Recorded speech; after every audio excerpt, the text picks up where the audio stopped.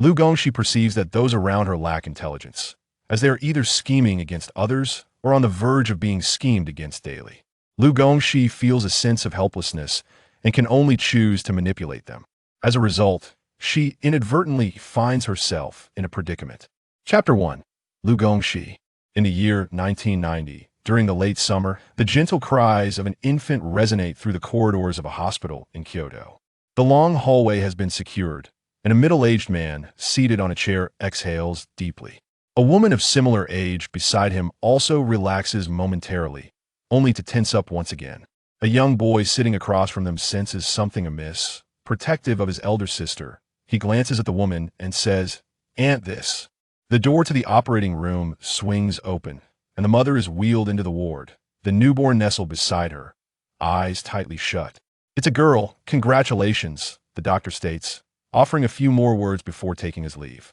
A formidable aura of sorcery begins to flow gently around the infant. This man is no stranger to fatherhood. He gently prods the tiny infant's cheek.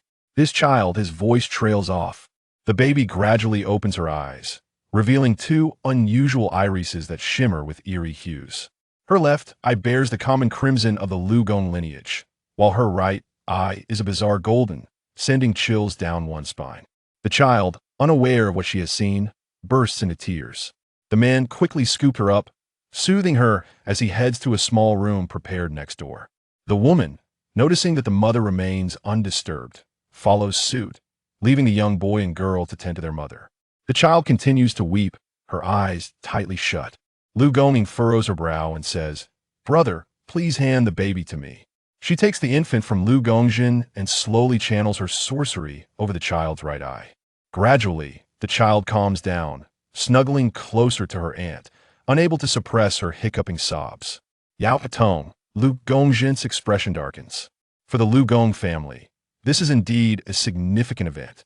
The rare Yao Tong not only elevates the Lugong family status, but also serves as a bargaining chip to strengthen collaborations among the realms of yin-yang, politics, and sorcery. Of course, those fools in the sorcery world need not expend too much effort.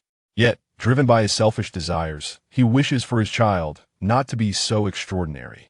He would prefer his younger daughter to be like his elder daughters, an ordinary person like their mother, rather than being born with this eye, ensnared in a whirlwind from the moment of her birth. "Dad," the young boy leans forward, "someone has come to register my sister's information. What shall we name her?" The girl inquires curiously, looking at their father. "Let's call her." The man glances at the child, then out the window. The weather is exquisite, the azure sky deep and lofty, with the sun about to set, casting a final golden glow. She, as in hope, "My child, venture forth, for in any circumstance, one must possess the hope and courage to endure." 5 years pass swiftly, like grains of sand slipping through fingers. After his wife's passing, Lugong relocates abroad, seeking solace away from sorrowful memories. The sister marries and moves to Tokyo, while the brother assists their aunt, who has taken on the role of family head, in managing the family affairs. Lugong rests her chin on the table, her red locks cascading over her shoulders, pouting as she listens to the elderly gentleman before her, whose mouth moves without her grasping his words. Whatever the old man is babbling about, she hardly comprehends. Her mind drifts into a sea of fanciful thoughts. "I've heard that my head on the assassination list has risen again. Does that mean I can self-produce and sell? What is this old man rambling about? So annoying, I can't understand. He has rice grains stuck in his beard. Hilarious. I always wondered if these old men end up with a mouthful when they eat. Food. I'm feeling somewhat peckish. The dish my brother treated me to last time was exceptionally delightful. I believe it was called hot pot. I recall that on that day, a little brat was frightened to tears by my gaze. How foolish. Was I truly that terrifying? Honestly, does this mean I must wear bandage glasses whenever I venture out in the future? I do not wish to. This class appears to be a course on etiquette. How tiresome.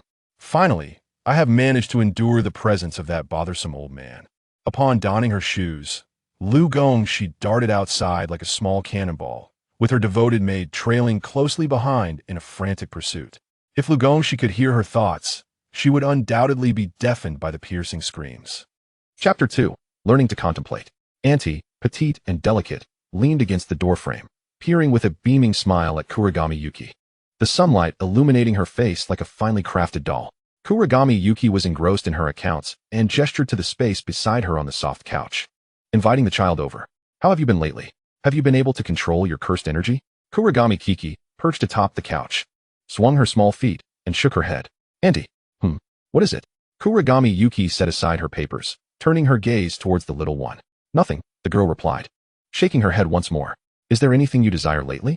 Kurigami Yuki inquired tentatively. Do you wish to go out? Or perhaps you dislike attending classes? Once again, the response was a shake of the head. It doesn't matter, Kurigami Kiki mused, gazing at her toes. I'm quite content as things are. She truly did not mind. Life could continue in this manner, merely fulfilling the expectations of others, which not only allowed her to live more comfortably, but also pleased everyone around her. Why not embrace it? In contrast to the external conspiracies, Kurigami Kiki lived quite peacefully within her family. She bore no disdain for the hierarchical structure, the lengthy and tedious family rules, or the adults who were always so demanding of her. Children possess a keen sensitivity to kindness. She could vaguely sense that beneath the layers of intricate kimono, wrapped tightly in flesh and blood, lay their genuine intentions. Her instructor in Onmaido often compared her to other students, insisting on absolute perfection while publicly proclaiming her as his most esteemed pupil. The elders of the household taught her to conceal her preferences during meals, yet at every family gathering, the dishes closest to her were always her favorites. Even the seemingly useless etiquette classes and flower arrangement lessons, which she attended with a certain nonchalance, did not earn her reprimands. They were strict, traditional, and unyielding. Yet they always exhibited boundless patience towards her. They were avaricious and greedy, only capable of seeing profit and value, acquiring everything by any means necessary. Yet they poured all their resources into her.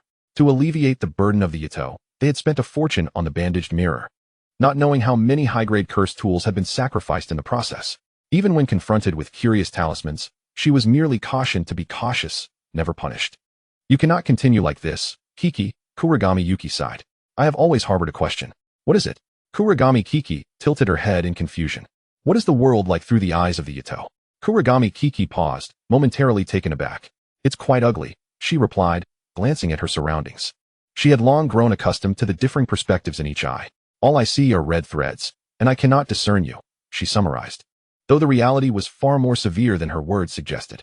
The blood-red sky manifested wherever there were people, entangled with crimson and black threads, coalescing into a puppet-like figure. Features obscured, with countless threads of causality extending outward, burrowing into the ground, and reaching far beyond. Why have you never spoken of this? There is no need, she replied. It serves no purpose to articulate it. Kurigami Yuki embraced the child, gently patting her head. Kiki, I know you possess your own thoughts, but you must learn to contemplate and desire. You cannot remain like a piece of wood, devoid of any yearning. Be a little more willful. She lowered her gaze to meet Kurigami Kiki's bewildered eyes. All right, let me ask you again. Is there something you wish to do? Want? Kurigami Kiki hesitated. I want to eat hot pot. Yes, precisely. Kurigami Yuki erupted in laughter, her nearly 50-year-old visage, though seemingly ageless, revealing the faint lines of age at the corners of her eyes. Be a little greedy. After all, it's the future. The last words dissipated into the breeze. Chapter 3, The Divine Child. In the winter of 1996, the Gojo clan finally unveiled their long-hidden six-eyed divine child, Gojo Satoru, to the public. The birthday banquet, it was said, not only invited the 3 prominent families and the supervisory department, but also the 4 leading families of Onmaido and political figures. The Gojo ancestral home was filled with an unprecedented bustle. Kurigami Yuki dismissed a few sycophants who had come to flatter her and engaged in hushed conversation with the head of the Tsuchimikado clan, the current leader of Onmaido. Meanwhile, the heads of the Zenin and Kumo clans were probing each other. Unfortunately, Zenin Naobido was engrossed in his wine, much to the chagrin of Kumo's head, who ground his teeth in frustration. He turned to his phone, increasing the bounty on the six-eyed child by several million. Truly harmonious, these 3 prominent families. What about your child? The head of Onmaido inquired with a smile. At the mention of this, Kurigami Yuki's expression soured. The previous evening, Kiki, the elder, chuckled, his smile reminiscent of a kidnapper's. Great uncle, you say? Upon hearing this address, the elder's grin broadened, revealing teeth but no eyes. Look at their children, they are splendid. Unlike that so-called divine child of the Gojo family. Ultimately, it was the elder who had gone to the Gojo family to exchange invitations and had coincidentally encountered the 6 eyes. Feeling slighted and coming to inspect his own family's child, Kiki, The elder's tone grew serious. You and the clan head are attending the Gojo banquet tomorrow, correct? Kurogami Kiki nodded. The banquet will be unbearably dull, and the Gojo family's rules are convoluted. You do not like crowded places, do you? The elder coaxed. She nodded again.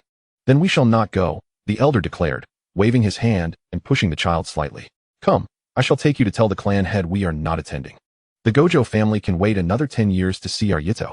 Kurogami Kiki was utterly bewildered, but the prospect of lounging at home delighted her.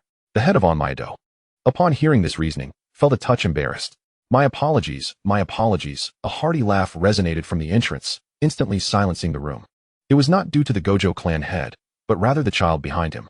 With white hair and blue eyes, the six-eyed divine child who would disrupt the balance of the Jujutsu world. Gojo Satoru frowned slightly. He loathed crowded places. Wariness, curiosity, malice. These emotions surged into his mind unceasingly. He took a seat beside the main table, surveying the entire assembly before lowering his eyelashes. Resembling a deity devoid of joy or sorrow. Uninteresting. Kurogami Yuki shivered at the sight of him, a chill creeping up her spine. Such eyes. Gojo clan truly are imbeciles. The head of Onmaido murmured softly. Indeed, attempting to control this child was an utterly impossible endeavor, a mere delusion. Kurogami Yuki's words were laced with an unspoken schadenfreude. In the end, those who would suffer the consequences would be the Gojo family and the Jujutsu world. However, growing up in such an environment, the child would easily become a pawn in other schemes, the heads of the other two families chiming in with their opinions. It all depends on whether he can break through the barriers, the head of Onmaido concluded. Where's your child? The Gojo clan head inquired cheerfully, surveying the room. Kurogami Yuki furrowed her brows. It's not unreasonable to let your child befriend our Satoru, he added with a chuckle. Haha. Who doesn't know that the Kurogami family cherishes that little girl as if she were a precious gem? Kumo interjected, seemingly attempting to diffuse the tension, but effectively throwing her into the fire. You're joking, Gojo clan head. Kurogami Yuki shot a glance at the three who had instantaneously scattered, their smiles not reaching their eyes. Such mutual assistance among the four leading families. My Kiki overslept today. It's quite normal for children to be a bit lazy. So we decided not to bring her along to avoid causing a stir among you all. In this moment, I find myself quietly cursing the intricate rules of the three prominent families, which seem rather antiquated. Wataru Fushiguro, upon overhearing the conversation between the two, felt his eyelashes flutter slightly. The head of the Fushiguro clan, standing nearby, offered a sheepish chuckle before deftly shifting the topic of discussion. Although it was labeled as a birthday banquet, it was, in essence, a mere theater of fame and fortune. Growing increasingly restless, Wataru concocted an excuse to retreat to his own estate. Beneath the shade of a tree in his courtyard, he gazed up at the distant sky, while the maidens beside him remained silent, resembling wooden figures. So bothersome. Chapter 4. A cat falls from the sky. Over a week had passed since the six-eyed Wataru's birthday feast. Following a particular exchange during that soiree, curiosity regarding the Yako family's unique eyes intensified among many. Consequently, the price of the 6 eyes, which had been soaring on the dark web, exhibited a notable deceleration. Yet, at this moment, the Yako family found it difficult to harbor any joy. This was not solely due to the aforementioned situation. After all, with their family's strength and heritage, safeguarding their child was hardly a challenge. Rather, it was that Yako Nozomi, upon mastering the use of her unique eyes, discovered she could now perceive cursed spirits. The Grand Elder, with a serious demeanor, convened an urgent meeting within the Yako clan. Ultimately, under the piercing gaze of the Grand Elder, they once again extended an invitation to the Fushiguro family. Early in the morning, Nozomi was roused from her slumber by a maid who helped her dress. A meticulously altered farisode was layered upon her, its black fabric adorned with exquisite patterns, embroidered with golden threads depicting the Yako family crest. Her usual loose hair was gathered into a casual updo, and the bandages covering her eyes were removed, revealing her striking heterochromia, which glimmered under the sunlight. Within the Fushiguro estate, children followed the adults closely, their faces adorned with gentle, polite smiles. Initially intrigued by Nozomi's appearance, Wataru quickly lost interest and turned away. Boring. Nozomi squinted her eyes slightly. How frustrating. The head of the Fushiguro clan chuckled awkwardly, remarking that Wataru was simply spoiled and had become a source of amusement. In the reception room of the Fushiguro family, the two heads of families engaged in a subtle game of probing each other. Meanwhile, Nozomi sat quietly, lost in thought. Noticing her distracted demeanor, the Fushiguro patriarch suggested that someone take her out for a stroll, pointing towards a tall plum tree beyond the surrounding walls. Nozomi indicated her desire to go there, and the maid dutifully led the way with her head bowed. How tall? Beneath the plum tree. Nozomi craned her neck to admire its height. She gently caressed the tree, perceiving it to emanate a faint blue glow that contrasted with the surrounding chaos. When she looked up again, her gaze met Wataru's, who was perched upon a branch. Their eyes widened in unison, and the atmosphere grew tense. Well, if it isn't the little shorty, Nozomi smirked, feeling a sense of being scrutinized upon their first meeting, which irked her. Wataru furrowed his brow, attempting to rise from the branch, but with a crack, it broke, causing him to plummet. Upon regaining his senses, he found himself cradled in Nozomi's arms. Due to his delayed growth, their heights were comparable, with Nozomi being slightly taller. Her daily training in physical techniques allowed her to effortlessly carry Wataru. Maidens waiting in the distant corridor rushed over, only to be sent away by the prideful young master. You. Wataru's face flushed crimson, as he struggled to articulate his thoughts. Put me down. He squirmed, yet Nozomi held him firmly. You wouldn't want everyone to see you like this, would you? She teased with a smile, her tone dripping with provocation. Wataru ceased his struggles, letting out a soft huff, his ears turning red. She carried him deeper into the plum grove, where an eerie silence enveloped them. Nozomi found a spot to sit, and placed Wataru beside her. Why are you following me? She inquired, having sensed his presence since they left the reception room, though she was unsure how he managed to climb the tree. Unable to contain himself, Wataru blurted out, I just wanted to see what makes you so special, why everyone is so interested in you. He refrained from admitting that. In his eyes, she radiated a golden light. Like the sun. Really? Nozomi leaned in closer, examining the legendary six eyes. So beautiful, I want to keep it. Their gazes locked, and for a fleeting moment, silence reigned, broken only by the sound of wind rustling through the branches. Within the vision of her unique eyes, strands of red threads quietly intertwined around them both, while the six eyes continuously relayed information about the other into Wataru's mind. Yet, neither spoke of this unspoken understanding. Don't call me short, Wataru suddenly exclaimed. Your reactions are quite slow, Nozomi replied. Chapter 5. Contact information within the small plum grove. Silence enveloped them after Wataru's remark. In an instant, both children sprang into action. Nozomi's cursed energy swiftly coalesced into runes, dispelling impurities with urgency. Wataru raised his hand as well, preparing to cast a technique. A deafening boom echoed as the smoke dissipated, revealing a pool of blood left upon the ruins. The curse user, cloaked in invisibility, sneered at the two children before him. They lived on the edge, intending to assassinate the six-eyed child, only to stumble upon the Yako eyes. Once more, he activated his technique, intending to abduct the girl. Are we going to kill him? Nozomi questioned the person beside her. Whatever, Wataru replied nonchalantly. Just as Nozomi prepared to act, the approaching guards of the Fushiguro family apprehended the curse user. TCH, how boring. She muttered under her breath. The attendants efficiently appeared, cleaning the battlefield and erasing the ominous bloodstains while reconstructing the walls, a process executed with alarming proficiency. Do you encounter such situations frequently? Wataru nodded, finding nothing amiss. Your family's entrance is looser than an old lady's pants. Any creature could stroll right in, Nozomi quipped, tilting her head to whisper in his ear. I actually wish for something more thrilling. Wataru maintained his stoic expression, though, beneath his white hair, his ears secretly flushed with warmth at her breath. You're quite impressive, Nozomi remarked, appreciating strength and the invigorating sensation of their exchange. What is the principle behind the Onmyoji's cursed energy? Your color is different from theirs. As they settled on a corridor outside the courtyard, Wataru posed his question. You don't know? Nozomi gasped in surprise. Those old geezers say it's useless, I can't reach it. She lifted a hand to shield her eyes, reclining on the ground. Ah, such bothersome individuals. She echoed his gesture, lying back on the ground. The world has two sides, divided into yin and yang, alongside the human cause and effect. If a sorcerer's power arises from negative emotions, then an Onmyoji's strength is derived from their beliefs. The two children lay on the corridor, and despite it being winter, the midday sun cast a warm glow upon their faces. They discussed a myriad of topics: physical techniques, sorcery, Onmyodo, the clan elders, bothersome rituals, and much more. Nozomi even showcased a fox she had folded from paper, which transformed into a shikigami upon infusing it with cursed energy. However, such simplistic creations were merely one-time use. The afternoon sun shone splendidly, with the weather radiating warmth, and yet, the youthful exuberance of children could not be suppressed after a bout of playful frolics. When the head of the Wushao family and Kagamayaki arrived, they beheld two children nestled together, wrapped in the embrace of a fox spirit, peacefully napping. Both adults exchanged resigned smiles and quietly departed, leaving a few maidens to silently guard the scene. As the sun began its descent in the western sky, a gentle breeze stirred, rustling the branches of the plum trees. Kagami Kishi rubbed her eyes and burrowed further into the fox spirit's warmth. Wake up, Kagami Yu Xiao gently urged, adjusting his attire as he crouched beside her. Just a little longer, Kagami Kishi murmured sleepily. Observing her, Yu Xiao scooped her into his arms, declaring, "It's time to go home." "Already?" Kagami Kishi exclaimed in surprise, leaping from his embrace, a tinge of disappointment in her voice. In truth, it was her first genuine interaction with someone her age. "I could visit your home," Yu Xiao calmly suggested. Kagami Kishi nodded, reaching into her pocket.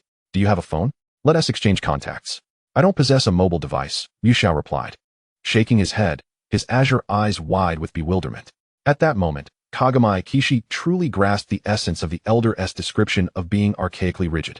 Chapter 6. The Jump and the Flip Phone and the Bombardment of the Old Tangerine. Recently, the sorcery realm buzzed with tales of Yu Xiao's 6 eyes, dissatisfied with being restrained. Having repeatedly detonated his family's conference room, much to the delight of the supervisory department and other clans. Meanwhile, the instigator of this chaos nestled comfortably in his chamber, indulged in video games, concealing his prowess and reputation.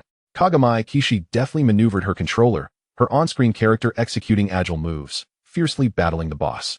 Just at a crucial moment, a cacophony erupted from outside, startling her into a tremor, and the ominous words "game over" flashed on the screen. Kagami Kishi gritted her teeth, frustration radiating from her, lamenting the loss of her hard-earned progress. "Yu Xiao, you can't go in there." "Wait." The uproar drew closer. At last, he burst in. Kagami Kishi looked up to see the white-haired boy, who should have been demolishing the Yu Xiao family conference room, waving at her from over the courtyard wall. "Yu Xiao?" Kagami Kishi was taken aback, recalling that she hadn't invited this young master to her home. Before Yu Xiao could respond, a guard's voice echoed, "Young Master Yu Xiao. This is against the rules." The guard skidded to a halt at the courtyard entrance, awkwardly saluting the resident, adding a hasty greeting. Mississippi Kagami Kishi recognized him, recalling he was the gatekeeper. "What brings you here?" she inquired. The guard wore a pained expression, but before he could speak, Yu Xiao interrupted. "Of course, I came to intrude." He leapt down from the wall, brimming with excitement. "Your method truly worked. Those old tangerines have already conceded a great deal," he boisterously proclaimed, oblivious to any impropriety. "Weren't you supposed to maintain an aloof persona? How out of character." Kagami Kishi silently criticized. The guard felt he had overheard something he shouldn't have, fearing the dawn of a new day might never come. "Farewell, mother." He felt exceedingly awkward but mustered the courage to say, "Young Master Yu Xiao, perhaps next time you could send an invitation first." Seeing Yu Xiao remain silent, he clenched his teeth. "If that's not feasible, we could at least wait for us to announce your arrival. There's no need for such haste." Got it. Got it." Yu Xiao waved his hand dismissively, then leaped down. "This time, it's an exception." The guard sighed in relief, secretly grateful. Kagami Kishi turned to him. "Yu Xiao is here to see me. There's no need for concern. You may return now. I appreciate your diligence." She then flashed a bright smile. He felt as if he had been granted a reprieve and hurriedly took his leave, inwardly weeping, contrasting his young mistress with an angelic presence. Kagami Kishi led Yu Xiao to her room, offering him snacks. "My weekly treats are limited edition. Consider yourself fortunate." Yu Xiao's attention, however, was captivated not by the snacks, but by the manga and game cartridges on her shelves. "This is merely a fraction of my favorites. The rest resides in the adjoining room, which I've transformed into a collection chamber," Kagami Kishi proudly asserted, lifting her chin. Jealousy twisted Yu Xiao's expression. He resolved to wreak havoc on the conference room again, musing. The Yu Xiao family, gratitude. The pair remained ensconced in her room until dusk. Although Yu Xiao had never played before, he adapted remarkably, trading blows back and forth after a few rounds of being bested. As they prepared to part, Yu Xiao hesitated, caught between words. "What's the matter?" Kagami Kishi inquired, puzzled. "Contact information." Yu Xiao produced his new phone, clearing his throat while averting his gaze. "Uft." The white-haired boy turned back at the sound of laughter, grinning sheepishly. "All right, contact information." Kagami Kishi quickly stifled her amusement. After exchanging numbers, she suddenly recalled something. "Oh, I have something for you." She dashed back into her room, rummaging through her belongings, before tranquility returned. The door swung open again, and she presented a book to Yu Xiao. "Huh." The esteemed young master initially anticipated something intriguing, but was swiftly disenchanted, letting out a small huff. Nevertheless, he obediently accepted the book, for it was a gift from his first friend, and thus he begrudgingly accepted it. "Kagami, whether you choose to read it or not is entirely your decision, which I respect. However, do avoid letting your family see it." Within Yato's vision, the intricate red threads surrounding Yu Xiao stood out, yet more prominent were the encroaching black lines, almost enveloping him entirely. In the maelstrom, there is no strategy. One would meet a wretched fate. Strategy is something you may choose to forego, but it is imperative that you never lack it. This was the wisdom imparted by Kagami. Yet, she had finished that book the previous year. It was truly befitting of her. Kagami Kishi mused happily. Chapter 7. The Way of the Sword. Life went on much like before, save for the addition of a companion. With the tacit approval of Kagami and the head of the Wuxiao family, the two children began to venture out together more frequently. Most of their outings consisted of visiting each other's homes, accompanied by a retinue of attendants. As winter gradually faded, the barren trees welcomed the rebirth of spring, and people shed their heavy garments to embrace the rejuvenation of life. In the training grounds of the Kagami family, children's heights surged rapidly, and after one winter, Kagami Kishi had reached a height of 1 meter and 30 centimeters. Clad in training attire, she wielded a wooden sword, focusing intently on the fourth elder before her. Her body moved with agility, displaying a mastery of swordsmanship. The blade traced fierce arcs through the air, each swing revealing her profound understanding of the art. Like a gust of wind, Kagami Kishi charged, her sword glinting with a cold light, each step light yet powerful. The fourth elder regarded her with a look of satisfaction. Relying solely on physical prowess, the two exchanged blows. As the duel progressed, her swordplay became increasingly formidable, each technique more exquisite than the last. Seizing a momentary opening created by the elder, Kagami Kishi deftly struck, disarming her opponent and securing her victory. Satoru Gojo crouched beside them, offering due respect as he clapped his hands. In his eyes, the swordsmanship of Shiki Kurogane was not merely a display of skill, but rather an artistic expression. The sword and body coalesced into one. Each movement resonated with rhythm and grace.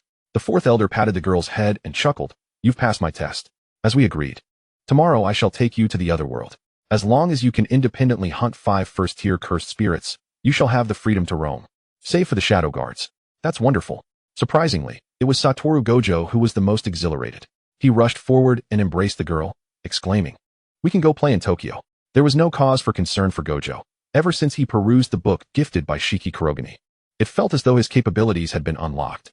If the Gojo clan had once harbored intentions of wielding Satoru as a weapon, now it seemed the roles had reversed, with Satoru becoming the weapon of the Gojo clan. Of course, the meeting room of the Gojo clan had been reconstructed countless times. Much like the shattered image of Satoru himself, Shiki Kurogane wore a look of disillusionment, pondering how this fellow, who had been the same height as her just last year, had suddenly grown half a head taller. Internally, she rolled her eyes at the absurdity of it all. Let go of my little Shiki. The fourth elder appeared quite indignant. Is this how the Gojo clan teaches you manners? Oh, it seems there's another who finds the esteemed Six Eyes unsightly. Shiki Kurogane quickly wriggled out of Satoru's embrace, grabbing his hand and making a hasty retreat, while not forgetting to wave back. Satoru and I are going to rest now. Goodbye, fourth grandpa. Satoru turned back, merely pulling a silly face and shaking the hand he held with the girl. The fourth elder felt a surge of indignation rising within him. The subsequent day's trial proceeded without incident, with the sole hiccup occurring when Shiki stumbled over a stone while departing the other world, falling flat on her face and startling those nearby. When Satoru caught wind of the incident, his expression morphed from concern to a bemused grin.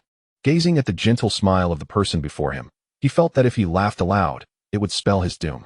The news of Shiki single-handedly slaying 5 first-tier cursed spirits spread like wildfire, reaching the ears of various factions. Some stirred with ambition, while others withdrew in caution. Chapter 8. Gion Matsuri. Time flowed slowly. The cherry blossom tree in Satoru's courtyard blossomed and withered again. During the sweltering and humid summer, the world was enveloped in a stifling heat. Brilliant sunlight filtered through the lush foliage, casting dappled shadows on the ground, creating an intricate tapestry of light and dark. A gentle breeze swept by, offering a touch of coolness, yet the heat and discomfort prevailed.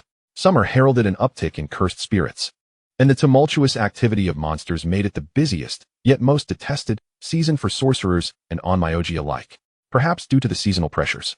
The walls of the Gojo estate had been constructed and demolished repeatedly.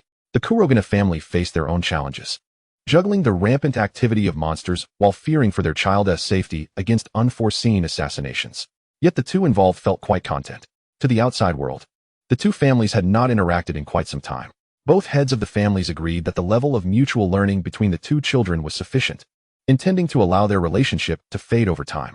After all, they were just children. A playmate, no matter how special, would eventually be forgotten. Unbeknownst to them, it was during Shiki's third visit to the Gojo estate, at Satoru's fervent insistence, that she had drawn a complex teleportation array in his room. directly connecting to the collection room in Shiki's courtyard. Outside, a gentle rain began to fall. Shiki nestled in a sofa chair, savoring the strawberry cake Satoru had brought, while he sat beside her engrossed in a newly acquired game. How peculiar. You finally developed a cavity. So you're no longer indulging in sweets that could be lethal? Shiki remarked, her eyes narrowing with delight as she enjoyed the perfectly sweet cake. It was well known that Satoru, even when bringing desserts, often selected those with overwhelming sweetness, which she found hard to endure despite her own fondness for sweets. Lord Satoru specifically bought you the normal sugar flavor. You ought to thank him. Satoru, without turning his head, remained fixated on the screen, a lollipop dangling from his mouth. His words muffled. Yes, Lord Satoru is the best to me. Shiki relished the sound of the rain outside, her heart brimming with joy as she satisfied Satoru's prideful nature. The boy, engrossed in his game, inadvertently caused his character to collapse upon hearing her words. The screen flashing game over, while the tips of his white hair turned crimson. Phew, what a noob, he muttered, unabashedly mocking himself. Surprisingly, Satoru did not retort. Instead, he set down his controller and shifted the topic. I heard from the servants that the Gion Matsuri parade is starting in a few days, with fireworks in the evening. Do you want to go? Shiki immediately agreed, her curiosity piqued. I've never attended such an event before. Have you been before? Was it fun? Satoru, munching on a daifuku, shook his head. I've never gone. Those old geezers think crowded places are unsafe, fearing it would overload the six eyes. He paused, recalling the courtyard maid's enthusiastic remarks, and added, they say it's quite entertaining. Is your vision all right now? Shiki inquired, puzzled. Has this guy improved so rapidly that he's reached a point of no restrictions?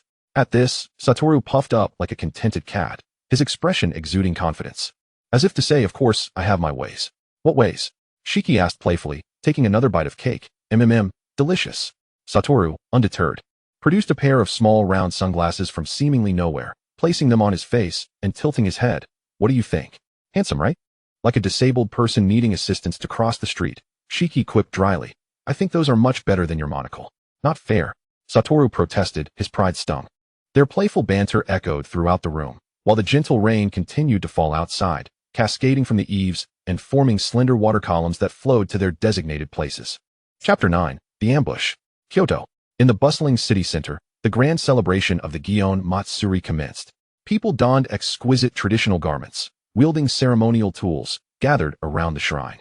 Colorful lanterns hung high, illuminating the entire district. At the center of the festival stood a solemn shrine, where devotees clasped their hands in prayer, expressing their wishes to the deities. In the plaza before the shrine, performers dressed in finery showcased ancient dances and music, their movements graceful, rhythms lively, captivating all who paused to watch.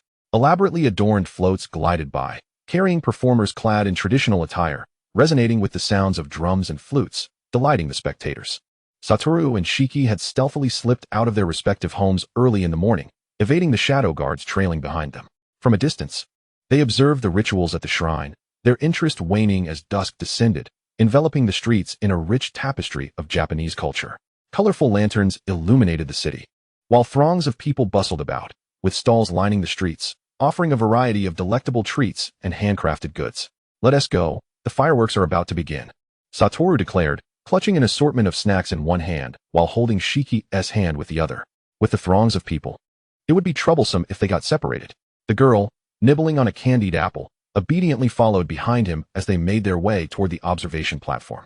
The striking combination of red and white is undeniably eye-catching, one adorned with sunglasses and the other with a singular flat lens. They attract a plethora of curious and bemused glances as they traverse their path, yet they remain unfazed, exhibiting no reaction. Situated on a hillside observation deck, two children lean against the railing, their initial gaze directed downward, now captivated by the fireworks. The pyrotechnics burst forth in the night sky, illuminating it with a kaleidoscope of colors as onlookers gaze upward, their hearts brimming with beautiful expectations for the future, exclaiming in awe at the splendid display. This year's fireworks are particularly resplendent, reportedly due to the involvement of investors. Six Eyes diligently catalogs the surrounding information within his mind. Yet what stands out amidst the chaos of noise and brilliance for Satoru Gojo is the illuminated visage of the girl beside him. Gradually, he lowers his gaze until it meets hers, and in that moment, he finds his surroundings no longer barren. He no longer needs to look down upon the masses. He is simply Satoru Gojo. She is a companion, he muses. Kujisaki Nobara, sensing his gaze, turns to meet him. Enveloped in a cerulean vista, despite the night, The surroundings feel extraordinarily bright. Can you gaze at me indefinitely? Will you remain by my side? Their unspoken words meld with the explosive sounds of the fireworks. A sudden scream erupts from below, prompting the two to look down. A cursed spirit has caused a misfire of the fireworks, affecting the audience area, where chaos ensues and the crowd thickens, raising concerns of a potential stampede. Gojo's demeanor shifts to one of irritation as he conjures a blast of cursed energy, intent on eliminating the cursed spirit nearing grade 1. Annoying weakling, he mutters. Before he can release it, both he and Nobara sense an impending danger and swiftly vacate their previous position. In the next moment, their former spot collapses, forming a gaping pit. Nobara frowns at the cacophony of screams surrounding her, finding them bothersome. Not only sorcerers, but also ordinary assassins, Gojo reflects with exasperation. The number of people is indeed overwhelming. This is an opportune moment to strike, Nobara accurately quips. The panicked tourists have long since fled, leaving an eerie silence in their wake, the distant clamor resembling a muffled sound viewed through glass. Two children stand back to back, braced against each other, as the trees around them sway without wind. The atmosphere grows taut, the air thick with impending conflict. Chapter 10, Domain Expansion. Gojo removes his sunglasses, and Nobara, unbeknownst to him, has already discarded her lens. The girl is the first to act, confronting the slicing blades that pierce the air. Their cursed energies clash, emitting a dazzling brilliance and a deafening roar. Their figures intertwine like phantoms, the luminous flashes marking each attack with lethal intent. Gojo sidesteps a kick from a sorcerer, countering with a swift kick to the man's abdomen. The assailant stumbles back, and Gojo seizes the moment, relentless in pursuit, delivering another flying kick that sends the sorcerer crashing against a tree, rendering him unconscious. 5 minutes later, Gojo unleashes several smaller blasts of cursed energy, transforming the area around them into a vacuum. Nobara, having just dispatched an assassin down the mountainside, retreats until they stand back to back. Hey, you rabble, Gojo calls out, tilting his head. I'm in a good mood today. If you wish to live, leave swiftly. Could you perhaps alter that dreadful self-reference? Nobara mutters under her breath. The remaining combatants scatter, leaving only a masked man standing at a distance. The cursed sorcerer chuckles softly, his voice raspy yet confident. Though unnecessary, I shall reveal my sorcery, so you may perish with clarity. Revealing one's sorcery binds the user, augmenting their power. Behind him, a colossal cursed spirit manifests. My sorcery thrives in symbiosis with this cursed spirit, capable of obliterating all. Gojo scoffs, dismissing the notion with disdain. Nobara tugs at his sleeve. That is his beloved. They share a line of causality. Love? Such a concept is indeed the most twisted curse, remarks the white-haired child with an air of disdain. The girl beside him remains noncommittal, unable to perceive it, hence refraining from judgment. Little lady, your words are melodious. Let me grant you a swift demise. The cursed sorcerer declares, embracing his shoulders with a sinister smile. Rabble, has anyone ever informed you that your visage is quite repugnant? Gojo's expression hardens, his 6 eyes darkening ominously. The man's fists crack audibly as he responds. You shall not see the end of this day. As the domain expands, the masked man gradually raises his hands, a low chuckle escaping him. In that instant, the two who had been poised to attack widen their eyes, shifting to a defensive stance. Cursed thorns. In an instant, the three are enveloped within the domain. Nobara and Gojo feel their thoughts muddled, as if sinking into a quagmire.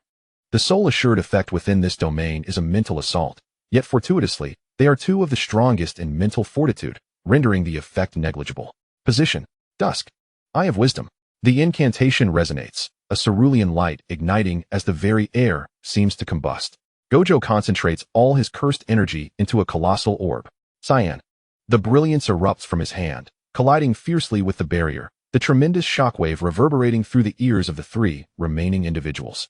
A shattering sound echoing before being swallowed whole, the domain fracturing only to be instantaneously restored. No sorcerer to sever it. Nobara gasps, realizing it is the cursed spirit outside that facilitates the repair. Gojo unleashes further blasts of cursed energy, the domain continuously shattering and mending. His frustration evident as he stomps his foot. A battle of attrition, Nobara contemplates, signaling to Gojo, whose cursed energy is waning, to release his limitless technique. Crafting a talisman with her fingertips, she sends it forth. Nobara, unable to locate the cursed sorcerer's figure, gestures to Gojo.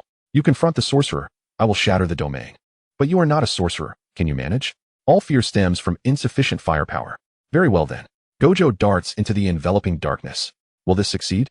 Nobara gazes upward at the inky void, raising her hands. No, Gugu, left bind 3 stars, Right bind 3 prisons, turn the world upside down, 9 paths sealed. The talismans coalesce around her, emanating a soft azure glow.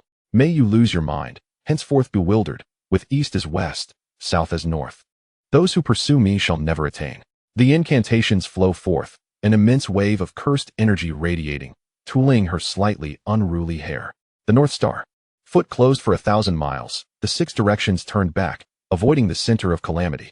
The eye of fate operates continuously, deftly manipulating the cursed energy. Those who are warriors, all, stand before me. The final hand seal descends, a burst of blue light erupting as it collides with the domain's barrier, a crackling sound resonating. The blue light does not recede. Instead, it extends outward, charging towards the cursed spirit. Nobara clenches her fists, a metallic taste of rust spreading within her mouth. In that very moment, Gojo plunges the dagger drawn by the cursed sorcerer into his chest. The moonlight suddenly permeated the domain, gradually dispersing it. And the distant clamor once again resonated in their ears, evoking a surreal sense of detachment. This place had been sealed off. And the two of them leaned over the railing, awaiting someone to clean up the mess. Below, the cursed spirit lay subdued by an unknown force, presenting a scene of vibrant chaos. Humans are invariably like this, effortlessly forgetting all their fears. When the members of the Gojo and Kurukami families arrived, they were met with the sight of their own child wearing a look of utter boredom, amidst a chaotic heap of assassins, their fates uncertain. Chapter 11, Perspective Exchange. Shut your mouth. Gojo Satoru muttered something, only to receive a slap from Kurukami Nikki, who had placed sunglasses on his face in front of everyone. The elder of the Gojo family wore a displeased expression. Oh, you've arrived, Gojo Satoru remarked nonchalantly, as if just noticing the group. He turned and waved his hand, commanding, "This is in your hands now, we shall take our leave." With that, he pulled the person beside him away. "Thank you for your hard work." Kurukami Nikki nodded apologetically, disregarding the elder's outstretched hand as they departed without a second glance. The two then sought out a restaurant, settled into their seats, and ordered 2 bowls of ramen. "What shall we do?" Their gazes met, scrutinizing one another.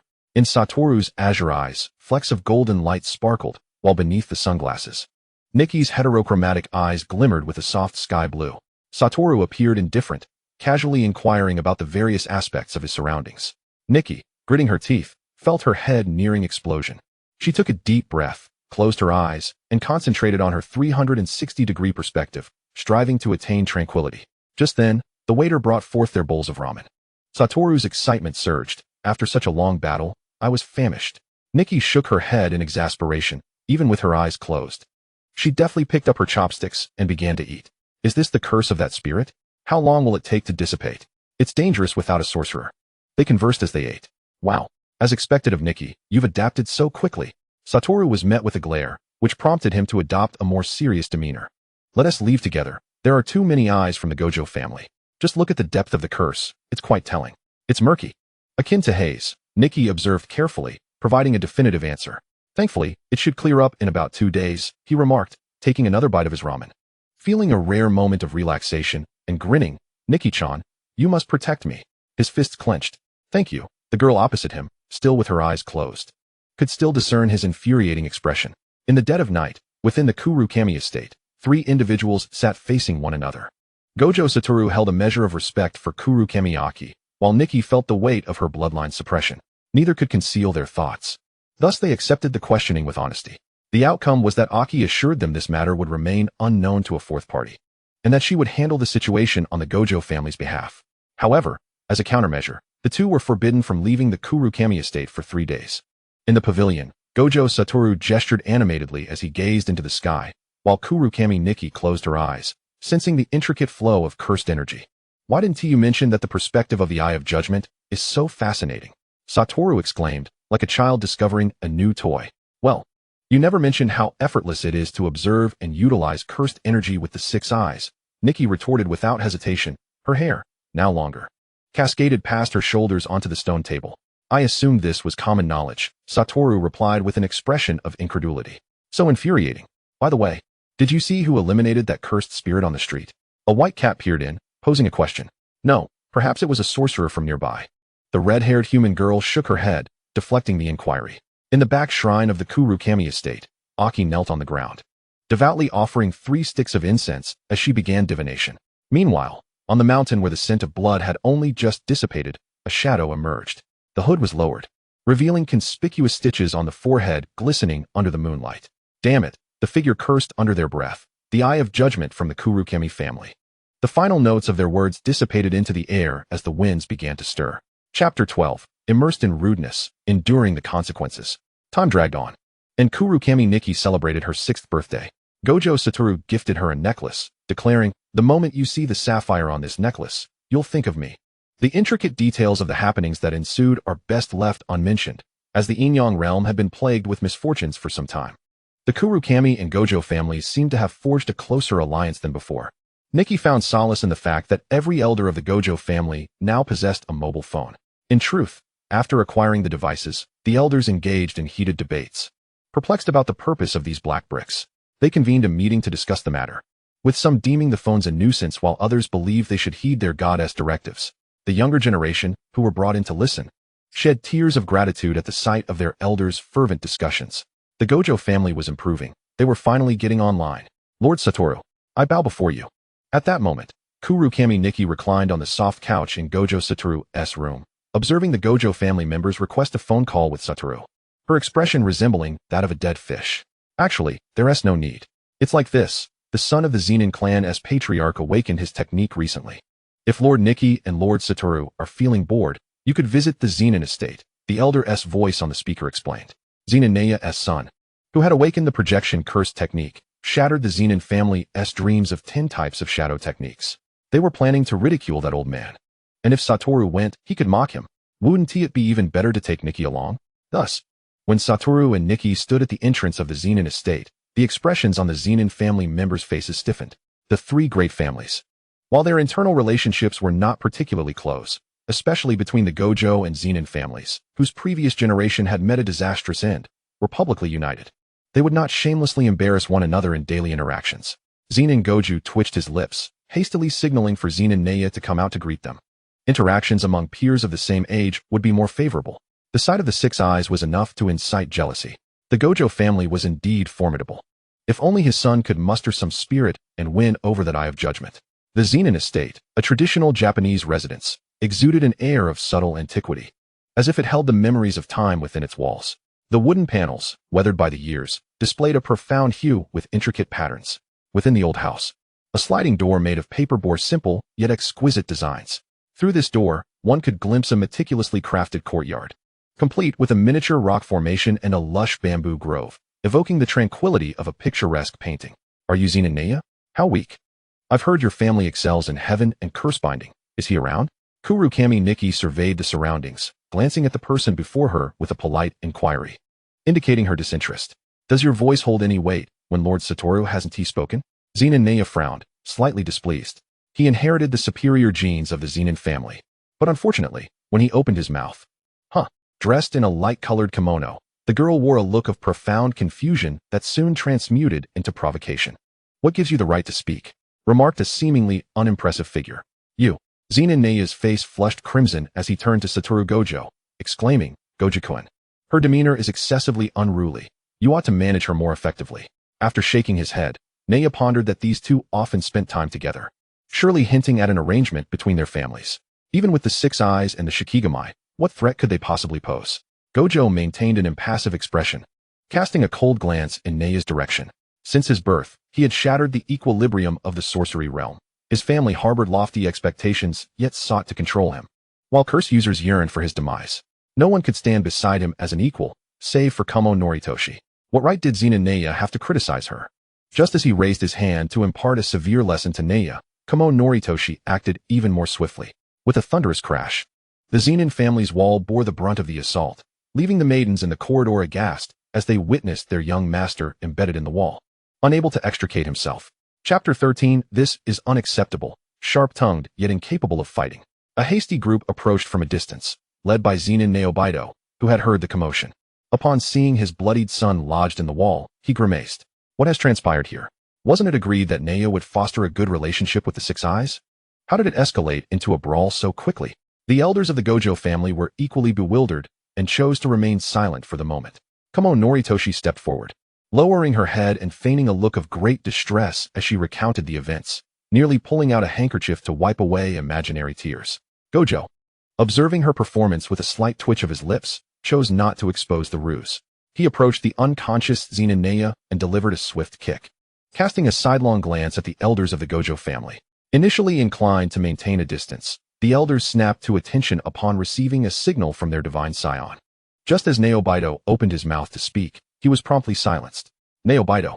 Kumo Noritoshi is a person of utmost nobility within the Kumo family and the entire realm of Onmyaji. How is it that you dare to speak in her presence?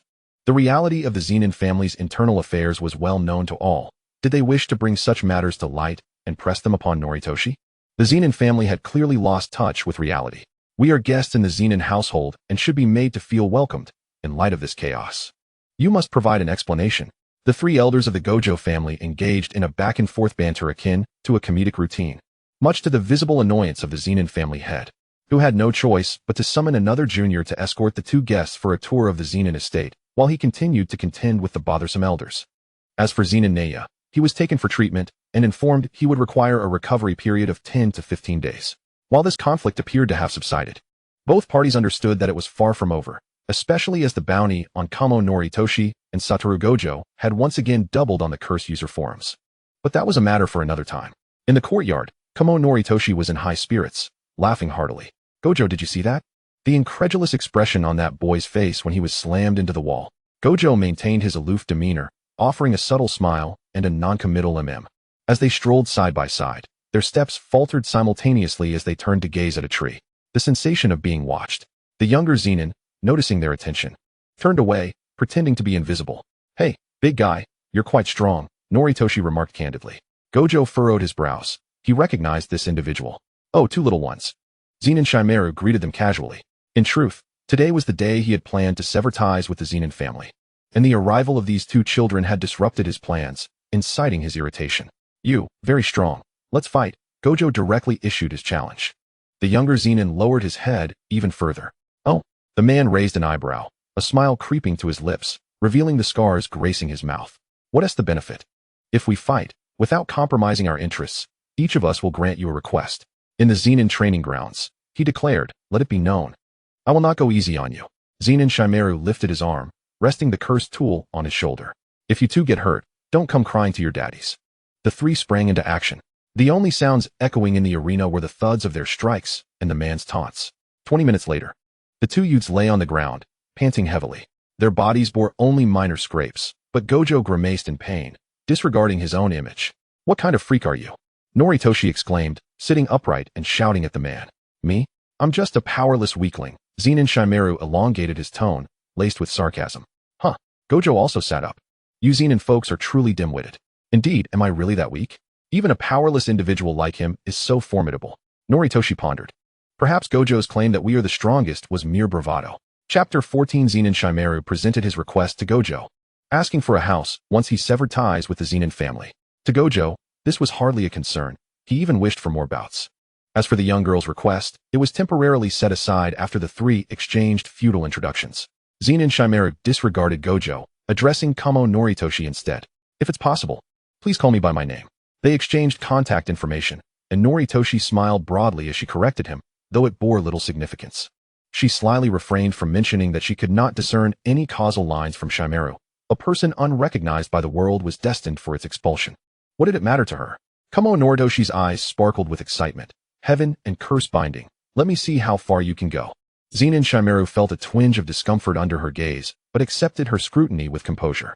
In his eyes, the 6 eyes were madness incarnate, while the Shikigami appeared merely normal. A week later, the elders of the Gojo family learned that heaven and curse binding had incapacitated half of the Zenin family's elite, prompting a celebratory banquet. Meanwhile, Zenin Shimaru found himself enduring the presence of the 2 children once again seated on the sofa of his new home, barely suppressing the urge to toss them out. Oh, Shimaru-kun, you're back. Kumo Noritoshi greeted cheerfully. Ugh, what do you two want? Seeking death? Or do you wish to be beaten? Zenin Shimaru had just completed a mission, his right hand still dripping with blood from the cursed tool he held. 1 million. And I'll fight you again. The girl produced a bank card as if performing a magic trick. Ugh, Zenin Shimaru shut the door. Your heads are worth far more than that. You wouldn't dare, Gojo muttered, engrossed in his handheld game console. Heaven and Tyrant, quite a title. Perhaps not, with a clang.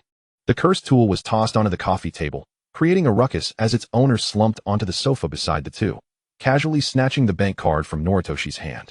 Tomorrow, he waved his hand, signaling for them to leave. Are you not providing dinner? We've been waiting for you for quite some time, Gojo remarked, eyeing the reddening sky outside, hoping to mooch a meal. Not happening. Zenin Shimaru rolled his eyes. Upon hearing that Gojo Satoru had ceased his gaming activities, a voice exclaimed, "Hey, Hajime told me that when she last visited you, you were clearly in the kitchen, and it smelled absolutely divine." Unable to endure any longer, with a resounding slam, the door swung open and shut as the two little ones, curled up in a ball, were unceremoniously tossed outside. Hajime Kiki, sticking out her tongue, lamented the failure of her plan to scrounge a meal. "One day, I shall compel this fellow to prepare a lavish feast for me." Gojo Satoru felt an inexplicable surge of indignation. "Let us go. I'll treat you to some pastries." "Yay." The little cat cheered, "I want 10 times the sugar." As autumn drew to a close, two children clad in kimono strolled through the streets of Kyoto, their appearance not at all peculiar. They settled into a cozy corner of a dessert shop, indulging in their petite cakes, resembling two exquisite dolls in a display case. Gojo Satoru, perplexed, inquired about his companion's quarrel with that gorilla. "Ever since my brief experience with the 6 eyes, my control over cursed energy has become remarkably refined. I can now manipulate the threads of causality I perceive." Kiki, with a fork in hand, gently prodded a thread of causality within her vision, though Gojo was oblivious to it. "According to the records of the Hajime clan, the Yato I possesses foresight. If this ability were to be revealed, my worth might surpass yours." She giggled, though her grip on the fork tightened unconsciously. For the sake of survival, heaven knows how exhilarated she felt after resurrecting a butterfly. Yet, without self-defense capabilities commensurate with her abilities, she would find herself on a path to ruin. Chapter 15. The boy with an unusual appetite. Seasons changed, and the summer sun beat down upon the earth. Almost half a year had slipped by, and Kiki's martial prowess in Onmaido had reached a profoundly intimidating level. No one could hinder her progress. On the train, Gojo Satoru and Hajime Kiki intended to purchase the latest video game. It was the weekend, and the train was packed. Stepping off the carriage and inhaling the fresh air felt invigorating. In a narrow alley in downtown Kyoto, a boy with disheveled black hair protected a youth who towered over him by half a head. Broken steel pipes and blood lay scattered at their feet, evidence of a fierce battle that had recently unfolded. Suguru Geto had been able to perceive monsters invisible to ordinary eyes since childhood, yet his parents dismissed them as figments of his imagination. He was certain those creatures were real, clearly witnessing them inflict harm upon others from the shadows. Upon discovering he could absorb these monsters, he resolved to assist others quietly, much like a magical girl, since no one else could comprehend his plight. Companionship was a longing he cherished, yet today he encountered a being entirely different from the monsters. In the dim alley, as if cut off from the world, no one noticed the anomaly. No, someone did. Shinki, in tranced sleep, banished the evil spirit, swiftly, as the law commands. The sound of a knife slicing through the air coincided with a girl's voice. The monstrous entity emitted a chilling scream before dissolving into ashes, scattered by the wind. Gojo Satoru and Hajime Kiki, backlit, stood at the entrance of the alley, holding their desserts. Suguru Geto stood in stunned silence, as a secret thrill surged within him. He felt an uncanny premonition. These two could see the monsters just like him. With the barrier still intact, they swiftly sprang into action, leaping from their spot.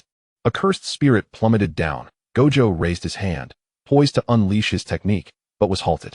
"Wait," Suguru called out, regaining his composure. "Huh." Gojo found it utterly incomprehensible. Glancing at Kiki, yet he withdrew his hand. The black-haired boy swiftly extended his hand, activating his technique to transform the cursed spirit into a black sphere. "Please wait," Suguru called out, hurriedly stopping the departing duo. Kiki slightly turned, signaling for him to speak, while Gojo chattered away. "The cake has collapsed. Kiki must accompany me to buy another." The little cat had her mouth covered. As the barrier dissipated, the sounds of bustling traffic flooded back into Suguru's ears, making him feel as though he had been transported to another realm. "Can we have a chat?" he said, readying his bun with a gentle smile. "I would like to treat you both to cake. My pocket money should suffice." The young Suguru had yet to experience the harsh realities of society. After dealing with the unconscious boy, Suguru observed, with a somewhat contorted expression, Kiki devouring her third piece of cake, and Gojo preparing to indulge in his 15th strawberry daifuku. Once deceased, do not disturb. After much contemplation, he finally devised a more fitting opening line. "Hello, my name is Suguru Geto. My ability is known as Cursed Spirit Manipulation." This name had spontaneously emerged in his mind. "Ah, we are already aware of that." Gojo waved dismissively. "I'm Gojo Satoru, and she is Hajime Kiki." Suguru's brow twitched at the impudent self-reference. Kiki polished off her plate, gently setting down her fork and wiping her mouth. With confidence, Gojo inquired, "How do you subjugate cursed spirits? Is it as simple as capturing Pokemon?" Ah, Suguru hesitated, producing the cursed spirit ball he had captured in the alley. "Just eat this. So you have a peculiar appetite." "Exactly." The two engaged in unabashed banter. "Hey, I can hear you." Chapter 16. Kindred spirits, is it alright to leave that boy with those people?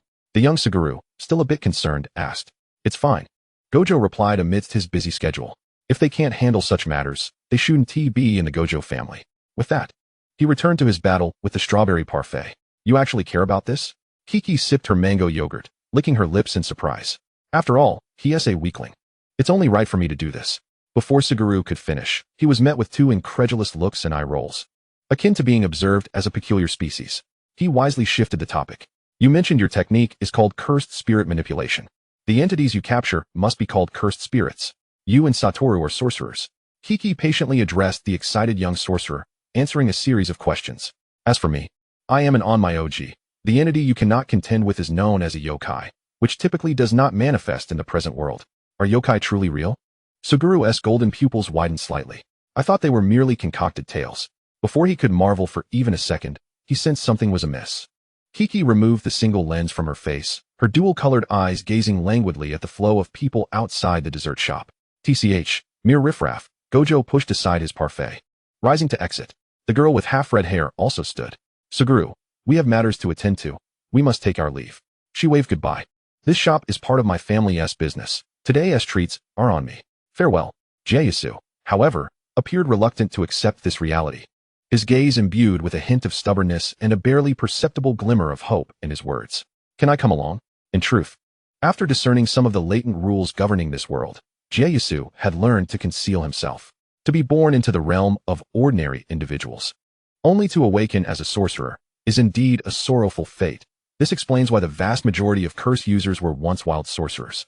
A solitary ship, adrift on the sea for an extended period, would most likely feel a stir as it approached the harbor. "Let us go," Shoko Goju called from ahead.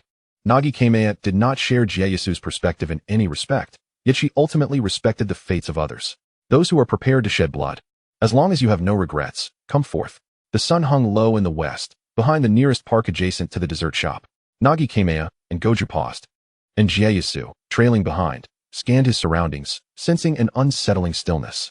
Goju raised his hand, effortlessly sending a tree, and the curse user along with it, flying. Whoosh whoosh. Whoosh. The arrows of cursed energy shot forth from Nagi Kamea's hands, splattering blood.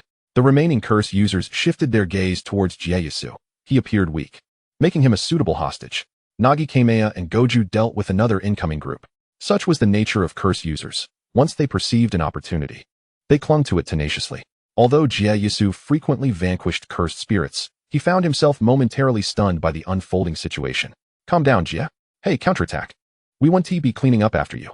This was a test for proud individuals like Goju and Nagi Kamea. Becoming a companion who stood shoulder to shoulder with them was no simple matter. Jayasu inhaled deeply, evading a slash from a curse user, and unleashed his remaining cursed spirits. He advanced, opting not to kill his adversaries outright, but rather to disable their limbs. As the sun gradually sank below the horizon, the scene transformed into a chaotic mess.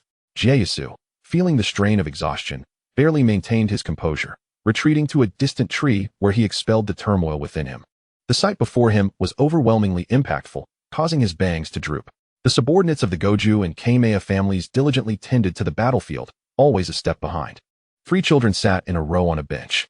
"Your cursed energy feels familiar. Did you capture that first-level cursed spirit during last year's Shikigami festival?" A cat-like figure inquired, shaking off dust. The squint-eyed fox nodded, recalling the day when trouble had reportedly ensued on the mountain. "You're quite impressive," Goju remarked, readjusting his sunglasses and lounging back on the bench, "but your bangs don't quite match those little eyes." "As insufferable as ever, Goju," Nagi Kamea replied, seated between them. Her hair slightly disheveled from the fight as she swung her legs, tying her hair back and smiling at Jayasu. "Very pleased to meet you, Jekuin. Please don't speak so blandly under these circumstances. It feels as though I've met 2 remarkable individuals." The boy with the bun thought to himself under the setting sun. "I'm delighted to meet you both, Goju-kun, Kamea-san," he heard himself say. Chapter 17. Zenin, it turns out I'm the charmer. "Is this Jia school?" The six-eyed Shinjitsu observed the building before him with curiosity. It was a public elementary school, not particularly large, yet well-equipped. Jieyasu was a first-grade student here. Nagi Kamea also dressed simply, in a floral dress complemented by a straw sun hat, resembling a delicate doll. It was the time for school to end, and curious elementary students passed by. Glancing at them, Goju Kamea, the boy with the bun, clad in uniform and carrying a backpack, stepped out and immediately spotted the striking duo. Wow! Jieyasu's classmates exclaimed with excitement upon seeing this scene. Are they your friends? They look amazing. Instantly, several children gathered around the three. Goju, donning sunglasses, lifted his chin like a proud lion, while Nagi Kamea merely adjusted her hat, smiling at the surrounding crowd. The girls nearby gasped in awe, chattering animatedly. The two remained silent, and ultimately, it was Jieyasu who gently dispersed the throng. Let us go, he said, exasperated, pulling the two charmers away. The trio boarded a vehicle, arriving at an ordinary household. With a startling crash, Goju forcibly opened the door and entered. Make yourselves at home, Nagi Kamea said with practiced ease, retrieving ice cream from the refrigerator to share with the others. At a familiar time, among relatively familiar faces, Zenin Shinjitsu returned home in the evening. Upon opening the door, he promptly shut it with a thud. Shinjitsu-kun, what's the matter? A woman's voice called from outside. Nagi Kamea and Goju raised their heads, leaning towards the door, but heard no further sounds. With a loud bang, the door swung open, and two small children tumbled to the ground in a heap, while a tall man leaned against the doorframe, eyeing the three with a sidelong glance. What little brats are these? Zenin Shinjitsu scoffed, glancing at the reserved Jieyasu on the sofa. Good day. The boy quickly stood up, introducing himself. I'm Jieyasu, a first-grade student. The man stepped inside, momentarily surprised. What a polite little brat. Jieyasu felt a wave of irritation. Was this the nature of sorcerers? You too. You've interrupted my work again. From now on, it's 1 million for an hour, he replied without hesitation, handing over a card. Zenin Shinjitsu mused that he would love to peek inside the heads of the six-eyed and the Shikigami to see if they were filled with straw. Burdened with the task of bringing him money every day, this sensation was quite novel for him, having faced discrimination within the Zenin family from a young age. Life outside had turned out to be considerably more carefree. Before him stood the six-eyed and Shikigami, at the pinnacle of two worlds. While women desirous of his physical form rushed to offer him money, treating him like a mere lump of clay. What could they possibly see in him? Was he playing the role of a charmer? Or perhaps the innocent flower who had suffered greatly? All right. He elongated the syllable, heading towards the kitchen, donning an apron. The one who pays is the master. What would you like to eat today? Jieyasu widened his eyes in shock. Were they really here to eat? Kung Pao chicken. Strawberry mapo tofu. Goju raised his hand, only to be pressed down again. Baka, you heretic. Nagi Kamea bared her teeth, disallowing it. Jieyasu quietly raised his hand. Actually, I think it sounds quite delicious. You too, Baka. The young man in his 20s subtly curved his lips in the kitchen. Perhaps this was not so bad after all. Chapter 18, Wedding Invitation. In 2000, Jieyasu's life over the course of 2 years could only be described as fraught with peril, alongside assassination attempts. Relentless training from Zenin Shinjitsu, and the allure of his charming peers at the school gate, he faced the torment of cursed spirits. Occasionally being dragged to foreign lands to confront monsters, Jieyasu would often return home battered and bruised, and despite his efforts to hide the evidence, his parents inevitably discovered the truth. Upon seeing their son's injuries, they assumed he was the victim of bullying. After Jieyasu's fervent explanations, although they remained somewhat skeptical, they reluctantly chose to believe him. Most importantly, they were delighted that their son had finally made a good friend. As for the typical adolescent delusions, they believed he would outgrow them. Little did Zenin Shiryu know that his parents held such views. On the weekend, the trio once again visited the Zenin household. Upon entering, they were greeted by a warm smiling woman with ebony hair seated opposite Zenin Shiryu. His demeanor softened, causing the three to instinctively take a step back. They were aware that while women often pursued men with gifts, as he would put it, they engaged in the art of performance without compromising their dignity. Now, he, Zenin Shiryu, was in love. Truly, could even a scoundrel experience a springtime of romance? Come on, Nagi murmured softly. The girl's hair was long, tied back into 2 clusters of braided pigtails, cascading down her back. Everyone present, except for the woman in the room, possessed sharp hearing, and naturally, they all caught her words. Ah, do come in. Hello, I am Yuan Zionzi, Shiryu's girlfriend, the woman said, exuding warmth. Her voice was melodious, her dark hair resembling a sea urchin. Shiryu has mentioned you. You are all such wonderful children. After the trio introduced themselves, they were momentarily blinded by Yuan Zionzi's radiant smile. I think I understand why this scoundrel has been captured, Kamon Nagi whispered conspiratorially to Suguru Geto. Whether sorcerers or on Myoji, Beneath the layers of their roles, indifference and numbness were their true colors. Individuals like Xiangzi were their nemesis, after enduring the biting cold. No one would resist the warmth of a fire. Wakaba Gojo interjected, "What are you talking about? I want to hear too." "Gojo, please mind your manners and consider revising your self-reference," Suguru Geto replied, shifting uncomfortably. His smile took on a mischievous edge. "If you keep this up, Nagi will come to despise you." "Ha!" Gojo chuckled, adjusting his sunglasses. Before he could finish his sentence, he and Suguru found their heads being gently pressed down. "Apologies. Sister Xiangzi, these two are accustomed to causing trouble together. Please disregard them. It's quite all right. It's natural for young boys to be full of energy," she reassured them. The two women chatted animatedly, while the remaining trio felt less than thrilled. Yuan Xiangzi possessed a remarkable affinity, pure and devoid of entangled threads of causality. Kamo Nagi took a liking to her. Zenin Shiryu stood in a place where Yuan Xiangzi could not see him, flashing a dangerous smile at the three and making a gesture with his lips. If you dare speak of anything untoward, the three narrowed their eyes simultaneously. "You can forget about ever enjoying my cooking again." In unison, they mimicked zipping their mouths shut. Nothing was more paramount than the enjoyment of a meal. "Shiryu, you've changed. When did you become so childish?" The gentlewoman laughed. "I was genuinely worried that Shiryu might not have friends and that no one would invite him to the wedding." "It will be a Western-style wedding." Xiangzi clapped her hands cheerfully. "You must all come. Do you need any help? We can come early to lend a hand." Suguru Geto politely offered. "Just come and eat. That will suffice." Shiryu declined without hesitation. "Not necessary." She waved her hand. "It's already all arranged. However, we still need 2 flower girls and a ring bearer. Unfortunately, we don't have any suitable children in our family, but we're not too concerned about it. It can be done without them." Suguru immediately noticed the glint in Gojo and Nagi's eyes and understood that matters were about to take a turn for the worse. "We can do it." Their voices rang out simultaneously. "Nagi and I can be the flower girls, and let Geto here be the one to deliver the rings." "Gojo, why can't it be Nagi and me as the flower girls?" Geto interjected, feeling slightly out of the loop. "Wouldn't that be too troublesome?" Xiangzi said, patting the head of the girl in her arms, feeling a gentle nudge against her palm. "Not at all. We're more than willing." Gojo and Suguru continued their banter. Zenin Shiryu's expression cracked slightly before he burst into laughter. What a sight it would be, having the likes of Yato, Rokugan, and Cursed Spirits as my flower girls. I can only imagine the faces of those old men from the Zenin clan. Chapter 19. Emotional intelligence is crucial, yet he lacks it. As evening approached, Yuan Xiangzi and Zenin Shiryu busied themselves in the kitchen while the 3 little ones enjoyed their leisure, seated on the couch, engrossed in a video game. At that moment, a knock echoed through the door. Geto glanced at the 2 beside him, who were feigning ignorance, before resignedly making his way to open it.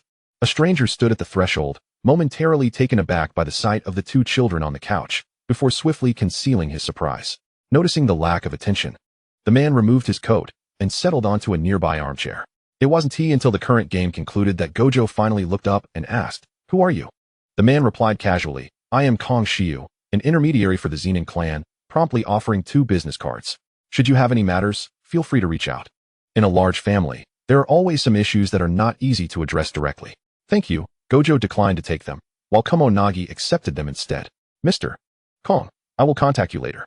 She needed to investigate why the once clear boundaries between the other world and the present world had suddenly blurred, as well as the incessant occurrences of assassinations.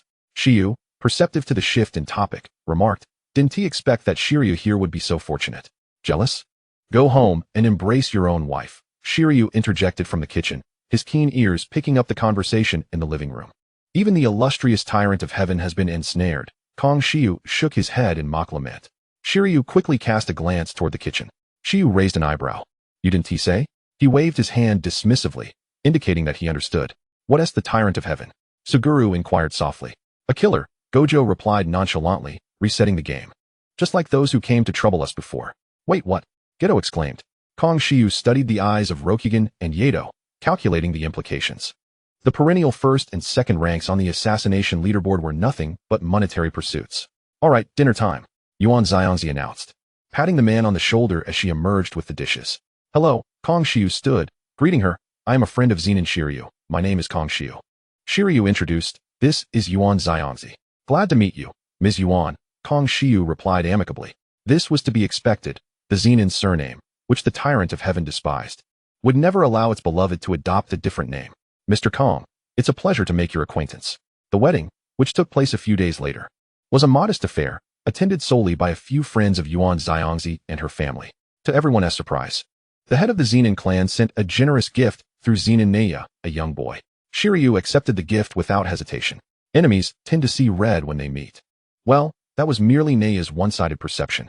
At that moment, Gojo and Kumonagi were buzzing with excitement over their roles as flower girls, while Suguru was relegated to the ring bearer as a consequence of losing a game. Cousin Shiryu, Zenin Naya exclaimed with sparkling eyes, "Congratulations on your marriage." He then shot a sharp glare at the trio, deriding, how could the illustrious Rokugan and Yato associate with mere common sorcerers? Shiryu could already foresee this boy's fate. Yet he remained indifferent, waving a dismissive hand. The trio departed casually, without extravagance. In those blissful days, he held little desire to encounter those from the Zenin clan. Naturally, he did not witness Zenin Naya being pummeled into a state akin to that of a swine by Suguru Geto. Nor did he hear Zenin Naya's disdainful remarks towards non-sorcerers. The provocative words he uttered were known only to the four of them. Emotional intelligence is a valuable trait. Yet Little Orange lacked it. For Wataru and Kagami Nagi, attending such a private gathering for the first time was rather exhilarating. Thus, after the wedding, they dragged Zenin Naya into an alley, stuffed him into a sack, and gave him a sound thrashing. Upon returning home, Zenin Naya was in a fury, clamoring to uncover the identities of his assailants. After the banquet, Kong Shiu directly gifted a cursed tool, akin to plucking feathers from a miserly rooster. Suguru Geto also presented his token of goodwill. Kagami Nagi and Wataru exchanged blank looks before turning in unison towards Suguru Geto. A silence enveloped the trio. "Geto, why don't you speak up?" Wataru exclaimed, jumping up to grab him by the throat. "Cough. I thought you two were in the know." Suguru Geto struggled, rolling his eyes in exasperation. Though it was not immediately apparent, once the crowd had dispersed, neither of them could devise a solution. Having the family send valuable items? Not very practical. Going out to purchase something? Too late for that. After a prolonged silence, both retrieved black cards from their pockets simultaneously. Suguru Geto, LLL. Zenin Shiner raised an eyebrow. "Is that a problem? Just request another one from the family." He accepted it without hesitation. Yuan Xianxing, who had curiously approached, was taken aback by the sight, exclaiming, "These two children are quite wealthy." Immediately shaking her head, she added, "No, this is too extravagant. We cannot accept it." Snatching the cards back, she returned them to the boys. They were about to protest when the bride shoved 2 pieces of cake into their mouths. She had already discerned the children's tastes. "Your presence is a wonderful gift. The offerings are too lavish to accept. The sentiment is appreciated. If you truly wish to give, then something simple like what Geto-kun has will suffice." "All right. This cake is delicious. Is there more?" Yuan Xianxing is truly a wonderful person. May she find happiness. Chapter 20. The Emergence of Conspiracy. The weather gradually turned cooler in a corner of a Kyoto cafe. Within a simple barrier, Kong Shiu handed a thick stack of documents to Kagami Nagi across the table. "I am not well versed in your Inyang world," the man stated, taking a sip of coffee. "But this is all the information I have managed to gather thus far." However, Kong Shiu glanced at the spread-out documents and pointed to one.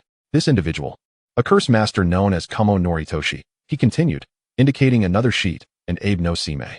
Although the records indicate they did not coexist in the same era, he paused momentarily, sensing the inexplicable reverence that practitioners of Inyang arts held for their ancestors. Noting the girl's expression remained unchanged, he carried on. Indeed, a subordinate with stitched seams appeared beside Abe no Sime. As a purveyor of information, Kong Shiu possessed an extraordinary trust in his instincts, which had allowed him to thrive amidst a plethora of talents. The girl furrowed her brow, ultimately gathering all the documents and handing over a bank card. "Let us follow this lead. Regardless of the outcome, a monthly commission of 3 million will be provided, doubling if there's news." Kong Shiu did not immediately accept, merely smiling. "Young lady, my instincts are typically accurate. A storm is brewing." They locked eyes, and he added, "As for the doubling, let us forego that. Whatever transpires, as long as you remain alive, you must ensure my safety." A lengthy silence ensued. "Deal." The moment they exited the cafe, Kagami Nagi cast a discreet glance towards the shadows of the alley. A woman donning a duckbill cap stood there, intently gazing in their direction. Subsequently, both feigned nonchalance as they departed. Once they crossed the threshold of the Kagami residence, Nagi was summoned. "Young miss, the head of the family requests your presence." "Understood." The attendant withdrew. Knocking on the door, she entered. Kagami waved her hand, beckoning her over. The woman appeared to have aged rapidly in recent years, her graying hair no longer concealable. "Zioxy, the Imperial competition is approaching. Do you wish to attend?" The so-called Imperial competition, on the surface, served as an exchange between Inyang masters and cursed sorcerers, held once every decade. In reality, It determined which faction would wield greater influence for the next 10 years. Kagami Nagi was somewhat surprised by the question, but responded reasonably. There's no reason not to go. Those fellows wouldn't allow us to sit idly. Kagami Ng's smile appeared somewhat strained. Haha, indeed. What about my brother? Kagami Nagi deftly shifted the subject. Him? The woman's brow furrowed deeper. He hasn't been well lately. Let him manage himself, and do not disturb him. The two exchanged mundane pleasantries. As she was about to leave, Kagami implored, Zioxi, please, do not pursue this matter any further. Then can you tell me why the frequency of yokai emerging from the other realms has been increasing in recent years? Kagami Nagi stood at the door, slightly tilting her head. All she received in return was an endless silence. It is because Abe no Sime's sealing powers are gradually waning. The barriers are faltering. Zioxi. The atmosphere momentarily grew tense, with only the sound of the wind rustling through the courtyard. Do take care of yourself, was Kagami Ng's signal of concession. You too. Kagami Nagi's mind was in disarray. Upon returning to her own quarters and opening the door, she was bombarded by the clamor of a game. Nagi, you're back. Wataru looked up momentarily before returning his gaze to the screen. Hey, Nagi, Suguru Geto added awkwardly. Having originally been a guest at Wataru's home, but was now dragged along here. His momentary distraction resulted in the game declaring game over. The girl appeared somewhat disinterested, flopping onto the sofa and falling silent. Chapter 21. Prelude to the Imperial competition. In a barbecue restaurant, the sizzling, greasy meat emitted an enticing aroma. The two explained the significance of the Imperial competition to Tsurugeto, and upon witnessing his astonished expression, they expressed their satisfaction. Swiftly, they placed the cooked meat onto their plates. Winning this competition should be a piece of cake for Lord Wataru, right? Wataru exclaimed, nearly leaping with excitement. Moreover, we can openly engage in combat. How exhilarating. Ah, my meat. Suguru Geto gleefully snatched the meat from Wataru's plate. Serves you right, Kagami Nagi quipped, taking a bite of her own barbecue. Besides, this time we are on opposing teams. Who the victor will be remains uncertain, she remarked, shaking her chopsticks. Wataru lowered his head in contemplation, his white hair cascading smoothly beside his ears, revealing a hint of innocence, almost childlike. Unfortunately, silence lingered only briefly before he suddenly stood up, hands on his hips, drawing attention. The two attempted to pull him back, but to no avail, and could only maintain their distance in silence. It's a shame Geto can't participate, and without a team competition, we three would undoubtedly be first. We are the strongest. Surrounded by the benevolent laughter of those nearby, Yu Xiao Wu's ostentatious demeanor shone brightly, yet it elicited no response from his two companions. Xiayuja continued to manipulate the meat on the grill with tongs, while Lu Gongzi savored a small cake before him. Did Jie hear anyone speaking? No, it appears not. You too. Yu Xiao Wu lunged forward. And what about she? When did you order the cake? Ha ha ha. The trio erupted into laughter. However, I concur with Wu's statement. Xiayuja remarked as he retrieved the grilled meat to share with the other two. Indeed, Lu Gongzi promptly devoured the last strawberry atop the cake, which had been the object of Yu Xiao Wu's longing gaze. We are undeniably the strongest. So, who would triumph, Wu or she? Xiayuja posed a pivotal question. I will. X2. The last time we practiced martial arts, I emerged victorious. The time before that, it was I who claimed victory in the arena. Xiayuja silently covered his ears, regretting his momentary lapse in discretion. In the realm of curses, the headquarters convened. I suggest we eliminate the 6 eyes and frame the Lugong family. The room fell into a hushed silence, soon erupting into a fervent debate. Sato, if you seek death, do not drag us into it. Have you considered the consequences? Once this plot is revealed, can we withstand the wrath of the Wuxiao and Lugong families? The representative from the Sato family, concealed behind a curtain, wore a sardonic smile as he touched the stitches on his head before speaking. The relationship between the Wuxiao and Lugong families has grown increasingly amicable. Is this what everyone desires to witness? After a moment of silence, an elder from the Kumo family finally spoke. Sato, can you guarantee the 6 eyes will be eliminated without bloodshed? Sato's smile became ever more pronounced. Fine, we from the Zenin family also agree. The elder of the Zenin family chimed in. He is not the head of the Zenin family. Otherwise, he wouldn't have been dispatched to the headquarters. We from the Fujiyama family also concur. Us too. A bunch of fools, not considering how to win without the 6 eyes. Do they truly believe the Yao Tong is a mere trifle? In truth, in the eyes of the higher-ups, the integration of Onmyoji into ordinary society signifies a show of weakness. As for the Yao Tong, a mere girl, she poses little threat. The decennial imperial competition was upon them. 10 years, precisely the time for newcomers to ascend the stage and for the old to take their bows. The landscape has changed over the years, and so have the people. This competition, which would determine the course of the next decade, captured everyone's attention, including the political sphere. The last decade concluded in a stalemate. This time, the clash between the Six Eyes and the Yao Tong promises to ignite unforeseen sparks. Chapter 22, The Debut. The Imperial competition commenced amidst the anticipation of all. Lugong and Wu Xiaowu set forth with their family teams. The Lugong family had dispatched their most esteemed elder, a man of strict demeanor, who was not only rigorous with himself, but even more so with the younger generation. After winding through the mountainous terrain, they finally arrived at the competition venue, the choice of which was puzzlingly remote. In the heart of the mountains, the dense trees pressed in on them. Yet after a few steps, they emerged into a vast clearing. This arena resembled a grand ancient Roman Colosseum, with stone columns arranged in an aesthetically pleasing disorder. The venue was already populated with many attendees, some casually dressed and engaged in conversation, while the majority donned ornate garments emblazoned with family crests. Wu Xiaowu's eyes lit up upon spotting Lugong, though the two merely exchanged a subtle nod across the distance. In fact, buzzing incessantly, Lugong's phone vibrated wildly in her pocket. Without a doubt, it was that Wu Xiao character. Beneath her opulent attire, the girl's expression darkened. Following a series of elaborate formalities, the Imperial competition officially commenced. The first match. Onmyo Connection, Lugong Family, Lugong versus Jujitsu Society, Kato Family, Kato Ayam. Lugong lifted her eyelids, surveying the murmuring crowd before rising to her feet. The elder wrinkled his brow, glancing at the girl beside him, advising her to prioritize safety and refrain from utilizing the Yao Tong.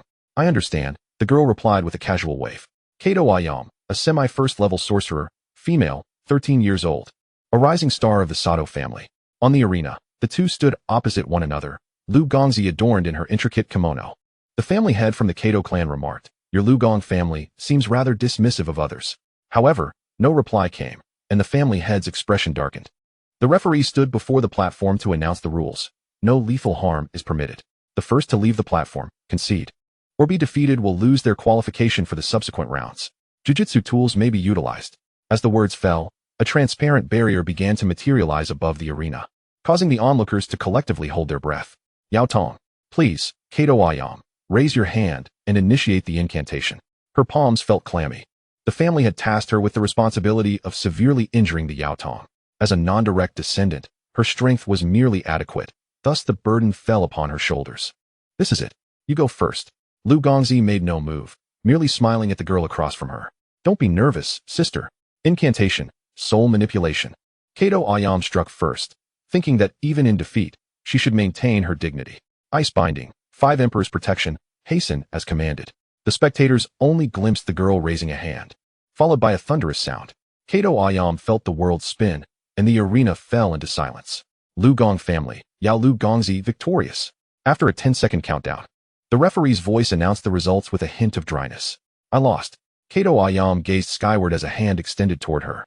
Are you alright? I'm fine. Kato Ayam felt the healing energy, and, using the hand for support, stood once more. To defeat someone, and then heal them seems rather ostentatious, commented an elder from a smaller clan to his companion. Perhaps the Yao Tong is simply benevolent, replied another elder in hushed tones, earning a look of disbelief from his counterpart. After descending from the platform, the elder chuckled, stroking his beard. I expected something unusual in this first match. Why are they so eager? It seems rather conspicuous, Lugong mused, tilting her head in confusion. Not necessarily, the elder scoffed, a bunch of fools.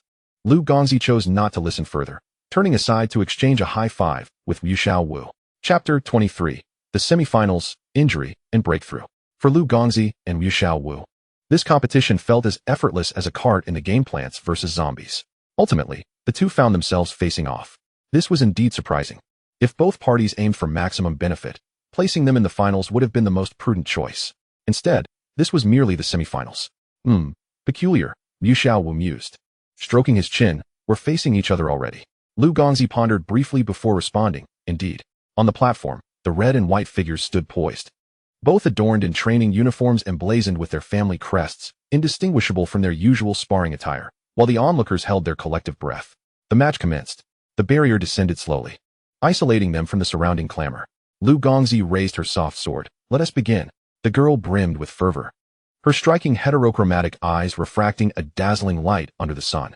Meanwhile, Satoru Gojo, equally exhilarated, dashed forward, his cursed energy spilling from his fingertips, coalescing into a sharp blade that struck down with ferocity.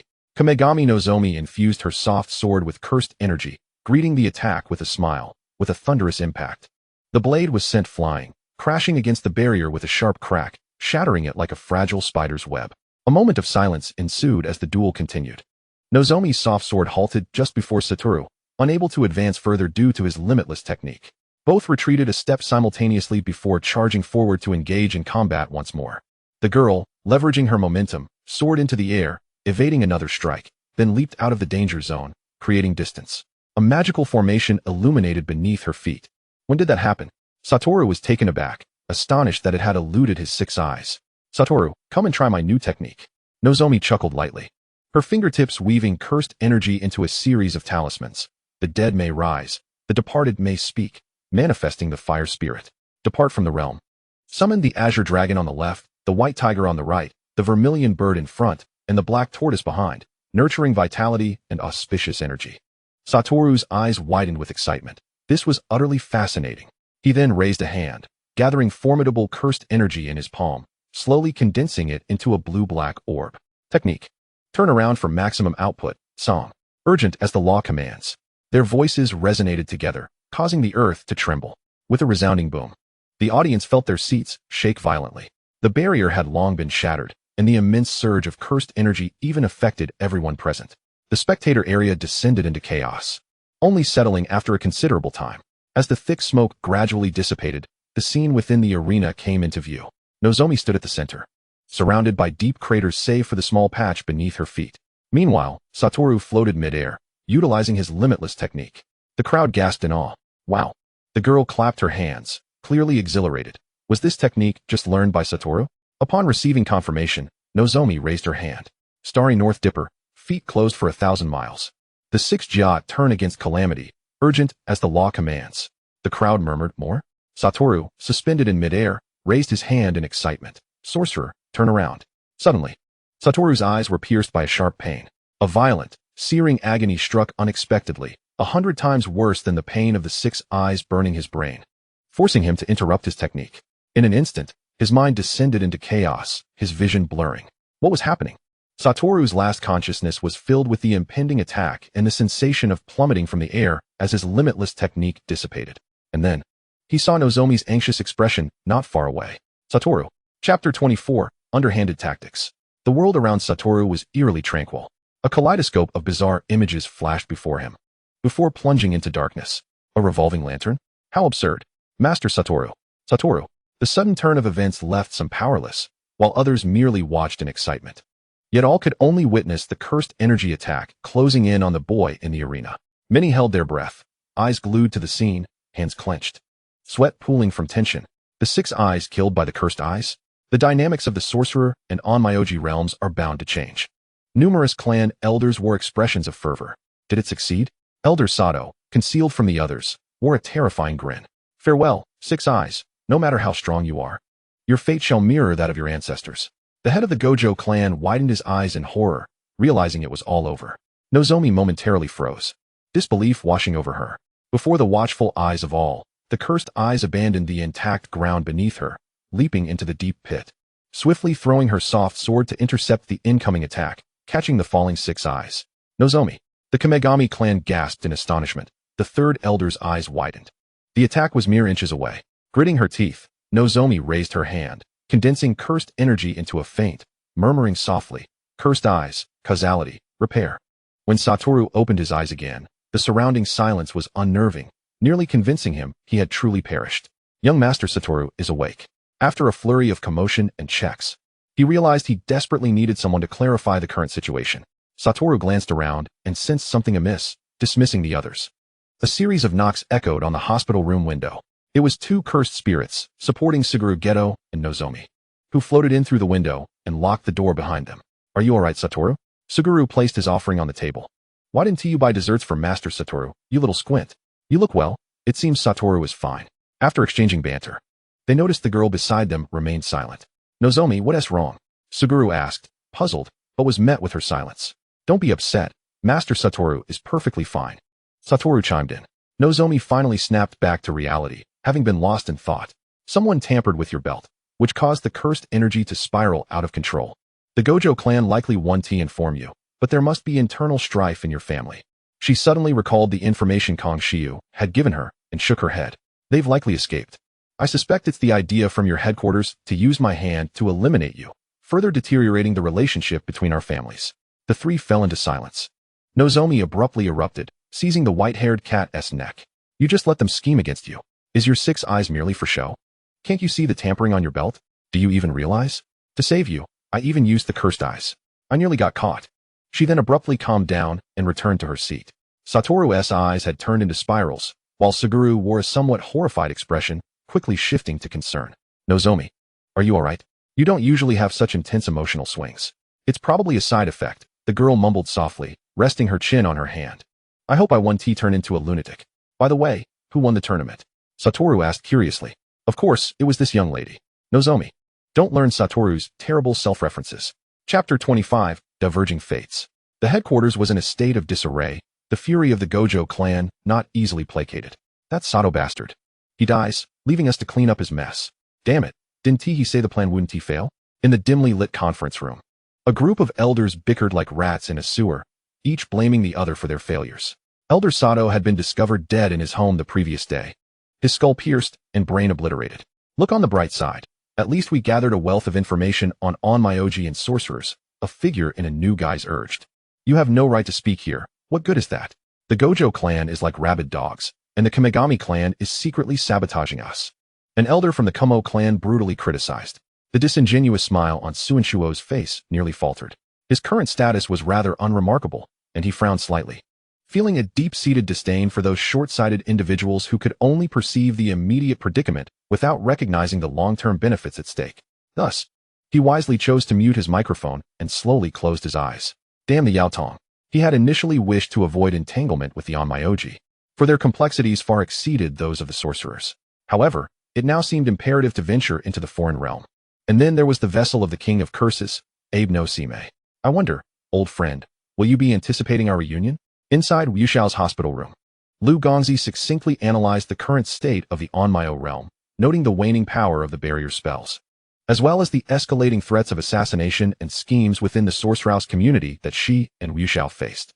I wish to uncover the truth behind all these events, to discern who is orchestrating these machinations, and to alter the course of this unfolding narrative, she declared. Both Wu Xiao and Suguru raised their heads to scrutinize her. Wu Xiao, adopting a rare serious demeanor, asserted, I stand with you.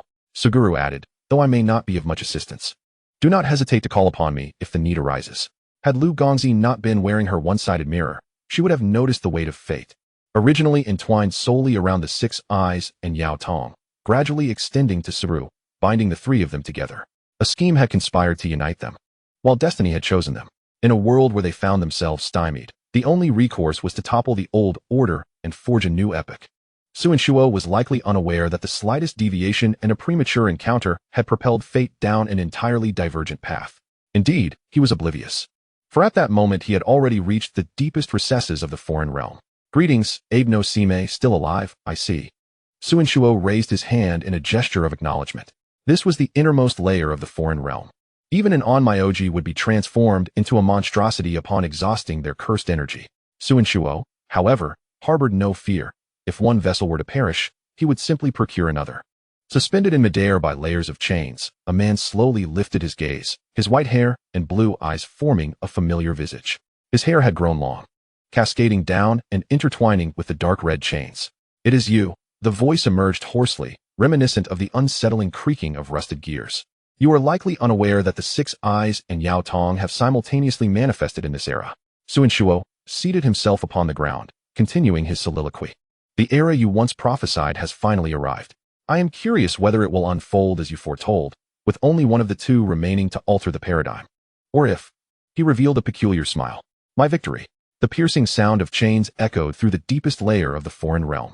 Fate has never been immutable.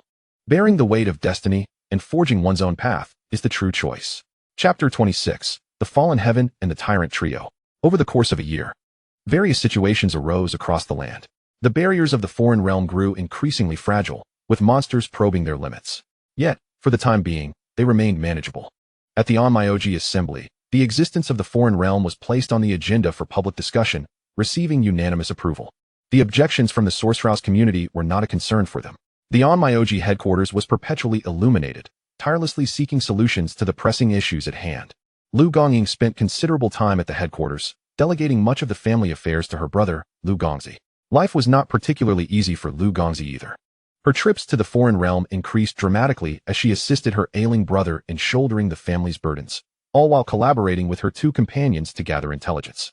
Wu Xiao and Suguru had covertly monitored numerous individuals bearing stitches across their heads. Either they had evaded detection or their true forms remained elusive. The enemy was in the open while they operated from the shadows, leaving them at a disadvantage. October 2001. In the mid-layers of the foreign realm, Lugong's second son, Lugong, has gone missing. Classified as missing. December 2001. In the shallow layers of the foreign realm, remnants of clothing were discovered. Lugong, confirmed deceased. Why? If only I had scrutinized the threads of causality surrounding my brother more closely, perhaps he would not have perished. That year, Lugong was merely 10 years old. Yaotong corruption level, 5. In March 2002, in the bustling center of Kyoto, Lugong, along with Wu Xiao, dragged Suguru to a newly opened dessert shop. Inside, they sat together as Wu Xiao savored his favorite Kikufuku, chattering animatedly about it. Suguru, less enthusiastic about sweets, merely ordered a low-sugar pudding. Lugong, forking at the strawberry cake before her, appeared lost in thought, lacking appetite. Noticing her demeanor, Wu Xiao fell silent. Suguru inquired with concern. Have you stopped wearing the one-sided mirror when going out recently? Not needed anymore. The girl shook her head, taking a bite of cake. Really? Her words were abruptly interrupted by a piercing scream. Chaos ensued.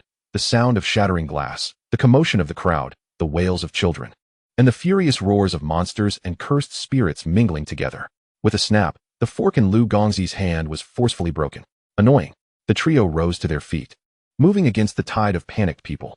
4 first-grade monsters and 3 first-grade cursed spirits posed a manageable threat.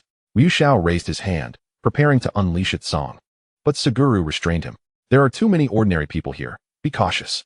He then summoned several cursed spirits to encircle the non-sorcerers. I know, I'm being careful. Wu Xiao waved his hand dismissively, unleashing its song that swiftly dispatched one cursed spirit with precision, ensuring no collateral damage. That guy Wu Xiao has grown even stronger. Lugong observed from the second floor, scanning for the locations of the 4 monsters. Channels of cursed energy flowed from her fingertips, intertwining with the threads of causality visible to her through the Yaotong. Causality, sever. The 4 monsters exploded simultaneously, splattering blood onto the faces of several onlookers, inciting yet another uproar. Lugong cast a fleeting glance over the crowd below, her pupils constricting in shock. It was Yuan Xieying, and behind her, a man had instantaneously transformed into a cursed spirit, gripping her throat. The screams escalated, drawing the attention of Wu Xiao and Suguru, who were engaged with their own cursed spirits. Lugong leaped from the second floor, rolling as she landed to dissipate the impact, charging forward just as the cursed spirit was about to consume its victim. With a swift sound, a blade sliced through the creature's body.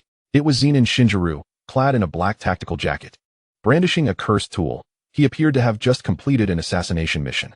Lugong dashed towards him, while Wu Xiao and Suguru, having dealt with their foes, also rushed to the scene. Hey, you 4, is this the secret you've been concealing?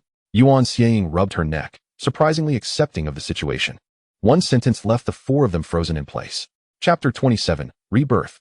In the living room, Yuan Zixing sat elegantly on the sofa, cradling Lugong in her embrace.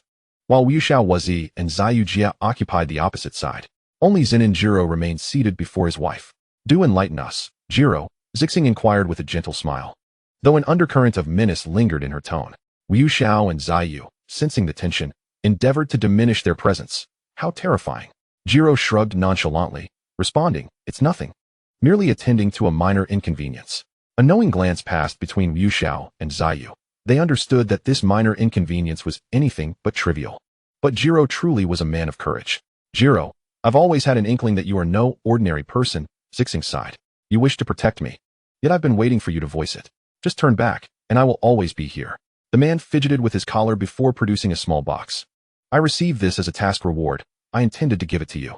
The 3 children rolled their eyes in unison. Tasks, assassinations. Inside the box lay a piece of amethyst, quite valuable, imbued with a hint of cursed energy, appearing to be a talisman for defense and healing. Jiro disclosed the matters of sorcerers, the Gojo clan, and Onmyoji. The initially indifferent man's expression shifted dramatically upon learning he was to be punished by Zixing with a month of abstinence. Lugong, reveling in the spectacle, received a playful pat on the head. Little Xi, you three should explain as well. Sister Zixing, it was Jiro-kun who instructed us to keep it from you. Lugong swiftly deflected blame, receiving nods of agreement from Yu Xiao and Ziyu. Yes, we also wanted to inform Sister Zixing. It was all Jiro's fault. The four exchanged glances, sparks igniting in the air. Zixing, you are pregnant, Yu Xiao remarked, removing his sunglasses to scrutinize the slight swell of her abdomen. Kyoto Hospital. Nearly 2 months along. The doctor meticulously reviewed the examination results before issuing a series of precautionary advisories. The 3 children peered through the door, observing Jiro attentively listening to the doctor's counsel. He appeared genuinely eager for this child, Yu Xiao whispered. It's quite normal. Becoming a parent brings about changes, Ziyu mused, stroking his chin. But the most pivotal factor is that this child is Zixing's. His assertion garnered unanimous agreement from the others. Lugong withdrew her gaze from the room and led the others downstairs to await news. She despised hospitals, her surroundings drowning in a chaotic sea of darkness. Kairi, hold on just a bit longer. A cacophony erupted as a stretcher was unloaded from the ambulance, accompanied by a disheveled man wearing a frantic expression. Bystanders murmured in hushed tones, uttering words like tragic accident. Lugong cast a brief glance before averting her eyes. That woman would not survive. Yu Xiao showed no interest, not even granting a glance in that direction. Only Ziyu paused to bow his head in respectful silence. Amidst the turmoil, a cursed tool concealing its presence infiltrated the hospital. Yu Xiao's keen instincts alerted him to something amiss, and he turned to investigate, yet the crowd's disarray obscured the anomaly. Yu Xiao, what's wrong? Ziyu inquired, lifting his gaze to his companion. The white-haired boy shook his head, adjusting his sunglasses. Jia, you're acting rather maternal. Another boy suppressed the urge to strike, his bangs swaying. Yu Xiao, your demeanor may not endear you to others. TCH, Yu Xiao rolled his eyes. As long as she doesn't dislike me, that's all that matters. Jia, your squinty eyes are clearly jealous of my bond with Xi. Isn't that right, Xi? He pulled the lost in thought Lugong closer. Ziyu scrutinized their clasped hands. Frowning slightly, Xi, let us not play favorites. Returning to reality, Lugong found herself sandwiched between the two, and with a mischievous glint, she raised her hand to place their hands together. Witnessing their instant recoil and the subsequent flailing of their arms elicited laughter from her. Well, as long as she is happy, the 2 boys exhaled in relief at her brightening expression. Chapter 28, Zenin K. Leaving aside the tumultuous events unfolding outside, this child was indeed born amid everyone's eager anticipation. December 2002, at the entrance of the delivery room in Kyoto Hospital. You 3 are truly idle. Zenin Jiro remarked with an eye roll at the trio who had rushed over. All 4 were squatting in the corridor, while on the other side, Yuan Zixing's family and friends gathered. Jiro-kun, do you hope for a boy or a girl? Lugong inquired. It matters not, as long as they resemble their mother. Zixing maintained a stable condition throughout her pregnancy, having secured an excellent doctor, so Jiro felt little concern. Zenin, that child possesses formidable cursed energy and should awaken a technique. Yu Xiao interjected, pointing to his eyes. I can see it with my 6 eyes. Do not question my judgment. He refrained from addressing Jiro directly, opting for his surname instead, an implication not lost on the others. Jiro's expression momentarily blanked before turning cold. The terms Zenin and technique had ensnared him for half his life. As silence enveloped the group, just when they presumed he would not respond, he earnestly proclaimed, I will protect them well. He then reverted to his carefree demeanor. By the way, miss, don't you owe me a favor? Be the child's godmother. Huh. Lugong rummaged through her memories for the long-forgotten favor. Jiro-kun, you certainly are calculating. Is that unacceptable? Jiro scoffed lightly. Of course not. The girl blinked innocently. In fact, I had already promised Sister Zixing this, and besides, that child is a boy. And Sister Zixing also agreed to make me and Yu Xiao godfathers, Ziyu added. Delivering a sharp jab, Yu Xiao couldn't help but chuckle at the cracking expression on Jiro's face, only to be admonished by a nurse for causing a ruckus outside the delivery room. As the surgical lights dimmed, signifying the safe arrival of mother and child, everyone breathed a sigh of relief. In the hospital room, Zenin Jiro attended to his beloved wife, while the trio gathered around the newly born infant, their hands itching to hold him. What shall we name this child? Ziyu asked. Lugong surveyed the tiny being. The big gorilla said to name him Zenin K, meaning blessing. What boy is named K? Ziyu remarked, visibly perturbed. Zenin K lay swaddled in a blanket, his wrinkled face eliciting an unrestrained tease from Yu Xiao, who proclaimed him ugly. Ziyu chimed in with further jabs. Lugong couldn't help but worry for the child's future. casting another glance at little K. All right, he is indeed rather unattractive. The tiny infant remained blissfully unaware of the trials that awaited him. A couple of rascals and a father of dubious character. Not to mention a godmother who was hardly better than those three. 2 years passed. Zenin K was now 2 years old. Xiao was 15, Ziyu 14. In the autumn of 2004, Lugong sat at a table, scribbling and drawing, as the responsibilities of the household fell squarely on her shoulders after her brother departed. Xiao busied himself with managing the old orange tree at home. As he put it, those old geezers were becoming increasingly audacious. Suguru Geto was busy preparing to skip grades, intending to attend the Tokyo Jiu-Jitsu High School alongside Satoru Gojo next year. It had been quite some time since they had all gathered together. The phone rang, and the girl glanced at the caller ID, Zenin Shinjiro. Miss Zenin, Kyoko is dying, he declared, his voice reverberating like thunder. Faintly, cries could be heard from the other end. Belonging to Zenin Mei. What? Kurumi Nozomi almost doubted her hearing. Shinjiro-kun, did you anger Sister Kyoko again? Save her. The voice on the line seemed to be squeezed out from a throat choked by desperation. Yato, I implore you, save her. The girl, no, now a young woman, shut her eyes. Weighing her options repeatedly, silence enveloped both ends of the call. Wait, Kurumi Nozomi opened her eyes, stood up, and walked outside. Chapter 29, Critical Condition. In Tokyo, within a VIP hospital room, the onmyoji of the Kurumi family surrounded a woman's bedside. Enduring the immense pressure of Zenin Shinjiro and Kurumi Nozomi's watchful gazes as they employed various methods to examine Yuingzi Kyoko's body, a group of them withdrew, only for another contingent of sorcerers from the Gojo family to enter. The two factions communicated for a lengthy period outside the ward. A hapless individual was pushed out. He lowered his head, a visage of trepidation etched upon his face, and reported, "This lady shows no signs of any onmyo or jujitsu techniques.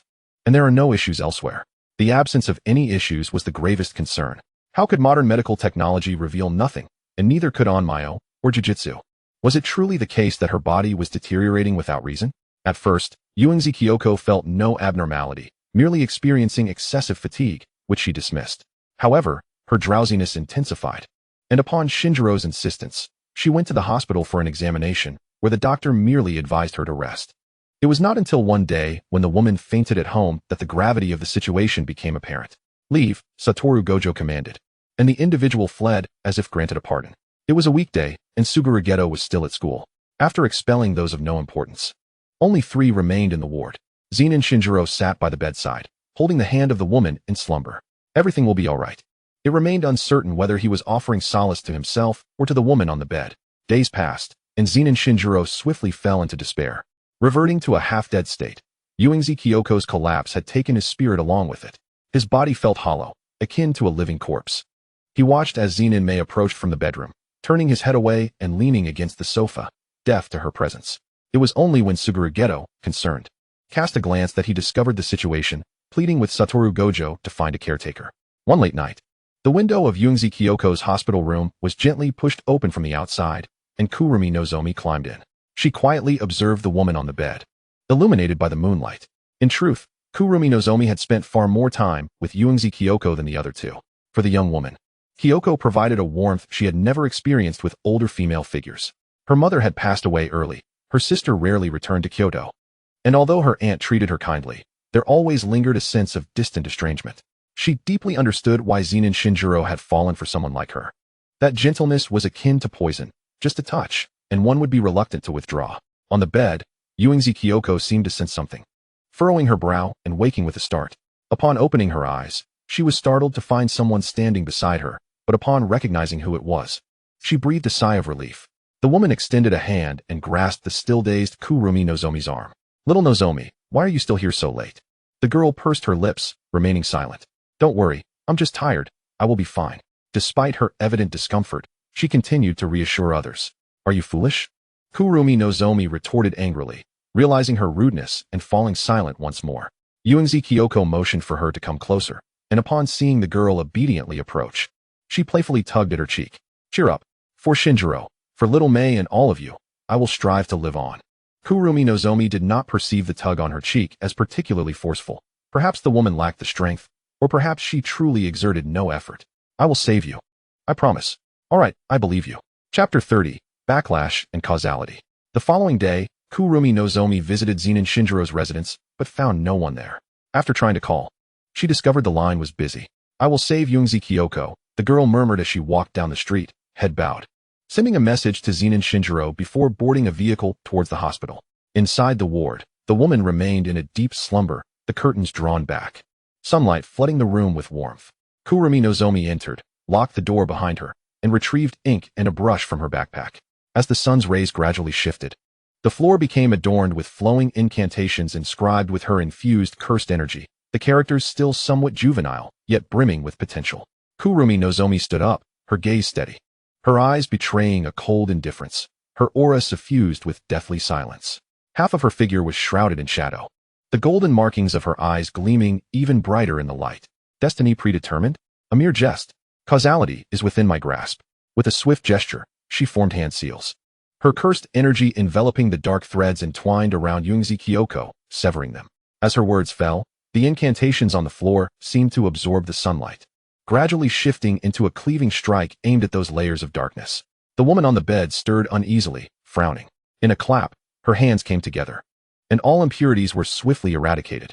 The room returned to tranquility, and when Zenin Shinjiro entered the ward, he found only his slowly awakening wife and the curtains billowing in the breeze from the open window.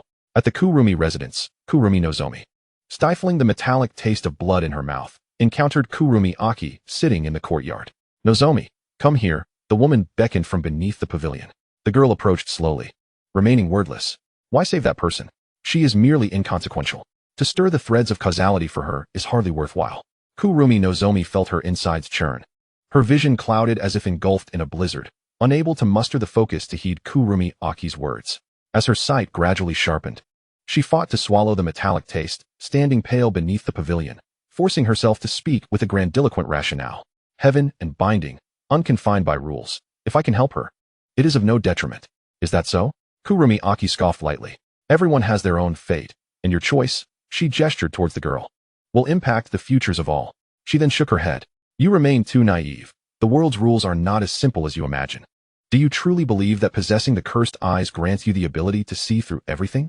Moreover, I do not admonish you for wanting to save her, but for recklessly proceeding despite knowing your strength is insufficient, risking backlash. That is one. The arrogance of neglecting the eyes watching from the shadows is another. Kurumi Aki rose. Observing the girl with her head bowed and inscrutable expression, she knelt down. Is it because of your brother? Are you feeling guilty? She inquired gently. But you must understand. You cannot save everyone.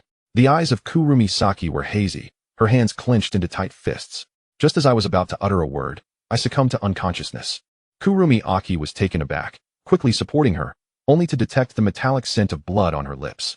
In truth, she had foreseen this outcome but deliberately allowed the girl to embark on her mission to save others, hoping to facilitate Kurumi Saki's growth and unravel her inner turmoil, enabling her to confront the inevitable consequences she could not evade.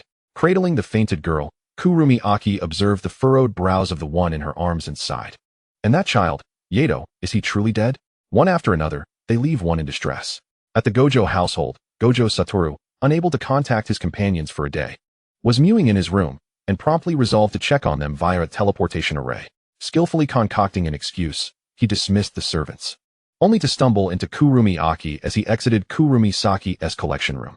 Unfazed, Gojo Satoru displayed no awareness of being caught, greeting the head of the Kurumi family with a boisterous laugh.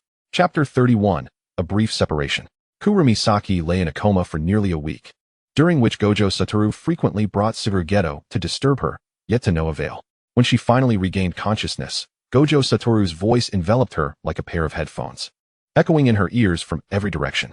Saki, if you don't wake up soon, all the snacks in your collection will be devoured by me and Geto. His tone, typically lively, now bore a hint of melancholy. No. The girl startled upright in bed, causing both Gojo Satoru and Suguru Geto to jump. With Kurumi Saki's awakening, the look of disappointment vanished from Gojo Satoru's face, replaced by a triumphant grin. See, Geto, I told you this would work. How are you feeling? Suguru Geto inquired, ignoring Gojo Satoru, as he gently pushed the girl back down onto the bed and tucked her in with care. Upon waking, Kurumi Saki discovered that her snacks had indeed been nearly depleted by Gojo Satoru and Suguru Geto, and in her anger, she began to stomp her feet, only to notice their unusually serious expressions. What is with you two? She asked, puzzled. You've been grounded. The head of the Kurumi family destroyed the array next door, so we can only visit you for 2 hours a day, Gojo Satoru began, but was interrupted by a maid entering the room. Master Gojo, Mr. Geto. Your time is up for today. The two lingered for a while longer before departing, glancing back multiple times. We'll come see you again tomorrow. Saki, take care. Kurumi Saki waved goodbye with a smile, before making her way to the main house. Kurumi Aki glanced at the girl seated before her. Are you feeling unwell? No. The girl shook her head. I feel great, better than ever. The atmosphere grew somewhat somber. Before you returned home, a woman passed by the old house, behaving strangely. Who? What is her name? Kurumi Saki felt an unsettling premonition. Yuji Kawai. That woman who was supposed to be dead? What nonsense is this, resurrected? You needn't investigate further. Kurumi Aki waved her hand dismissively. Once your grounding is over, the elders and I have unanimously decided to send you to Hoiguo for studies. The Taoist sect shares an inseparable connection with Yin-Yang arts, which will enable you to master the Yao Tong more effectively. Her words were interrupted. Do you wish for such a thing to happen again? I understand. Upon returning to her room, Kurumi Saki stood before her desk, inscribing talismans, her eyes somewhat vacant. The following day, Saki, I brought you a gift, a specialty from Osaka. Gojo Satoru perched on the wall, striking a familiar pose, with the usual raucousness, but this time accompanied by a boy. Suguru Geto pulled Gojo Satoru down, apologizing to the approaching guards. The silvery-haired youth sported a Johnny curl, his cerulean eyes sparkling as he presented a tote bag. Thank me. It's okonomiyaki and takoyaki, still warm. Kurumi Saki accepted the bag and took a small bite. How did you manage to get these? Teleportation. I've mastered it quite well, Gojo Satoru declared proudly. Suguru Geto's expression twisted slightly. The sensation of being teleported wasn't particularly pleasant, and he remarked, Satoru, if you could improve the teleportation experience, perhaps I might consider praising you. Geto. You are just being a buzzkill, Gojo Satoru retorted, slinging an arm around Kurumi Saki's shoulders, leaning in. The girl stumbled slightly, reminiscing about the days of yore as she gazed at the two boys, who had now grown to a height of 6 feet. Suguru Geto, adorned with a 10-pointed star above his head, rescued her from the grasp of her friend. Satoru, Saki is still recovering, don't be a nuisance. Huh. Satoru grabbed one of Kurumi Saki's arms, and the girl, caught in the middle, felt somewhat suffocated. Their camaraderie was undeniably cramped. By the way, your phone has been confiscated. Zenin Shire asked us to relay a message to you, Gojo Satoru said, rolling his eyes at Suguru Geto, clearing his throat.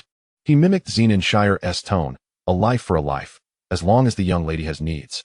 Traversing mountains of blades and seas of fire is not an issue. Both of them burst into laughter, and Kurumi Saki clapped her hands. Satoru, that was spot on. You've truly captured the essence. Suguru Geto remarked. Satoru, you too possess the potential to become such a scoundrel.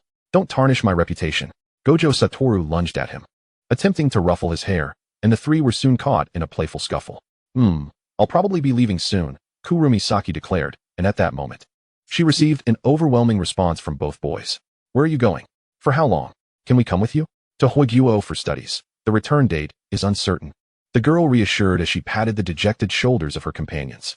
But you still have your phones. It's not like you can't contact me. There can't be friends better than us. You can't eat too many snacks. You must message us regularly. Take good care of yourself. As Kurumi Saki listened to their mounting demands, her eyes turned into spirals, and she could only relent to each request. I will certainly grow strong enough to change everything and protect everyone around me. Yao Tong, corruption level, 11. As the two departed, Kurumi Saki informed them about Kawaii Yuji, urging them to stay safe. But that was a matter for another time. Chapter 32, Unmentionable Secrets.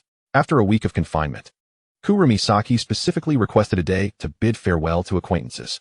In truth, over the years, the number of people around her could hardly be counted on 5 fingers. First, she visited the Gojo household, accompanied by Gojo Satoru to Suguru Geto's home, where they received a warm welcome from Geto's parents, enjoying lunch together. Dinner was at Zenin Shire's residence, where Yuan Zainzi had fully recovered.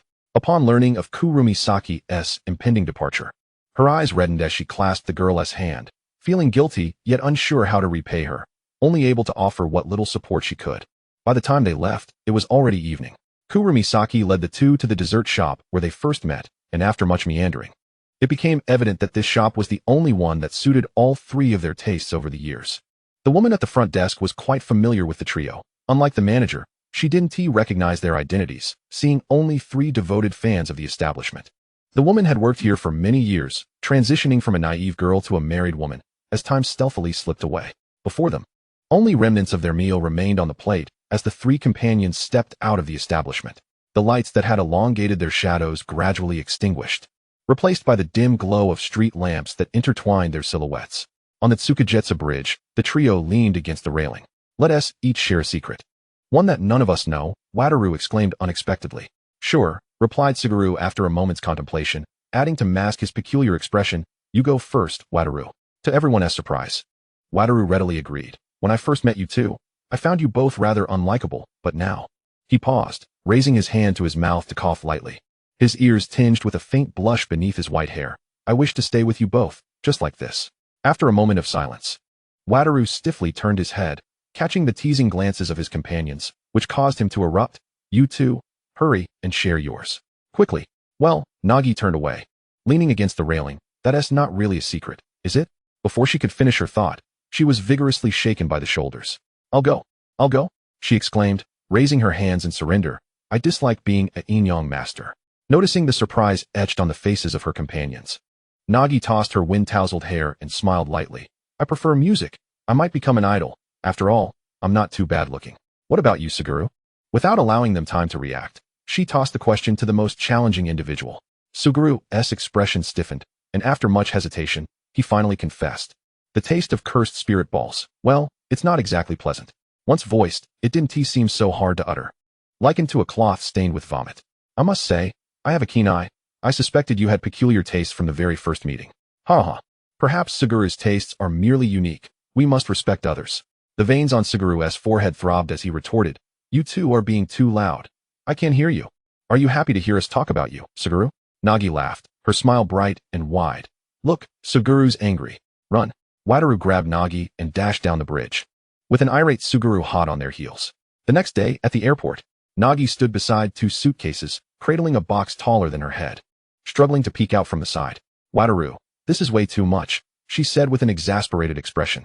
This is all a token of goodwill from Wataru, he replied, raising his head proudly like a spoiled cat, gesturing to another small pile of boxes on the ground. Those are from Yuingzi. She couldn't make it today. He then adjusted his sunglasses and added, if I'm not around, Nagi will probably hide under the covers and cry by herself. She has been so attached to me since childhood. Nagi, do you even realize what you're saying? Who is it that spends every day in my room? She silently screamed within. Suguru glanced at the time, realizing they were running late. He nudged Wataru aside and took the stack of boxes from Nagi's hands, placing them on the ground. Let us just ship these later, don't worry. He then pulled a bracelet from one of the boxes and, after receiving consent, placed it on Nagi's wrist. I made this myself. It's a small gift filled with affection. Remember to message often and stay safe. Wataru chimed in from behind. Totally lost this round. The elder of the Kurumi family simply closed his eyes, seeking tranquility. After bidding farewell to everyone, Nagi did not look back. She never did. She moved forward, toward new aspirations. I will grow stronger, the strongest, severing all the strings that bind me. Chapter 33, Mount Longhu. Huiguo, Jiangxi Province, Gaixi City. As soon as Nagi disembarked from the plane, she was struck by one of Huiguo's defining characteristics, the sheer number of people. And they were tall. Scanning the airport, she noticed no one from Huiguo waiting for her, so she dragged her suitcase toward the exit. Hello, a man with a scar across his face blocked her path.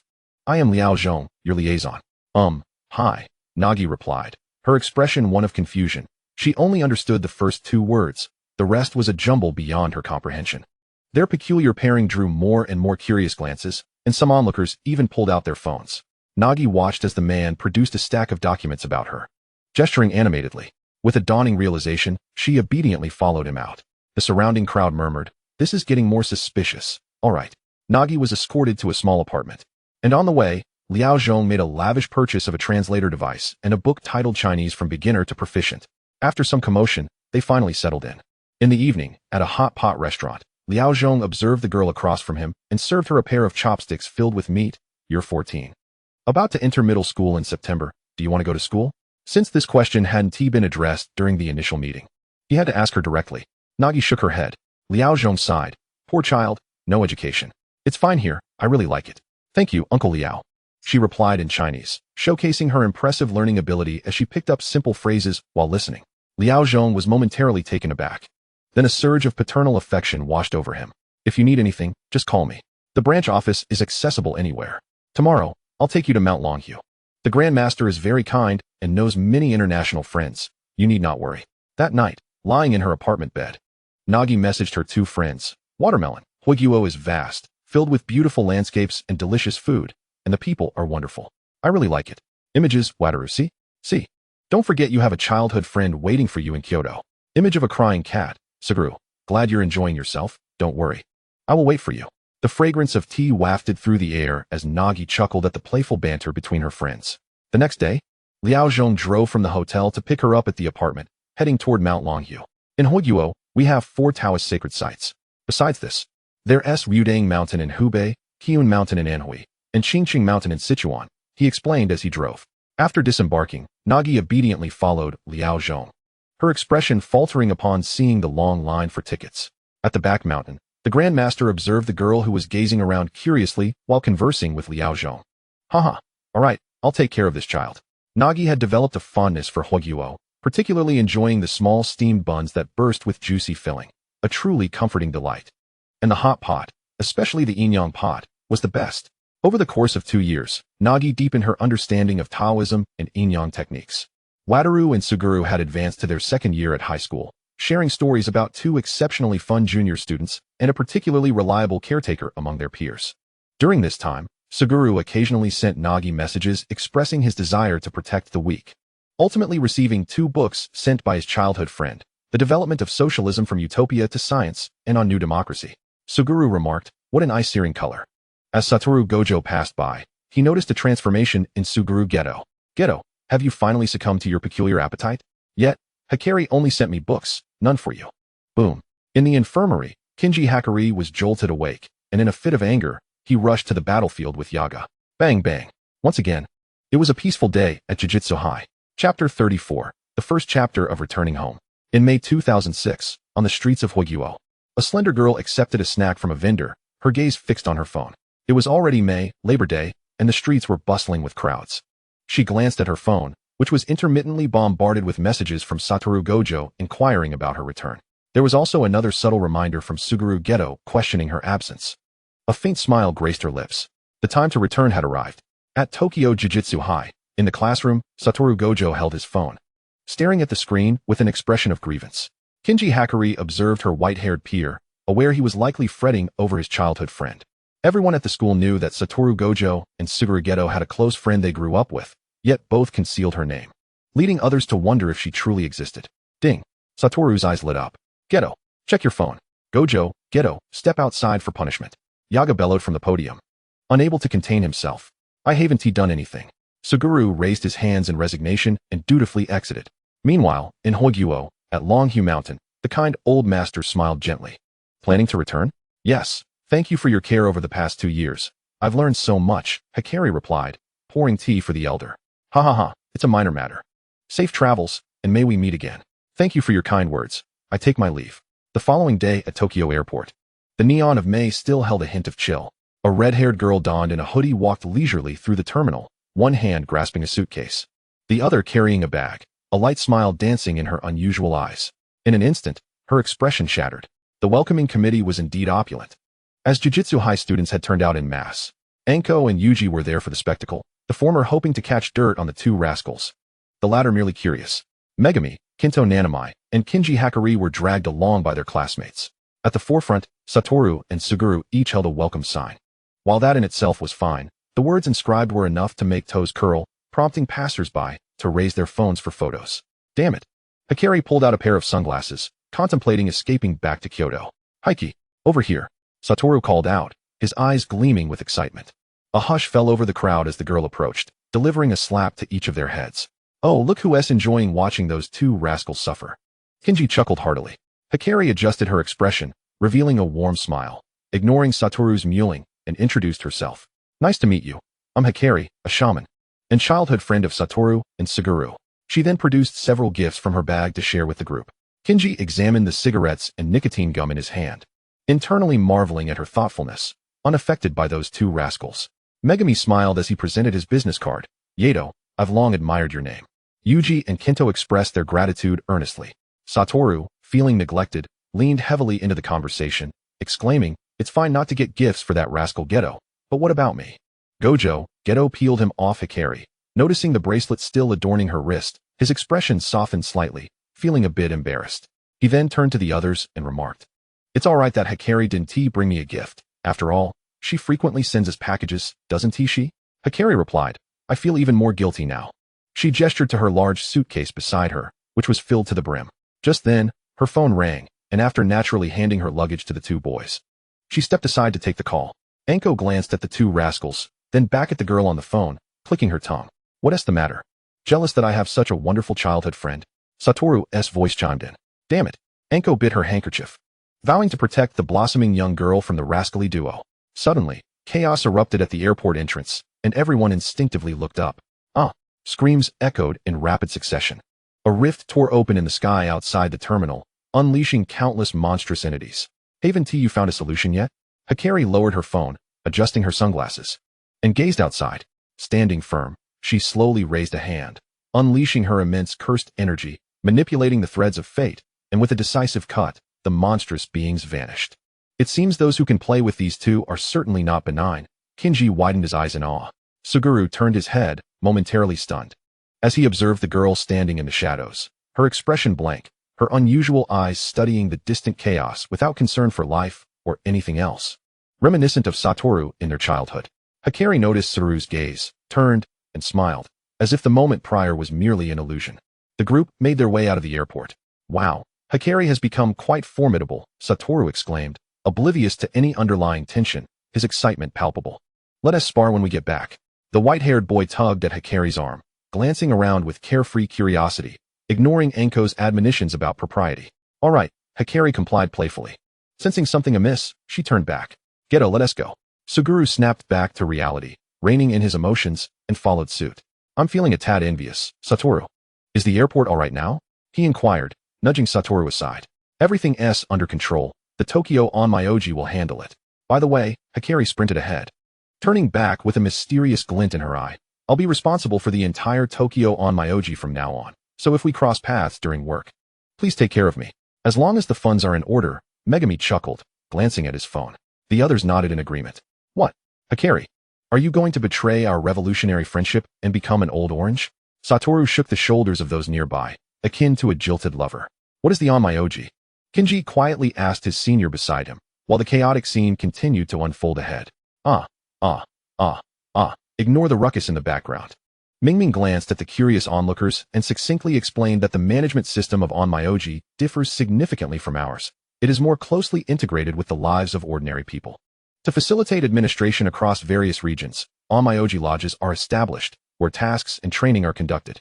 Moreover, she cast a glance at the three still bickering, pointing to the girl caught in the middle, Kurumi Nagi, who is akin to the 6 eyes of the Onmyoji realm.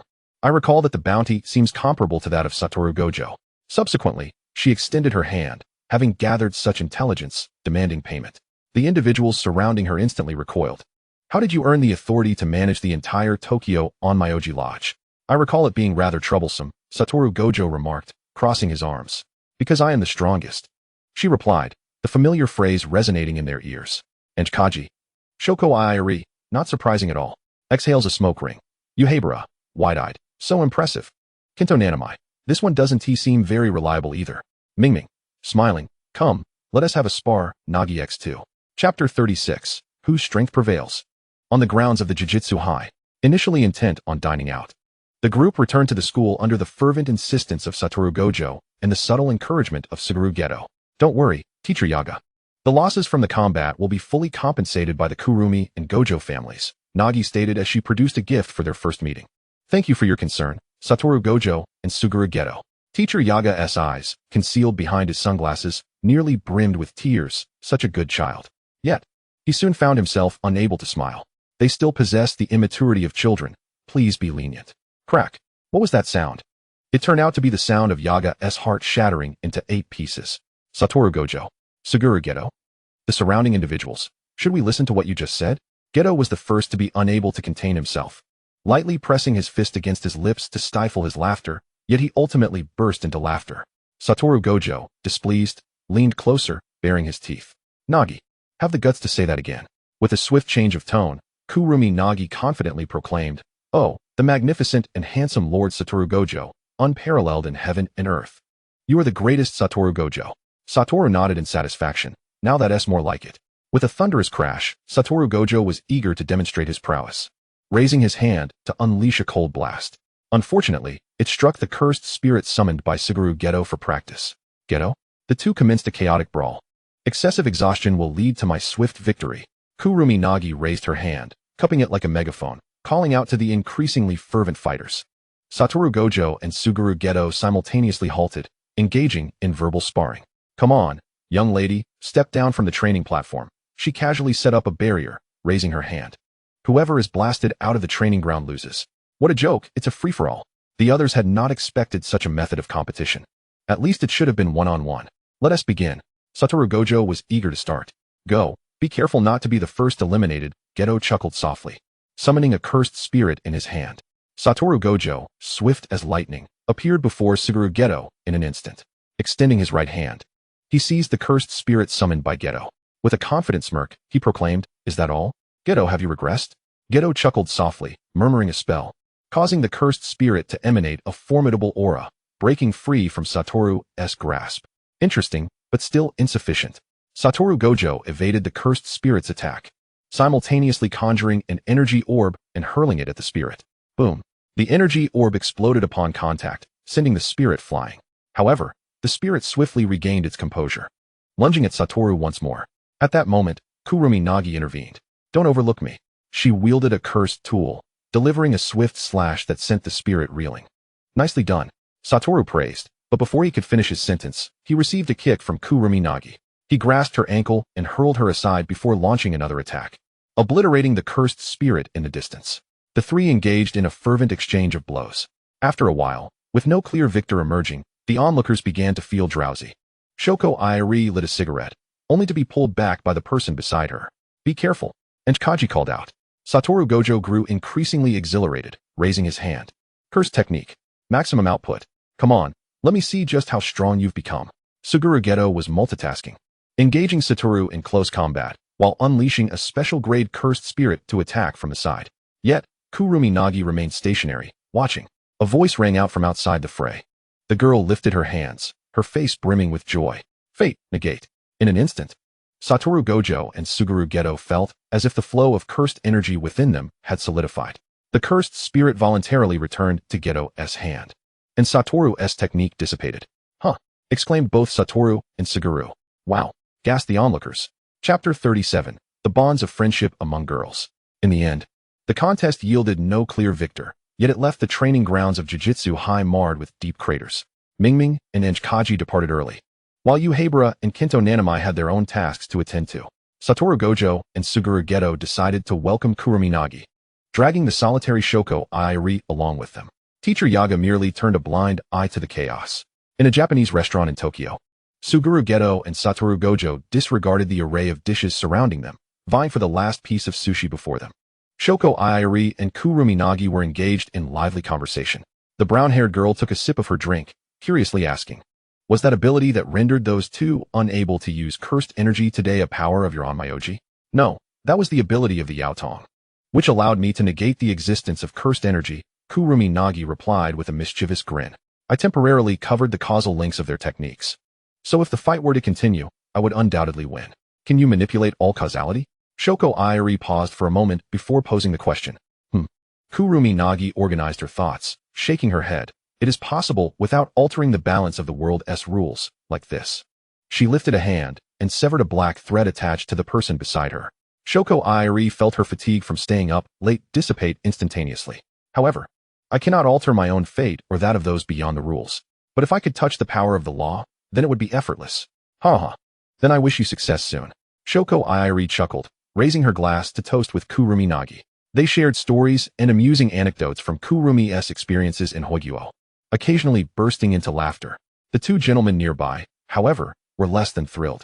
Satoru Gojo stares intensely. Shoko Airi noticed, raising an eyebrow at Satoru. Your childhood friend is now mine. Turning her head, she remarked, these two fellows frequently engage in brawls, yet moments later, they are shoulder to shoulder again.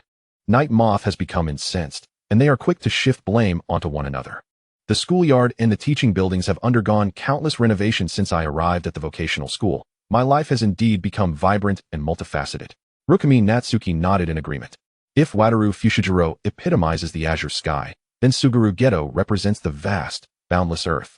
When these two converge, They invariably create a remarkable catalytic reaction where 1-1 exceeds 2.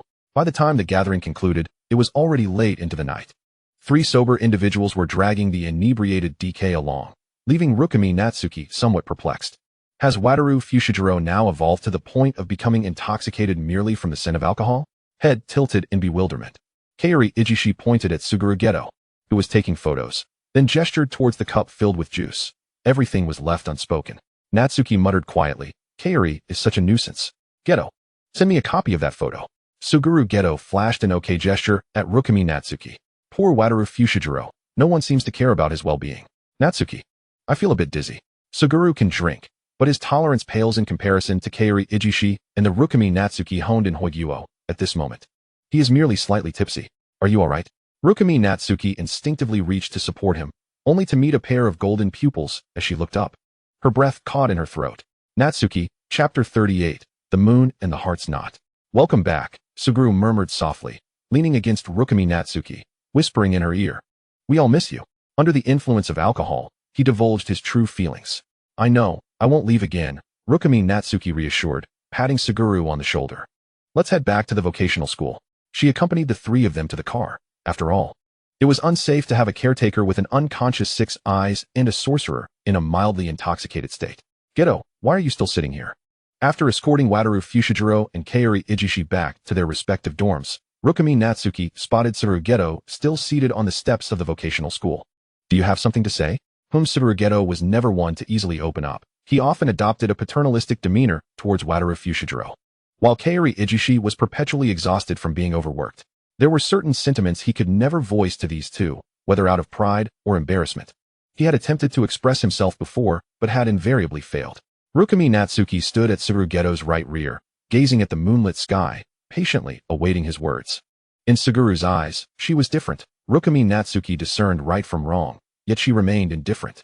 She operated by her own set of principles, having witnessed more than anyone else. 2 years had rendered her not only stronger, but also more composed. It's quite embarrassing for 2 people of the same age, Suguru thought to himself in self-deprecation.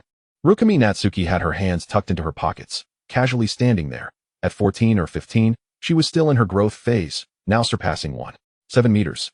After all the commotion, her high ponytail remained untangled, her red and gold heterochromatic eyes striking under the moonlight. Suguru wore an expression that seemed to implore her to ask what was wrong, as if pleading for rescue.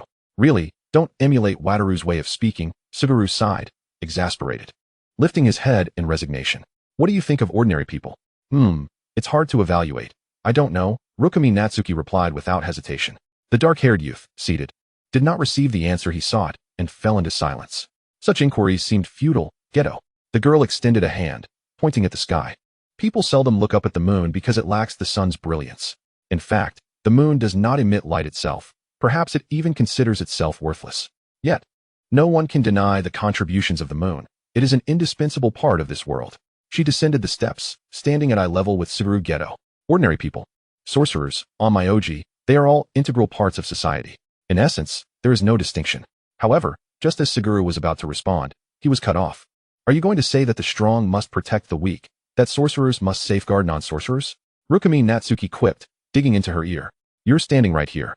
Let me find an ordinary person to wield an Italian cannon and see whether you or they would perish. Suguru's eyes widened, his mouth agape, yet no words emerged. Geto, you are still too moralistic. Don't shoulder all the burdens. Do you understand the principle that kindness can be taken for granted? With a firm pat on his shoulder, she made her point. Following that, both remained silent, exchanging quiet glances.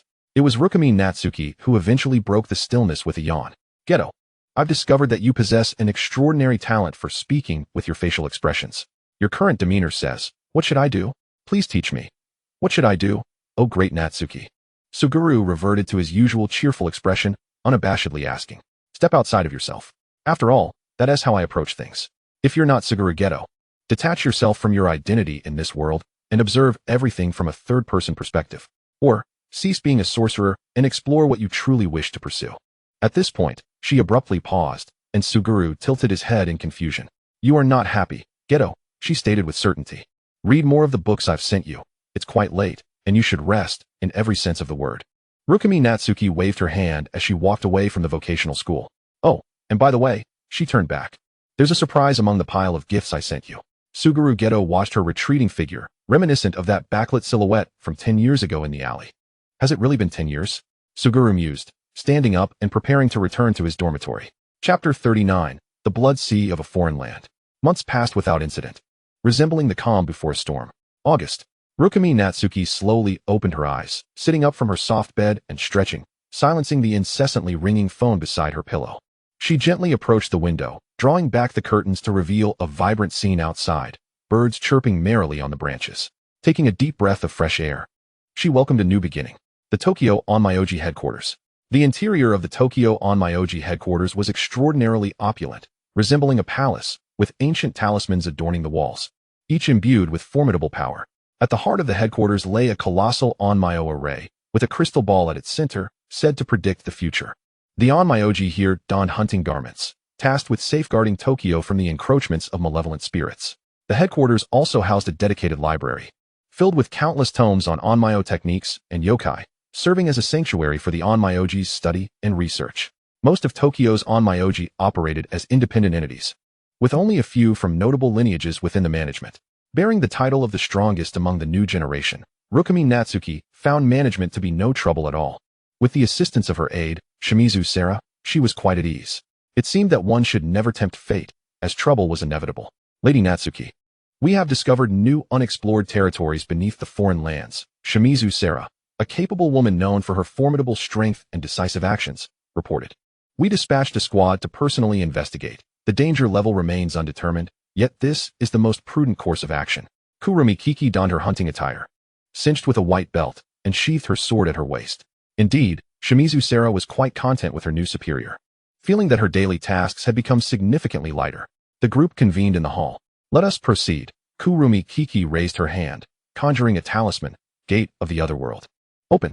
The party advanced deeper into the unknown. Suddenly, a man halted, pointing to the right. Look over there.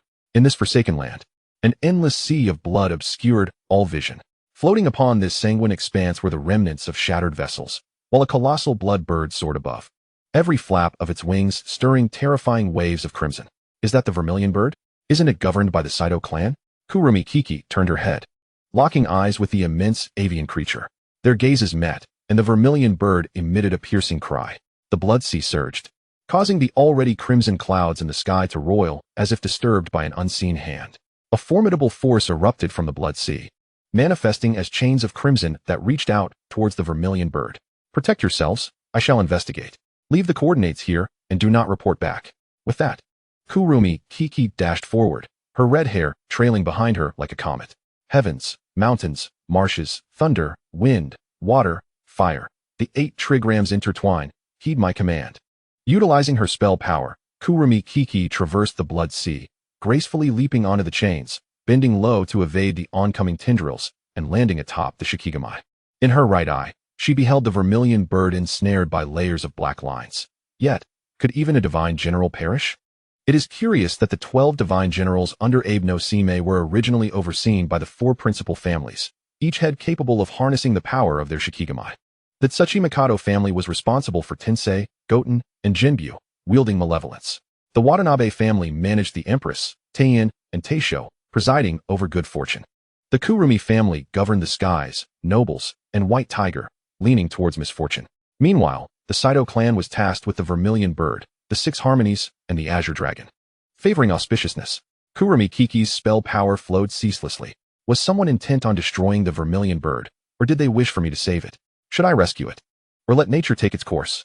Chapter 40. Human Hearts, Truths and Lies, and the Task in Okinawa.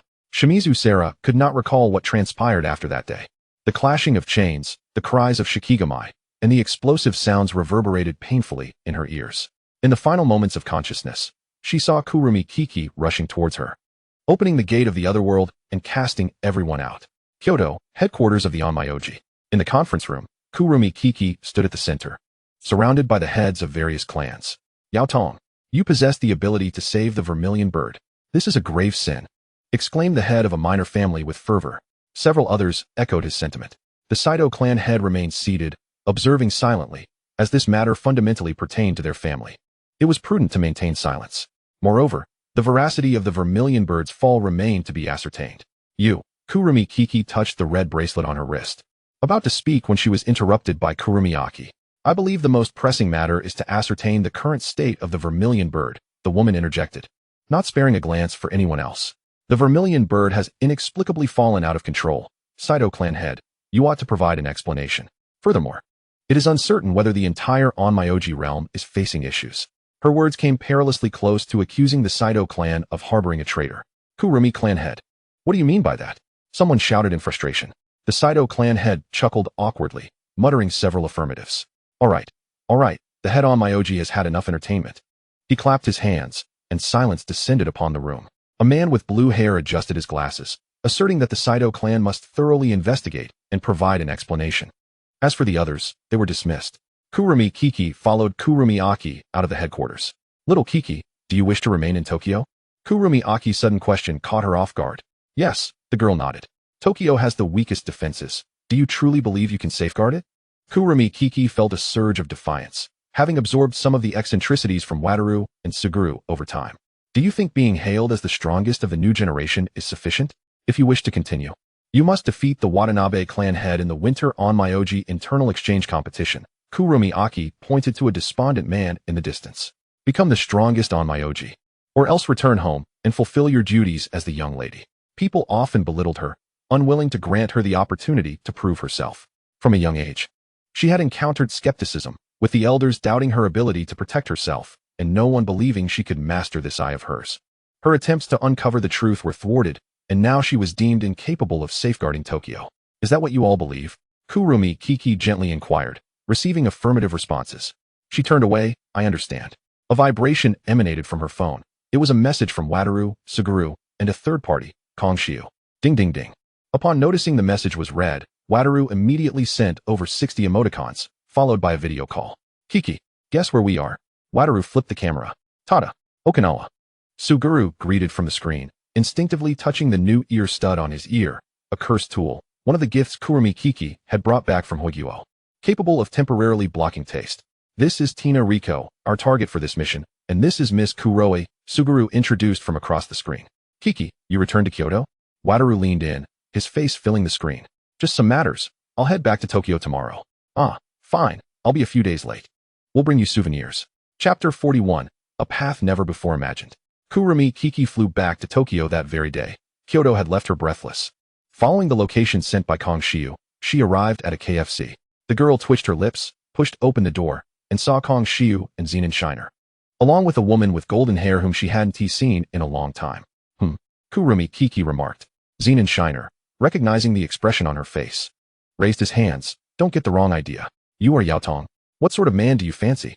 The golden-haired woman casually draped her arm over Kurumi Kiki's shoulders. Huh, me? The girl replied, taken aback. Zenin Shiner, not bothered by the interruption, leaned back lazily, gesturing towards the woman. This is Tsukumo Yuki. Ever since returning to the country, she's been pestering me to be her experimental subject. Don't get the wrong idea. Tell Enko. Since Zenin Mei had been discovered to possess a powerful flow of spell power, the Zenin clan had been like wolves scenting blood, incessantly intruding. After giving everyone a good thrashing, Zenin Shiner decisively moved with his wife and son to Tokyo. Kurumi Kiki gave an okay gesture. After greeting Kongshiu, she sat down. What's the matter? Why the rush to meet here? Kongshiu cast a glance at Juju Yuki, who showed no intention of departing. Initially, she had contemplated seeking out a tavern, but then recalled the fact that he was a minor, leaving this establishment as the only option in the vicinity. The man diverted his gaze. The Six Eyes and the cursed spirit manipulator were presently engaged in the task of safeguarding the Star Juice entity. And even Shin Erjun had received a commission. It was merely a matter of extermination, as the Star Cult had intricate connections with the headquarters. However, that was not the crux of the matter. Kongshiu retrieved a stack of documents. An elder, characterized by stitches on his head, had once again appeared at the headquarters, positioned quite prominently. Additionally, the individual you urged me to keep an eye on, Itatari Koji, had perished, leaving behind a son. Juju Yuki exclaimed, wow. As for Shin Erjun, he merely needed to eliminate the Star Juice entity or prevent its assimilation. Rugumi Xi took a bite of her burger. Who knows, it should be elimination. Zenin Shin Air waved his hand nonchalantly, adding that if this assignment fell through, the young lady would owe him money. No need, Shin Erjun can just await his payment. The girl mused, resting her chin on her hand. From what I know of Satoru and Yuata, They wouldn't let the star juice entity meet an untimely end without a purpose. If the assimilation fails, the payment will naturally come. Juju Yuki, intrigued, patted Rugumi Qi's shoulder, saying, "You speak so openly. It's nothing. After all, I trust that Miss Juju wouldn't want everyone to know the identity of the star juice entity." Rugumi Qi replied, her expression one of indifference. Kong Shiu remarked, "Oh." Zenin Shen Air thought. Juju Yuki exclaimed, "How did you figure it out? How did you see through it?" The individual in question, far from vexed, pointed at herself with an expectant expression. "The causal lines on you are identical to those on Amini Riko." Rugumi Qi took another sip of her cola. Juju Yuki, her excitement palpable, declared, "I quite fancy you. Why not become my test subject?" Test what? She was genuinely curious. Eradicating cursed spirits, Zenin Shin Air scoffed, deeming it utterly ludicrous. "That's quite simple," Rugumi Qi responded, looking bewildered. "Huh," they echoed in unison. "Just eliminate everyone." A laugh escaped the blonde woman, momentarily taken aback. It was indeed a mad proposition. She waved her hand dismissively, stating, "I haven't lost my sanity to that extent." Then extended 2 fingers. "2 methods. Either eliminate everyone's cursed energy or teach all of humanity to control it. That's why I returned to my homeland. I find Shin Erjun particularly fascinating." Kong Shiu felt she ought not to be present in this discourse. Why must the fault lie within humanity itself? Rugumi Qi posed her query, prompting Juju Yuki to gesture for her to continue. Cursed spirits differ from yokai. They possess a strict hierarchy, making them relatively easier to handle. By employing formations, akin to Abe no Sime from 1,000 years ago, one could delineate an area to confine the cursed spirits, effectively annihilating them in one fell swoop. Wouldn't that be far simpler? But what about a millennium from now? As far as I know, the barriers of your other world have already weakened, Juju Yuki countered. She was met with a piercing gaze. Why concern yourself with such things? Can you truly expect to live for 1,000 years? In this era, I am here, along with the 6 eyes and the cursed spirit manipulator, thus there will absolutely be no issues. As for the future, that is their own affair. Rugumi Qi stated with an air of certainty, showing no sign of doubt. Juju Yuki fell silent for a considerable time before she simply hoisted her bag and departed. Having exchanged contact information with Rugumi Qi in a somewhat forceful manner, "I too must take my leave. I have matters to arrange." Rugumi Qi stood and informed Kong Shiu. "No need to fret too much. Just keep an eye on the one with stitches on his head, at least ascertain his intentions. The commission has been deposited into your account." As she pushed open the door, a moment of disorientation washed over her. Is success truly unattainable? If Abe no Sime could accomplish it, why can't I forge a path of my own? Rugumi Qi stepped onto the street, retrieving her phone to dial Suguru Geto. "Hello, Geto. Yao Tong. Erosion level, 21. Chapter 42, Amini Riko. Hello, Geto. How do you and Satoru plan to handle the star juice entity?" Rugumi Qi navigated against the flow of pedestrians. Meanwhile, in Okinawa, Suguru Geto glanced at the exuberant Satoru Gojo and Amini Riko, sidestepping as he took a few steps away. First, return to Jujutsu High. If she refuses to assimilate, let her go. And, Qi, the term handle is rather impolite. Don't mind such trifles. Rugumi Qi switched her phone to the other hand while ordering takoyaki. Just tell me the results before today ends. Huh. Suguru Geto appeared taken aback. Do you understand the principle of acting swiftly to avoid change? The girl finished her snack in a few bites, then added, "Forget it. Send me your location. I'll book a flight to find you." At Jujutsu High, Igarashi Shoko was still engrossed in writing a report, feeling quite agitated as she scratched her head. "Shoko." Rugumi Qi suddenly appeared behind her, startling her into nearly dropping her scalpel. "Oh, it's you, Qi." Igarashi Shoko's frizzed hair settled back down. "What's up? Are you wondering why the barrier at Jujutsu High is ineffective against Rugumi Qi?" Rugumi Qi chuckled. "It's simply because I altered the barrier's restrictions. I want to go to Okinawa." "Wait, don't refuse me." "Sure, let us go." Igarashi Shoko was pulled out of the infirmary before she could finish her sentence. "Just by whatever we lack, our smuggling plan is a resounding success." At Okinawa Airport, Rugumi Qi and Igarashi Shoko, now in fresh attire, spotted Nanami and Heibara. "Ah, Igarashi-senpai. Miss Rugumi." Heibara waved at the two with keen eyes. "Wow, this task is quite a luxurious lineup. Nearly the entire Jujutsu High is mobilized." Rugumi Qi greeted them. "Honestly, this is not a task fit for students," Nanami Kento remarked. "Our seniors are valiantly risking their lives to protect the poor girl. We must do our best too." Igarashi Shoko exclaimed, filled with enthusiasm. "It's getting late. They'll likely return tomorrow. Are you two coming with us, or leaving first?" Rugumi Qi inquired just as Heibara's phone rang. "Ah, really?" Nanami stiffened, rubbing his forehead. "Let us go together. Otherwise, we'll be deemed as having failed the mission." "Then I'll go with Nanami." Heibara raised her hand. The group departed from the airport. In the hotel lobby, Geto. Satoru Gojo seized Suguru Geto by the neck, shaking him back and forth. You sly cat. Why didn't you tell me Ki was coming sooner? You didn't ask me either. Amanai Riko interjected. Who exactly are you two waiting for? Suguru Geto turned back to her. Someone who can offer Riko a new life. Amanai Riko opened her mouth, feeling a dryness in her throat, but no words came forth. Beside her, Kuroa patted her shoulder. My lady, your choices are significant. But do I not have the right to choose? Suguru Geto's bangs were tugged by Satoru Gojo, and he turned back, a cross appearing above his head. Gojo, go Geto.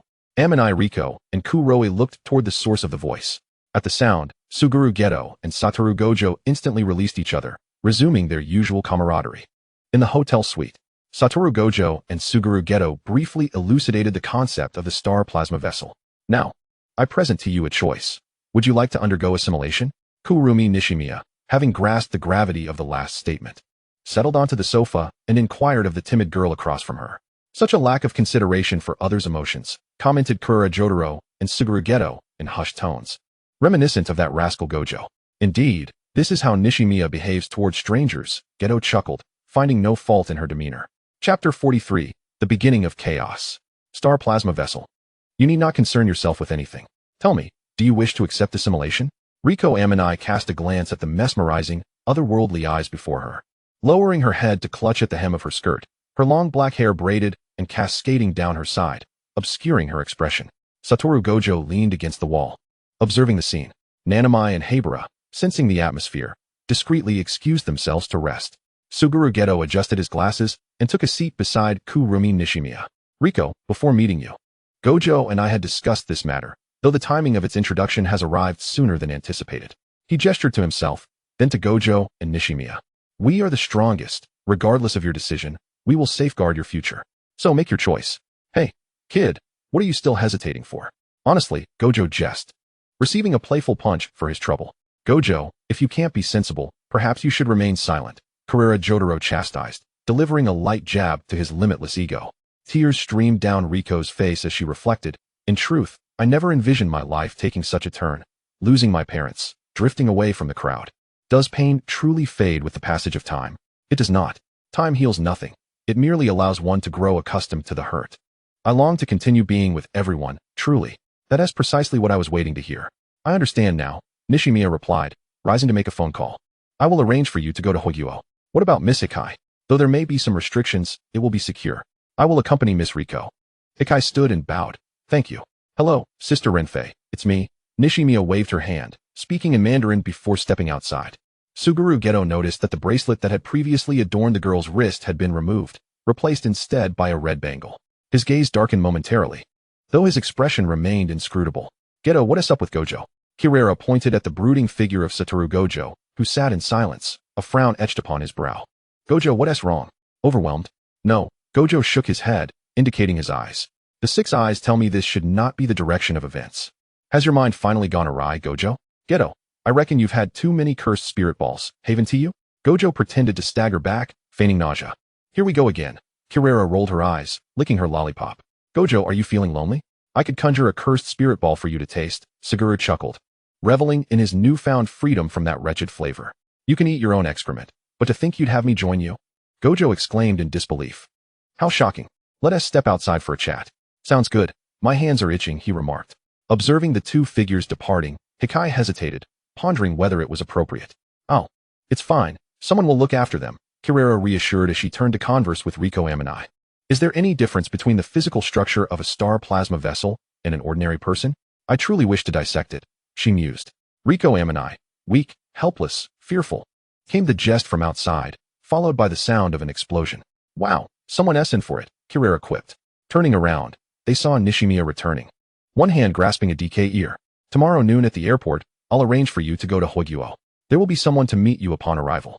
Prepare yourselves, a new beginning is upon us. Hey, could you loosen your grip? Ouch, that hurts. Nishimiya ignored their pleas, turning her gaze to the window. Something seemed to have changed. Chapter 44, Gojo in a skirt. In the stillness of the deep night, silence enveloped the world, while moonlight cascaded like water upon the earth. Satoru Gojo sat upon the sofa in the suite, his body slightly leaning forward, his right hand gently supporting his chin, sunglasses perched upon his face. As his gaze drifted into the vastness of the ocean beyond the window.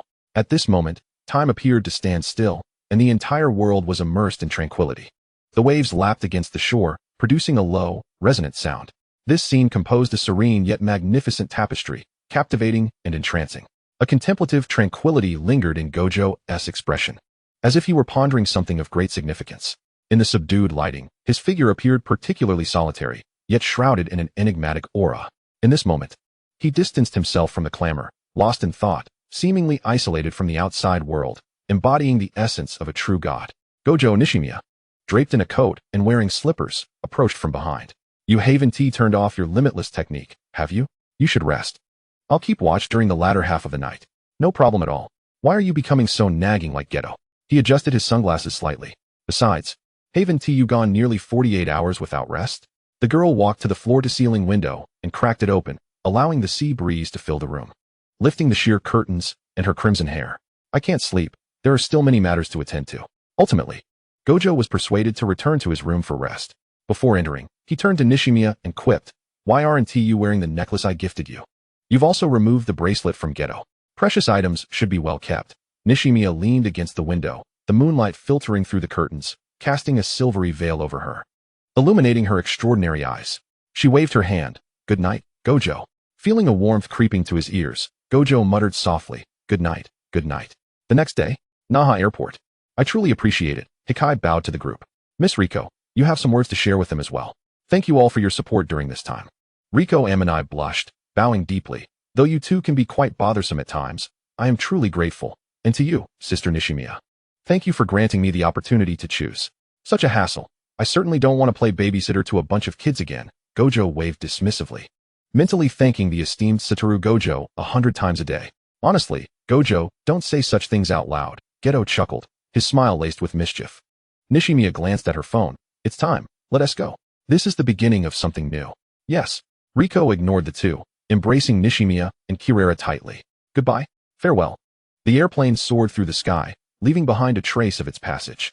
The four exited the airport, walking side by side towards the hotel. "Nanami and Habara have prepared a plan. We can have a splendid time for 2 days." Geto smiled at his phone. Kirara glanced at her broken phone, silently powering it off. "I agree. All right. I don't have much going on either." Nishimiya mused, noticing something was missing, and looked up. "But where's Gojo?" Suguru Geto surveyed his surroundings, his small eyes widening in astonishment as his expression contorted uncontrollably. Kinji Hakari followed her gaze, dropping the cigarette from his mouth onto the ground. Kokichi Maki also glanced over with curiosity, slowly extending a hand to shield his eyes. There stood a dessert shop, its sign proclaiming summer, with a buy-one-get-one free offer for the girls. Wataru Geto was clad in a dress, conversing with the sales clerk. Where on earth did he acquire that dress? Suguru pointed towards a distant clothing store, deducing it must have come from there. The trio watched as Wataru turned his head, instantly spinning away. One looked upwards. One stared at the fallen cigarette, and the other fixated on a utility pole.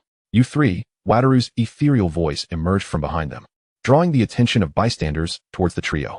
Kinji and Kokichi swiftly darted to the sides in unison. "I remember there's a report left unwritten in my room," Kinji exclaimed. "Haha, I just remembered I left the gas stove on at the hotel." "Haha," echoed Suguru, who was a step too late as Wataru grasped him. "Suguru, for the sake of our dear friend's dessert, a little sacrifice is permissible, right?" Chapter 45, The Ocean, the Sky, and the Distance. The five of them ambled along, stopping intermittently, playfully bantering and laughing, pausing to admire the scenic beauty along their route, seemingly impervious to fatigue. Upon the serene azure sea, the surface sparkled, the sky a brilliant blue like a gemstone, while clouds resembled fluffy cotton candy. A pod of dolphins leapt from the water, frolicking beside the boat, as if relishing the journey alongside humans. Amidst this sea and sky, an amusing farce unfolded.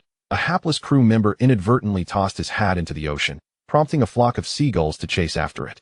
Just as the crew contemplated giving up, a massive octopus emerged from the depths, lifting the hat with its tentacle, its eyes wide as if showcasing its discovery to the crew. The sight evoked hearty laughter from the sailors, with the ocean and sky bearing witness to this delightful interlude. What a rare moment of relaxation. Kinji leaned against the side of the deck, savoring this occasion. Opportunities to escape and prevent defection were exceedingly scarce. Suddenly, Wataru, brimming with excitement, seized the moment to launch a small firecracker into the water. Kinji was promptly pulled into the cabin by Kokichi, while the remaining three were less fortunate. Drenched from head to toe, Yuata Hiragana wiped his face, exclaiming, "Wataru, What were you thinking? Damn it. Kinji's bangs clung to the side of his face. Wataru, what has gotten into you? If you're lonely, just jump in and play by yourself. As the two began to bicker again, inside the cabin, Kokichi inquired. Aren't you going to step outside for a while? No, this is perfectly fine, replied Kokichi as he gazed at Kinji's gradually receding silhouette. A faint smile gracing his lips, accompanied by a soft chuckle.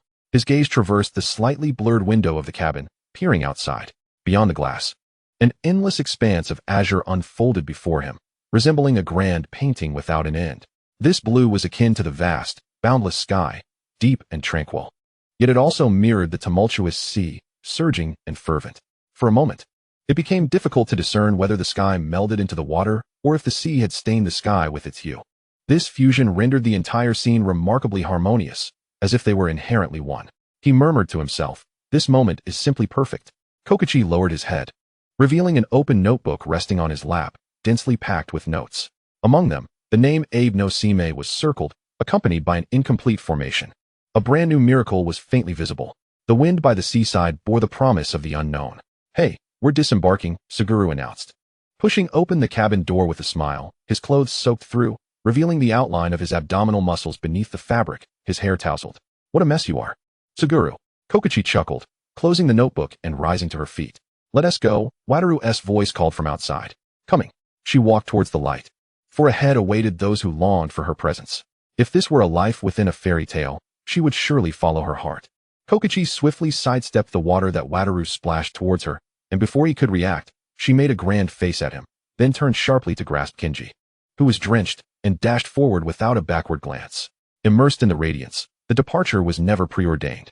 Chapter 46, The Imminent Threat of Death. In response to the failure of the Star Plasma mission, Yaga Yoshinori exhibited no particular reaction, merely imposing a token punishment of writing a 1,000-word reflection on the three. A facade for the higher-ups, indeed. As for the new Star Plasma that had already assimilated with Tenjin, this news was conveyed to Kokichi by Jujutsu Kaisen's own Nanami Kento. In light of this, Wataru and Kokichi displayed little reaction, while Suguru's eyes widened in surprise upon learning of the matter. What is the big deal? Wataru waved his hand dismissively in the dessert shop, popping a piece of kikufuku into his mouth. Tenjin is merely a superficial target. The one meant for assimilation was someone else entirely. If Tenjin can be assimilated, that would be splendid. If not, then that person will have to face the consequences. A profound silence enveloped them. Why do you look at me like that? Wataru queried. Cough, it's nothing. Just unexpected, he replied. Wataru, you actually thought it through? However, my curiosity piques more regarding your reaction. Wataru leaned closer to Suguru, his face adorned with a secretive grin. Suguru, when you heard this news, why were you so astonished? You didn't see it coming, did you? Suguru's gaze flickered nervously. He turned his head and took a sip of his coffee. I genuinely didn't know, his voice barely above a whisper. As if speaking to himself, Wataru, witnessing this, felt an even greater sense of intrigue. But it's all good. We've accomplished the mission splendidly. We can unwind now. He concluded, devouring another piece of kikufuku, releasing a contented sigh. I truly feel guilty for not protecting the weak. Kokichi mimicked Suguru's tone, pulling out a tissue to dab at the corners of her eyes. Ha ha ha ha ha ha ha. Wataru erupted into laughter, slamming his hands on the table. Kokichi, Suguru's expression was priceless. Come on, it's not that dramatic, Suguru remarked, his brow furrowing slightly. Just a bit surprising.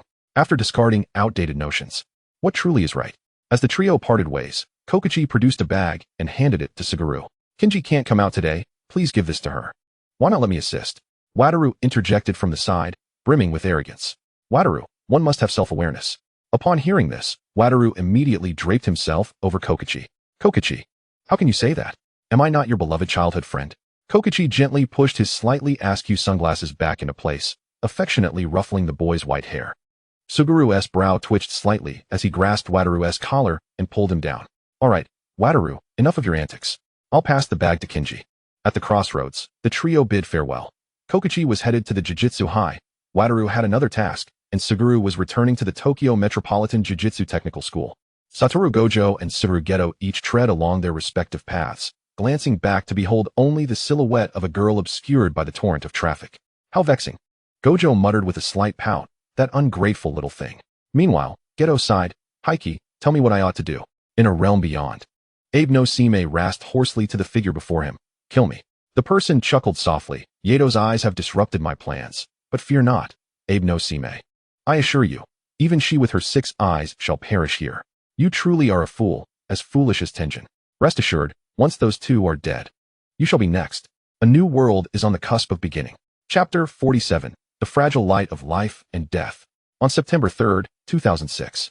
An anomalous flow of cursed energy was detected in a distant land, suspected to be a special-grade cursed spirit. Special-grade sorcerers Satoru Gojo and Suguru Geto were dispatched to address the situation, accompanied by the head of the Tokyo Jujutsu High. In that far-off realm, the Crimson Earth lay in disarray, cursed energy swirling amidst the debris. With a thunderous crash, Geto's body was flung like a kite with severed strings, colliding against the rocky wall, leaving a deep dent as he slid down, trailing blood. He gazed at the approaching unidentified creature, a sardonic chuckle escaping his lips. Cursed spirit? Monster? Shikigami? None of those. Am I to die here today? Get away from me. Gojo leaped down from above, delivering a powerful blow to the creature. His own arms bore numerous wounds, one deep enough to expose bone, blood cascading down his arm to form a small pool on the ground. Damn it. How do I break through this limit? Go. Geto watched as Gojo was hurled away, attempting to rise, but finding himself too weak. Heike leaped in from the side, deflecting the force, and both collapsed to the ground. Damn it. Heike's ankle was ensnared by iron chains designed to restrict her movement, the links constricting as they dragged her towards the creature. Gojo reached out, but his spine, injured from the earlier impact, rendered him unable to lift his arm.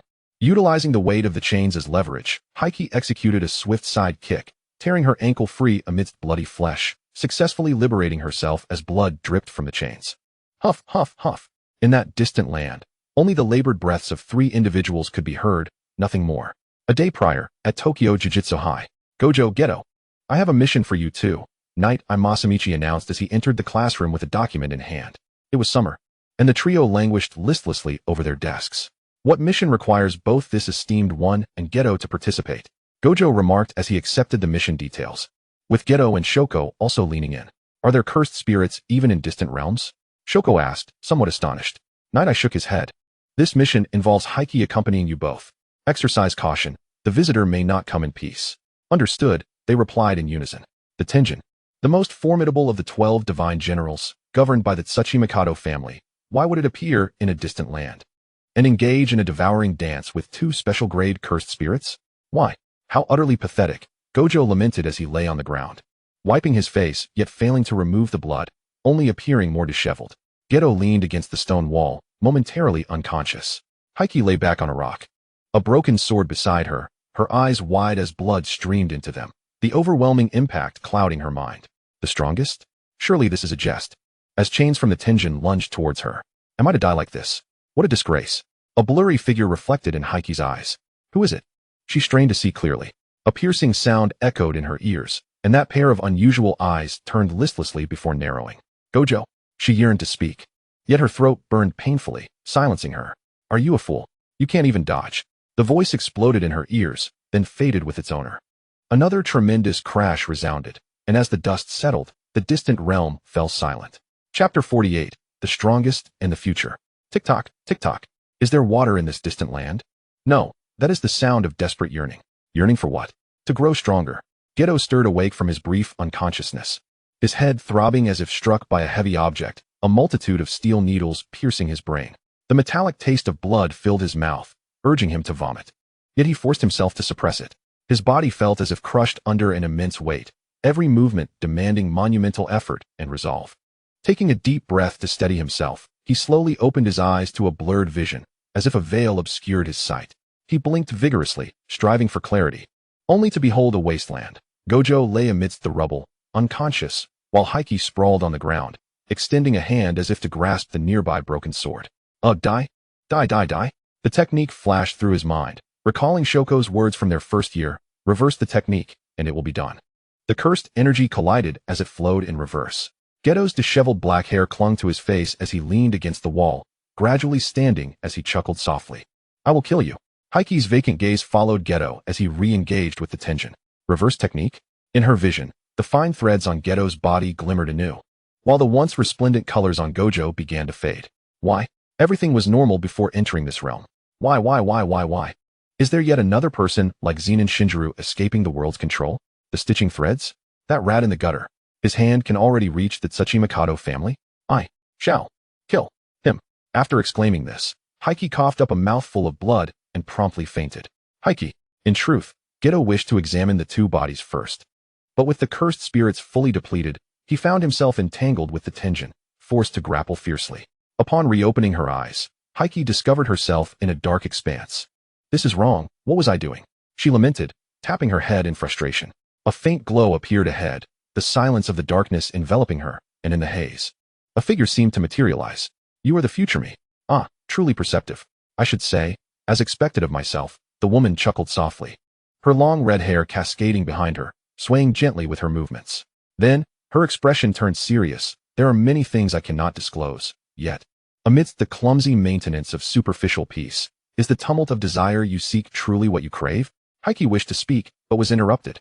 Cover your ears and observe the unfolding events. Have you recognized your recklessness? Heike keenly sensed someone calling her from behind. Brother? The woman frowned in displeasure. Do not look back. Subsequently, a wave of disturbance rippled through the space. Really, could those two rascals not settle down for a moment? The woman waved her hand, pointing towards the radiant light ahead. Gradually, her silhouette began to dissipate. I must take my leave now. Move forward, do not look back. Remember, no matter what transpires, never glance behind. How infuriating. At least make your words clear. Kurumi Nagi advanced, unaware that she possessed the innate talent of a riddle maker. Soon, she sensed something amiss. It felt as though her feet were encased in cement, each step proving exceedingly arduous.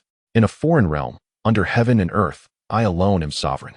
Suguru Gedo cast a glance at the suddenly frenzied Satoru Gojo, who leaped into the sky, nearly struck by an attack unleashed by the serpent. Gojo, are you alright? He called out to the airborne figure. Absolutely. Couldn't he be better? Satoru Gojo grinned widely, balancing upside down in midair, raising a hand. Gedo. Keep Nagi at a safe distance. Technique reversal. Boom. A tremendous sound reverberated through the foreign domain. Chapter 49. Counterattack, the dawn before light. Suguru Gedo found a secure spot, cradling Kurumi Nagi in his arms as he attempted to employ the reversal technique. To no avail. As the thick smoke dissipated, Satoru Gojo gazed down below with excitement. Suddenly, chains erupted through the haze, hurtling towards his mind. Gojo's pupils constricted as he twisted away, laughing even harder. Not bad. Not bad. Let us give this a try. Technique succession, AO.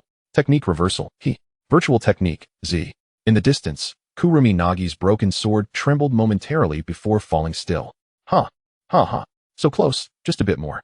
Kurumi Nagi bent down, gasping for breath, as if countless hands were pulling at her from behind, making each step incredibly laborious. Wouldn't it be better to stay? Join us. In the mire, the more she struggled, the deeper she sank.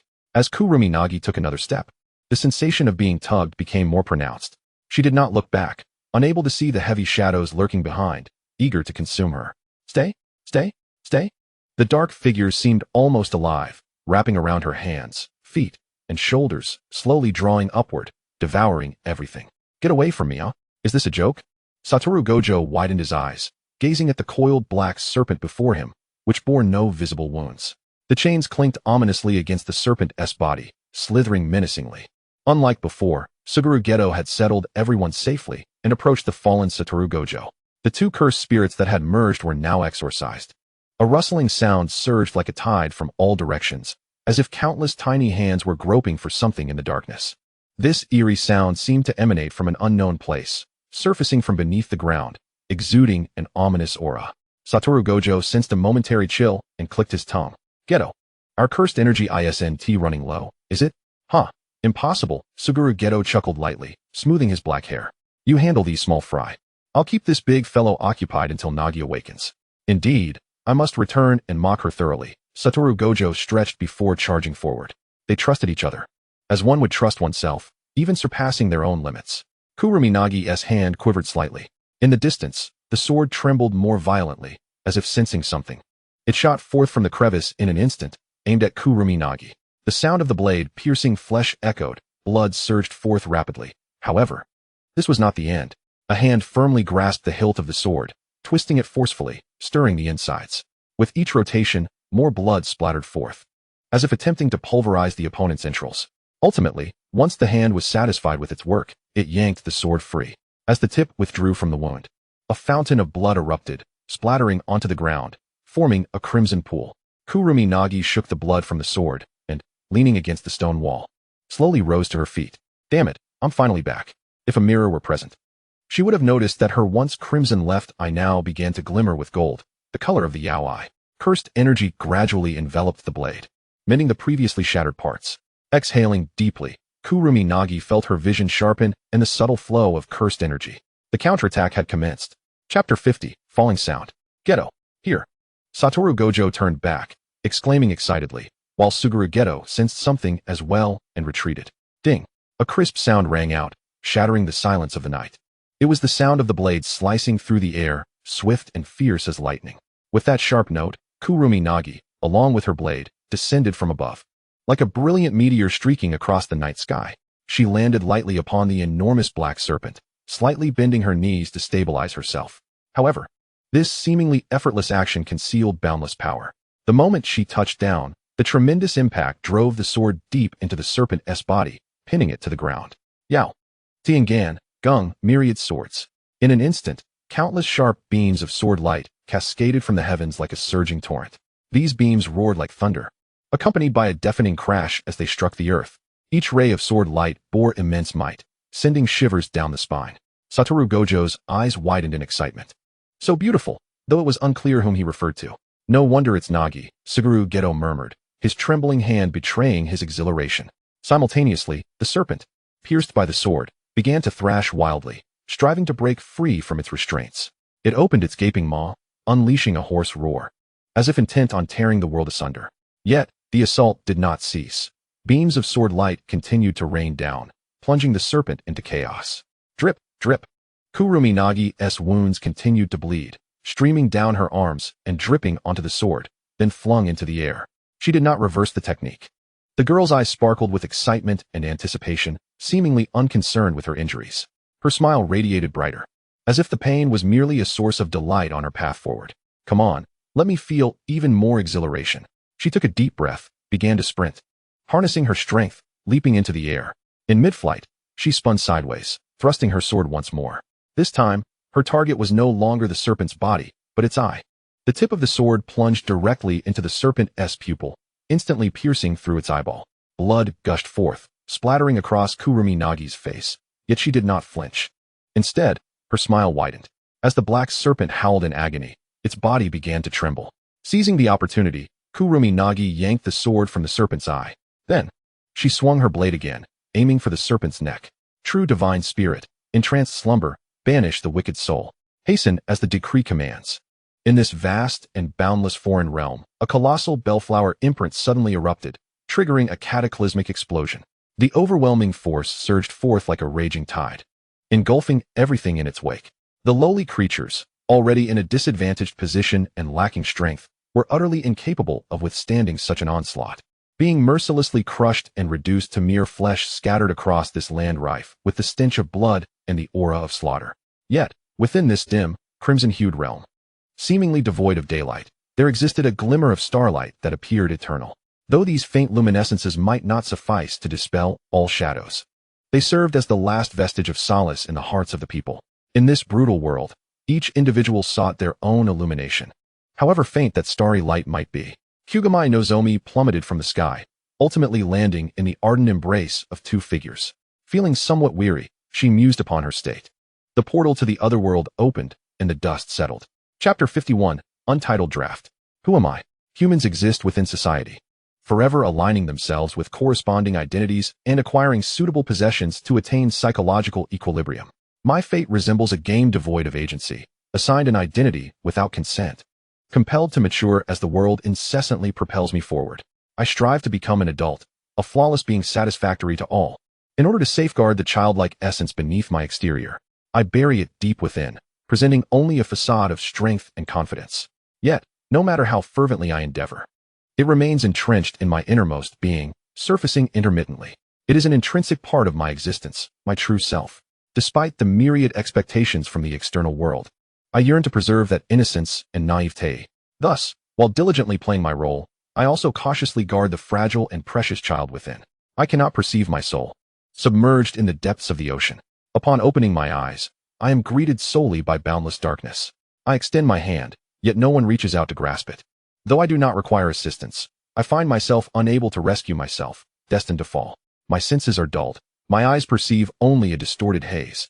My ears catch only indistinct murmurs, while my nose is flooded with seawater, releasing bubbles with each gasp.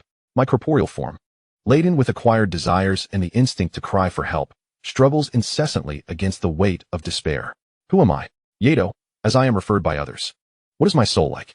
I know not, for I resist contemplating it, feeling it would merely occupy unnecessary space in my mind. In truth, I am afraid to discover that I am not but a soulless shell. After all this, what I have gained is not clarity of thought, but rather profound mental turmoil, the cause of which eludes me, likely due to the overwhelming sights I have witnessed. My vantage point allows me to observe humanity from a distance, a perspective that is far from advantageous. I feel somewhat weary. Existence, immersion. Who am I? Yato. Is someone calling me? Nozomi, little Nozomi, Hugumai Nozomi. A cacophony of voices engulfs my ears, suffocating me. Ha ha ha. Hugumai Nozomi slowly opened her eyes, her vision blurred as though veiled by a gossamer shroud. Instinctively blinking, she still found the world around her hazy. Under the glare of the lights, her eyes were irritated, and physiological tears streamed down her cheeks, bringing her to the realization that she was adorned with a transparent oxygen mask. Attempting to lift her hand, she found her body unnaturally heavy. Scanning her surroundings, she beheld an unfamiliar room replete with medical apparatus. A surge of panic washed over her as she strained to recollect the events that had transpired. Is this a hospital? Her voice was hoarse, nearly inaudible. At that moment, a figure entered the room. The occupant of the bed squinted to see, recognizing Hugumai Ayane. The doctor following closely behind sighed in relief.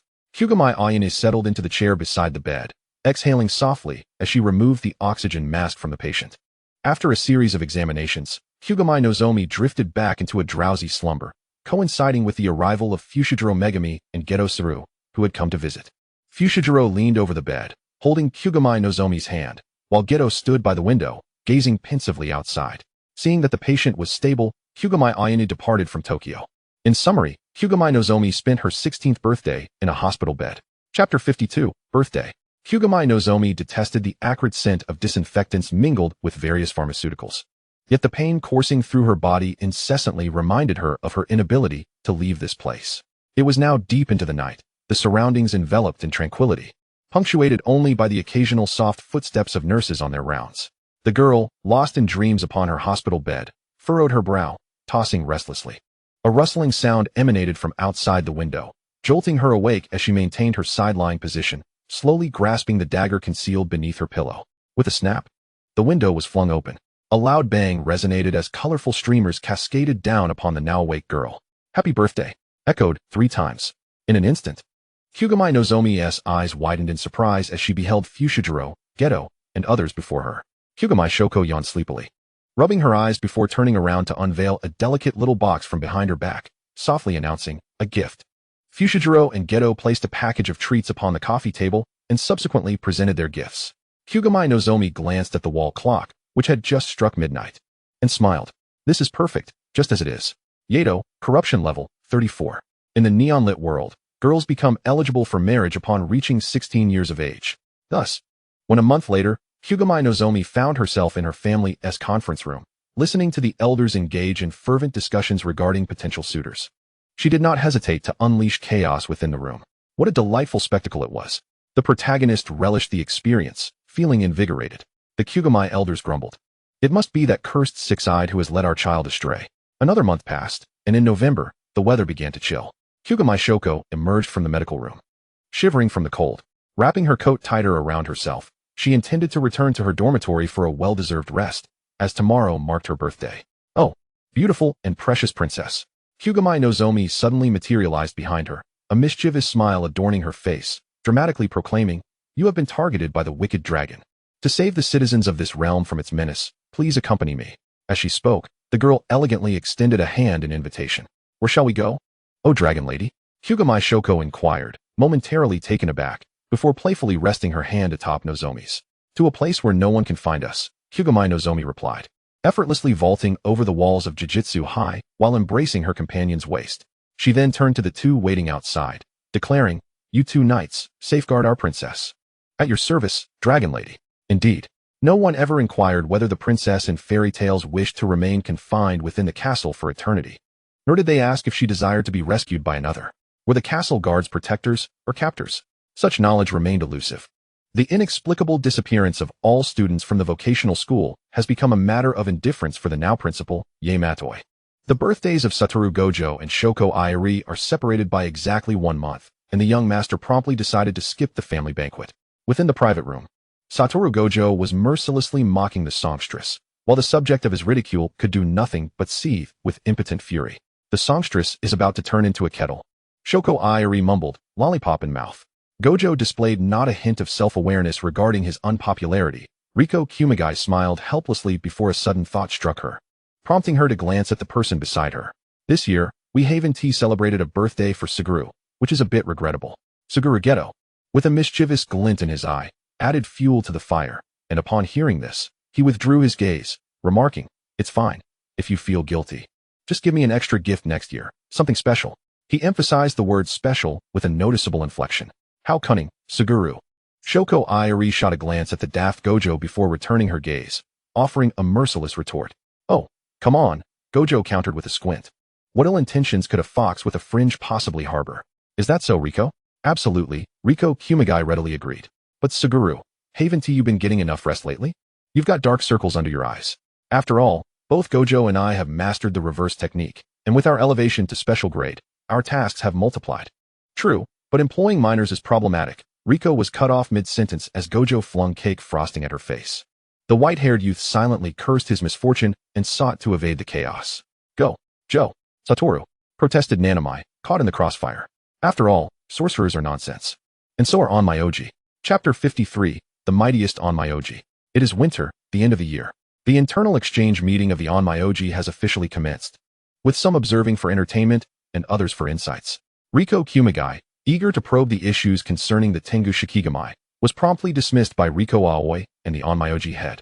Naturally, Riko Kumagai did not fully disclose their experiences in the other realm. It was a mutual concealment. "We're not dead yet. You needn't concern yourself with such matters," Riko Aoi stated. Riko Kumagai idly touched the bracelet on her wrist, remaining silent. "Are you confident?" Riko Aoi inquired from the viewing platform, gazing down at the duelists. Riko Kumagai paused for a moment. "I shall prove that I am worthy of possessing all knowledge," she declared before turning to leave. "Has she entered a rebellious phase?" Riko Aoi mused, stroking her chin, somewhat troubled. "At last, it's our finals. The illustrious Riko Kumagai, the Onmyoji of the Kumagai clan.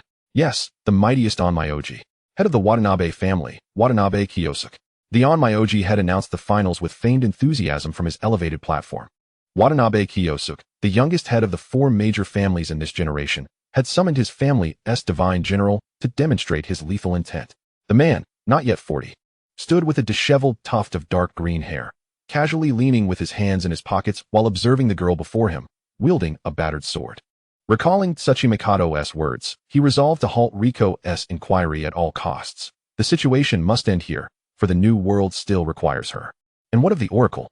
When useful, it is an oracle; when not, merely a relic of history meant to mystify. The man sighed, tilting his head slightly. "Little girl of the Kumagai clan, do surrender quickly. I haven't the time to indulge in your childish games." The duel commenced.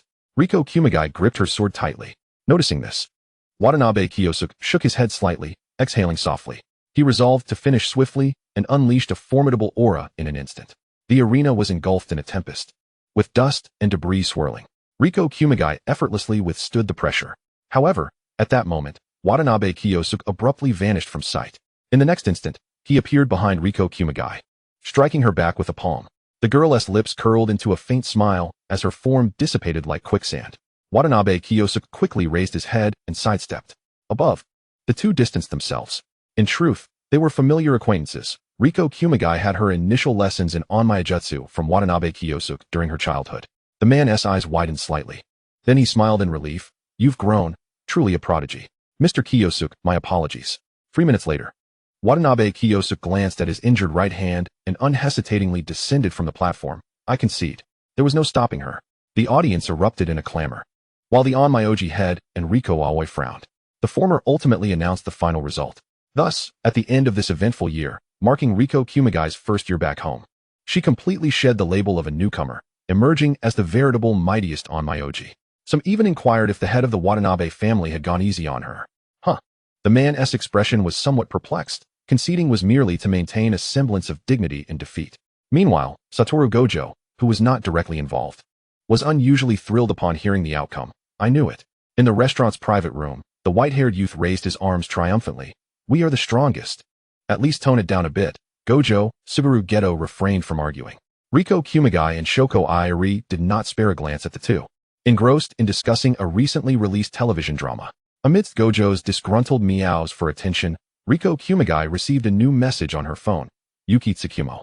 Chapter 54, Spring Dream. It is Christmas Eve. Geto. On a disheveled bed, Suguru Geto stared at the red-haired girl straddling him, her clothing in disarray. He could not help but deepen his breath. Geto. His breath hitched. Do you not like me? The girl gazed at him with tear-filled eyes, and upon finishing her sentence, she attempted to rise from him. No. Suguru Geto grasped her waist, the tangible sensation prompting him to involuntarily caress it, his ears flushing red. Geto. The sun is shining on your backside. Open the door. Satoru Gojo's loud knocking resounded from outside. Didn't you say you were going out with Riko and the others today? With a bang, Suguru Geto, somewhat dazed, sat up from the floor, locking eyes with the intruding Satoru Gojo. Ha ha ha ha ha ha. Geto, you fell out of bed while sleeping. How pathetic. The boy sitting on the floor awkwardly adjusted the blanket around him, casting a glance at his exuberant friend, attempting to shoo him away with a polite tone. Geto, something seems off with you, Satoru Gojo remarked, adjusting his sunglasses. Scram. Oh, back to normal. Once the door was shut, Suguru Geto covered his face, the blush that had erupted now creeping down his neck. To have such dreams and dream of my childhood friend, what a scoundrel I am. Despite it being winter, the room's temperature felt uncomfortably warm. He rose and made his way to the bathroom. Passers-by bustled about on the bustling commercial street before Christmas Eve, saturated with a festive atmosphere. Merchants adorned their shops anew, with glass windows plastered with stickers of Santa Claus, reindeer, and snowmen, and enormous Christmas trees at their entrances, festooned with various little gifts. The streets thronged with people, all wearing smiles of joy. Some held bouquets, others carried shopping bags, while a few posed for photos with Santa Claus. The sounds of customer cheers intertwined with street performers' melodies, forming a cheerful symphony. The crisp air is infused with a faint aroma of pine and cinnamon, a delicate fragrance that wafts gently around, evoking an overwhelming sense of warmth and comfort. Satoru Gojo, weary of the tiresome family banquet, has no intention of returning to Kyoto. Shoko Airi, constrained within the confines of Jujutsu High, must file reports to return home, opting instead for a lackadaisical approach. Suguru Geto's parents are abroad on a trip, leaving him with no one to return to. Noriko Kamo has resolutely decided against going back. The four of them stroll side by side down the street, out shopping for items needed for Christmas Eve, oblivious to the sporadic gazes around them. Geto, you seem a bit off today, Shoko Airi remarked, casting a curious glance at Suguru Geto, whose bangs were being playfully tugged by Satoru Gojo, yet he showed no sign of resistance. The boy with the black hair in a bun appeared somewhat dazed, seemingly oblivious to her words. Geto, what's wrong? Noriko Kumo inched closer and gently tapped his shoulder, still receiving no response. Geto. Satoru Gojo and Noriko Kumo shouted simultaneously in his ears, startling Suguru Geto into releasing his cursed spirit. Ha ha ha. Geto, you truly are a mess. Shoko teased.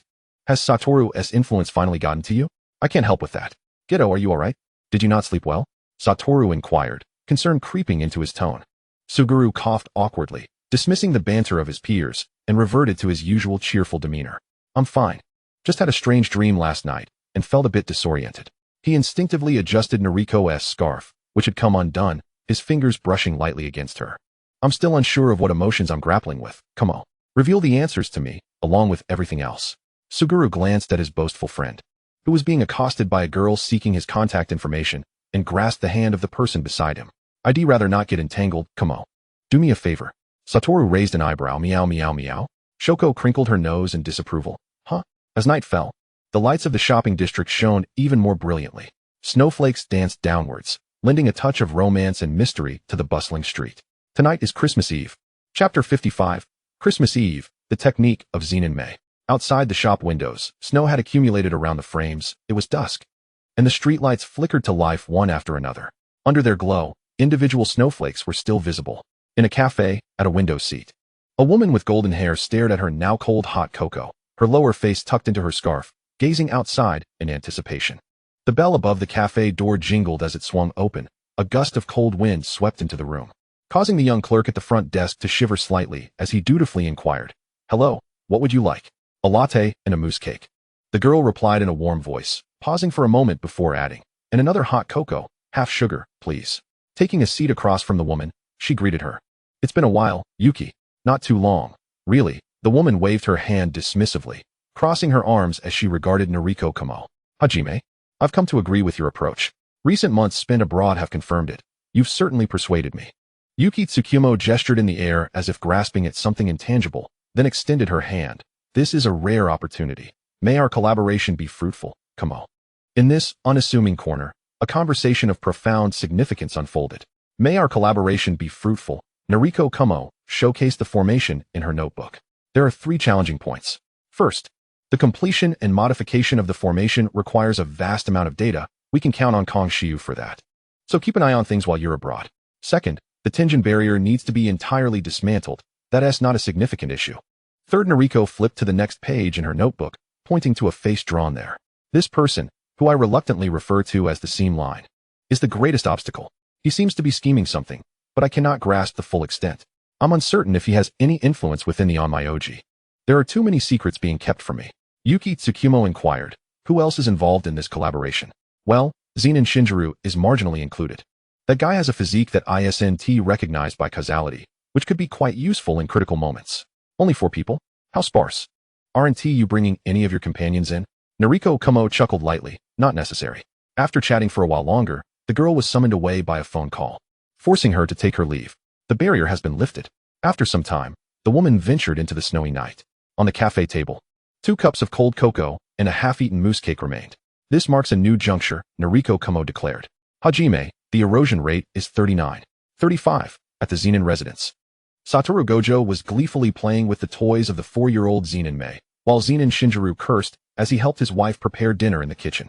A bunch of little rascals. Unsurprisingly, he received a light smack on the head from Akiko Yuingzi, who surveyed the lively living room. "This is lovely, quite lively indeed." "Yes. Yes." Thump, thump, thump. Zenin Mei scampered away on her short legs to escape Satoru Gojo's grasp and answer the door. Noriko Kamo looked down to find a small sea urchin gazing up at her with bright, sparkling eyes. "Kamo, you finally made it. Which unfaithful cat have you gone to meet?" Satoru Gojo lamented about Noriko's departure for a date. "Little Kamo, you're here." Akiko Yuingzi peeked from the kitchen, glancing at the girl holding little Mei. "Kamo Oni-chan. Oh my, our little Mei has become even cuter," Noriko Kamo exclaimed, nuzzling the child affectionately. Regarding the issue of titles, Noriko Kamo had resolved that calling herself Auntie felt too aging for her first meeting with Mei. She decisively opted for an alternative. "I want to cuddle with Kamo too." Satoru Gojo attempted to approach, but was thwarted by the grip of fate. Shoko Iori sprawled on the sofa, rolling her eyes. "Gojo, stop causing a ruckus." Summer Geto appeared behind him with a cheerful smile. "Geto, are you feeling jealous with those squinty eyes?" The cursed energy surged slowly. In the kitchen, Zenin Shinjiro's head was adorned with a cross as he tightened his grip on a kitchen knife. Zenin Mei instinctively clung to Noriko Kamo's neck, her shadow rippling, from which 2 grinning dogs, one black and one white, burst forth. "Huh. Oh my. Ha ha ha. Is this for real?"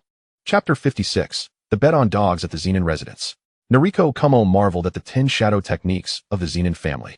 Satoru Gojo was thoroughly entertained, playing with the 2 dogs, when a flying toy struck Suguru Geto on the head. "Gojo, let us step outside for a chat," the boy with the bun said, tossing away his sunglasses and dragging him out the door. Noriko Kamo exchanged a quiet glance with Zenin Shinjiro. The man chuckled self-deprecatingly before retreating back into the kitchen. "I will protect them," he murmured to himself as he sat on the balcony late at night, listening to the lively scene behind him. Christmas Eve was spent in this subtly charged atmosphere. 3 days later, at the Zenin residence, Zenin Naobaido was left in shock upon receiving intelligence from his informants. Unable to foresee the future of the Zenin family. In a secluded courtyard of the Zen temple family, 2 little girls huddled together, braving the winter chill as the ground lay frozen beneath them. They knelt beneath the corridor, casting fearful glances at their father. "Ingrates," the man spat, hurling vitriol at his own flesh and blood, his gaze flickering disdainfully to a trembling woman nearby. "And you, what a fool. You couldn't even bear a son." With a swift kick, he sent one of the girls sprawling to the ground before striding away. "Sister." The anguished cry of the other girl resonated alongside the woman's sobs, echoing through the desolate courtyard. Years later, it is likely that the world would only chuckle at the Zen temple family's misfortunes. Yet, unbeknownst to them, within that courtyard, they had truly endured profound suffering. The world saw only the dazzling new star that had emerged, oblivious to the countless souls devoured by the abyss. After Christmas, time seemed to accelerate. In early 2006, at a shopping mall, Kurogen Inagi, clad in a fitted long coat, waved to passersby. The saying goes, while you admire the scenery from the bridge, those who admire you gaze from above. Suguru Geto observed the onlookers, both male and female, who were either overtly or subtly captivated by the red-haired girl, a wave of helplessness washing over him. These individuals were invariably drawn to Kurogen Inagi. Perhaps he himself was no exception. The girl appeared blissfully unaware of the attention she garnered, or, perhaps, she simply did not care. After all, in the eyes of the world, Yato was a unique presence, always existing in a manner that was impossible to overlook. Geto approached the girl, slightly turning to shield her from the prying glances of others. Soft sighs circulated among the crowd, yet he remained indifferent. Apologies for my tardiness. Have you been waiting long? He inquired softly, his tone laced with a hint of regret. He naturally took her hand, only to be astonished by its chilling coldness, causing him to furrow his brow and instinctively tighten his grip. Like Satoru Gojo, Kurogen Inagi was not one to exercise restraint, and Geto deliberately blurred the boundaries, swiftly exhausting the remnants of the moral standards that had been instilled in her during her time in China. His palm was warm and dry. At this youthful age, his vitality surged, his body temperature exceeding that of an ordinary person. This warmth was somewhat disconcerting for Nagi, whose fingers curled slightly before she liberated them, stuffing both hands into his coat pockets in response to Geto's astonished gaze. Geto. Nagi, it's a bit cold. Geto smiled helplessly, seemingly indulging her. All right. Nagi glanced at him and added, thank you. Geto felt her gratitude particularly sincere, though he did not ponder why. He simply draped an arm around her shoulder, giving it a gentle pat as they walked side by side into the mall. Meanwhile, Satoru Gojo, who had been misled by Geto, rested his chin on his hand, gazing out the window, muttering softly, something feels off. Idiot scum, Kaori Iria quipped as she passed by. Chapter 57. Geto's inner thoughts. As the two walked side by side in the mall, Geto struggled to articulate his thoughts, opening his mouth yet remaining silent. Geto, aren't you going to say something with such a splendid opportunity? Nagi remarked, examining herself in the mirror at a fitting shop, making gestures as she gazed into the glass, locking eyes with the boy following her. Geto had invited her out under the pretense of selecting a gift for his mother, simultaneously deceiving Satoru Gojo, who was easy to fool. A cat is easy to deceive, yes. A fox, forced to trick a cat, is also a fox. Braised big lord. Surely, I can speak. Geto smiled gently, brushing his fingers over the intricately designed black and purple earrings adorning her ears. They perused several more stores, ultimately deciding on a gift before exiting the mall. Outside, in an open area, a group of idols performed on a small stage. Noticing the girl's gaze, Geto asked, would you like to take a look? Nagi shook her head, choosing instead to sit on a nearby bench, patiently awaiting Geto to speak.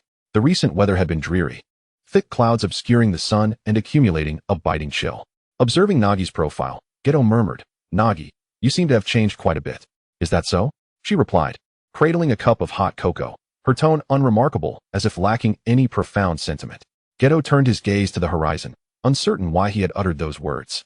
He merely felt that if it were Nagi, she would likely urge him to join in the excitement. Rather than sitting on the bench, Geto crouched down, and Nagi leaned slightly forward, their eyes meeting. Nagi, have you lost weight? Is that what you're implying? The boy cupped her ear with his hand. I don't know what is right or wrong, what I should do. You're right. The distinctions between good and evil, strength and weakness are far too blurred. You and Gojo seem unconcerned with such matters, doing whatever you please. But what about me? How should I act? Nagi blinked, feeling a cool breeze on her lashes. It's snowing.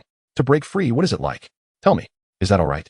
In truth, the surrounding noise was overwhelming, and Geto's voice, being particularly soft, was obscured by the hand covering her ear. Are you covering your ears and stealing a bell, Geto? I can read lips, you know. Geto was conflicted. His pride forbade him from expressing himself plainly. The last time he had spoken under the influence of alcohol had been his limit. Yet, he yearned for an answer, resorting to this self-deceiving manner of expression, hoping that Nagi could perceive his innermost thoughts. Nagi considered that perhaps a hug was warranted at this moment. Yet the posture felt awkward. With a gentle thud, she bumped her forehead against Geto's. Ouch. With one ear still covered, Nagi used her free hand to caress his face. If you're unsure of what to do, then just watch me, Geto. Observe how I act. I want to change this world. Geto gazed into her mismatched eyes, one red and one gold, reflecting his own visage. Thump, thump, thump. An unknown heartbeat quickened. The boy held her face, affectionately nuzzling it. Nagi, you'll always guide me. Won't you? Nagi chuckled softly. Perhaps, but who knows? I might grow tired one day and just cast you all aside. Yet, The constraints had not been established. Steel. Stinky. Cat. Suddenly, a gust of wind swept through, and they were pulled apart by Gojo. Hey. Iria Carey took out her phone and began recording. Those around them glanced over, some intentionally and others inadvertently. Geto, didn't you say you were going to buy gifts? And you too, Nagi. Aren't we the best pair in the world? Nagi was vigorously shaken by the shoulders, her vision blurring into a spiral. Geto shook the gift bag in his hand, smiling brightly. Yes, Nagi came to help me choose. What of it? I'm truly sorry, Satoru. You might just end up being the odd one out. Chapter 58, The Hot Spring Bath. I don't care. Hi. You owe me compensation.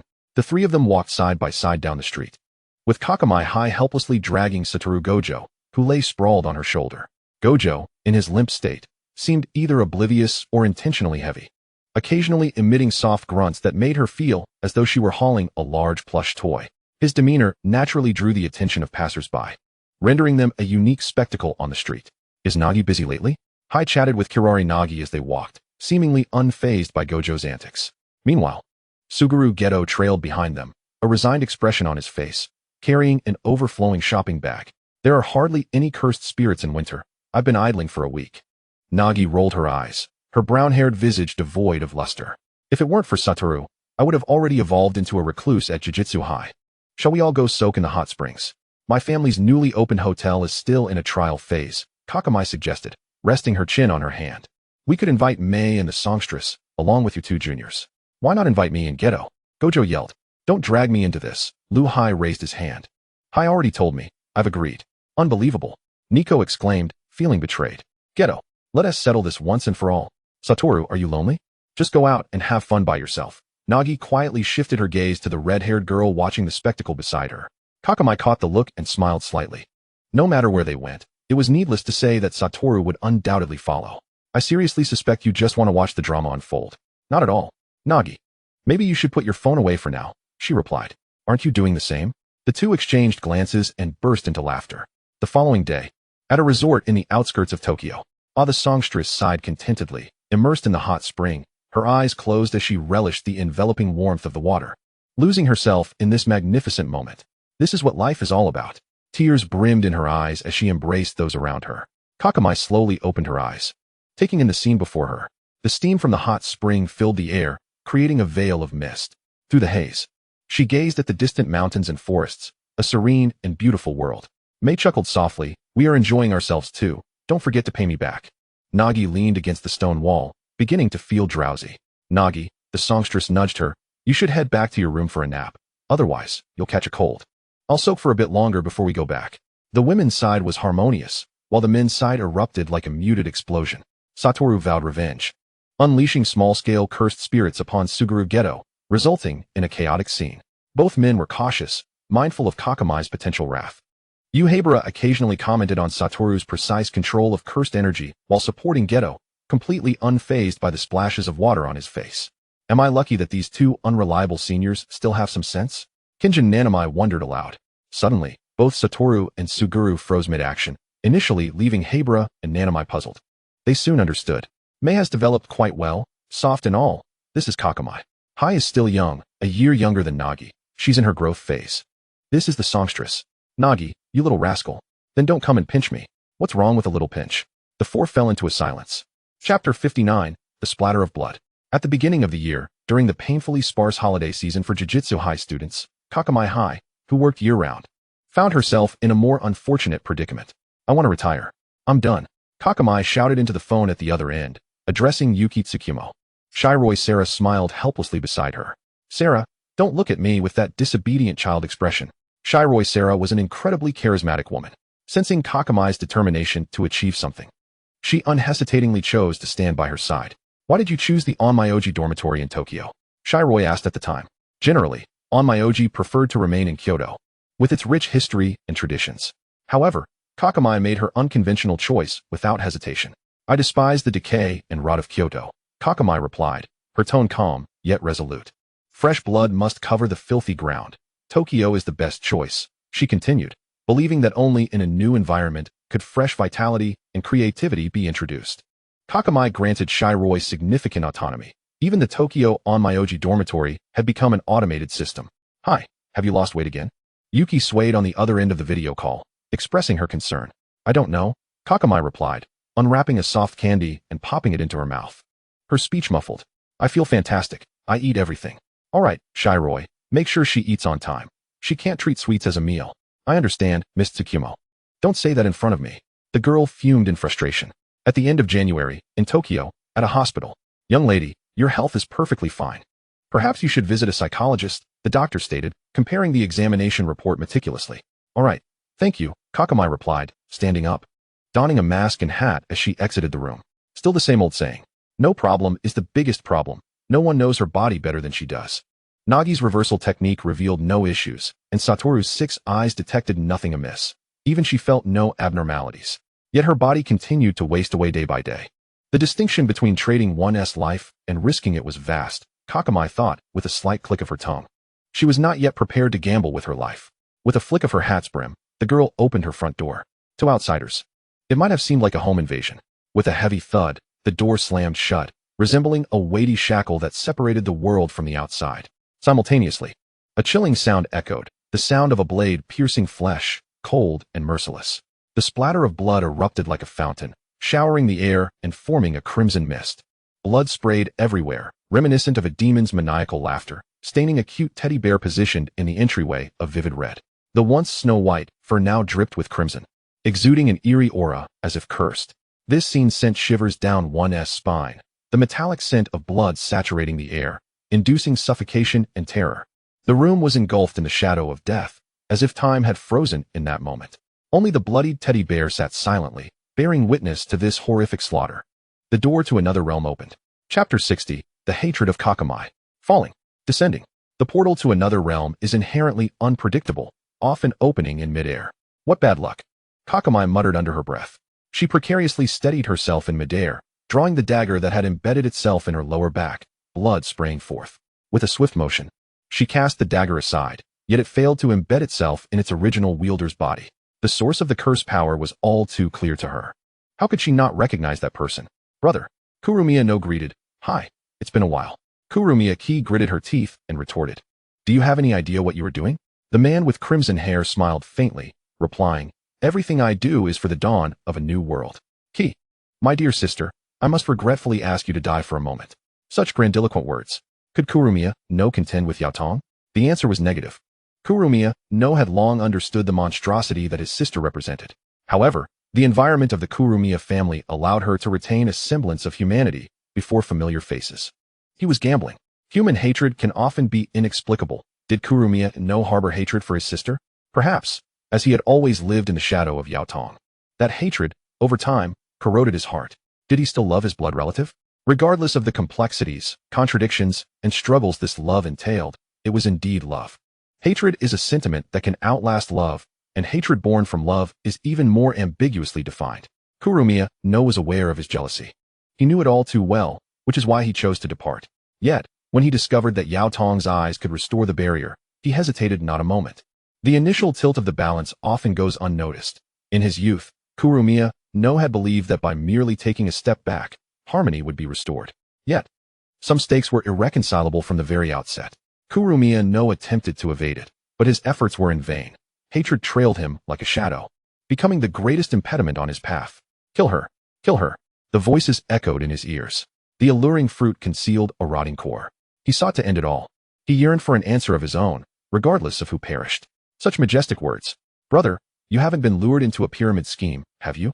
Kurumiya Ki wiped the blood from her hands, smirking defiantly as she raised a finger, then bent it halfway down. With my current abilities, I only need half a move to defeat you. Come home with me obediently. Haha, indeed, after all, he has become the strongest on my Oji. Being wounded by me was merely a moment of unpreparedness. Kurumiya no shrugged helplessly. However, a choice must be made today. One among us must perish. Damn it. Kurumiya Ki dodged an incoming attack. Are you serious? My foolish sister, let us indulge in mutual slaughter. The red-haired man was clearly exhilarated. This is infuriating. You bastard. Brother. In the present world, in Kyoto, the Waju family estate. Why won't Ki answer my calls? The elder's incessant nagging found Waju Satoru sprawled across a soft couch, lamenting to the voice on the other end. Suguru Geto. Satoru, you've become unlikable, Geto remarked. Rummaging through items at a convenience store, relishing the unfolding drama. He would never dislike me. Then when Ki gets married, and you're still so clingy. The groom will surely be displeased, and Ki will come to resent you, Geto replied while paying. With a sharp click, the call was abruptly ended, leaving the boy with a bun perplexed as he glanced at his phone. Waju Satoru shot upright from the bed, lost in thought. He is getting married. Marriage. Dislike for me. Meanwhile, Geto observed the unanswered call, the smile on his face freezing. Chapter 61, Fratricide. Ha ha ha ha yes. Yao Tong. That's it. You shouldn't possess any emotions that a human should. Kurumiya No's voice exuded twisted delight and malice, as if he sought to unleash all his suffering and hatred. You are a monster. I curse you. His words dripped with venom and resentment, as though he wished to inflict the most brutal pain upon his own flesh and blood sister. For your entire life, in life and death, you will never be understood by anyone. His curse reverberated through the air, a seemingly inescapable fate. Everything I do is justified. January 28, 2007. Yao Tong, in a foreign land, slays her own brother. The details remain unknown. Kurumiya No, officially confirmed deceased. File sealed. Knock, knock, knock. The apartment door was rapped upon, and a muffled voice from outside called, Ki, it's me. In the darkened room, the curtains drawn tight. The occupant stirred slightly at the sound, but did not rise. A hand emerged from beneath the covers, hesitating in the air for a moment before retracting. With a crisp click, the balcony door lock was forcibly pried open. Shortly after, a familiar voice wafted in from the balcony. Ki-chan, I've come to see you. It was Waju Satoru, his face alight with mischief as he pulled aside the balcony curtain and entered the room. Get out. A sharp surge of cursed energy met him, rushing towards him. Damn. He had often wondered why this world divided everything into what could be possessed and what could not. Why were there those who loved and those who were unloved? Who drew these lines? I firmly believe all my choices are correct. Yet that does not imply I am devoid of regret. This is not contradictory. Even if I can see the trajectory of a person's fate, I cannot fathom how my life would have unfolded had I made different choices. Humans are complex creatures. There exists no choice devoid of regret. People tend to romanticize the paths they did not take, the alternatives they did not choose. This is the effect of the road not taken. I am acutely aware of this, more so than anyone. Yet why do I still feel discomfort? I do not know. Because the sun has arrived. The sun drew back the curtains, exposing my disheveled state to the light. I am terrified. Waju Satoru forcefully flung open the door, where Suguru Geto and Nanami Kinto stood observing him from the threshold. Their gazes were immediately drawn to the shocking bloodstains at the entrance, which resembled a serpentine trail winding deeper into the room, instilling a chill. The entire apartment was shrouded in oppressive darkness, akin to a sinister cavern. Every window was tightly sealed with heavy blackout curtains, preventing a single beam of light from penetrating this thick barrier. The eerie atmosphere weighed heavily on everyone's hearts. I came in through the balcony. Ki's condition is alarming. You must check on her. Waju Satoru exclaimed anxiously, gripping Nanami Kinto's hand tightly as he strode toward the bedroom without hesitation. Suguru Geto followed closely behind, rapidly illuminating every light in the apartment, hoping to dispel the suffocating darkness. As the lights flickered on, everything hidden in the shadows gradually emerged into view. It was a chaotic scene.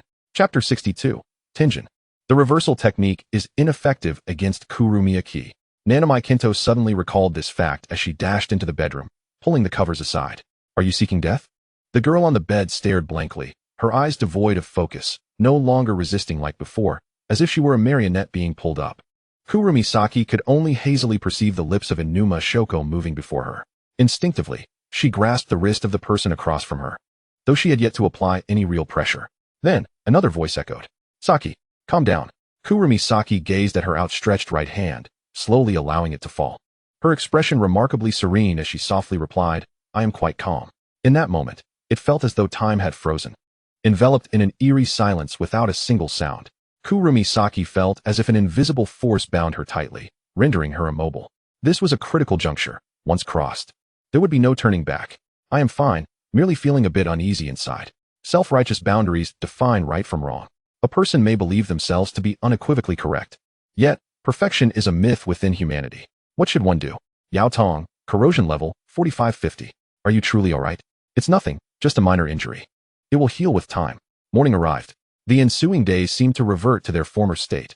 Exorcising cursed spirits were necessary, vanquishing demons as required. Kurumisaki found herself traveling abroad with increasing frequency.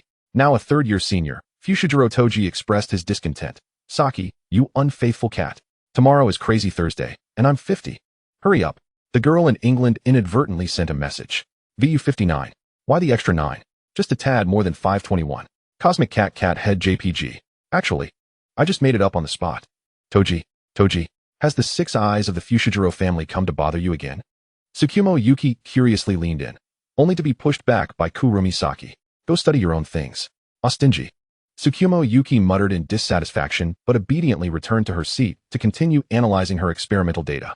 As she fiddled with the apparatus in her hands, she occasionally stole glances at Kurumi Saki, who remained oblivious to Yuki's antics, focused intently on her phone screen, her fingers flying over the keyboard. She intended to meet Tenjin and sent another inquiry to Fushiguro Toji regarding the matter. To her relief, Fushiguro Toji replied promptly, assuring her that there was no need for her to worry. He would handle it. Kurumi Saki exhaled in relief, thinking that with Toji's capabilities, resolving such matters would be effortless. Just then, Tsukumo Yuki let out an exclamation, capturing Kurumi Saki's attention. She quickly turned to see Yuki, brimming with excitement, pointing at the computer screen, exclaiming, I found a way to complete the formation. Kurumi Saki leaned in, curiosity piqued. What is it? Tsukumo Yuki grinned confidently and replied, don't rush. Let me see if I can uncover more clues. Chapter 63, Conversation. Kurumi Saki's meeting with Tenjin was set for 2 weeks hence. During this time, Kurumi Aki and the Onmyoji had tried every means to obstruct it, yet to no avail. Meanwhile, the old-timers in the supervisory department were secretly scheming to undermine the meeting. Nevertheless, Tenjin personally nodded in agreement. In the face of the supervisory department's enigmatic remarks, she simply stated, I will only see Yao Tong. This ancient being, whose years were beyond counting, seemed resolute in her thoughts and plans. 2 weeks later, upon passing through the gates of Kozigu, Tenjin awaited. Lady Yao Tong, please. The guide inclined his body forward, bending at a 90-degree angle, lowering his head deeply as if to conceal himself within the shadows. His movements were slow and solemn, imbued with a sense of inexplicable reverence and humility. You have arrived. A woman clad in archaic garments gradually turned her head. This should be another form of the star matter. As Kurumi Saki stepped inside, her gaze was irresistibly drawn to the intricate, intertwining threads of varying depths. Would they waver? Perhaps they would. Just how much effort must one expend to attain happiness? With a resounding bang, the door shut, severing the prying eyes from the outside world. Saki has been inside for ages. Why hasn't she come out yet? Fushiguro Toji squatted beneath a tree, taking a disgruntled sip from his soda. Suguru Geto had taken in Numashoko to Kyoto. The moon hung high in the sky. Toji. As soon as Kurumi Saki emerged, she spotted the dozing youth beneath the tree. The moonlight draped over him, casting a silvery veil. Fushiguro Toji's ears twitched, yet he remained unresponsive. Is he asleep? Kurumi Saki approached and crouched down to gently pat his shoulder. Toji. Fushiguro Toji slowly opened his eyes, feigning a stretch. He seized the hand of the person before him, exclaiming, why so slow? I've been waiting forever. Kurumi Saki sighed, standing up to pull the white-haired cat from the ground. Let us go. I'll take you to eat. I want dessert. We'll eat first. All right then. The two walked side by side out of the school, the moonlight elongating their shadows, as if painting a long trail upon the ground. The refracted light graced their faces, revealing a faintly mysterious ambience. In the tranquility of the night, their conversation resonated with clarity. The moonlit campus appeared exceptionally serene, interrupted only by the sporadic chirping of insects. Their figures gradually receded, merging into the night. Yet the footprints they left indelibly marked the earth, bearing witness to the years they had traversed together. Summer was fast approaching, and tomorrow promised fine weather. In the deep of night, Fushiguro Toji leaned over his desk in the dormitory, poking the music box perched on the shelf. This was the birthday gift Kurumi Saki had given him last year. The music box, evidently handmade, appeared somewhat rough compared to the other exquisite ornaments in the room, yet bore a unique charm. The surface was adorned with intricate patterns. Though the lines were slightly stiff, the creator's care and passion could still be discerned. The young man carefully removed his sunglasses, revealing a pair of clear, profound eyes. He gingerly picked up the music box, examining the patterns upon it, then gently wound the key at the back. As the key turned, the music box emitted a faint clicking sound, akin to a long-sleeping sprite being roused. A clear, melodious voice drifted from within the box. It was the song of a girl, like a celestial melody, lingering in the air. Initially, the melody stumbled as if still awakening. Yet soon, it flowed smoothly, akin to a crystal-clear stream, cascading into the depths of one's soul. Fushiguro Toji flopped onto his bed, covering his warm cheeks with his hands. He sensed that he was feeling somewhat unwell. Extra Chapter 1. If. Forum format. Please skip if not to your liking. What if she became a singer? As previously mentioned, she had expressed a desire to be an idol. Timeline.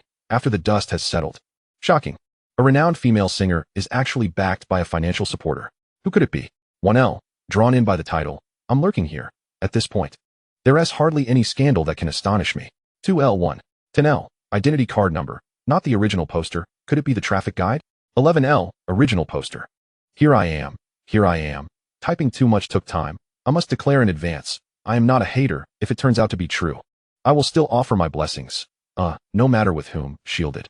12L, it's evident that the original poster has a strong survival instinct. Ha. 13L, ha. So who is it?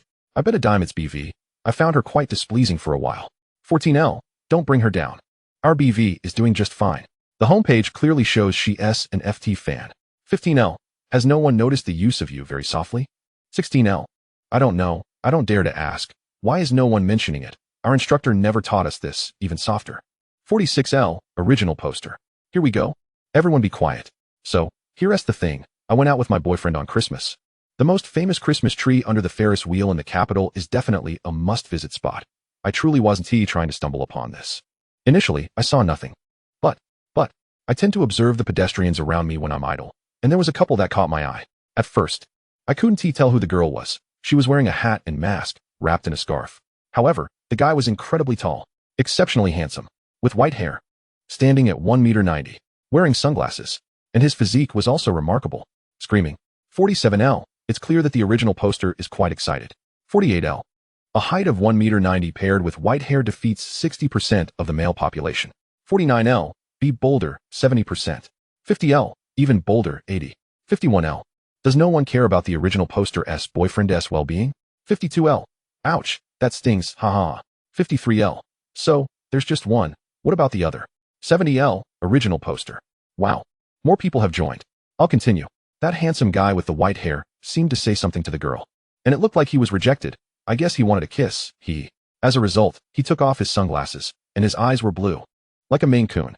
He was cuddling the girl affectionately. Folks, who understands? At that moment, my boyfriend noticed what I was looking at, and then my boyfriend discovered. 71L. Original poster, half-telling will get you struck by lightning. 72L. Count me in. 80L. If you don't update, I'll become a vengeful spirit haunting you. 81L. Original poster. Here we go. I'm scared JPG. My boyfriend works at a large corporate group and has a decent position, so he has seen many influential figures. And he pulled me away. Once he had dragged me a bit further, I realized that the handsome guy with the white hair was the head of the family behind their group. I was stunned at that moment. Is head of the family even a term used in this era? 82L, such an obscure term. 83L, perhaps I am just woefully uninformed. 84L, so who is the celebrity? 85L, I'm curious too. 86L, am I the only one who notices that the original poster's boyfriend is also quite impressive? 87L, am I the only one feeling utterly useless? 88L, I can hardly wait. 89L, why hasn't the other person appeared yet? 90L, is this a scene of catching someone in the act? 160L, original poster. Here it comes. Then I pulled my boyfriend to find a vantage point to watch discreetly.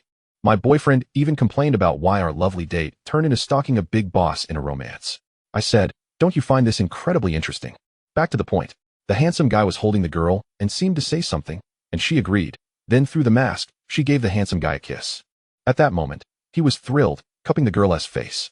And then, he took off her mask. Oh my, do you know who that is? Who could it be? 161L, original poster, who taught you to speak like this? 162L, goodness, I feel like I'm half done with a bowel movement. 163L, who up there taught you to describe things like that? 164L, rough words, but accurate reasoning. 165L, yet, this is too crude. 166L, you took my words. 167L, both pairs of couples are doing well. 168L, up there, who taught you to focus so keenly on details? 234L, whereas the original poster? 260L, original poster. 261L, original poster. I'm back, just had a meeting. 262L, lurking. 280L, original poster. That SLGX. LGX. That face. I could never mistake it. I almost shouted. But my boyfriend covered my mouth just in time. 281L, huh? 282L, huh? 283L, huh?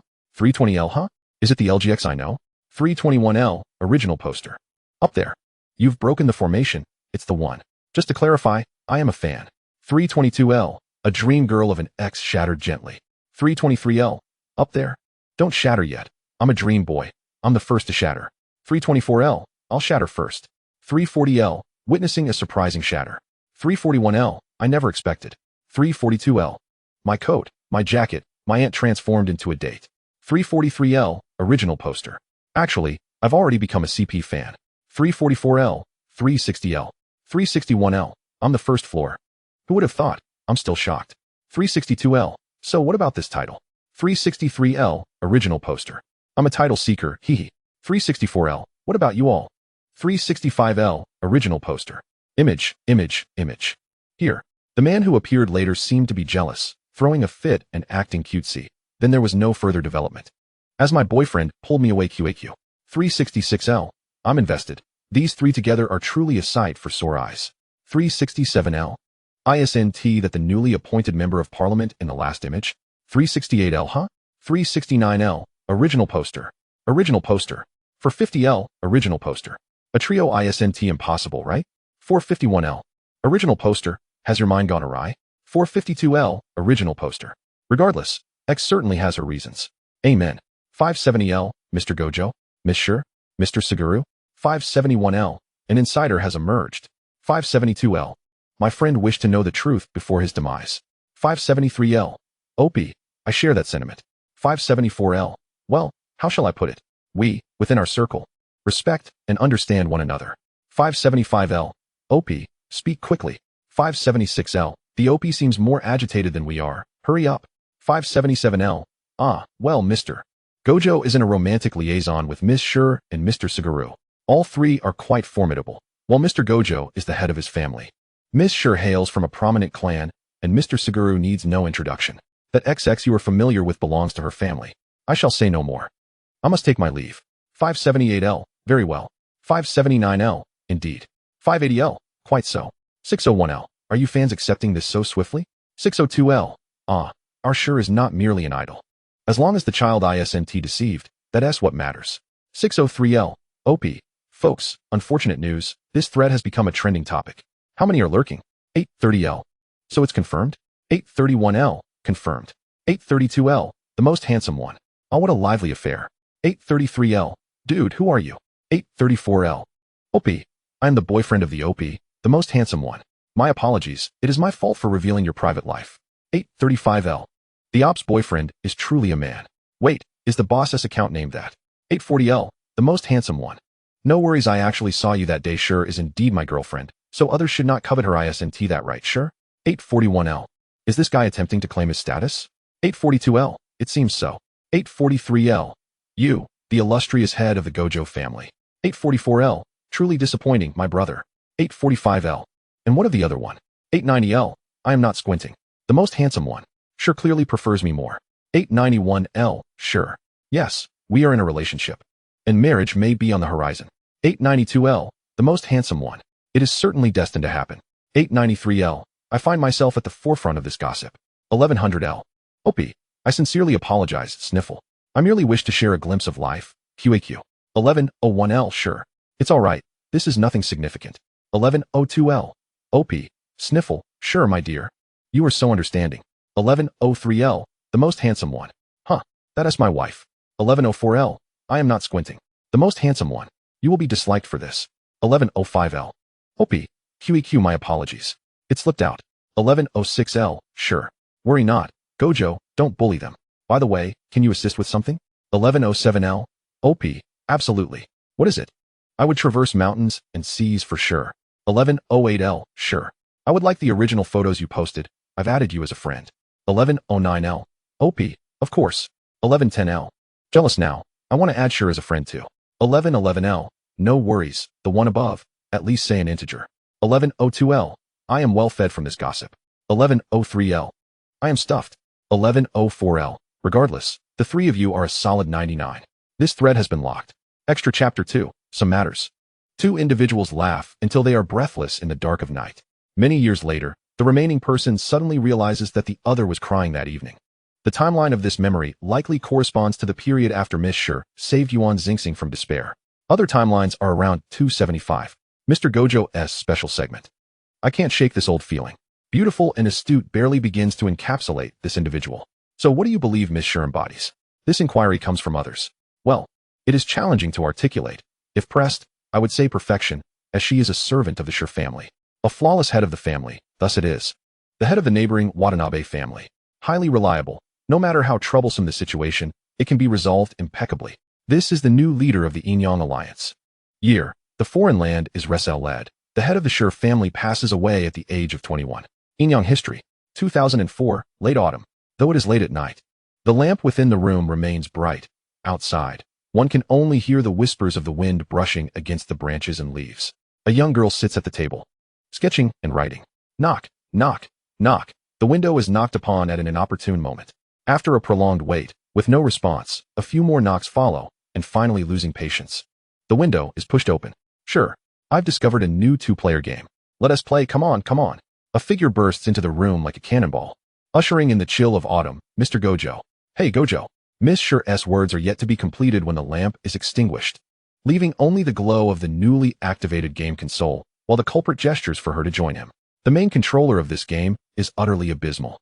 The graphics are atrocious, the youth critiques the game. If this were reality, sure, and I would never act like this. In the darkness, laughter resonates joyfully, amidst the ruckus. The last leaf on the branch outside meets its demise. Gojo, little do you know, some individuals are born within a labyrinth. Unfortunately, you are unaware that some lives are destined to be strangled by the masses. Alas, you do not know that I am that person. Thankfully, you remain oblivious. Ha ha ha ha, sure. You are truly lacking. Tears of laughter are spilling forth. Yes, yes, I am insufficient. Who could possibly rival you, the esteemed Gojo? Let us restart. We must conquer this tonight. All right, another year of harsh winter. Mr. Gojo sits at his familiar desk. The branches outside tap against the window. The long-abandoned room, though tidy, possesses a biting chill. A breath of mist escapes his lips as he reminisces about that lively and warm evening. So, was she crying then? After all, the world seen through her eyes is unlike that of anyone else. However, it is understandable, Mr. Gojo thinks, for that is sure, uniquely and irreplaceably sure. I'm back. Miss Shi announces as she hangs her coat at the entrance, inquiring of the person in the kitchen. What as for dinner? Whatever I prepare, you shall eat, Mr. Gojo replies cheerfully, clad in an apron. Gisnt returning tonight. Let us eat first. The woman simply stands still, observing him. Gojo. Mr. Gojo's vision blurs, only able to see Miss Shi's lips moving as she utters something. After all these years, you have finally chosen to visit me in my dreams. I thought you would forget me, especially after cursing me. I miss you, hi? Extra Chapter 3, Fragmentary Extras. Question in your eyes, what do you think of Satoru Gojo? He is a teacher. Without him, I would have been sentenced to death. He is an unreliable adult, and I believe others think the same. I don't know him very well, but one thing is certain. Is there really any need to ask? He is frivolous, individualistic, and self-centered. Like Suguru. He is a good person, yet at times, a fool. However, he is my benefactor. Without him, I might have taken my own life. He is the strongest. I'm a troublesome student, and as I grew up, I didn't improve much. Yaga is quite calm about this question, his fingers still poking at the doll. Shoko exhales a ring of smoke, her words sparse, yet impactful. How could you even ask that? Suguru has just finished a mission, brushing off the dust from his clothes. My dear friend, the only one. By the way, if he would willingly give hi to me, I would gladly award him a prize. In the mirror, Kagane Hai is editing music on her computer, unhesitatingly uttering these two words. Say more? There's nothing more to say. I love everything about him. Question in your eyes. What do you think of Suguru Geto? Suguru-sensei's physical skills are extraordinary, and he is a council member, standing alongside Satoru-sensei, another unreliable adult. But I thank him for teaching me physical techniques. I would have suffered greatly under that scoundrel's hands. Like Satoru-sensei, he is quite the charlatan. His physical skills are impressive, but we aren't very close. Suguru is the best in the world. Excluding Hai, of course. Agreed. 1,000 times better than that wicked white-haired man. Another morally dubious senior. An idol. Still is. That troublesome student, Yaga, seems to have thought of something. Veins bulging on his hands. Shoko gives a dismissive middle finger, her meaning clear. Of course, he is my dear friend, Satoru Gojo muses, stroking his chin. Besides that, it's a secret. By the way, he should stop playing the victim in front of Hai. I anticipated this question, as Kagane Hai twisted her neck, diverting her gaze from the computer. I rarely write anything down these days. She did not respond directly. During moments of happiness, words elude me. I can feel the dangerous yet gentle embrace of my past, Suguru Geto. As Kagane Hai speaks his name, a smile, unnoticed even by herself, flickers in her eyes. Perhaps this is love? I'm not entirely certain. In my eyes, Suguru Geto is like golden or beneath the earth's surface. Well, that is all for now. This extra was hastily written due to a mix-up and will not be deleted. It's somewhat rough around the edges, but will be refined later. To clarify, the reason Hai seldom describes Satoru is that, in her subconscious, Kagami Hai and Satoru Gojo are intrinsically linked, their union seeming as natural and inevitable as water flowing. They are fundamentally the same. However, Suguru Geto complements Kagami Hai. Thus, the subtle emotional fluctuations that Satoru may overlook are embraced by Suguru. As mentioned before, Hai tends to avoid attachment. Such individuals crave yet question their possessions, their hearts balancing a vast scale, whatever others offer them. They instinctively weigh with equal measure on the opposite end. Approaching happiness also means enduring pain. Therefore, although the initiative in their relationship lies with Kagami Hai, she has never compromised.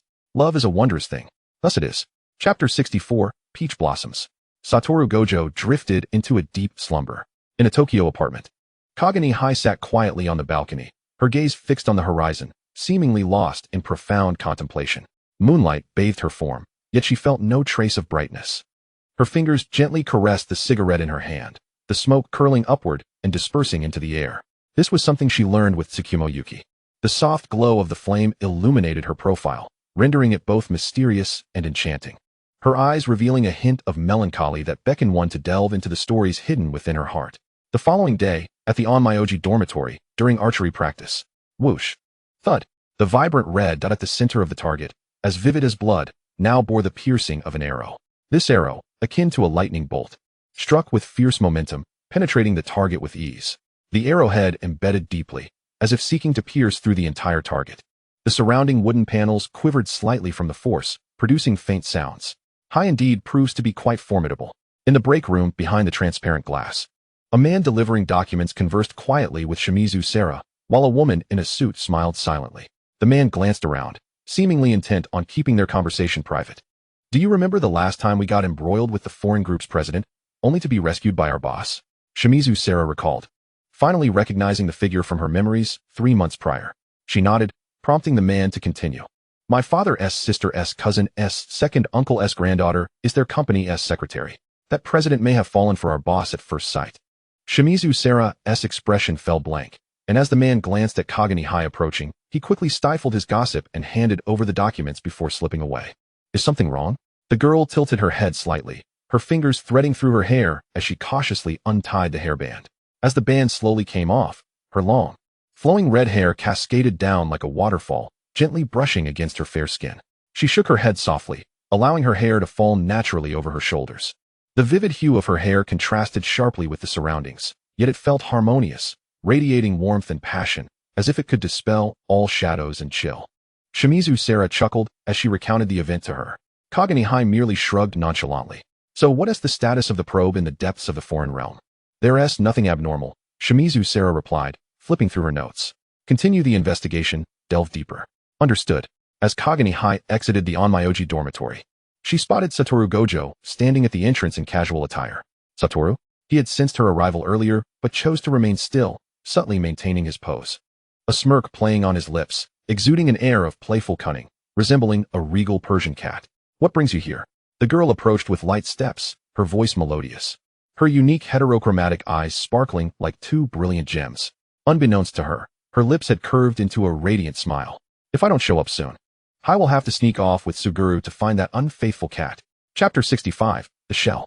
2 individuals strolled side by side along the bustling street. The trees lining the avenue swaying gently in the breeze, producing a soft rustling sound. Their steps were light and unhurried, as if the entire world had softened around them. Suddenly, the silver-haired youth halted, turning his head with a rare glimmer of uncertainty in his eyes. Kirigami Nozomi tilted her head, a look of confusion gracing her features as she gently inquired, "What's the matter?" The silver-haired boy paused for a moment before softly uttering, "Will you always be by my side?" Nozomi was momentarily taken aback by the familiarity of the question, but she quickly regained her composure, her smile returning. "I'm not certain. The future is shrouded in uncertainty for all." A hint of melancholy laced her voice. The silver-haired boy furrowed his brow slightly, a spark of illumination flickering in his gaze. He cast his eyes downward, contemplating something profound. The young deity's understanding of love and emotions was still in its infancy. At this moment, he merely wished to keep all that belonged to his realm close at hand. However, reality often proves to be less accommodating. The road ahead is still long, the crimson-haired girl stated firmly as she gently kicked a pebble at her feet. But please believe, Satoru will always be unique and irreplaceable to me. Kirigami Nozomi raised her hand, extending her pinky while gazing at the seemingly contemplative figure before her. Forever. To her surprise, Satoru Gojo did not extend his pinky in promise as anticipated. Instead, he decisively grasped her delicate hand with unwavering resolve and strode forward with firm, purposeful steps. Is that even debatable? I am fully aware. His tone brimmed with confidence. Let us hurry. We need to meet Shoko and Megami at the station. Honestly, Satoru slowed down. Nozomi exclaimed as she trotted to keep pace with the long strides of Satoru Gojo. Who indeed created humanity? Was it the divine, or was it humanity itself? The hearts and minds possessed by humankind stand as the most distinct markers among species. To rephrase, could one argue that humanity is merely a vessel for heart and mind? That assertion holds validity. Yedo is the exceptional one. However, Abe no Sime is not. He is neither special nor chosen. He can be replaced by anyone. He is merely a vessel, a container that can be supplanted at any moment. You cannot become me. Though anyone can take my place, I am singular. Drops of blood trickled from his visage, coalescing into a dark crimson stream. The sanguine fluid flowed languidly, each droplet seemingly imbued with endless sorrow and anguish. As if intent on submerging the man, he had been ensnared in this place for far too long, long enough to have forgotten the passage of time. His body was weary beyond measure, and his soul was gradually dissipating amidst the daily torment. The blood resembled a scarlet ribbon, entwining around his form, binding him inescapably. Ultimately, the blood blurred his vision, obscuring all that surrounded him. He could only feel the weight of his body growing heavier, his consciousness fading into a haze. Humans cannot survive independently. Millennia ago, they relied solely on you, and now they depend on Yedo. Do you truly believe you remain unchanged, Abe no Sime? The man adorned with stitched seams emitted a derisive scoff, a glint of mockery and pride gleaming in his cold gaze. Initially, I had my sights set on the body of the cursed spirit manipulator, but his voice paused, laden with an indescribable teasing and derision. I've changed my mind. I want Yedo. He regarded the man opposite him with unabashed scorn. A shrill alarm suddenly pierced the air. Beep, beep, beep. The sound of the detection device erupted like a jarring alarm bell. Chapter 66. Camellia. The vibrant streets of Kyoto thrummed with life, bustling with passers-by. Inside an exquisite flower shop, a staff member smiled at the girl arranging blossoms. Miss, your flowers are ready.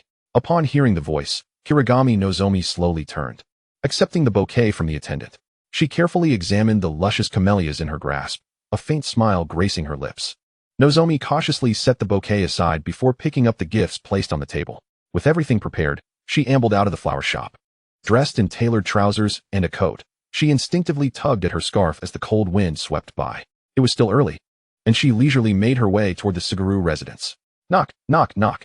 A series of knocks echoed at the door. Megami, could you answer the door? A woman with faint wrinkles at the corners of her eyes peeked from the kitchen, calling out to Suguru Geto and Satoru Gojo, who were engrossed in a game on the sofa. Geto obliged, setting down his controller and rising to head towards the door. It was Kinji Hakari. Happy birthday, Suguru. She presented her gift as she entered, slipping off her shoes. Sorry for the intrusion. Hakari-s here. Satoru Gojo exclaimed, raising his head and waving his lollipop. Where's Nozomi? Is she not here yet? The chestnut-haired girl shrugged in response. Not sure. Let us wait a bit longer. Meanwhile, the woman and her husband continued to bustle about in the kitchen, preparing dinner. The entire home was enveloped in a warm atmosphere, evoking a profound sense of comfort and tranquility. The narrow alleyways of Kyoto exuded a serene yet enigmatic ambience, with ancient cobblestones smoothed by the passage of time. Walls adorned with moss and ivy. As night fell, the lights in the alleyways gradually illuminated, though they lacked warmth. Nozomi glanced expressionlessly at the bloodstains on the ground, her brow slightly furrowing as a flicker of disdain and contempt crossed her features. She let out a soft click of her tongue in disapproval, but chose not to voice her thoughts further. Lowering her gaze, she meticulously inspected her attire to ensure not a single droplet of blood marred her clothing, cautiously brushing away any dust or stains before smoothing out any creases. Satisfied with her appearance, she nodded, confirming that her image remained untarnished. Without hesitation, she turned and made a phone call, departing from the bloodied scene. Where's Nozomi? Has something happened on her way? Suguru's mother cast a worried glance at the darkening sky outside. As if to answer her, a knock resounded at the door. Just as Geto was about to rise, he was abruptly pushed back down by the white-haired figure beside him. My hands are itching, thanks. Finally, you're here, Nozomi. I've been waiting ages. Satoru Gojo's voice slithered into the ears of those present, akin to a snake, creating an unbearable auditory experience. Upon hearing his voice, Kinji Hakari couldn't help but shudder, goosebumps rising all over her skin. Her eyes widened in disbelief as she stared at Satoru Gojo. Her mind racing with unspoken curses. What on earth is wrong with this guy? Has he lost his mind? Meanwhile, Suguru Geto displayed a look of astonishment, blinking as he observed Satoru Gojo, seemingly intrigued by the sudden shift in his friend's demeanor. When did Satoru learn to show weakness? He then stood from the sofa. Go on, let Nozomi in first, it's quite chilly outside. As soon as Kagami Ki caught sight of Suguru Geto, his eyes sparkled with delight, momentarily casting aside any thoughts of the peculiarities surrounding Satoru Gojo. He extended his hands, offering the gift and flowers. Geto, happy birthday. The boy smiled gently, expressing his gratitude as he accepted the offerings. Ah, Kiki has arrived. Just in time for dinner. Go wash your hands. Geto's father emerged from the kitchen, carrying the final dish, and cast a knowing glance at the three. Has Kiki lost weight? Geto's mother inquired with a smile, placing a piece of tantalizing braised pork into the bowl of the young girl beside her. She then turned her attention to the other girl with concern. And you, Kazumi, look at those dark circles under your eyes. You must not have rested well. Avoid staying up late. It's detrimental to your health. As she spoke, she diligently served both girls more food. Thank you, Auntie, Kazumi replied with a hint of exasperation, glancing at the towering mound of food in her bowl. She pointed her chopsticks towards Suguru Geto across from her. Auntie, look at Geto. He has lost quite a bit of weight too. Geto's mother turned her gaze towards her son, her eyes filled with affection. It's all right if boys are a bit slender, but do take care of your health. As she spoke, she also served Geto some dishes. I will be careful, Mom, Suguru replied politely, sharing a knowing smile with Kazumi. The dining table radiated warmth as everyone chatted and enjoyed their meal together. As night fell, Kazumi and Kagami Ki settled into the guest room, while Suguru nudged Satoru Gojo, who was sprawled across the entirety of his bed like a slumbering giant. Unsurprisingly, he received no response. The moonlight filtered through the curtains, casting a gentle glow on the boy's cascading black hair as he glanced once more at his sprawled friend, suppressing the urge to toss him out. What's wrong? Suguru? Geto's father emerged from the bedroom, intending to get a glass of water, and spotted his son sitting under the lamp in the living room, engrossed in something. I was just reminiscing about some childhood memories, Suguru replied, lowering his gaze, shadows dancing across his face in the soft light. His father sat beside him. What memories? Back then, I always felt a profound sense of loneliness, Suguru murmured softly, as if something essential was missing. His father paused momentarily. I'm sorry. Your mother and I were unaware, but he patted his shoulder. Everyone experiences loneliness at times. It's perfectly normal. What's important is finding your own source of warmth. Suguru lifted his gaze to meet his father's. I understand, but sometimes I can't help but think back. Indeed, memories are a part of life, his father smiled. Suguru, have you found that warmth? Suguru nodded. I believe so. Keep pushing forward, or someone might surpass you, his father encouraged. As the night deepened, the room was enveloped in darkness, devoid of any light. Suguru lay quietly on the soft bed, his eyes fixed on the endless blackness, as if trying to penetrate the heavy veil of night to glimpse the distant future. In this tranquil darkness, he reflected on his past experiences. The pain, struggles, and setbacks he had endured had all become stepping stones on his path to growth. Ki, I think I know what I should do. With a sudden sharp sound, Satoru Gojo slapped Suguru across the face. Before that, I think I should deal with my rival first. Satoru, deep in slumber, was caught in a bizarre dream where a colossal octopus ensnared his body, its immense strength rendering him completely immobile. He fought desperately against the creature, but it constricted tighter, as if intent on devouring him, a sensation that filled him with discomfort. Startled, he opened his eyes to find Suguru, with a mischievous grin, controlling a cursed spirit before him. Geto. Chapter 68. The approaching summer in March, the gentle breath of spring had silently descended, bathing the world in sunshine and caressed by a soft breeze. The trees within the high school campus began to bud, as Satoru Gojo and Suguru Geto were dispatched by Night Moth Masamichi to welcome the new students. Are you at Iki? Satoru remarked, lowering his sunglasses slightly to scrutinize the timid boy before him. Coming to this high school is utterly pointless. You'd be better off as an assistant supervisor. The young master pushed his sunglasses back up, causing the newcomer to bow even lower. Stop bullying the new junior, Satoru, Suguru interjected, naturally taking one of the newcomer's bags. I'm Suguru Geto. This is Satoru Gojo, third-year students at the high school. We look forward to your guidance. Hello, seniors. I am Itaki Jekai. The boy, with dark hair, bowed deeply. Satoru rolled his eyes. Boring fellow. Come on, Suguru. Let us hurry and find Ki. At the Tokyo Aquarium, throngs of people milled about, yet it remained tranquil. A small figure stood amidst the crowd, adorned with a large sea urchin atop his head. his eyes sparkling with curiosity and excitement. Zenin Mai was holding onto her mother, Yui Akiko, with one hand, while tightly gripping Kagamai Ki's hand with the other. Ki, what kind of fish is this? Mai inquired, pointing at the enormous aquarium before them in her youthful voice. Kagamai Ki smiled at him, responding, that's a betta fish. They are incredibly beautiful. Mai blinked, nodding earnestly, then turned her gaze back to the aquarium. 3 stunning betta fish swam past them, their bodies shimmering with vibrant colors, resembling gems in the water. Enraptured, Mai subconsciously reached out her small hand to touch the fish. Seeing this, Yui Akiko lifted Mai, allowing her to observe these wondrous creatures more closely.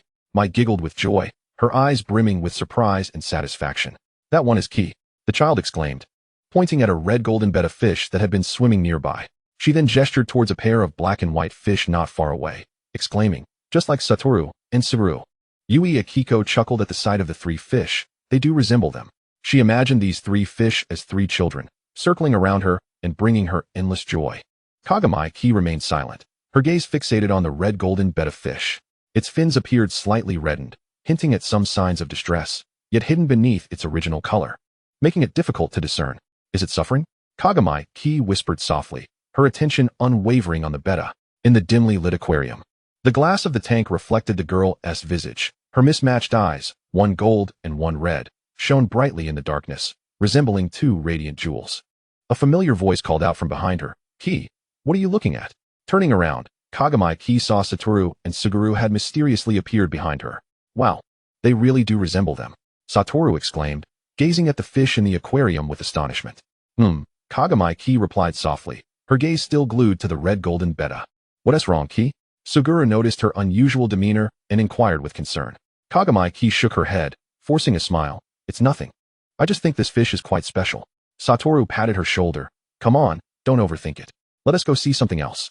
The 3 followed Yui Akiko and Zenin Mai as they departed from the area.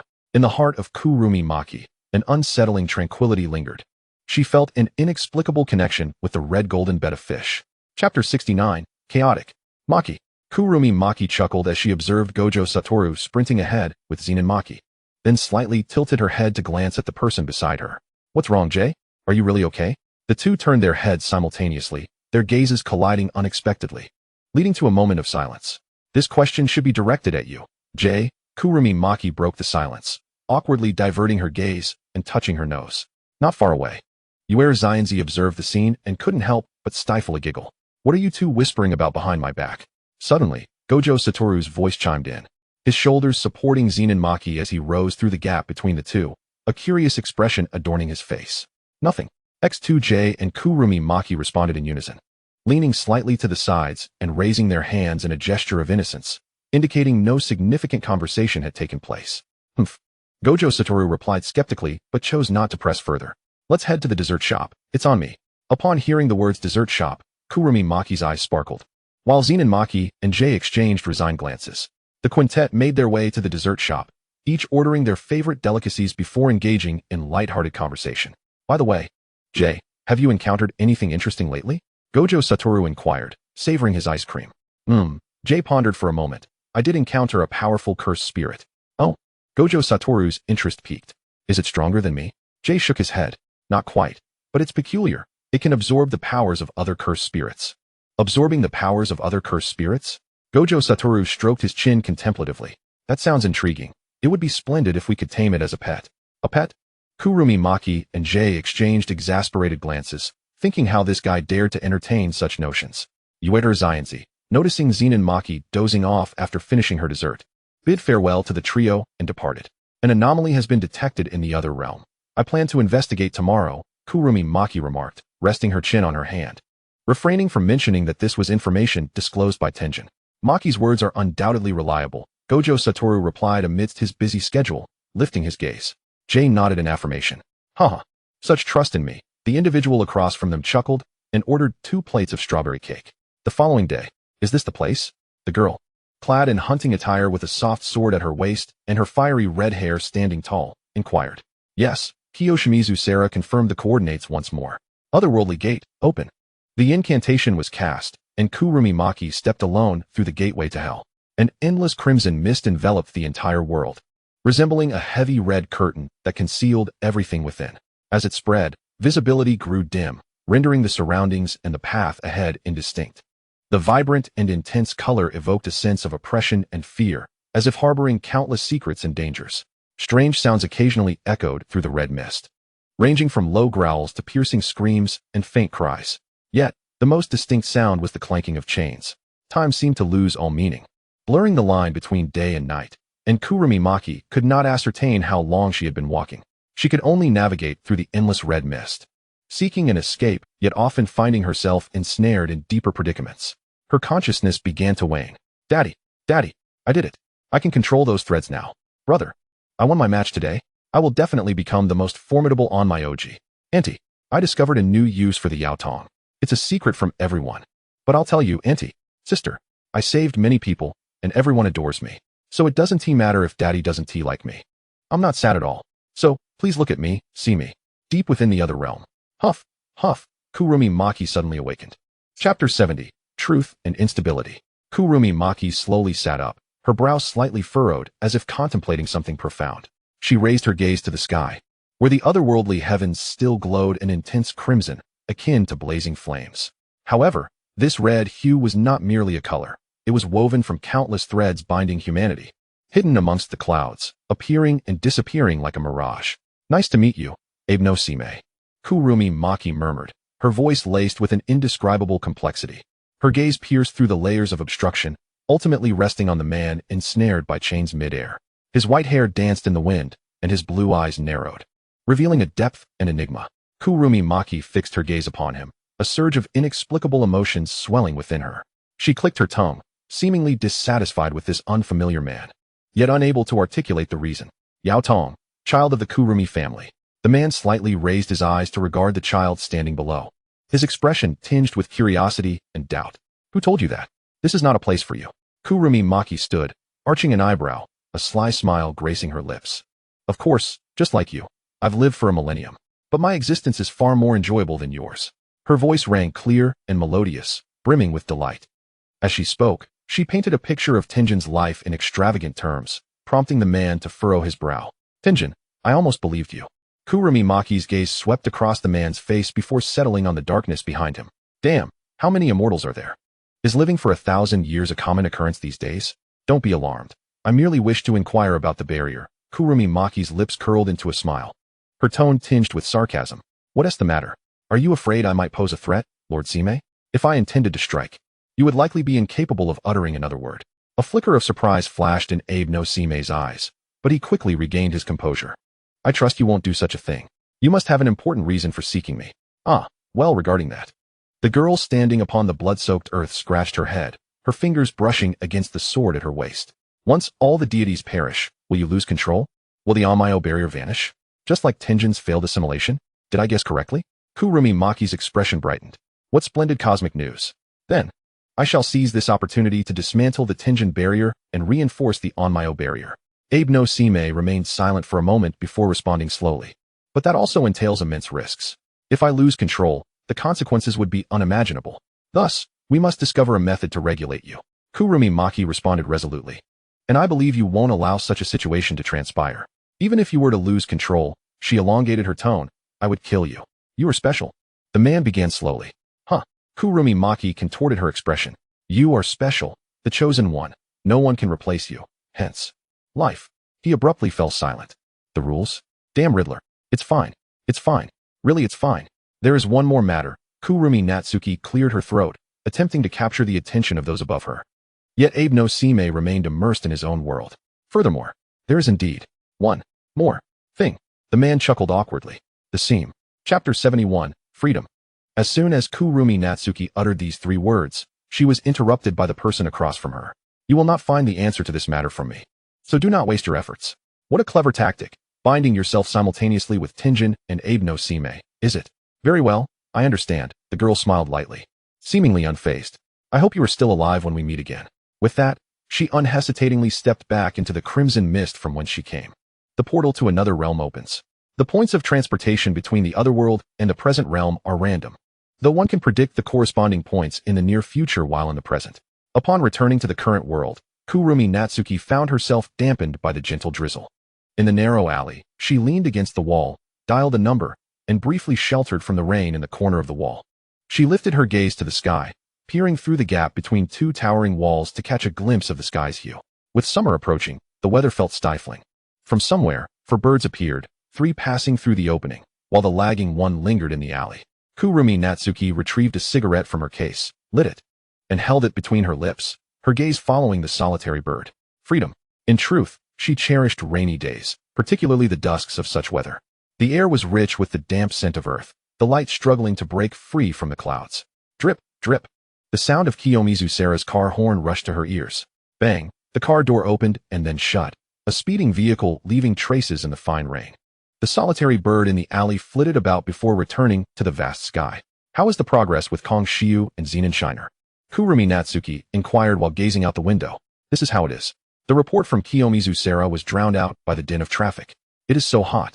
The incessant chirping of cicadas outside persisted. Ijiri Shoko appeared to be slumped over the desk, watching the still lecturing Yaga Yoshinori, though her mind seemed to drift far away. It was already July. This summer felt particularly unbearable. Even the usually energetic Gojo Satoru and Suguru Geto were struggling against the heat. Footsteps echoed in the corridor outside the classroom. Kurumi Natsuki smiled and greeted Yaga Yoshinori, who glanced her way through the glass. There were scarcely any third-year textbooks, and rare was the class that anyone paid attention to. The lecturer sighed, rubbing his forehead and waving his hand. Let us in class early. Someone is here to see you, and promptly left the classroom, choosing not to dwell on the matter. Natsuki, it's so hot. Gojo Satoru leapt up, ready to pounce on the newcomer, only to be grabbed by the collar from behind by Suguru Geto. Cough, cough. Gojo Satoru choked as the collar tightened.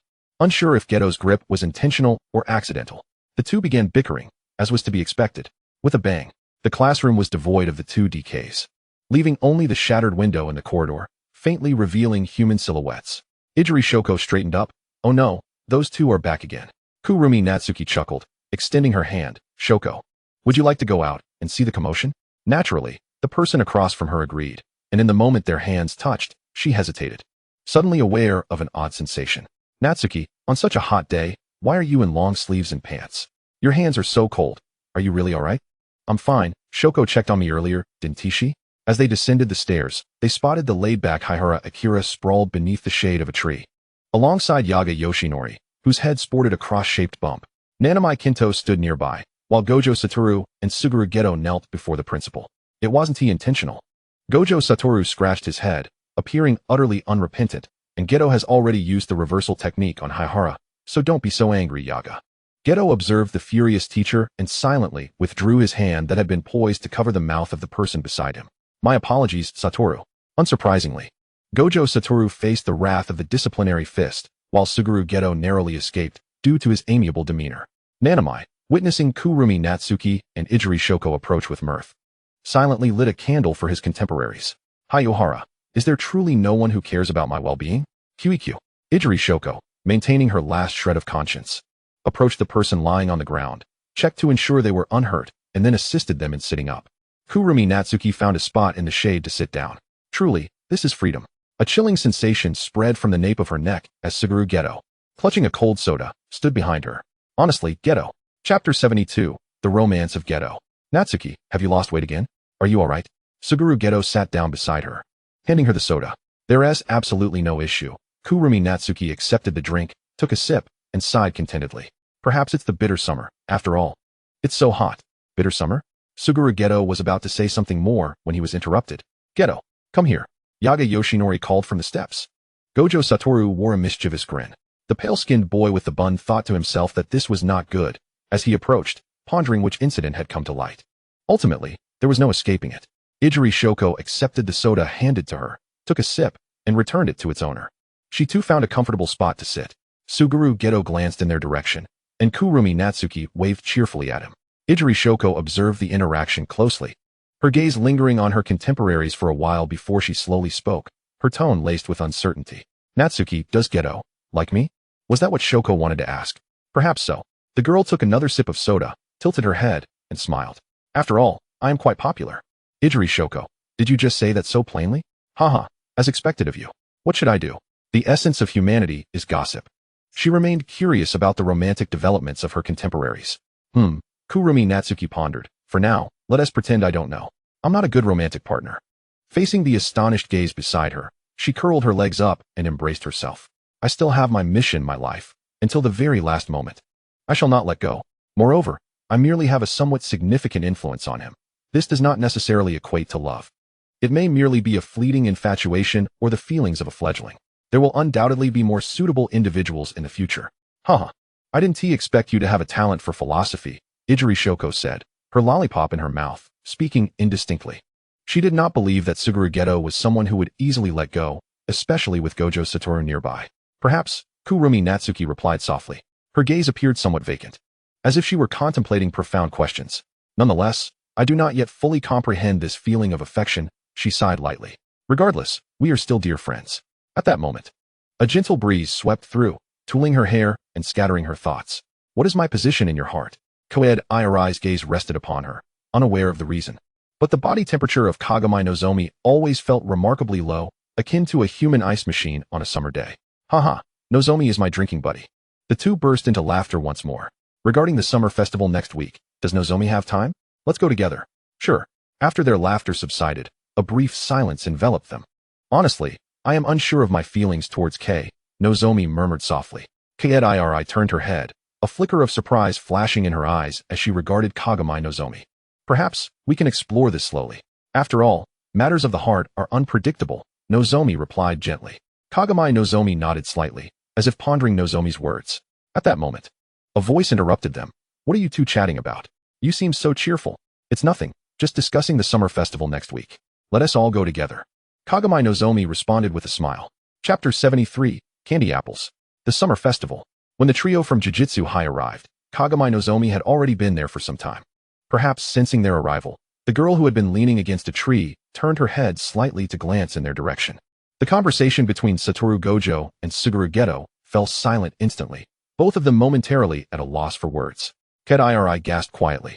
It felt peculiar. As though time had suddenly slowed down, the surrounding din of the crowd seemed to fade away, leaving only the girl before them in sharp focus.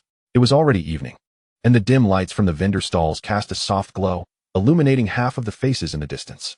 She approached them, her perfect brows and eyes, exquisite facial contours, and the graceful curve of her neck beneath her elegantly styled hair, exuding an air of superiority. Upon recognizing her, Kagami Nozomi's ruby lips curved into a subtle smile, a hint of amusement evident at the corners.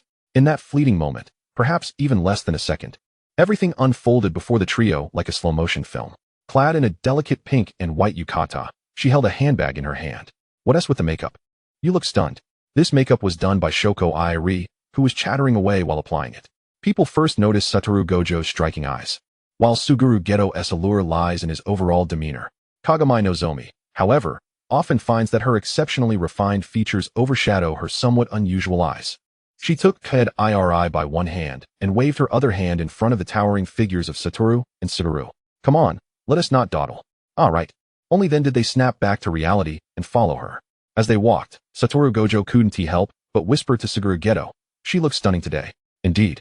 Suguru nodded in agreement, a smile creeping onto his face as he teasingly asked, "Could it be that you have developed feelings for Nozomi?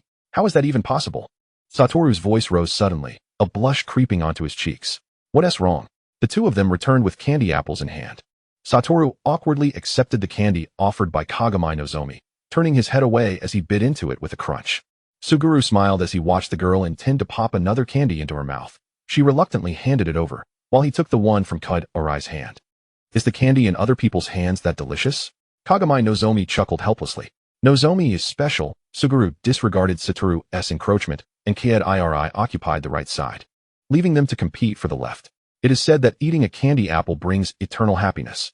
Suguru, you actually believe such nonsense? Ked Iri mumbled with the candy wrapper in her mouth.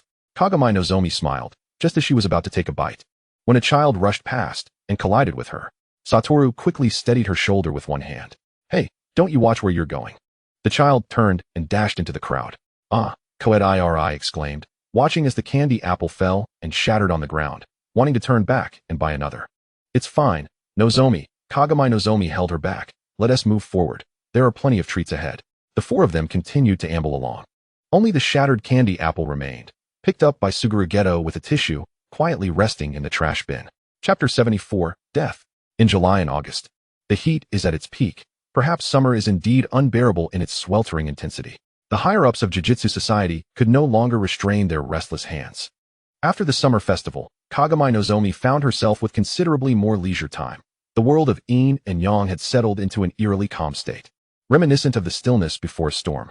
"Hey, Miss May," she reclined on the sofa, responding to the distorted voice on the other end of the line. "Kagami, I've made progress on the person you asked me to investigate," May said, observing her nails while delighting in the sound of money entering her account. "It seems the other party may be planning to take action against Jiu-Jitsu High. Regardless, I appreciate your efforts. As long as the payment is in order, we can discuss further."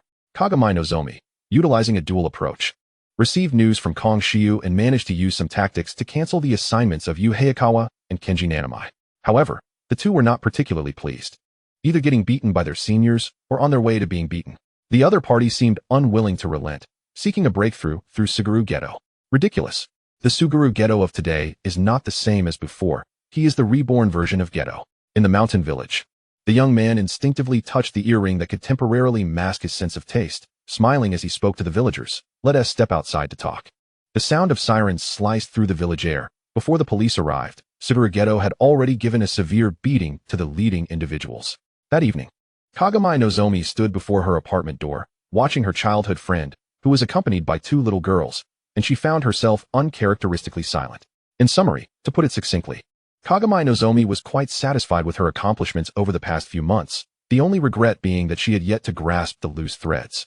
She is special, having saved everyone, yet perhaps not entirely so. September. In the tatami room of the Gojo residence, the head of the Gojo family looked at his casually seated son, Satoru Gojo, with a helpless expression. "Satoru, what are your thoughts on the matter of the arranged marriage?" "Huh." Satoru paused in his snacking, asking, "With whom?" "When you returned last time, the elders suggested you meet the young lady from the Jisui family, and you did not object," the man said, rubbing his temples. Satoru Gojo recalled this vaguely. He had not refuted it at the time, likely because he was engaged in a friendly exchange with Suguru Geto over the phone. He clicked his tongue in annoyance. How troublesome. If it weren't for Nozomi returning to Kyoto, I wouldn't have come back. Does the Gojo family still need an arranged marriage? Tell those old geezers. The silver-haired, blue-eyed young man stood up and donned his sunglasses, thinking life had become too comfortable. "I do not recommend letting them loosen their bones. You are the future head of the Gojo family. Of course, that was originally mine," he said, stepping towards the door. "The Gojo family cannot be without a matriarch. Or do you prefer that girl from the Kagami family?" Satoru paused, irritatedly scratching his head. "It's none of your business." The elders were quite eager to see a union with the Kagami family, but this is not a matter that can be resolved with a single statement. If you like her, make your move early. Proximity brings advantage, you. A cacophony of footsteps outside abruptly interrupted the conversation. The head of the family. A guard entered, his voice dry as he delivered the grim news. The head of the Kurumi family had passed away. In an instant, Gojo Satoru dashed out, vanishing in the blink of an eye. Kurumi Nozomi returned home on the eve of her 17th birthday, dragging her suitcase as she spotted the eldest elder standing at the entrance of the estate. "I'm back." "Welcome back, little Nozomi," the elderly man greeted, though his age had not hindered his agility. As they walked side by side, she inquired, "Where's my aunt?" "I do not know. The head of the family has not returned for a long while," the elder replied with a shake of his head. "The recent situation is quite tense. 7 of the 12 divine generals have already been eliminated. However, tomorrow is Miss Nozomi's birthday. The head will surely return, for she is special." "Special, indeed," Nozomi sighed, weary of the term. "What troubles you?" The elder noticed her disquiet and asked. "Nothing," she replied with a smile. "I shall retire now, great uncle." As night fell, the girl returned to her sanctuary after a long absence. Clad in pajamas, she nestled into a chair, her hair cascading freely, clutching a pillow in her arms. Glancing upwards, she could see the moonlight filtering through the gaps in the curtains. Her thoughts were a tumult of confusion. What did it mean to be special? Eventually, she maintained that position until sleep overtook her, granting her a profound rest until the sun had risen high in the sky. She finally pulled open her bedroom door. After dismissing her maid, Nozomi ambled toward Kurumi Aki's courtyard, knocking gently on the door. "Aunt, are you home?" No response. She pushed the door, but it did not budge. A sense of unease began to creep in as she stood outside, pushing again, the wooden door seemingly obstructed by some unseen force. The ominous feeling intensified. Chapter 75, Gloomy Rain. The door remained firmly shut, but it was not the only barrier keeping her at bay. Nozomi continued to run forward, yearning to push through the doors that barred her entry. Behind that final door lay all that had been hidden from her. Why does my father refuse to see me? With a forceful shove, a wooden door swung open. Please, look at me. Look at me. Wood splintered and flew. I can protect myself now. Why can't I go out? Crack. I am already a qualified adult. I am an adult. Aunt. The sound of an unlocking door echoed. In a fit of desperation, Nozomi kicked down the door to Aki's courtyard, her heart racing as she looked up, her pupils dilating, the world around her fading to black. Blood trickled down her fair skin like a crimson serpent, winding its way to the cold ground, a rhythmic dripping sound accompanying it. Each droplet seemed to narrate tales of pain and despair, yet this gruesome scene exuded an eerie beauty. The bloodstains began to spread across the floor, transforming the once dull wooden surface into something brighter. Amidst this carnage, a white figure stood out starkly. Aki's neck was ensnared by a white silk ribbon, as if it sought to extract her very essence from her body. The other end of the ribbon dangled from the beam above, swaying gently. Her face was as pale as parchment, eyes shut tight, yet tears flowed from the corners, her lips quivering as if attempting to utter something, but no sound emerged. Nozomi stumbled back, her mouth agape but voiceless. The deceased could not see the threads of fate. A maid, witnessing the scene, rushed over to peer inside, only to crumble to the ground in shock. Someone, come quickly. The atmosphere erupted into chaos. When Gojo Satoru arrived, he found Nozomi seated alone in the corridor, clutching a piece of paper tightly. The sky loomed heavy and gray, shrouded by a thick curtain of clouds, blocking any trace of sunlight and casting the world into a shadowy gloom. Though it was still morning, the ambience felt akin to dusk, oppressive and stifling, as if the very air had thickened, making it difficult to breathe. She sat in silence, her gaze vacant and lost, her complexion as pale as a ghost, lips trembling with an unspoken unease and fear. Leaning slightly forward, she clutched the paper as though it were her sole anchor. Noticing his presence, she managed a faint smile. Satoru, what brings you here? Standing in the corridor, the two exchanged a quiet gaze. Satoru, am I special? I don't know. Nozomi is just Nozomi. He shook his head, acknowledging that he still lacked the understanding to comfort others, offering only his presence. To Gojo, if the person across from him sought to confide, he would be their first choice. This was his confidence. Is that so?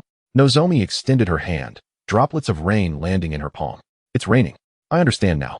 Despite it not being summer, the weather remained scorching, time itself appearing to age, rain and clouds commiserating in a tempestuous, silent weeping. Nozomi would not cry. She exhaled a breath of frustration, tearing the crumpled letter and obliterating it. Satoru, please return for now. I will handle things here. Take care. Rising, she stepped into the rain, indifferent to its fall, for her life had never been one of sunny days. Little did she know, this storm would persist unrelentingly. 17, 19, 23. Happy birthday, Gojo murmured softly. Yes, she replied, though her voice was barely audible, both of them having heard one another. Aki's death bore no hidden agenda. It was a straightforward suicide, though few believed it, yet it remained the undeniable truth. Beep, beep, beep. Hello, a polite voice greeted from the other end of the line. Sister, it's me. The rain continued to pour deep into the night as Nozomi leaned against the window, listening to the rhythmic patter of raindrops against the glass. Oh, little Nozomi, what is it? There was a brief pause before the woman continued. Anne has taken her own life. Is that so? I understand. You can manage this, right? I1T return. The call disconnected on the other end. Feeling a twinge of discomfort, she murmured to herself, the world is governed by cause and effect. Possessing the eye of fate, she understood better than anyone that captivating tales often twist and turn. Yet, how to endure the current pain, she did not know. Since childhood, she had pondered the very essence of her existence. Her birth felt like a curse, imbued with a mission she was desperately seeking. After many twists and turns, she returned to this estate, and only now, through daily contemplation, did she come to a profound realization. The path I have chosen is indeed the correct one. The road ahead, she would have to traverse alone. Regardless, Kurumi Nozomi, happy 17th birthday. Chapter 76, the head of the family. A fortnight later, the position of head of the Kurumi family was assumed by Nozomi, while the leadership of the Tokyo Onmyoji was entrusted to Shimizu Sara. Nozomi firmly believed that what one is reluctant to part with will eventually be relinquished, and memories that one cannot let go will ultimately fade. Just as in her childhood, when faced with something new and desirable, she often felt an overwhelming urge to possess it, but after being denied for an extended period, the desires seemed to wane upon reflection. Thus, she learned to exercise restraint, telling herself that time would heal all wounds. The absence of suffering is an impossibility. Even for her, the embodiment of the Yao Tong. Yet, she is indeed the Yao Tong, hastily emerging from the recesses of memory, moving forward for that fleeting summer that once graced the past. Within the headquarters of the Onmyoji in Kyoto, The atmosphere is one of levity and joy. The head of the Onmyoji sits in the main seat, his face aglow with delight. After much contention with the political realm, the issue has finally been resolved. Excitedly, he raises 2 fingers and proclaims, in 2 months, the Onmyoji will publicly reveal themselves to the world of ordinary people. However, as everyone revels in this news, a new dilemma arises. They require a spokesperson to represent the Onmyoji in their communications with the outside world. Sumyuji jokingly suggests, the strongest Onmyoji. Don't the younger generation enjoy tales of beautiful yet tragic heroes? Hikari would be quite suitable. Upon hearing this proposal, Kurumi Hikari immediately propped her head up with her hand, her expression darkening. She decisively declines. I refuse. Then, turning to Watanabe Kiezawa, she recommends, I believe the head of the Watanabe family would be quite fitting. He certainly seems reliable. However, Watanabe Kiezawa, sporting dark circles under his eyes, firmly shakes his head, proclaiming, I want he do it. He then shifts his gaze to the head of the Saito family, saying, let Saito take on this role. Saito, lowering his head, replies, I can't do it. He clearly lacks confidence in this task. One by one, they all defer, ultimately returning to square one. Sumyuji, exasperated, shakes his head and exclaims, somewhat thoughtlessly, back to square one again. It feels so familiar, doesn't it? The entire room falls into an awkward silence. Kurumi Hikari stands up, appearing less than enthusiastic, stating, I'll go then, and with a wave of her hand, she departs. Sumyuji mutters, I really should be cursed. As she walks away, Kurumi Hikari removes her family's ceremonial jacket, deftly folding it and placing it in the crook of her arm. Upon stepping outside, she encounters Satoru Gojo and Suguru Geto waiting by the door. I'm really fine now. Kurumi Hikari smiles, playfully brushing her bangs aside to reveal a bright smile. Yet, her demeanor seems a touch too exuberant, almost unnaturally so. Suguru Geto observes her with persistent concern. Recently, whenever he has free time, he brings Satoru Gojo back to Kyoto. Sometimes even inviting the likes of Kinji Hakari to join them, continuously monitoring her condition. Satoru Gojo glances at his watch, muttering, Hikari, why are you so slow? It's already time for dinner. Suguru Geto takes the items from her hand, explaining, Hakari has already gone ahead to order. Kurumi Hikari, somewhat anxious, inquires, is Hakari okay on her own? Satoru Gojo nonchalantly responds, no worries, I arranged for members of the Gojo clan to accompany her. With that, he enthusiastically drapes his arm around her shoulder, urging, let us go, let us go. In the private room, Kinji Hakari has already ordered the dishes and is drinking alone. Upon hearing the door open, she looks up and greets them with a smile. Oh, you're here. It is indeed the season of cursed spirit outbreaks.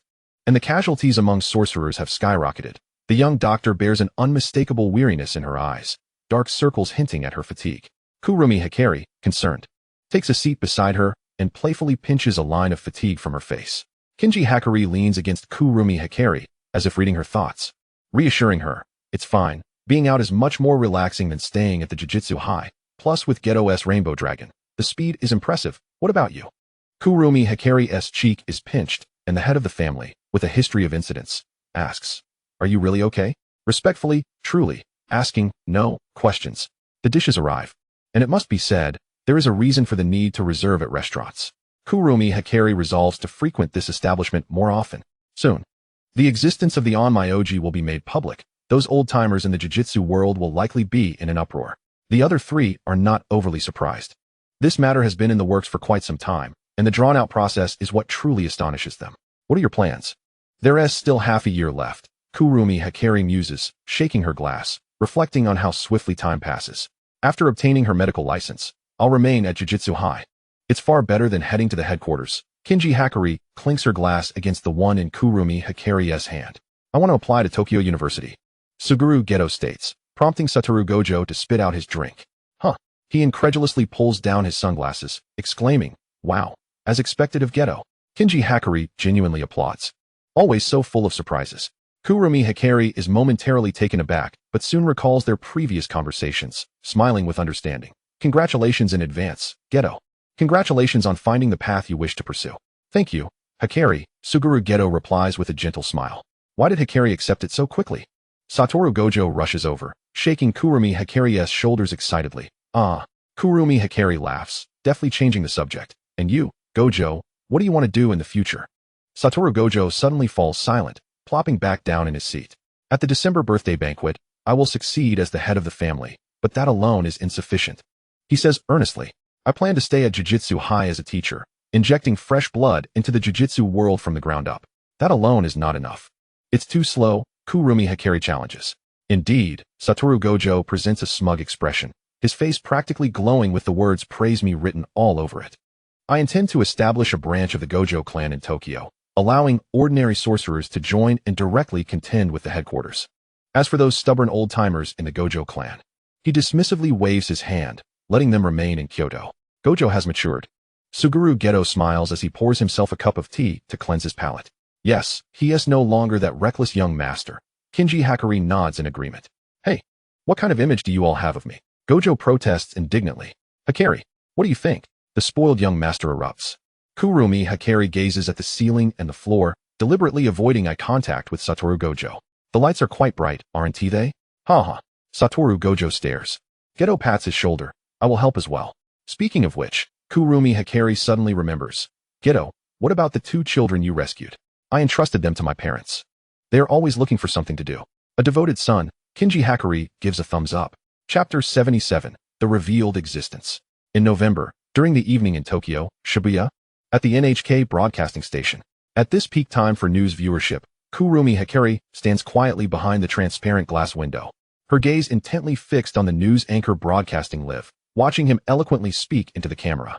Her expression is grave and earnest, as if she is contemplating something of great importance.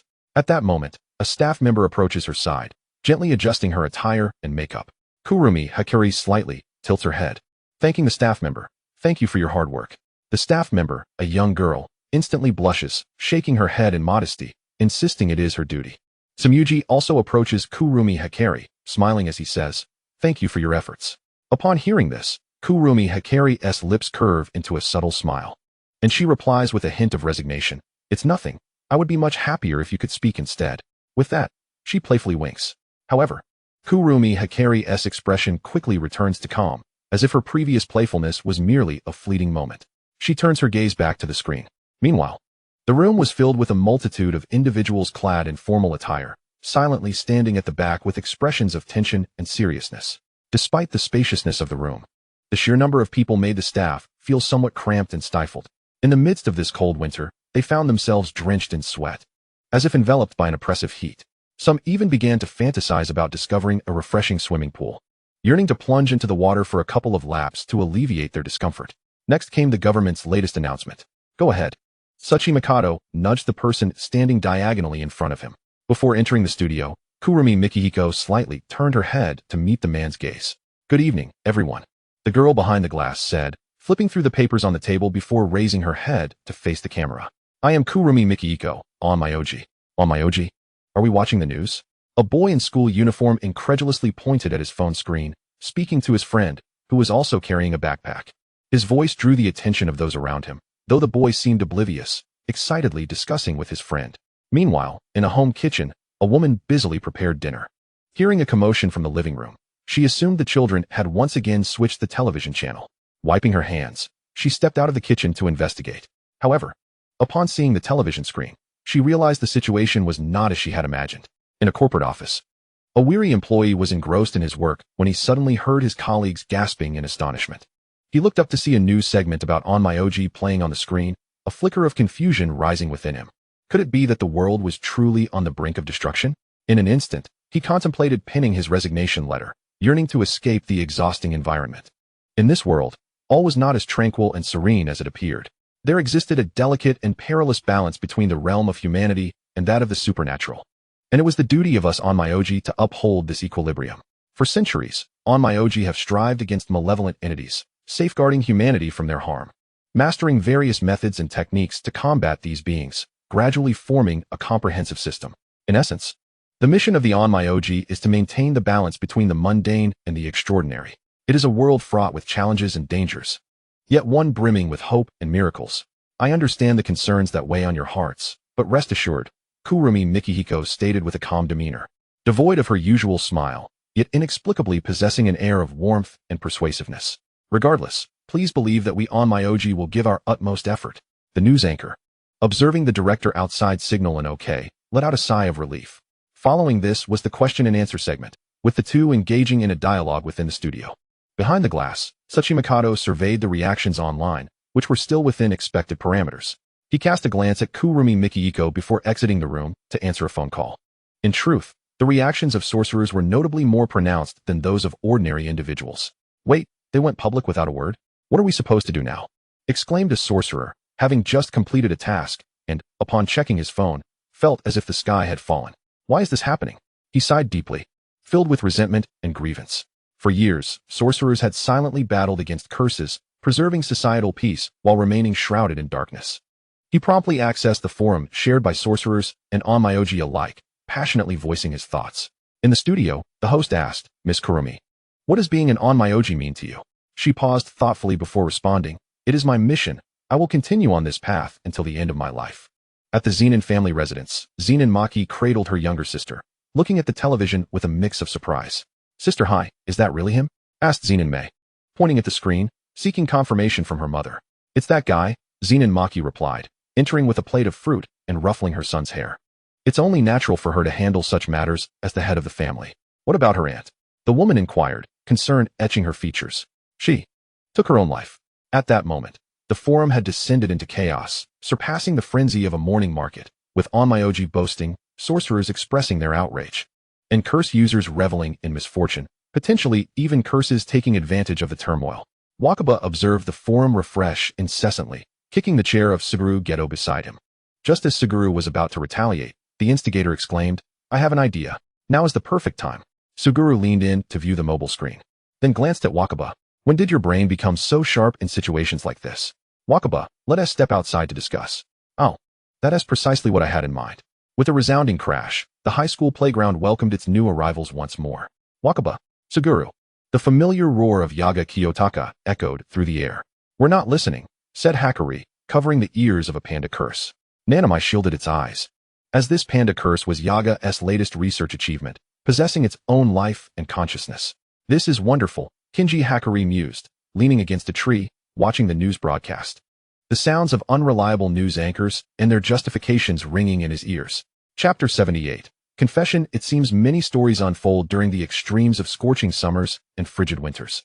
As Kurumi Mikihiko stepped out of the television station, night had already enveloped the world, with streetlights illuminating one by one, banishing the darkness. She gently pulled the hood of her sweatshirt over her head and raised her collar, concealing much of her face. At this moment, the streets remained bustling with life, vibrant and lively, as she blended into the throngs of people, each passerby exhibiting diverse appearances, expressions, and demeanors, with occasional mentions of onmyoji and the supernatural drifting into her ears. In silent observation of those who brushed past her, Kurumi Mikihiko let out a quiet sigh and continued to walk forward.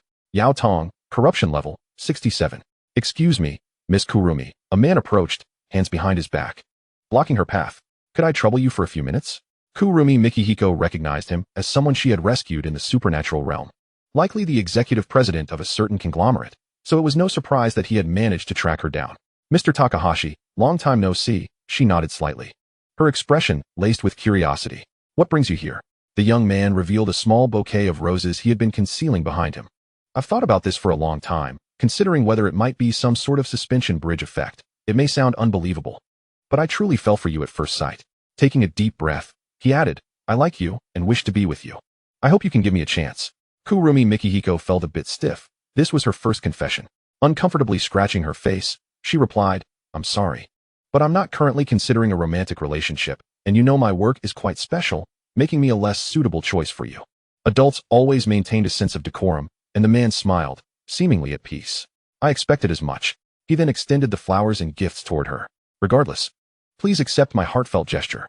The two engaged in further conversation, and in the end, Kurumi Kiki accepted only the bouquet of flowers. I took my leave, bidding farewell.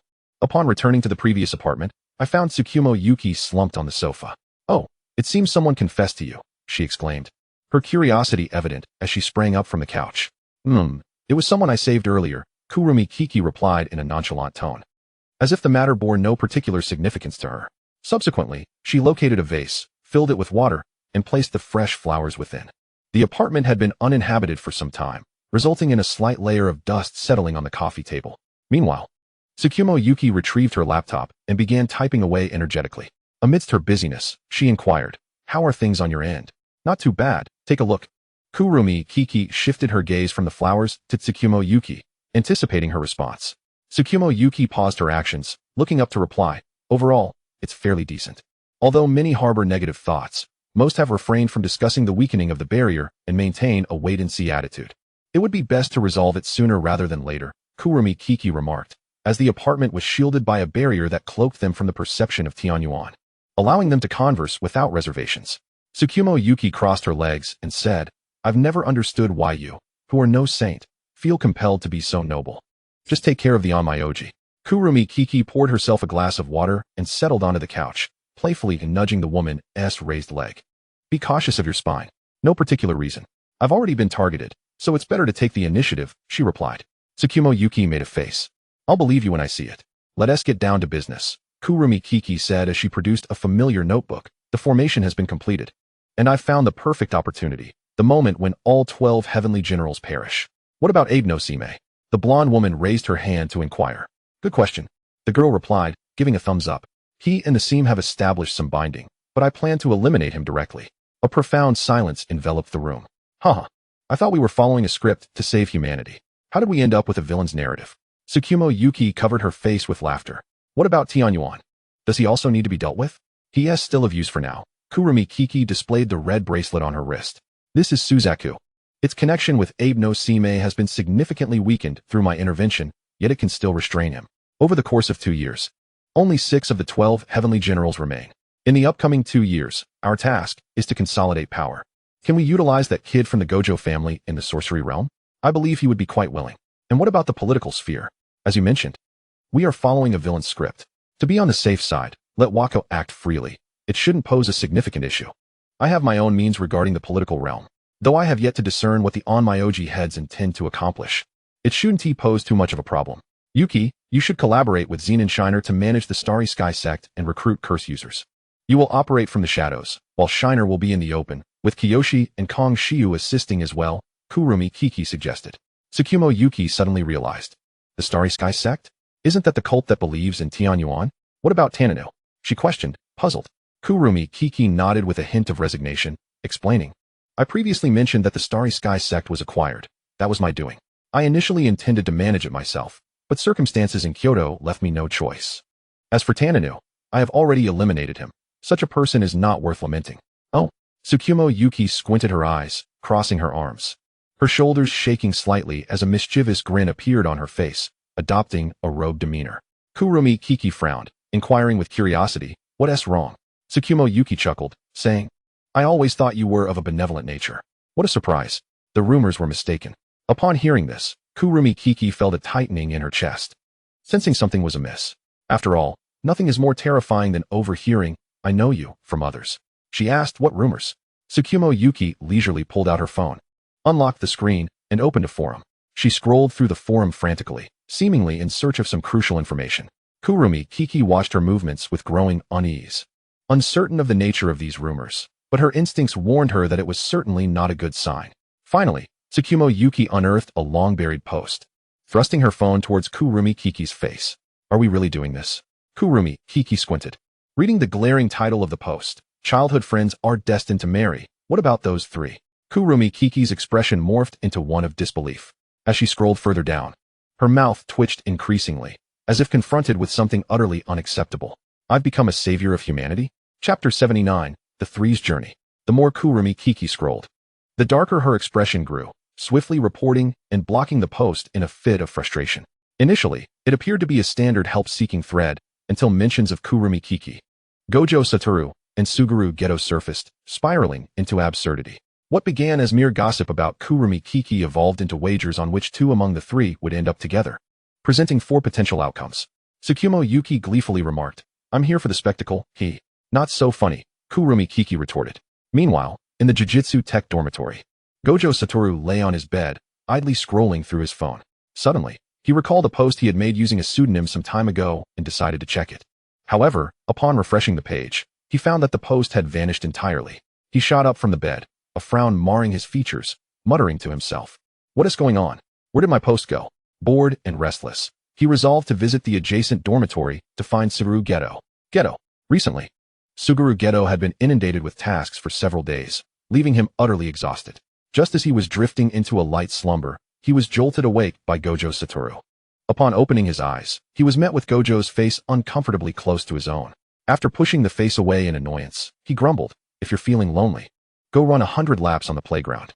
Gojo Satoru, unusually silent, took a moment before pulling over a chair and sitting down across from Geto, his expression suddenly serious. "I have a friend who has been facing some emotional dilemmas and seeks your assistance in analyzing the situation."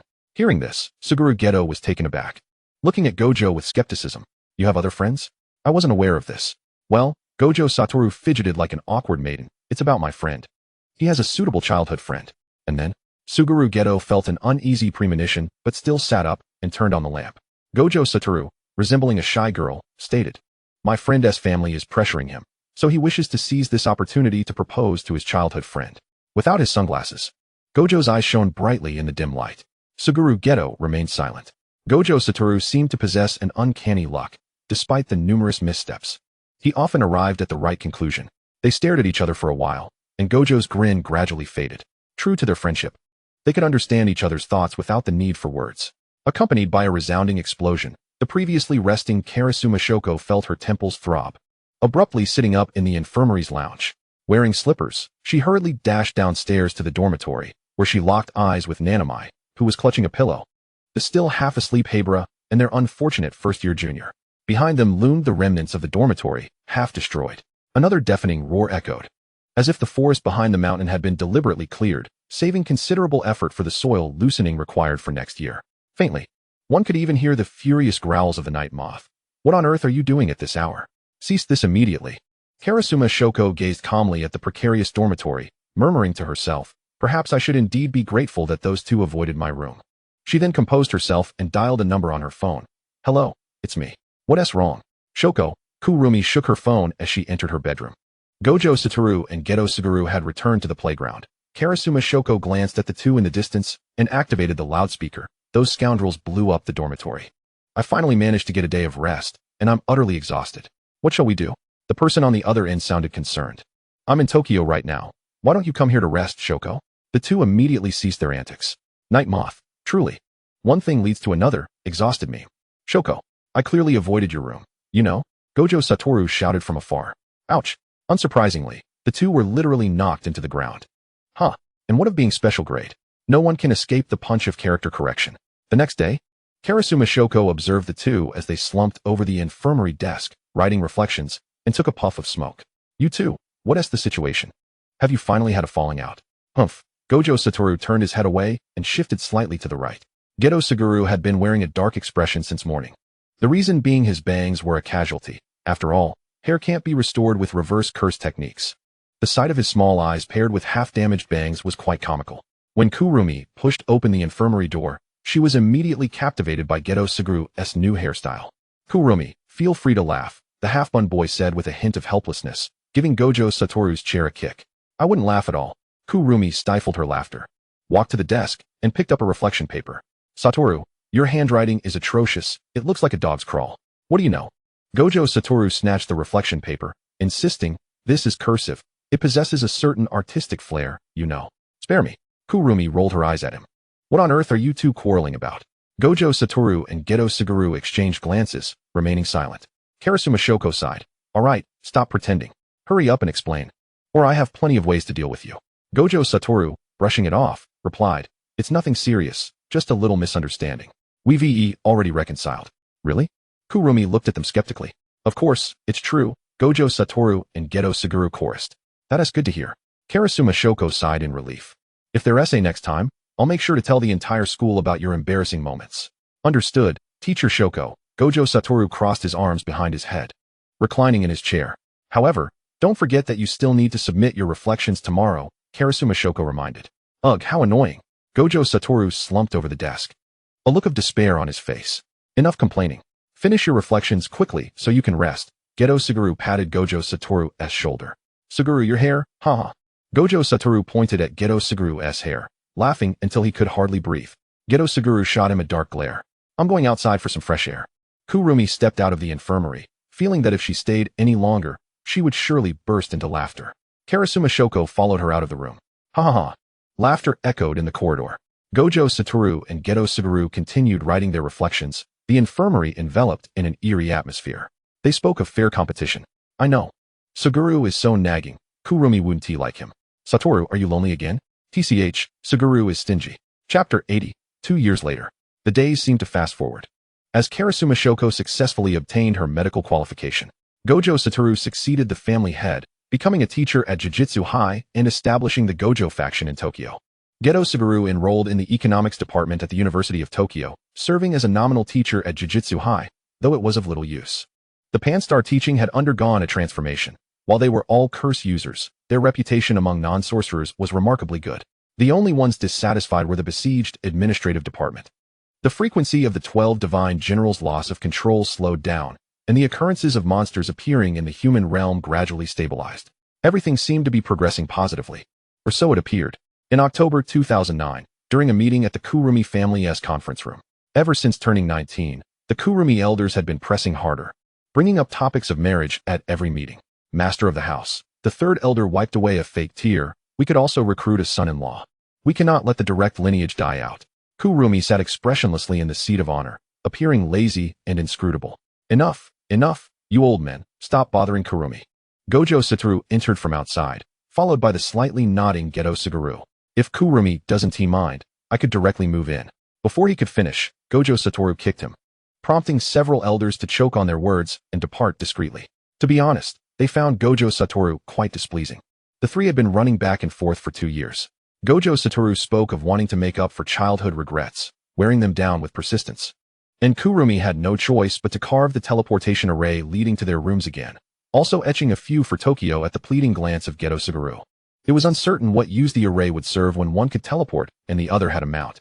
Kurumi looked at the two towering figures, clicking her tongue in disbelief at their growth. They had become even taller than during their time at Jujutsu High, one standing at 1.9 meters, and the other at 1.85 meters.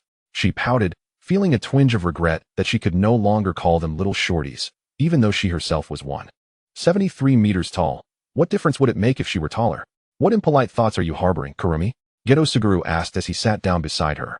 I told you. Gojo Satoru plopped down next to him. It's fine for Kurumi and me to get engaged, that way. We won't have to listen to those old men nagging. So you two aren't even pretending anymore? Kurumi said helplessly, whichever one she chose. The other would be dissatisfied, so both of you are out. She raised both hands, forming a large cross, adhering to the principle that if she couldn't please everyone, she would ensure that no one was pleased. Please refer to her as Kurumi, master of water serving. Gojo Satoru and Geto Suguru have long harbored a sense of dissatisfaction regarding the gifts they presented in their youth, which were seldom adorned by the recipient. Thus, this year, they have bestowed upon her new treasures, bracelets and necklaces whose worth has undoubtedly multiplied compared to the original tokens. The two men incessantly chatter. And since Kurumi Nagi has always preferred a gentle approach over a stern one, she indulges them. Moreover, within her limited social circle, these individuals undeniably occupy a uniquely significant position. Even if their relationship has slightly soured, she remains willing to embrace them. After all, the power of choice lies within her grasp. The trio exchanged updates, noting that the seams of their lives seemed to have inexplicably vanished, leaving no trace behind. Once the two departed, the spacious room was left in solitude, with only Kurumi Nagi remaining, the lengthy conversation having lingered until the sun's farewell glow faded. Donning a coat, she stepped outside the ancestral home, craving a taste of spicy hot pot. As she emerged from the shop, darkness had fully enveloped the sky. Unlike Tokyo, Kyoto lacked a vibrant nightlife. Pedestrians were sparse, all hastening towards the comfort of their homes.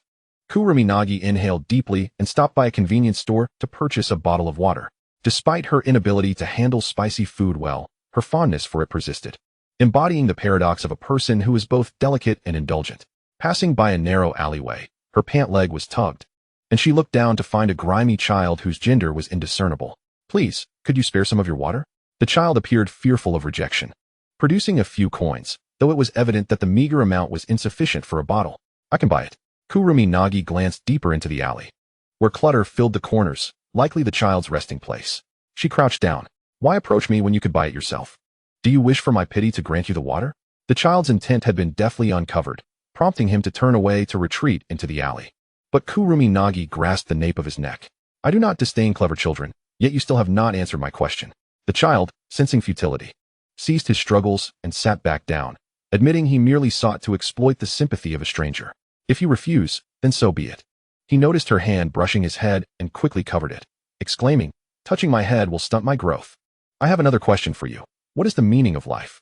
Kurumi Nagi, indifferent to her dragging coat, quietly assessed whether the child met her expectations. You're a strange person, he mumbled, contemplating, I don't know. Living is painful because I possess no value, yet I do not rely on anyone. I can survive on my own, at least I'm still alive. How old are you? 7. You seem so small, more like 4 or 5. Let me ask you another question. Are you a boy? Isn't it obvious? You're a strange person. Don't remain silent at a time like this. The boy felt a chill at the tip of his nose and looked up to see snow falling. This year's first snowfall is quite early. I dislike snow. It means I must endure a difficult time once again. Come with me. Kurumi Nagi calmly observed the boy's actions. I am of no use. I do not wish to be a burden. Ha! Do not laugh. I've encountered such situations before. Thanks to my cleverness, I've survived until now. Do you know of Onmyoji? Kurumi Nagi released the spell protecting her face. You have potential. I likely will not have children of my own. And I'm in need of an heir. I shall adopt you. It's you. The boy sprang up, having seen her in a television shop window. A flicker of joy illuminating his expression, quickly followed by despair. You cannot adopt me. I have no household registration, no name. That is hardly a significant issue. Kurumi Nagi asserted, rising and lifting him effortlessly into her arms. The boy was taken aback, instinctively clutching her shoulder, then suddenly conscious of his dirtiness. He attempted to pull away, but was firmly held. What name shall I give you? I am truly inept at naming. How about Little Black? I am not a dog. Then let us call you Yukichi. Kurumi Nagi gazed up at the snowflakes still falling from the heavens. But you must take my surname, Kurumi. The child, receiving his first name, a feminine one, averted his gaze in embarrassment and quietly murmured, thank you. Perhaps Little Black is more fitting for a nickname. Do not talk to yourself. Chapter 81, Yukichi. The days following his adoption did not resemble the hardships the boy had anticipated. Oh no, rather. They unfolded into an entirely different realm of unbearable strife. In the Kurumi household, Gojo Satoru, staring. Kurumi Yukichi, undeterred, returned the gaze.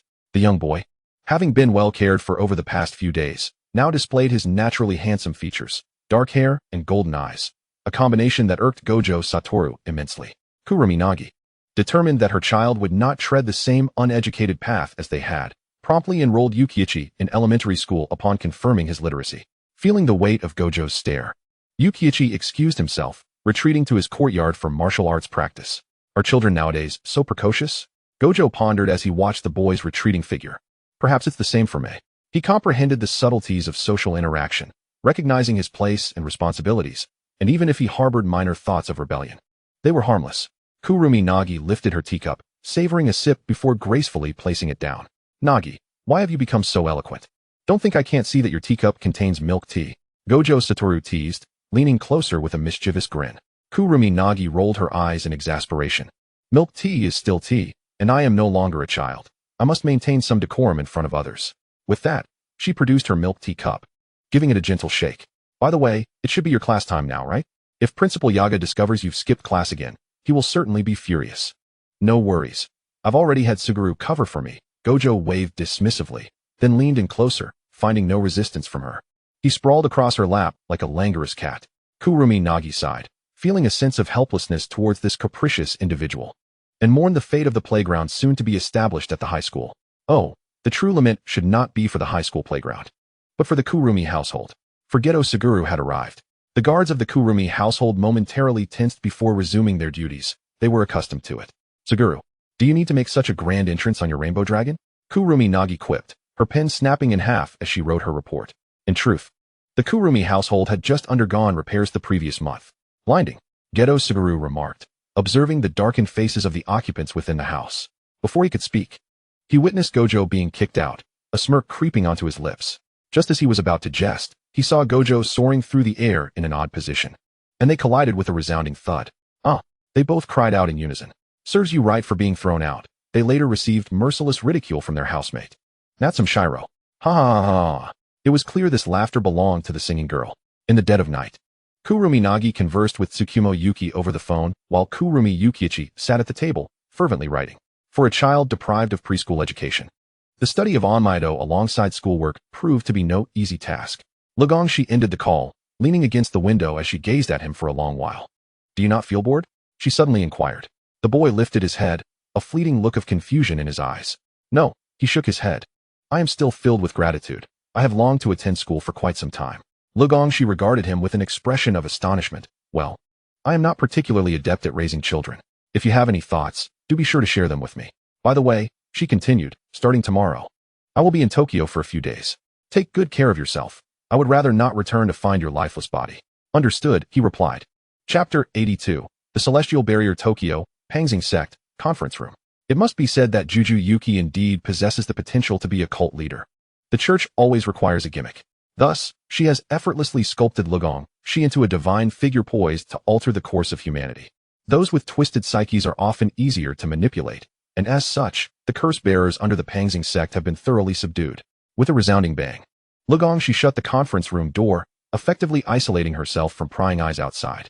Listen to this. She tossed a USB drive to Juju Yuki. The voices of two men emanated from the computer. Abe no Sime must not die. He is the faith of all on Myoji. Have you truly considered this? To sacrifice oneself for the continuation of faith? It is a necessary course of action. The bloodline of the Tsuchimikado family is the most perfect. As for what follows, I will leave in the hands of Yao Tong. Should we also conceal the matter of humans mysteriously vanishing and transforming into monsters? Of course, at times, I feel inclined to express that you all are not as adept at handling matters as the old men in the supervisory department. Juju Yuki revealed a pained expression. Lugong Xi nodded in agreement. Although the time has yet to come, let us resolve the celestial barrier by the end of this year. Sounds good. I have found this matter quite displeasing for a long while. Causing trouble and going against the sorcery community is what curse bearers excel at. As for the celestial side, it matters not. He will not interfere. We have established a binding. December. Recently, Tokyo experienced a heavy snowfall, blanketing the area in pristine white. The first cohort of students under Gojo Satoru has finally survived a tumultuous year. Thank you, Teacher Suguru, the students intoned, hands clasped in prayer. The expressionless Nanami and the exuberant Habere Yuji welcomed their graduation. The sudden snow left the high school enveloped in a layer of white, with pine branches laden with thick snow resembling cotton candy. Sunlight filtered through the clouds, casting dappled patterns upon the ground through the gaps in the trees. Dressed in a long black coat that accentuated his tall and slender frame, Gojo Satoru donned sunglasses. Tilting his head slightly as he leaned against a pillar at the entrance of the high school, quietly observing the scene before him. A figure gradually ascended the steps, a young man with black hair, a backpack slung over his shoulder, appearing somewhat travel-worn, yet his handsomeness and charisma remained undeniable. Suguru. Gojo Satoru's face broke into a slight smile upon seeing the young man. Suguru Geto looked up at the sound. Satoru, what are you doing here? Gojo Satoru straightened, hands in his pockets, and replied with a grin, waiting for you. The two walked side by side into the high school, their footsteps light upon the snow, producing a soft crunching sound. What are your thoughts on the turmoil surrounding the celestial barrier? Gojo Satoru initiated, his warm breath visible in the chilly winter air. As long as the route remains untouched, everything will be fine. You know that is not what I meant. Gojo Satoru patted Suguru Geto's shoulder. She will not divulge anything. What do you intend to do, Satoru? Suguru Geto refrained from answering. The two fell into silence. Let us go. Gojo Satoru abruptly changed direction. Where to? Suguru Geto harbored a vague suspicion. To find the celestial, to clarify matters. Will you regret it? No, I will not regret it. Because I am Yao Tong. I am Lugong Xi. Thus, even in death, I shall walk this path to its conclusion. Chapter 83. The Journey of Heaven and Earth, the two most formidable forces within the sorcery realm. Even without a summons from the celestial, the guards dared not obstruct them. Nonsense. There is a clear distinction between punishment and courting death. Yet the two still found themselves unable to step into the innermost depths of the Huangxing Palace. In the outer room, the celestial engaged in conversation with them through a projection. I have established a binding with Lugong. She is not to be obstructed in her destruction of the barrier. It is as simple as that. The celestial appeared unconcerned. Thanks to my technique, I have lived long enough to witness the previous Yao Tong. I must say, Yao Tong are indeed intriguing individuals. A sacrifice of oneself to invoke an absolute change in causality. Are you implying? Suguru Geto's pupils constricted as he gazed at the two boys before him. The celestial continued. All things have their ordained fate. The more one seeks to escape, the more they are bound to it. She is no exception, nor is Yao Tong. Gojo Satoru's azure eyes scrutinized the celestial, calm and frigid, rendering his emotions even more elusive and difficult to discern.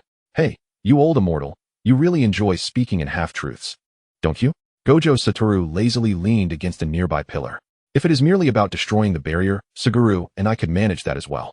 The celestial. in their presence, declaring that the two of them intend to dismantle her barrier. First Lugong Xi, then these two. It is as though they are wearing their intentions on their sleeves. May I inquire, do you still consider yourself within the realm of humanity? Suguru Geto politely inquired. The individual across appeared somewhat perplexed and shook his head. Then does that mean I can utilize sorcery to absorb you? The celestial, though other curse bearers assist. As the one who ultimately acts, Zenin Shinjiro has been tirelessly working for a month. Lugong Xi likely has finally realized the extent of her investment in him and intends to collect some interest, with locations popping up one after another. Even the mightiest constitution must eventually yield. He has not visited the racetracks for a month and a half. Miss, will I be able to return to Tokyo before the festival? Despite the winter chill, the man wore thin clothing, patting the creature resting on his shoulder. He drew forth the Tion-Ni pole and acted decisively. Meanwhile, Lugong Xi, on the other end, lamented the efficacy of the binding spells while responding to his inquiry. I plan to handle the final anchor point on Christmas Eve. The location conveniently happens to be Tokyo. Do not worry. Understood. In the evening, Lugong Xue knocked on Lugong Xi's door. In truth, they shared a foster-mother-son relationship, yet referring to it as such felt somewhat awkward. So the child opted for a term he found more comfortable. What is it? Lugong Xi opened the door, gesturing for him to enter. I had a dream. The child seemed somewhat bashful. Tell me about it. Addressing issues of ideological education cannot be delayed. Lugong Xi set aside her pen and turned to him. I dreamt of the past. Lugong Xue's lips quivered, tears threatening to spill. Lugong Xi had researched this child. Born in a mountain village, his biological parents remained unknown. Raised on the kindness of others, he fled to Kyoto, unable to find refuge in any orphanage. Come here. Kurumi Nagi patted the seat beside her, gesturing for him to take a seat. I had never seen my mother, and the visage of my father had faded into obscurity in my memories. As for my sister, she severed ties with our family early on, a common person striving for self-preservation. It may be hard to believe, but the two individuals who once bestowed warmth upon me, one perished before my eyes, while I was the one who killed the other. Noticing the astonished gaze beside her, Kurumi Nagi gently ruffled her hair. Growing up is a painful affair. Merely existing is a struggle. Endeavoring to possess both a robust body and a resilient heart may indeed provide a sense of belonging. The world is but a transient journey, and we share the same sorrows as the ancient dust. You might not comprehend this yet, but in the future, you will. Chapter 84, The Barrier Shatters. Tokyo, Christmas Eve. On the observation deck of Tokyo Tower, the biting cold wind howled against the glass. Kurumi Nagi stood there quietly, her gaze calm as she overlooked the brilliantly illuminated city below. The observation deck remained unlit, illuminated only by the distant lights that accentuated her profile.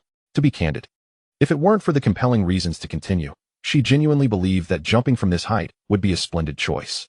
Freedom, selfhood, cherished aspirations that eluded her grasp. The night sky was adorned with clouds aglow with light, resembling a meandering stream, scattered by the wind into countless tributaries, ultimately vanishing into the dark horizon. Let it begin. Kurumi Nagi murmured softly, her voice echoing across the vast observation deck. Countless threads of causality unfurled before her, resembling layers of dense spider webs. She raised her hand, declaring, "Causality, sever." As her words fell, she turned around, lifting her gaze towards the prism behind her. The prism fragmented her image, creating innumerable identical reflections, prompting a light chuckle from her lips. A sudden, crisp sound pierced the surrounding silence, an indescribable sensation akin to something shattering. In a space unseen, the barrier of the realm began to fracture, swiftly spreading like wildfire. The abruptness of it all left one aghast, while Kurumi Nagi, the architect of this chaos, rested her chin on her hand, observing the panicked crowd below, alarmed by the rampaging cursed spirits. To be frank, her decision to launch an assault on such a significant night as Christmas Eve was rather maliciously amusing. It undeniably disrupted the festive atmosphere. Perhaps a small act of vengeance against this world. A light chime echoed as the elevator's red indicator lit up. Jujutsu Kaisen Yuki stepped out of the elevator, hands tucked into his pockets, exuding the demeanor of a street thug, an expression of exasperation on his face. "Nagi, could you not smile so villainously?" "Oh, am I?" Kurumi Nagi blinked innocently, feigning ignorance. Jujutsu Kaisen Yuki shook his head and joined her at the window, gazing down at the scene below. "But really, is it wise to let these non-sorcerers fend for themselves?" Kurumi Nagi crossed her arms, her eyes sparkling with amusement as she replied, "Change comes at a cost. And rest assured, someone will come to their rescue." "Are you referring to Satoru Gojo?" Jujutsu Kaisen Yuki shuddered at the thought, quickly scanning the crowd below. Sure enough, she spotted two other special-grade sorcerers. By now, the crowd had mostly dispersed, with Suguru Geto controlling the cursed spirits, swiftly eliminating the startled entities. Although the cursed spirits were of low rank, their sheer number was irksome. Meanwhile, Satoru Gojo, wearing sunglasses, effortlessly dealt with the surrounding foes. As if sensing something, he suddenly removed his sunglasses and looked up. His gaze met Kurumi Nagi's in the air. After a brief exchange of glances, Kurumi Nagi raised her hand in greeting, fully aware that Satoru Gojo could see her, before turning to leave. "I've returned to Kyoto. I'll leave the rest to you," she said. As the downward button illuminated and the sound of the elevator echoed in the vast observation deck. I truly am a born workaholic. It's no use lamenting to me. I could procure a few male models for you, Kurumi Nagi teased with a smile as she stepped into the elevator. If those two get angry and mistake me for a curse user and eliminate me, remember to burn paper money for me. Don't worry, that won't happen. The elevator doors closed, resuming its descent, the numerical display symbolizing altitude decreasing continuously until it reached 0, and the observation deck fell silent once more. Chapter 85. You have no heart. Those with stronger mental fortitude are at a greater risk of suffering from depression. Hey, Shinra, Kurumi Nagi sat in the car, gazing at the fleeting scenery outside. "I say, miss," a voice from the earpiece replied. "You want me to protect the non-sorcerers, minimizing the casualty rate? You truly are a benevolent soul. You don't want to?" She mused, her tone tinged with melancholy. "I'll add 4 million to your pay afterward." All right, he thought. Though that wasn't his primary concern, nevertheless, one should never refuse money that comes knocking. He intended to say more, but the call was abruptly disconnected. The man glanced at his phone, then at the cursed spirit before him. It was time to work. The car sped uninterrupted towards Kyoto. As there was a meeting scheduled for the next morning, Kurumi Nagi remained fixated on the window, her eyes growing weary, yet she refused to rest. Her mind inundated with myriad thoughts and complexities, an uncontrollable torrent of contemplation. "Miss, why not take a nap?" The middle-aged driver, responsible for Kurumi Nagi's transportation for over a decade, having watched her grow, remarked, "You've become increasingly gaunt. Make sure to eat regularly." Hearing the familiar address, Kurumi Nagi felt a moment of disorientation, glancing at her reflection in the phone screen, noticing she seemed to have lost even more weight. "I can't sleep. My mind is too active. Even brief slumber only comes after depleting my energy," she admitted. The man said nothing further, only sighed. A long and arduous plan indeed. Kurumi Nagi murmured something inaudible, unheard by anyone.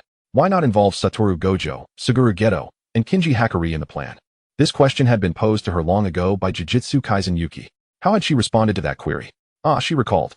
Those two are akin to uncontrollable wildcards. And Kinji serves perfectly to obscure our true intentions. How ruthless of you, Nagi, Jujutsu Kaisen Yuki had remarked. But did Kurumi Nagi genuinely think this way? She couldn't say. Human hearts were far murkier than the paths of inquiry, and each step forward was stained with blood, entangled in the confusion of the old and the new. She harbored selfish desires. Satoru Gojo and Suguru Geto should remain blissfully unaware, while Kinji Hakari, though temporarily unfree, should still find some ease. The one who danced with fate should be her alone. To walk alongside others, to lean on one another, to clear the thorns and traverse the perils. Could breach even the most fortified defenses. Yet she required none of this, for she was Kurumi Nagi, capable of achieving anything, even alone. She would sever the bond she herself had forged.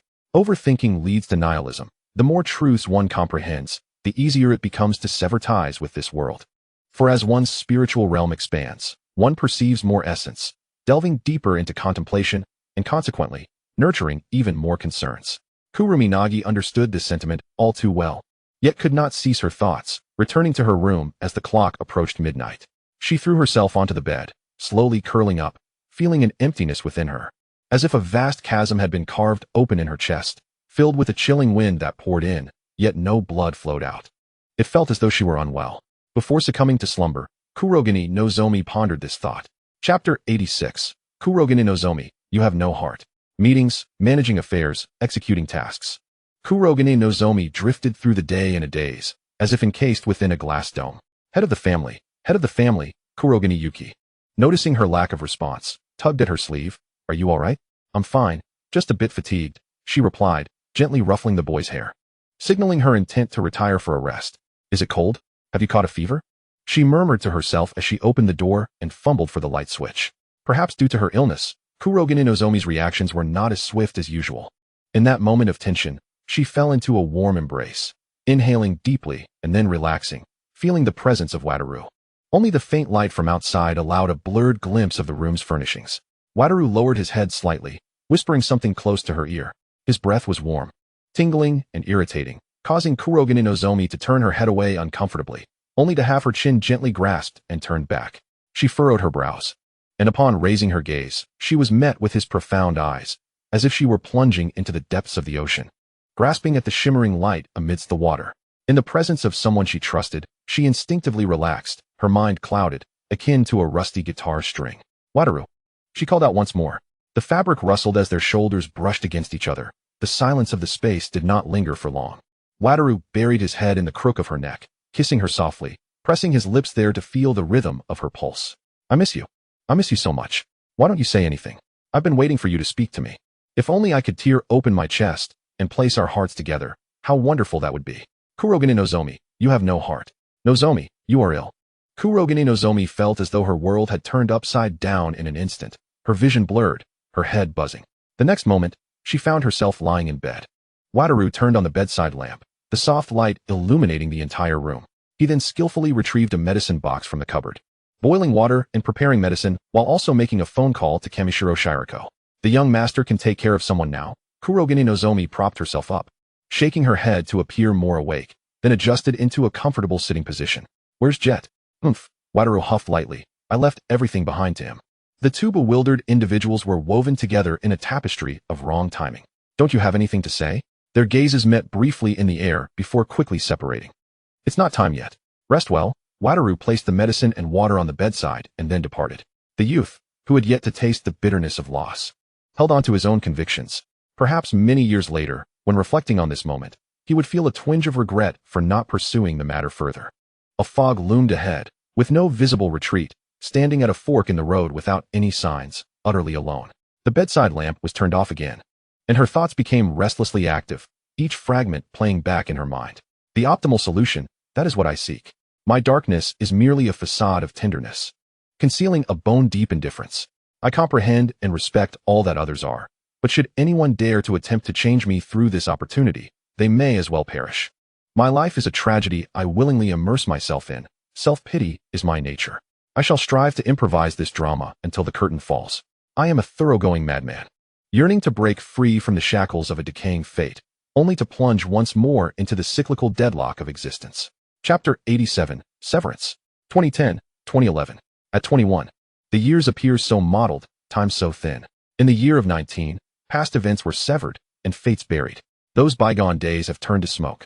The shadows of fate loom far larger than the bonds between people. Only later did I realize, those heart-wrenching moments do not always occur in summer or winter.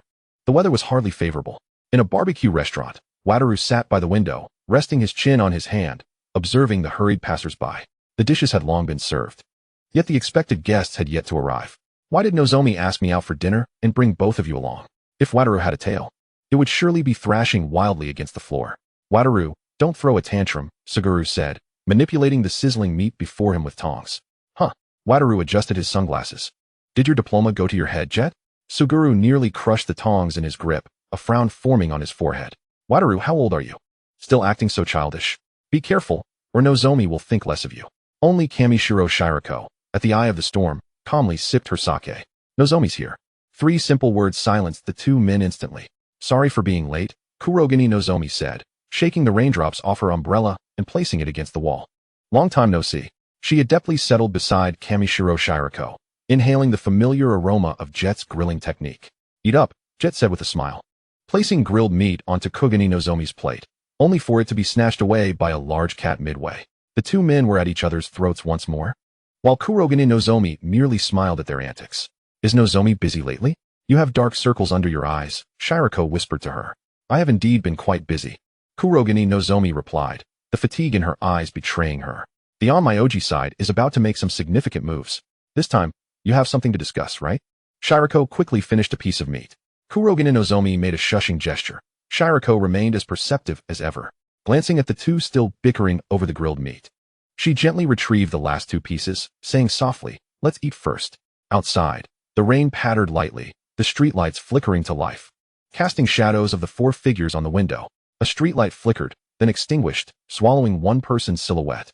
The 4 of them were a cacophony of noise. After a satisfying meal, Kurogane Nozomi set down her chopsticks and clapped her hands. "I came here to discuss something important." The three others also laid down their chopsticks. Listening intently. I'm dying, she announced, like thunderclaps in the clear sky. Is it something wrong with your body? Kamishiro Shirako reached for Kurogane Nozomi's hand, employing a reverse technique. Did you forget, Shirako? She gently grasped the hand of her companion. Because I can alter causality, the reverse technique, which operates on entirely opposite principles, does not affect me. Have you encountered any difficulties? Jet inquired after a lengthy silence, noticing the quietness of those around him. Wataru, Jet nudged Wataru, signaling him to say something. All he received in return was Wataru's silence. The atmosphere grew awkward, and a sharp ping sounded. Kurogane Nozomi's phone. She hung up quickly, withdrawing her hand from Kamishiro Shirako's grasp. It's nothing. Kurogane Nozomi indicated her right eye. It's what I saw myself. A lot will happen next, which may involve the present world. You all need to be prepared. With that, she stood, preparing to leave. I've already compressed my time for this trip to Tokyo. I must return. Grasping the umbrella from the corner, I cast one last glance at the three figures before bidding them farewell. With those words, I pushed open the door and stepped into the rain. It was as if Gojo Satoru had just come to his senses. He sprang to his feet and chased after me. Kujisaki Nobara. He grasped the arm of the figure ahead, demanding clarity. In a bid to connect with the girl, Gojo had deactivated his limitless technique, allowing raindrops to pelt his body, soaking his attire. You should be able to feel it. Kujisaki Nobara replied softly as she slightly turned her body, the umbrella obscuring her expression. This is my mission. She withdrew her arm from Gojo's grasp and continued onward. And what about me? Gojo ripped off his sunglasses, his azure eyes brimming with incredulity. What about Shoko and Megami? No one will accompany anyone for a lifetime. Her calm words echoed in Gojo's ears. Nobara kept moving forward, her silhouette gradually swallowed by the night, leaving Gojo standing alone beneath the harsh glare of the streetlight. As if separated by an insurmountable chasm. You're going to abandon me. Anger, grievance, and concern coursed through him. It was rare to hear such an emotionally charged expression from Gojo, when had it last occurred. His thoughts spiraled. Nobara turned back. And Gojo once more beheld her mismatched eyes, devoid of emotion. His heart plummeted. He, Gojo Satoru, could not hold on to her. No, Satoru, I will wait for you ahead. She replied, donning that expression he despised the most, detached, a superficial smile gracing her lips. Please tell Shoko and Megami that meeting you has been the greatest fortune of my life. In the instant she turned away, Gojo thought he glimpsed a flicker of sorrow in her eyes. Move forward, Satoru. Her final words dissipated into the rain. Don't look back. No one is worth your pause. He clenched his fists, exerting pressure until blood began to seep from his hands. He yearned to pursue her. But what could he possibly say? Nobara would say nothing. The Eye of the Cursed and the Six Eyes, the closest relationship in the world. They understood each other as intimately as they understood themselves. Personal feelings versus the world. The latter was the inevitable choice. At the barbecue joint, Inamaki Tudge gazed out the window, smoking one cigarette after another. Aren't you going to chase after her and say something? What could I possibly say? Satoru can't be persuaded. Geto Suguru sat in silence, downing cup after cup of shaku. Chapter 88, The Oracle. 3 months prior, in Kyoto, at the Onmyoji headquarters. In the underground chamber, flames danced upward, radiating bright light that illuminated the otherwise empty space. The so-called Oracle was birthed from this mysterious flame before me, as if it were the most wondrous existence in the universe, containing infinite wisdom and power. Didn't you always doubt the Oracle? Why summon me today? I have no interest in such matters. Nobara leaned against the wooden railing behind her, arms crossed, legs entwined. Her gaze cold as she regarded the man standing before the fire.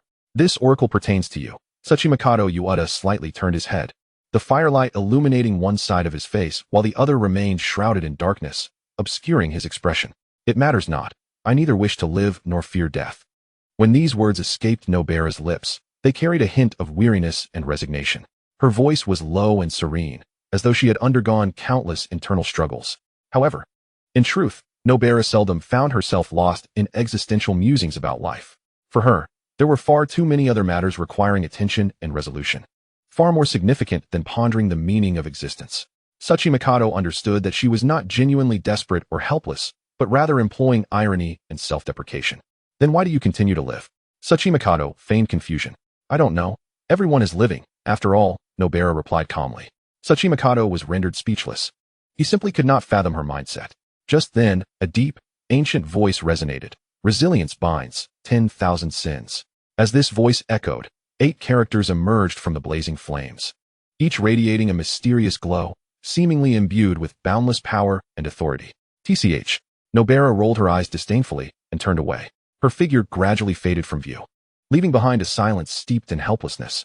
It was as if fate reveled in playing tricks, leaving one in fits of laughter and tears. How amusing, indeed, that this ridiculous fate seemed to delight in tormenting people. Those willing to sacrifice themselves, ready to offer their lives, ultimately remained unscathed, while those still determined to survive paid the ultimate price. Hey, Shimizu. Sarah lifted her head from a mountain of paperwork, answering the phone. The 12 divine generals are about to fall. Prepare for war in the foreign realm. Nobara's voice betrayed no hint of abnormality, and informed Juzu Yoshiki that her wish is about to be fulfilled. Understood. Returning to the present, Geto had not been sleeping well these past few days, waking with no recollection of his dreams, compounded by irregular eating habits. He appeared increasingly gaunt. You left me midway, urging me to move forward. It's akin to stabbing me and then saying, hurry to the hospital, get well soon. How cunning, Nobara. You allowed me to witness your actions while concealing everything. Gojo could restrain himself, for from a rational perspective, he fully comprehended Nobara's intentions, the interplay of rationality and emotional choices, as reflections of one another. They knew precisely how to choose. However, Geto would not contain himself. Breaking free from his previous constraints, he would surrender to his madness. Even if the ultimate outcome were shared suffering or death, he would not turn back, regardless of the pain, as if he were destined to collide headfirst against the wall. Chapter 89. Do childhood friends truly understand one another? No one wishes to die, and I am no exception. While death is a certainty, my demise may hold no value whatsoever.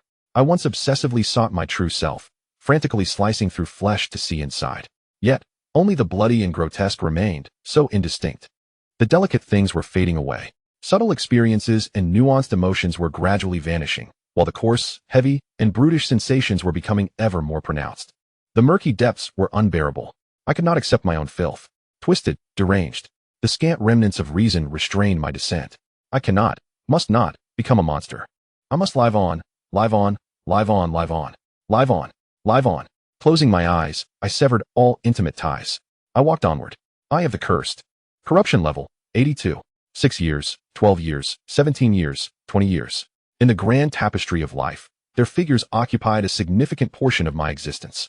This was an intimate relationship, a special bond, deeper than familial ties, love, or friendship.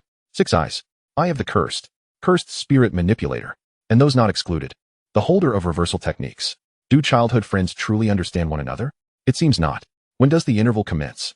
I cannot say. Trust. Perhaps we have placed too much faith in one another. For the majority of the time, Suguru Geto remains silent. He believes that anyone capable of extricating him from the mire would never find themselves ensnared in it. Satoru Gojo, too, is unwilling to speak. You do not wish for my company, and so you remain mute. Thus, I shall respect all your choices. This is his decision. In the many years that follow, time ensnares youthful sentiments repeatedly, akin to a headlong plunge into an offshore current, heavy, immobilizing, suffocating, and deeply entrenched. In some worlds, the rain perpetually falls. Others linger in the rainy seasons of their lives. Human relationships seem to exist in phases. What is lost is not merely the youthful self of yesteryears, but also the promises exchanged with one another in our youth. No one can fully comprehend another, as Kokonoi Nikki has stated. The shadows of swaying trees outside the window, the red goldfish in the pond flicking its tail, the meticulously cared for music box on the table, and the flickering specks of light dancing around the boy's hem. Regardless of what he wishes to pursue, he will certainly communicate it to me, Gojo had once said to Kaori. He received an eye roll from the girl. Long ago. At the end of summer, another name was inscribed on the front page of a notebook. Ink dripped and spread across the paper, intertwining with the written characters. We share a profound understanding, Suguru Geto believes. The wind rushes through the crevice of the window, causing the documents on the table to flutter. Will it lead to death? I cannot say, but I desire to live.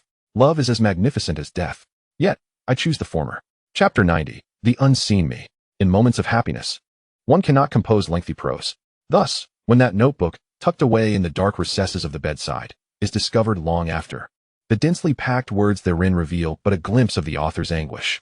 A keen sensitivity to the world and an acute response to the environment are lessons that an onmyoji must learn. Kokonoi Nikki, seated beside the training grounds, speaks to Kokonoi Yukiya, who is demonstrating the fruits of his studies over the past months.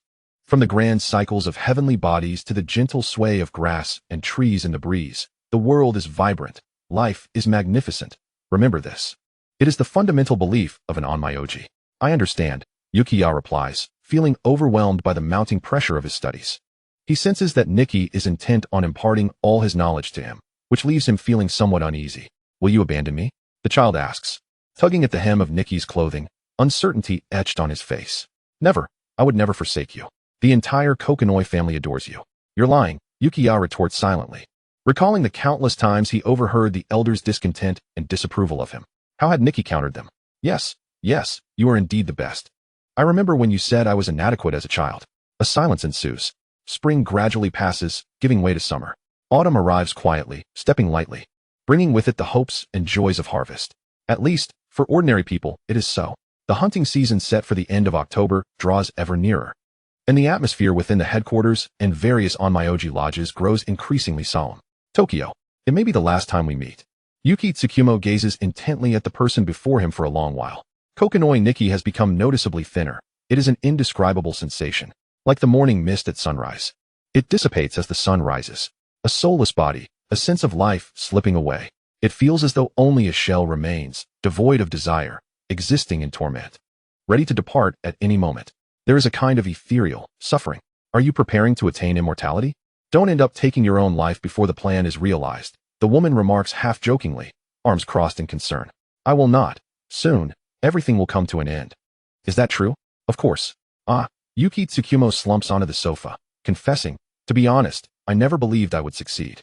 Given my current state, I am already quite content. Perhaps, you truly are a divine maiden.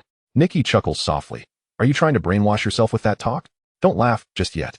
The person on the sofa sits upright, resting his chin on his hand. Are you perhaps an avoidant attachment type? Impossible. Nikki's expression briefly stiffens before she counters immediately. Like a balance scale, the love others give you weighs equally on the other side of your heart. The blonde-haired woman continues. Having spent so many years abroad, I happen to learn a bit of psychology. You needn't concern yourself with me. Nikki responds somewhat stiffly, afraid of establishing intimate connections. I have matters to attend to. I must take my leave. With a loud bang, she fled, leaving behind a tightly closed wooden door. That girl. Before returning to Kyoto, Nikki feels a strange sensation, glancing towards the trees across the road in front of the Pangzing Temple. Suguru Geto stands there, his face obscured by the shade of the tree, rendering him indistinct. Their gazes lock for a moment. The flow of traffic separates their sight, and when the road is once again devoid of obstructions, Nikki has already departed. Chapter 91. The Onset of Battle. The lights in Kokonoi Nikki's room have been glowing for an indeterminate number of days and nights, as if they would never extinguish. Under the illumination, a mountain of talisman papers is neatly stacked in one corner of the table, forming a unique landscape. The sheer quantity of these talisman papers is astonishing. In truth, for Nikki, she does not require these talismans. She possesses formidable cursed energy capable of condensing into talismans in an instant while casting Onmyoji techniques. However, apart from the brief period of her childhood when she first learned Onmyoji arts, Nikki has seldom drawn talismans herself. Others, however, do require them. The number of Onmyoji who perish each year is no less than that of sorcerers. They may not wield as overwhelming cursed energy as sorcerers do, yet they equally face various dangers and challenges. They might encounter powerful apparitions or even other mysterious entities. Such foes will not spare them merely because they lack potent cursed energy. Nikki understands this well, which is why she is willing to provide others with a chance at survival. She hopes that through her efforts, more Onmyoji can survive, at least lowering the mortality rate. After all, each life is invaluable. Humans are creatures that fear death, and as long as there is a glimmer of hope, they will strive for it. Whether sorcerers or Onmyoji, each has their own value and mission, and she is willing to strive to protect the lives of these individuals. In October, the head of the Onmyoji glances at the cursed talisman in his hand, a smirk crossing his lips before he returns it to the person beside him. That individual cradles it, as if it were a treasure. Your talisman is quite unattractive, he critiques sharply. So what? As long as it is effective, that is what matters. Nikki retorts, raising her middle finger. I have been rendered defenseless. Retract your assessment. What kind of gaze is that? It's nothing. Sachi Mikado averted his eyes, feeling as though he had not seen this expression from you in quite some time. Humph. If I perish, I'll leave the subsequent matters to you. Sachi Mikado said with a serious demeanor. Didn't the oracle say it wouldn't be me who dies? What are you imagining? Both were well aware of the truth, yet feigned ignorance. You won't die? That remains uncertain. At such a young age, do you not possess the slightest desire to continue living? Watanabe Kiyosuke interjected. Kurogen Inagi fell silent for an extended period, long enough for Tsuchi Mikado to believe she would not respond. I do not know. I am simply somewhat weary. How should one measure life? Kurogen Inagi could assert that she had navigated each stage of her life exceptionally well. Or rather, each step she took was the correct one. So much so that when others spoke of her, they invariably found her to be flawless in every regard. Yet, a harsh gust of wind choked her throat. The sharp sensation cut through her. Pain and bitterness. Only she truly comprehended this. No one will perish, she added after a lengthy pause. I assure you. The waning flames of October heralded a season of farewells. Midnight. The clock struck 12. Citizens are advised to remain indoors. We shall exert our utmost efforts to ensure your safety. The Onmyoji residences were ablaze with light, while the headquarters in Kyoto lay shrouded in silence. Only scattered Onmyoji were seen patrolling. As one ventured deeper into the foreign realm, the need for potent curse power to safeguard oneself became paramount. Each individual remained in their appropriate place. The number of companions gradually dwindled. In the end, only Tsuchi Mikado and Kurogen Inagi pressed onward into the depths. A frigid breeze swept past, causing Kurogen Inagi to tighten her hunting attire. She gazed up at the night sky, her mind deep in contemplation. Suddenly, she sensed an unusual aura. In the darkness, a figure became faintly discernible. As Kurogen Inagi focused, she discerned a massive yukai. Swiftly, she invoked her Onmyo techniques, reciting incantations as a beam of light shot from her hand, surging toward the creature. With a thunderous roar, it was as if a switch had been flipped. And in the foreign realm, a multitude of distorted beings began to emerge. I am right here. Kurogen Inagi halted her steps. Don't die. Tsuchi Mikado waved his hand and continued deeper into the abyss. Chapter 92. A Solitary Funeral. At dawn, the meticulously inscribed formations of the Tokyo Onmyoji residence began to glow, illuminating the faces of Shimizu Sarera and Tsukumo Yuki. A pale golden curse power gradually spread throughout the nation, distorting and screaming the cursed spirits before they were engulfed by the foreign realm. Accompanying this were the glowing runes at the gates of the various Onmyoji residences, intertwining to form a new barrier. In the depths of the foreign realm, the sound of a bracelet being crushed by curse power coincided with the creaking chains that heralded the death of the last divine general. Kurogen Inagi loathed situations spiraling out of control. She believed the precise moment of collapse must be held firmly within her grasp. Tsuchi Mikado abruptly turned. Witnessing Kurogen Inagi standing in the shadows, her body splattered with the blood of yukai. Remnants of the bracelet's powder clung to her hands. Have you lost your sanity? Before he could finish his sentence, the uncontrolled Abe no Sime was flung away. As the dust settled, their gazes met in the air. Is this you forcing me to take your side? The severed chains hung limply in the air, creaking ominously. You can interpret it that way. A brand new formation that does not rely on humans. What faith was there has long since perished. Kurogen Inagi turned to regard the frenzied Abe no Sime. Your life ends here. As cursed spirits manifested in the foreign realm, as the head of Onmyo, he had to stabilize the situation. The man steadied himself against a pile of rubble, preparing to depart. Though you've left me with such a chaotic mess, I must still say, do not die. I appreciate your kind words. As Tsuchi Mikado left what was deemed the deepest part, he glanced at the adornments that shielded him from corruption. The white jade had long turned a deep crimson, marred with cracks. He cast a final look back, where only the distant sounds of thunderous roars and rising dust remained. The records state, October 2011, post-Great War. Head of the Kurogen family went missing in the depths of the foreign realm. Search initiated. December. Kurogen Inagi died. When this news reached Gojo Satoru and Suguru Geto, they were preoccupied with the shifting positions of cursed spirits, plotting to severely reprimand the one who had vanished without a trace.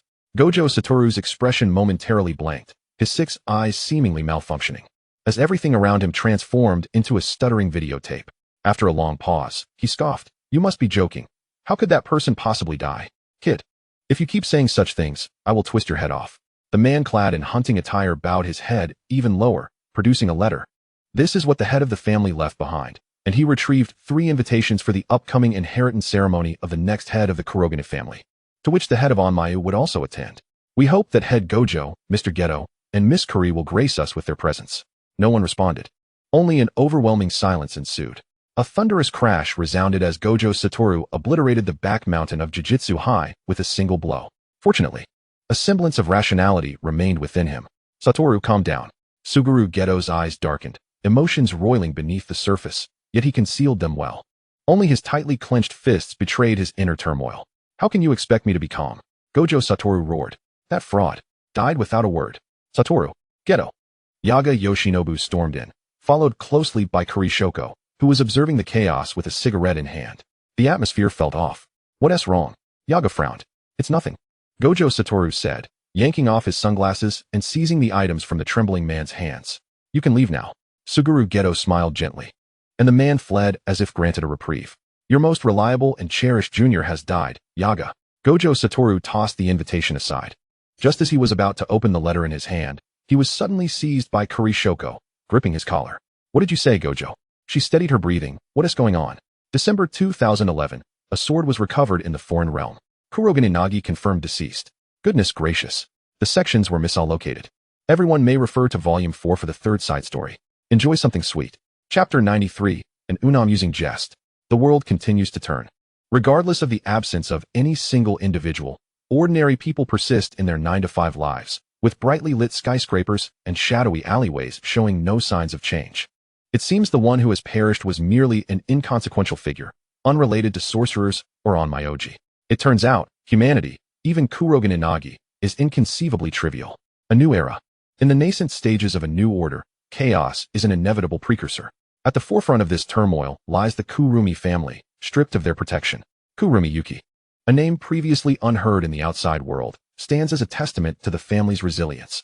The elders of the Kurumi clan had prepared themselves for a relentless struggle. Yet, the child's remarkable performance is indeed astonishing. Truly, she is a product of Kori's own tutelage, the Grand Elder could not help but exclaim. The once boisterous conference room fell into an immediate hush. Alas, the disorder within the realm of sorcery has reached a level akin to the chaotic early morning markets. The political sphere requires a ticket to the establishment of a new order within the sorcery domain. Suguru Geto, a common sorcerer with ordinary parents, boasts a prestigious education and maintains significant connections with key figures in both the sorcery and onmyoji circles. He is the perfect candidate.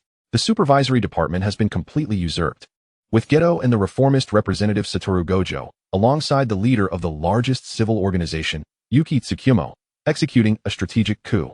As for the old guard, those deserving of imprisonment shall be confined, while others, lacking justification, will simply remain in the retirement home for the elderly, an alternative form of life imprisonment. Everything is progressing positively, mirroring the conditions described by Kurumi Kiki to Yuki Tsukumo. To say there is no feeling of trepidation would be a falsehood. In the moment, the sensations were not deeply impactful, but after that individual departed, the suffocating sense of entrapment, reminiscent of a spider's web, became palpable. Every event is intricately woven into Kurumi Kiki's grand design. Days and nights passed in relentless toil until, upon reflection, it was already February of the following year. In the dead of night, Suguru Geto emerged from the building clad in a tailored suit, suddenly struck by a sense of disorientation. He finally grasped the reality of that person's demise. This emotion was indescribable, for he found that no matter where he wandered, her image lingered in his memory. It was akin to the character CGI from a game he had first completed. Regardless of the subsequent adventures, her visage remained vivid. It felt like a leisurely afternoon chat, steeped in the realization that humanity is ultimately mortal. At that moment, Geto had just untangled his thoughts. After concluding a mission, he had leaned wearily against the sofa in Kurumi Kiki's apartment. The girl had not looked up, her focus intently fixed on the game controller, her fingers tapping rhythmically. Will you remember me 100 years after my death, Kiki? Geto suddenly inquired. Of course, Kiki replied, her voice somewhat muffled by the lollipop in her mouth. Past, present, future. Regardless of whether the world were to explode, I would never forget you. Ha ha ha. You won't forget after all this time? Never. The things I wish to remember are never lost. Very well. The streetlights remained bright, yet they failed to illuminate the shadows of the passers-by. How cruel, Kiki. Is this truly your choice, you promise-breaking scoundrel? In any case, Kurumi Kiki was indeed dead. A cruel jest, albeit one lacking humor. Within a courtyard in Osaka, a girl lay in disarray upon the ground, her arms marred by scratches, her beautiful face obscured by her hair. I hate you all. She rummaged through the surroundings frantically until she finally unearthed a tattered book. Subsequently, she produced a fruit knife and viciously slashed at her thigh, blood gushing forth. The ageless girl used her bloodied hands to inscribe intricate runes upon the wooden planks. I beg you, I beseech you, whether human or demon, kill them, kill them. I want them to suffer worse than death. I am willing to sacrifice my flesh. Kill them. Kurumi Kiki, the demon. Chapter 94, Izeoi Hana. Most believe that Kurumi Kiki's immense cursed energy derives from her Yao eyes. Yet this is a misconception. Among all previous wielders of the Yao eyes, only she possesses the ability to conjure talismans unarmed. Many assume that Kurumi Kiki perished alongside Abe no Sime, but this too is not entirely accurate. Ultimately, however, She had miscalculated. On that day, in a distant realm, the deepest depths erupted with a resounding explosion, reverberating throughout the entire space, even causing tremors in the underground connections of the Kyoto headquarters. In the epicenter of the blast, her body was hurled violently by the force of the shockwave. Her ears rang, her vision blurred, yet she fought to maintain consciousness. As the smoke cleared, Rugumi Xi struggled to disperse the dust with her left hand. Coughing violently and spitting out blood, her right arm lay broken and immobile, while her once pristine hunting attire was now tattered rags, rendering her quite disheveled. In truth, her current condition exceeded her expectations by a significant margin. Humph, that little Abe no Sime is hardly impressive. I can return and boast before them now, she scoffed. Damn prophecies. She leaned against the stone wall, slowly rising while brushing off the dust from her attire, mentally calculating how to explain the situation to the three individuals. A smirk crept upon her lips at the thought. Suddenly, a sharp yet dull sound pierced the air, akin to a blade slicing through tough leather. The sound of flesh being penetrated echoed, a spine-chilling noise that evoked thoughts of death and bloodshed. Rugumi Xi gradually lowered her head, her eyes wide with shock and disbelief. A hand had pierced through her chest, blood seeping into the crimson earth without any visible abnormalities. A dull ache surged like a tide, momentarily drowning her consciousness, yet her rationality began to resurface. After a brief interval, Rugumi Xi regained her composure and lifted her gaze towards the figure behind her. The dual-colored eyes widened in shock, anger, and confusion, soon replaced by understanding. It's you. The woman with crimson hair withdrew her bloodied hand and smiled. Shouldn't you call me sister? Get away. Don't use her body to utter such vile words, you stitched-up abomination. Rugumi Xi's gaze grew hazy, as though she had lost focus. She attempted to struggle, but her body lacked the strength to support her, causing her to collapse helplessly to the ground. She had been naive to believe that erasing the traces and severing connections would safeguard her remaining kin. No, Tianyuan, Abe no Sime, what have they concealed? Why did I instinctively overlook this person's existence? Her final memories were of hands reaching towards her head. Aha! Pain. Excruciating pain. The figure before her spoke, but Rugumi Xi could no longer discern the words, only feeling the anguish of her soul being torn asunder. It was as if every inch of her being was being stripped away, exposed to the air, making the pain inescapable. No, you mustn't. Her body trembled violently, struggling against the agony that compelled her to curl up, biting her lip in a desperate attempt to remain composed. It hurt so much, Rugumi Xi thought. Satoru. Alas. No one responded. The girl on the hospital bed fluttered her eyelashes before slowly opening her eyes. Her golden irises gradually came into focus. The sensation of pressure upon her soul was the first anomaly Rugumi Xi perceived. She's awake. The patient has awakened. After a tumultuous upheaval, Rugumi Xi, no. She should now be referred to as Izoi Hana, observed the woman before her, who claimed to be the agent of this body, engaged in conversation with the doctor. So, she had lost her memory? Kim Do-hee was on the verge of tears. She was her golden goose. No, please. The individual on the hospital bed excused herself to the restroom. Leaning against the tiled wall, she scrutinized the visage reflected in the mirror. Rugumi Xi recognized this face. It was quite familiar. With black hair and golden eyes, she was a renowned idol, possessing a youthful appearance yet exuding an aura of sophistication. Izoi Hana. The eyes, unlike the six-eyed gaze, belonged to the soul. Fortunately, the pupils of this body were golden, rendering any abnormalities undetectable. To speak candidly, the surname Izoi bore a significant connection to the Rugumi family. It could be seen as their predecessor. Rugumi Xi performed a few stretching exercises, clicking her tongue in discontent. This body was not only a head shorter than her original, but also bore no signs of physical fitness, even appearing somewhat malnourished. Rugumi Xi lamented, what a troublesome predicament. Chapter 95, Some Matters Unknown to Rugumi Xi. Having fully settled into idleness, even the ever-busy Satoru Gojo could no longer maintain his previous non-stop pace. He lay in bed, tossing and turning, gripping the blanket tightly, unable to find slumber. This was hardly characteristic of Satoru Gojo. With a hint of self-mockery, he sat up. Perhaps he had been possessed by something. He was now Tej Gojo. Just a jest, of course.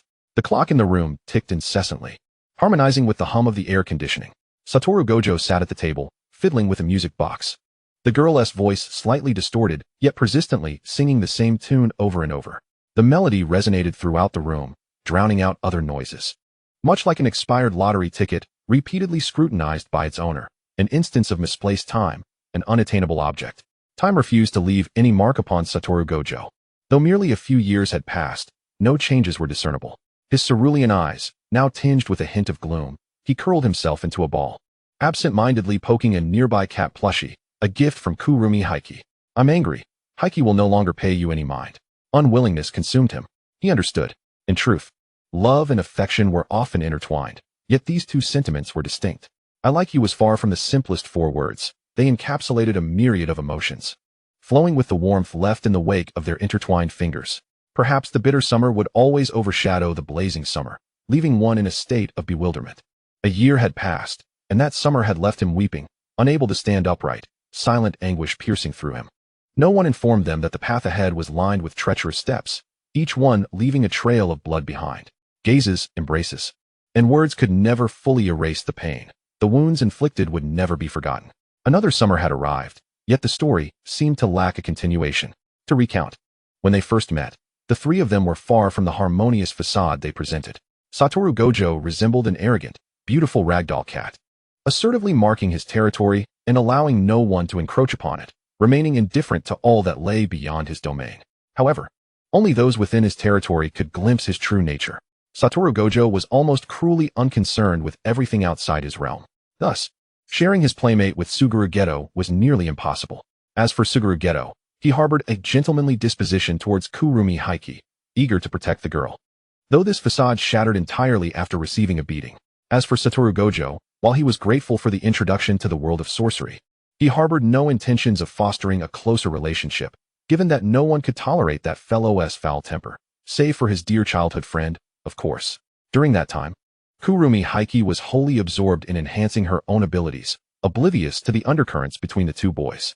A month into their acquaintance, after yet another cursed spirit they sought to subdue was utterly obliterated, Suguru Geto, with a sardonic smile, remarked, "Just because you're from a prestigious family, you think you can act without reason? Your name is Suguru, right?" Satoru Gojo peered through the slits of his sunglasses at the man opposite him. "You really rub me the wrong way." Not remembering someone's name after a month of acquaintance was quite arrogant, indeed, as a cursed spirit emerged from the swirling vortex behind the bun-headed boy. Thus, the 2 fought without any pretense, employing cursed techniques with lethal intent. You're quite strong." Unsurprisingly, he ended up on the receiving end of a beating. By the 3rd month of their acquaintance, "Hey, this is too much, Suguru. You've already broken 3 pairs of sunglasses this month," Satoru Gojo complained, seated on the steps of the Rugumi residence. "Who is it that always stirs up trouble and seeks a fight?" Suguru Geto retorted, his hair tousled. "Isn't this wonderful?" Satoru Gojo replied nonchalantly, "Aside from Xi, it's rare to encounter someone of equal footing. Such opportunities are hard to come by." Suguru Geto paused momentarily, realizing that the 6-eyed genius was a once-in-a-millennium talent disrupting the balance. The soul eye that altered fate equaled the 6 eyes in their impact on humanity.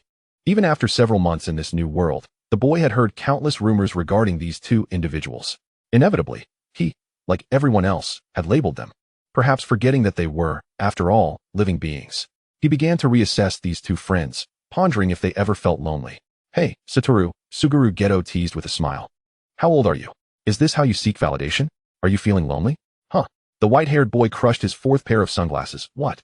Say that again." "I'm fighting you because I respect you. You must indeed be lonely. Go play by yourself, Gojo." Suguru Geto. In a certain sense, it was Suguru Geto who taught Satoru Gojo and Rugumi Xi how to love this world. "Will you feel lonely?" At 18, Suguru Geto posed this question to the 2. "I love everyone the most, so I'm not lonely at all. I shouldn't be. I have you and Satoru, and now there's Shoko too." Chapter 96, Rika. May 2012, Miyagi. The weather gradually warmed. Living in another's body necessitated a means of sustenance. Thus, when Kim Dui asked her if she wanted to participate in a handshake event in Miyagi, Rugumi Xi readily agreed. Moreover, she still hadn't unraveled the true intentions of the original owner of this body. If she could learn more about the original owner through this handshake event, it would be most fortuitous. However, as time passed, Rugumi Xi realized that she seemed to have forgotten some significant people and events. These forgotten memories lingered like a fog, perpetually clouding her heart, leaving her in a state of confusion and unease. Unexpectedly, 3 months post-rehabilitation, she found herself back in the hospital. "You little rascal, hurry and apologize." An elderly woman pressed the small girl's head down, prompting Kim Do-hee, standing at the door, to bow. A young boy stood nearby, cautiously observing the unfolding scene. The girl bore some minor abrasions, inevitable as the old man had tugged at her, yet she merely furrowed her brow, offering no further reaction. A slight fracture. The doctor concluded, nothing of great concern. Jean Duotan's tense visage softened. This troublesome girl is the cause of it all. I am not at fault. Please do not make me pay, the old man incessantly chattered beside her. Jean Duotan glanced at the little girl, a fleeting look of compassion crossing her features. She approached the child, tenderly stroking her hair. What is your name? She inquired gently. The girl lifted her gaze, a hint of fear flickering in her eyes, yet she whispered, Kibo Rika. Rika, she softly repeated, finding the name quite lovely. At that moment, she noticed the young boy beside them, watching intently with a trace of anxiety. Jean smiled reassuringly at him. Do not be afraid. I mean you no harm. The boy hesitated before summoning his courage to respond. I am Itatari Yuta, Rika's friend. Jean Duotan nodded, her heart swelling with a protective instinct as she gazed at the two children before her.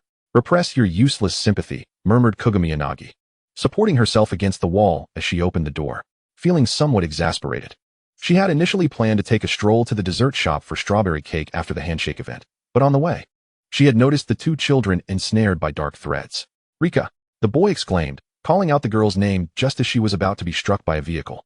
Rationality prompted her to react instinctively, yet this frail body could not keep pace with her reflexes. The outcome was the current predicament. How dare you criticize me? Are you foolish? You cannot even save yourself, yet you attempt to rescue others. Jean Duotan couldn't help but scold. But if I do not save her, she will die. Kugami Inagi lazily leaned against the doorframe.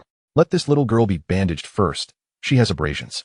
Kibo Rika cautiously raised her head, only to be ensnared by a pair of golden eyes that seemed to draw her very soul. Those strikingly bright eyes overshadowed her doll-like face, a stark contrast to Kugami Inagi's own appearance.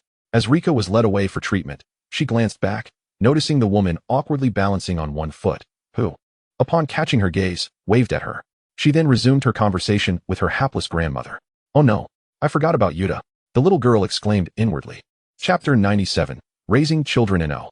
2. Kugami Inagi resolved to adopt Kibo Rika, and Jean Duotan had no objections. She felt a pang of sympathy for the little girl and saw it as a mutually beneficial arrangement, garnering a good reputation while caring for her. The most dissenting voice would likely be Itatari Yuta's, as they could adopt him too. Kugami Inagi dangled one leg while munching on an apple. He has parents. Jean Duotan retorted angrily. Suddenly an ouch escaped her lips as an apple struck her head. Do not curse their family. Jean Duotan clenched her fists, a red cross appearing on her forehead. A week later, Jean Duotan fell into silence as she observed the abandoned boy. She turned her gaze, glaring at the person in the hospital bed. Kugami Inagi averted her eyes. Famed idol returns to the spotlight to save others, rescues a child from a traffic accident and adopts them. True compassion exists in this world. The possibility of adopting a child and getting another for free.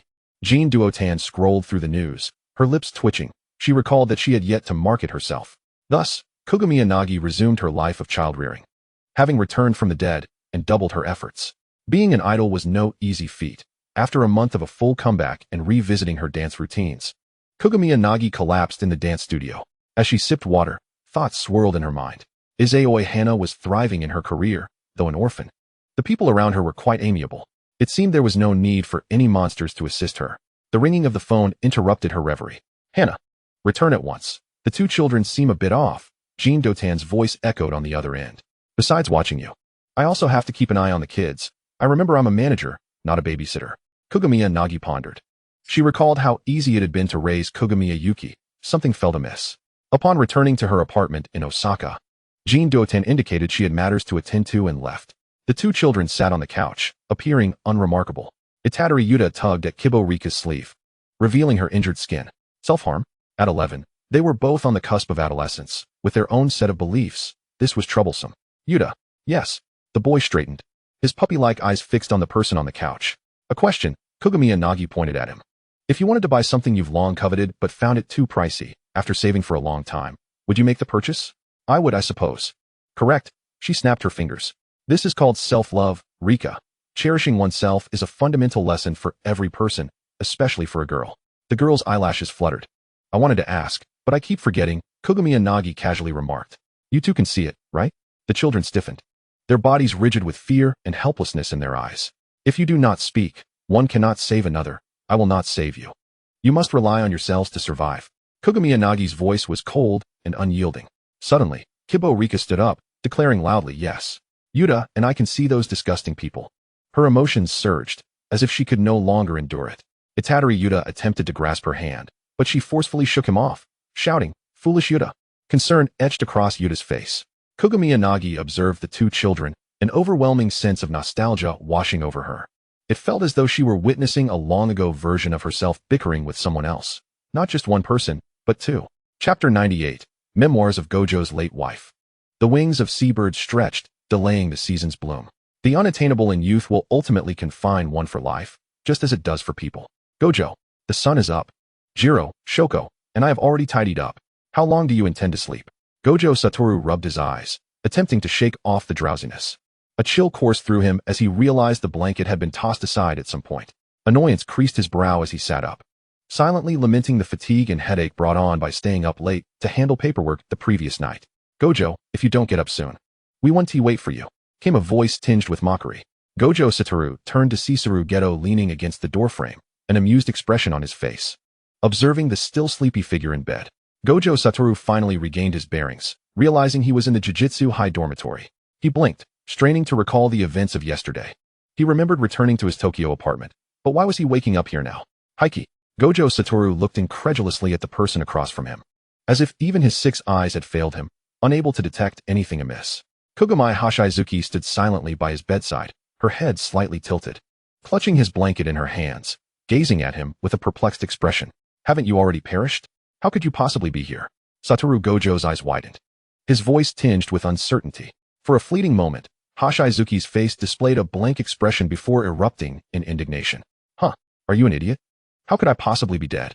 The girl seized Satoru's shoulders, shaking him vigorously. Not in this state. Satoru's consciousness was somewhat hazy. Yet he managed to pry open his eyes, reaching for his phone on the bedside, illuminating the screen, which displayed the year 2006. His mind swirled in confusion, and before he could fully comprehend, he heard the girl shouting furiously, "Clarify yourself. Idiot Satoru. Are you questioning my abilities? Let us settle this with a fight." Eventually, Geto approached, extending his hand to grasp Satoru's arm, yanking him from the bed and dragging him toward the bathroom. Hurry up. We're waiting for you at the school gate. All right, I got it, Satoru replied, not resisting as he was pulled along. And he called out leisurely to the inner room. Hoshi, remember to tidy up my bed. Honestly, Kogami sighed in exasperation. Yet she rose and walked to the bedside to arrange the disheveled blankets and pillows, muttering under her breath as she folded the covers. I think he's just being foolish. Satoru's cheerful laughter echoed back, his voice becoming muffled through the bathroom door. In the bustling commercial street, Satoru sauntered leisurely behind the trio, thinking to himself that it was all inconsequential. After all, he was the strongest. What is wrong with Satoru? Kinji Hakari glanced at the unusually quiet peer. Maybe he got his head knocked around a bit during yesterday's sparring session. Reverse curse techniques won't fix a brain injury. Hey, I heard that. Despite the banter, Satoru's gaze remained fixated on the crimson-haired girl. It was indeed cruel, this fateful encounter destined for separation. Its significance lay in the part of him that was irrevocably altered, eternally remaining by his side in place of that person. It was an ordinary day, devoid of missions, classes, or the previously irksome old Tangerine. In the evening, Kogami waved to the trio. I'm heading back to the apartment. You all should hurry back too. I'll escort you, Satoru replied, his hands tucked into his pockets, exuding an air of nonchalance. Don't forget to thank Lord Satoru. Unsurprisingly, he received a friendly middle finger in response.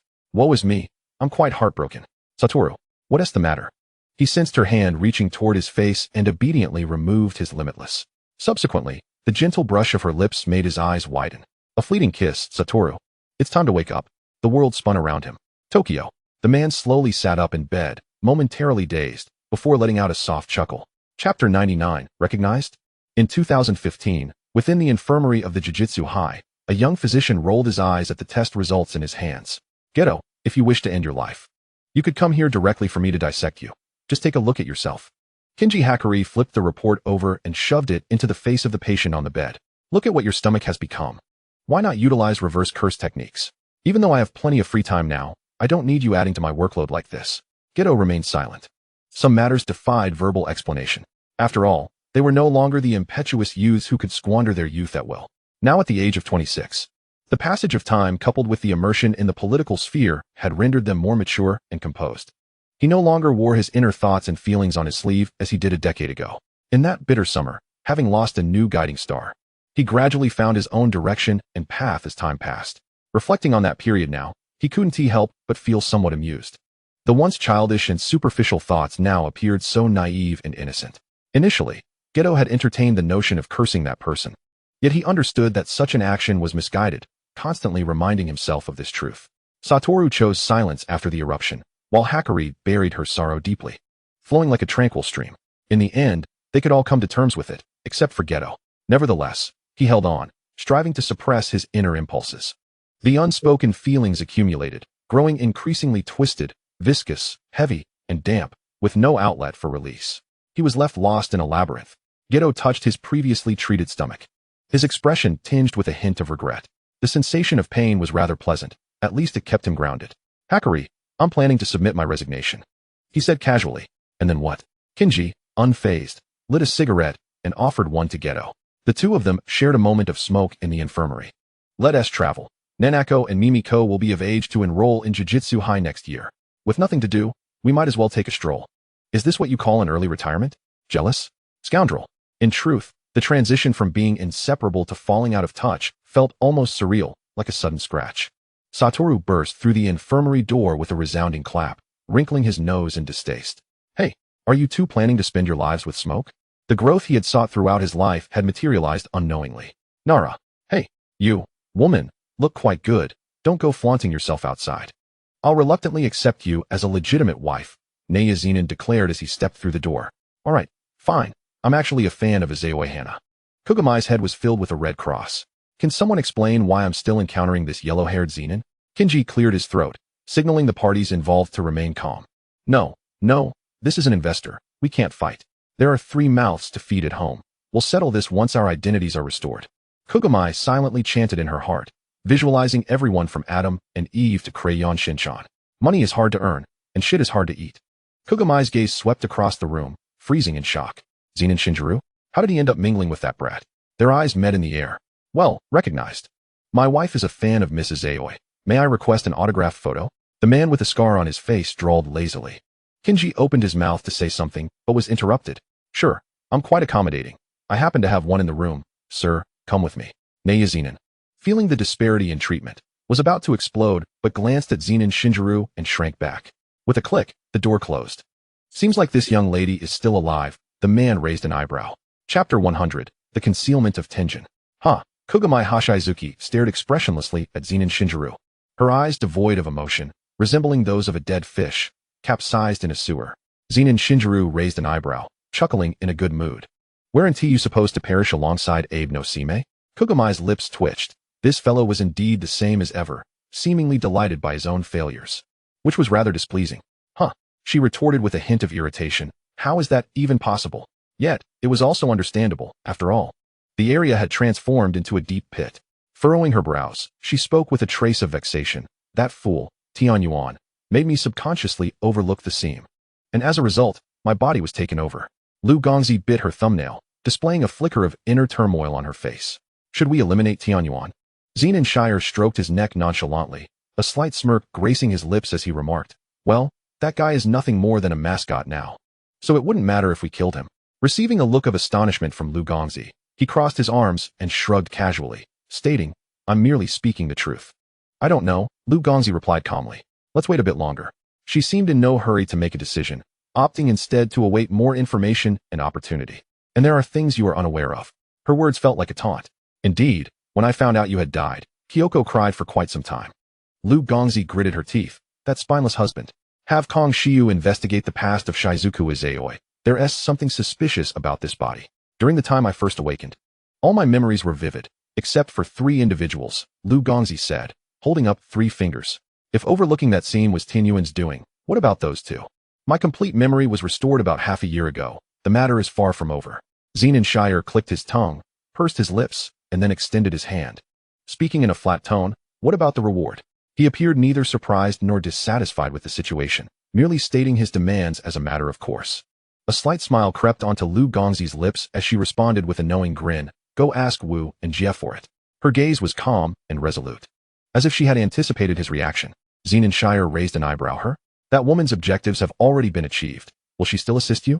Lugong put a finger to her lips in a shushing gesture, of course. After Zenin and the others departed, Jinduo Tan regarded Lugong with a puzzled look for some time, before suppressing her curiosity. At the Pangxing Sect's conference room, Gojo Satoru and Suguru Gedo, having just concluded a meeting, turned their attention to Zenin. Focus. Jizutsu Yuki, perusing documents while listening to the three's conversation, exhibited no sign of disturbance, even sneezing slightly. She wearily turned a page, as if accustomed to the proceedings. Lugong isn't dead. You two stop acting like widowers, Zenin declared, reclining with his legs crossed. His tone laced with schadenfreude. Indeed, in Zenin's eyes, Gojo and Geto were still mere children, both in their 20s and appearing quite juvenile before him. Laughable. A couple of 26 or 27-year-olds. Jizutsu Yuki silently scoffed. Wait, what did this guy just say? Who? Not dead. Huh. Chapter 101 Alive. Zenin settled onto the sofa, pulling out his phone to scroll through until he found an introduction to Shizuku Izayoi, flipping the screen to show the others. The three of them huddled together, peering at the phone. Shizuku Izayoi? Isn't she that popular idol? Jizutsu Yuki inquired, straightening up to look at Zenin. But the timing doesn't match. Such matters cannot be trifled with, Shire-kun. She cast a glance at Gojo and Geto, who were huddled together, murmuring at the screen. The video displayed Lugong recently on stage, beaming as she waved to her fans, with cheers and applause resonating from the audience. It's her, right? Isn't it? Indeed. He pointed to the two seemingly normal individuals and addressed Jizutsu Yuki. Have Kong Shiu investigate Shizuku Izayoi. The more detailed, the better. As for the reward, let these two handle it. Kong Shiu, having accumulated too many enemies, was now affiliated with the Pangxing sect. Upon hearing this, Jizutsu Yuki's eyes lit up as she quickly retrieved a calculator from her pocket, her fingers flying across the keyboard, producing an ear-splitting clatter. That equals 20 million yen. The cold mechanical voice echoed in the silence of the room. And what about my reward? Zenin crossed his arms, appearing rather pleased. For he was about to exploit another opportunity. The man snatched the calculator, pressed a few buttons, and tossed it to Gojo. The mechanical voice chimed again. That equals 60 million yen. Jizutsu Yuki couldn't help but laugh, giving the man a thumbs up. You're quite the schemer. Two chimes echoed as a notification of funds received rang on the phone. Gojo didn't even glance at it, directly transferring the reward. His nonchalance made Jizutsu Yuki grit her teeth. Damn wealthy people. As for Lugong, she was currently lounging with her legs crossed, sprawled comfortably on a soft sofa. Her fingers swiftly scrolling through various gossip news on her phone. The youngest son of the Tsukimi family caught cheating during marriage, only to discover his lover is a man. Meanwhile, his wife has fallen for a staunch woman, and astonishingly, this woman was initially a heat woman intending to seduce the Tsukimi family's youngest son for profit. Wow. Is that true? My brain is shrinking. We're back. At that moment, the door swung open with a crisp sound, revealing two children entering hand in hand. Welcome back. A gentle voice responded from within. What are we having for dinner? For a moment, the three exchanged glances, none able to suggest what to eat that evening. I don't know. Lugong suddenly stood up, her eyes sparkling. How about we go to Jinduo Tan's place for a meal? Yay. Rika cheered. Isn't that a bit excessive? It's the 23rd time this month. Yuta Itatari expressed a twinge of conscience. True, Lugong pondered. How about I cook for you? No, let us go for a meal. Sister Hua is so busy. Let us not trouble her. The two children dashed out of the house. Really, is it that terrible? I remember Yuki loved to eat there, Lugong mumbled softly before dialing Jinduo Tan. With a crack, the woman in the kitchen snapped her spatula in half. Chapter 102, Apologies. Thud. The sound of a heavy object hitting the floor resonated loudly in the stillness of the night, echoing sharply. Let me see who I've caught. Gojo's teasing voice suddenly pierced the darkness, reminiscent of a demon from the abyss, sending chills down one's spine. Lugong was ruthlessly yanked up by her collar from the floor, resembling a helpless doll. The room was pitch black. Yet this did not hinder the clarity of their vision. Kugamiya Nozomi's face betrayed a hint of unnaturalness, as she felt a rare twinge of embarrassment. After all, their parting had been so resolute, accompanied by a flurry of ambiguous words. Unable to restrain herself, she instinctively reached out to pat the shoulder of the person before her. Yet for reasons unknown, her hand was halted mid-air, thwarted by the intangible barrier of space. She paused momentarily. Truly, it was Nozomi. The man circled around the black-haired, golden-eyed girl, his eyes brimming with curiosity and astonishment. He murmured to himself, trapped within this shell, how marvelous, as if witnessing an extraordinary phenomenon. Nozomi opened her mouth, intending to say something, only to be enveloped in a tight embrace. This time, it was not the air that separated them. She genuinely felt the warmth and texture of his body. Her eyes widened in surprise, leaving her somewhat at a loss. Meanwhile, the man's voice resonated again. What is this? I've already turned into an old man, yet Nozomi has transformed into a child. Wataru, feeling the gentle pat on his back, sensed her probing for his current emotions. I miss you. In a place where she could not see, Wataru pressed his lips together, a surge of complex feelings rising within him. He turned his gaze towards her, his eyes shimmering with tenderness and longing. I'm sorry, Nozomi whispered softly, her tone laced with guilt and remorse. She herself was at a loss as to how their situation had escalated to this point. Initially, she had merely sought to comfort Wataru, yet somehow, they found themselves in such close proximity. At that moment, she was encircled in the man's embrace, both of them quietly seated on the bed, perusing documents together. The room was suffused with a tranquil atmosphere, punctuated only by the occasional rustle of paper. They exchanged no words, yet through their glances and subtle gestures, they conveyed a sense of understanding and warmth. As Nozomi delved into the materials at hand, she noted the complexity of the relationship between Izayoi and Kogamiya. Realizing it required further exploration, she needed to journey to Hogyuo. Wataru, I have long wished to inquire whether you have ever questioned the notion that the emergence of the six eyes has altered the balance of the world. Wataru, still lost in reverie, lifted his head in confusion, tightening his embrace a little more. Such matters are trivial. This body is exceedingly fragile, Nozomi thought.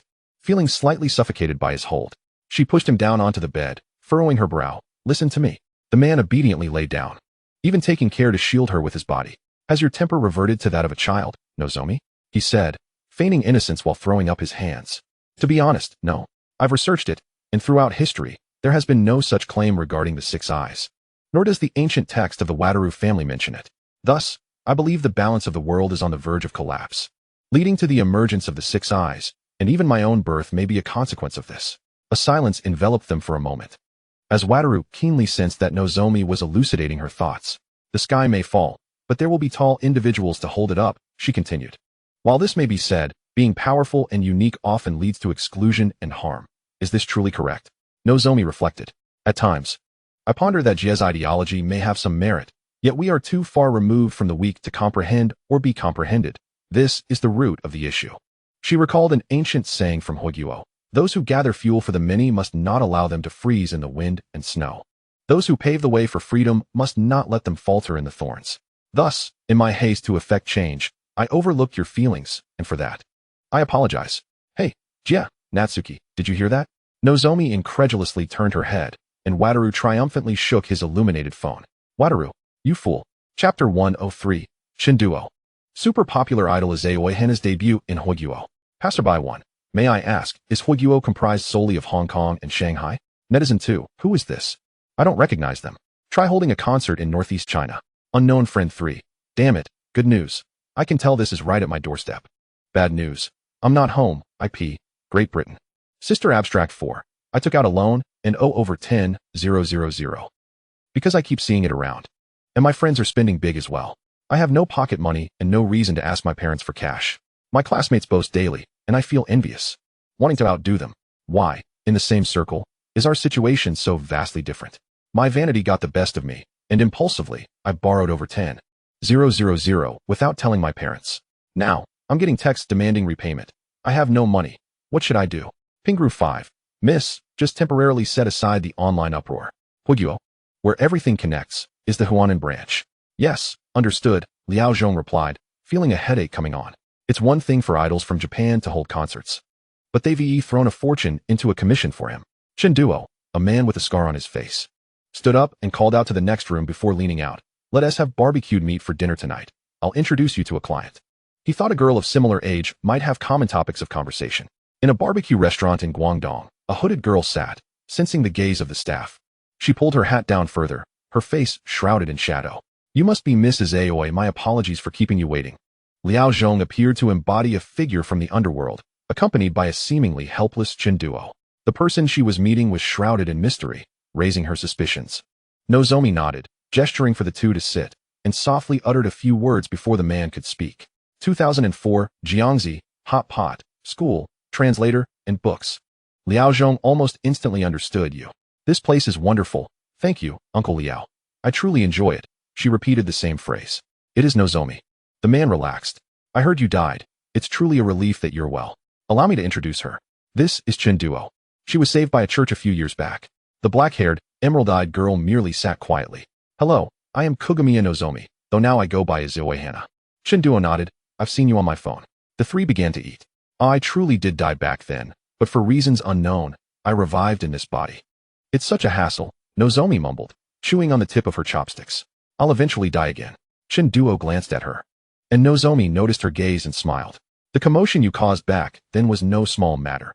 It certainly startled many, turning the Jujutsu and Onmyoji worlds upside down. Liao Zhong sighed. You younger generations are indeed bold. Don't you have any regrets? There's nothing to regret. This was my choice. Even if I was betrayed, I shall bear the consequences. Shinduo's hand paused mid-bite. You young people are truly brave, the man mused. Recently, it would be wise to exercise some restraint. The air of the Chi body source flow has emerged, potentially stirring up quite a bit of trouble. Chi body source flow. Nozomi recognized it as one of the 8 extraordinary techniques. Who is that person? Zhang Hulan. Chapter 104, A New Choice. Huh. Gion She exhaled softly, gradually making her way to the water cooler to fill a glass with refreshing water. Her delicate fingers gently grasped the cup, savoring the coolness that radiated from its surface. Subsequently, she approached the window, drawing the apartment curtains one by one. As the last curtain was drawn, the room was instantly enveloped in a dim and tranquil ambience.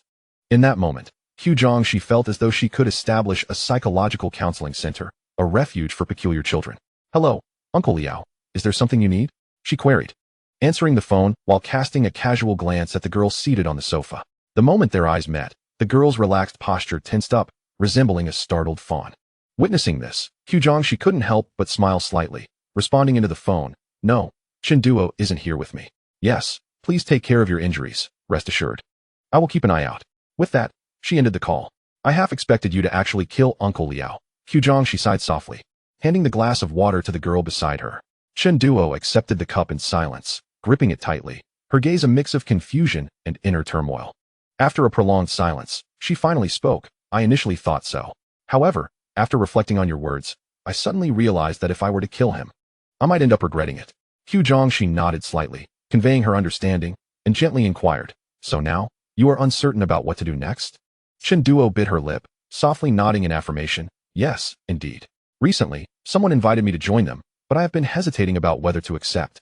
As she spoke, she lifted her gaze to Gion She, seemingly seeking affirmation from her. Then why not give it a try? Gion She raised an eyebrow, donning a nonchalant expression, though internally she was carefully weighing her words. This was not a place where she could act recklessly. Thus, she resolved to guide her with subtlety, ensuring not to overstep her bounds.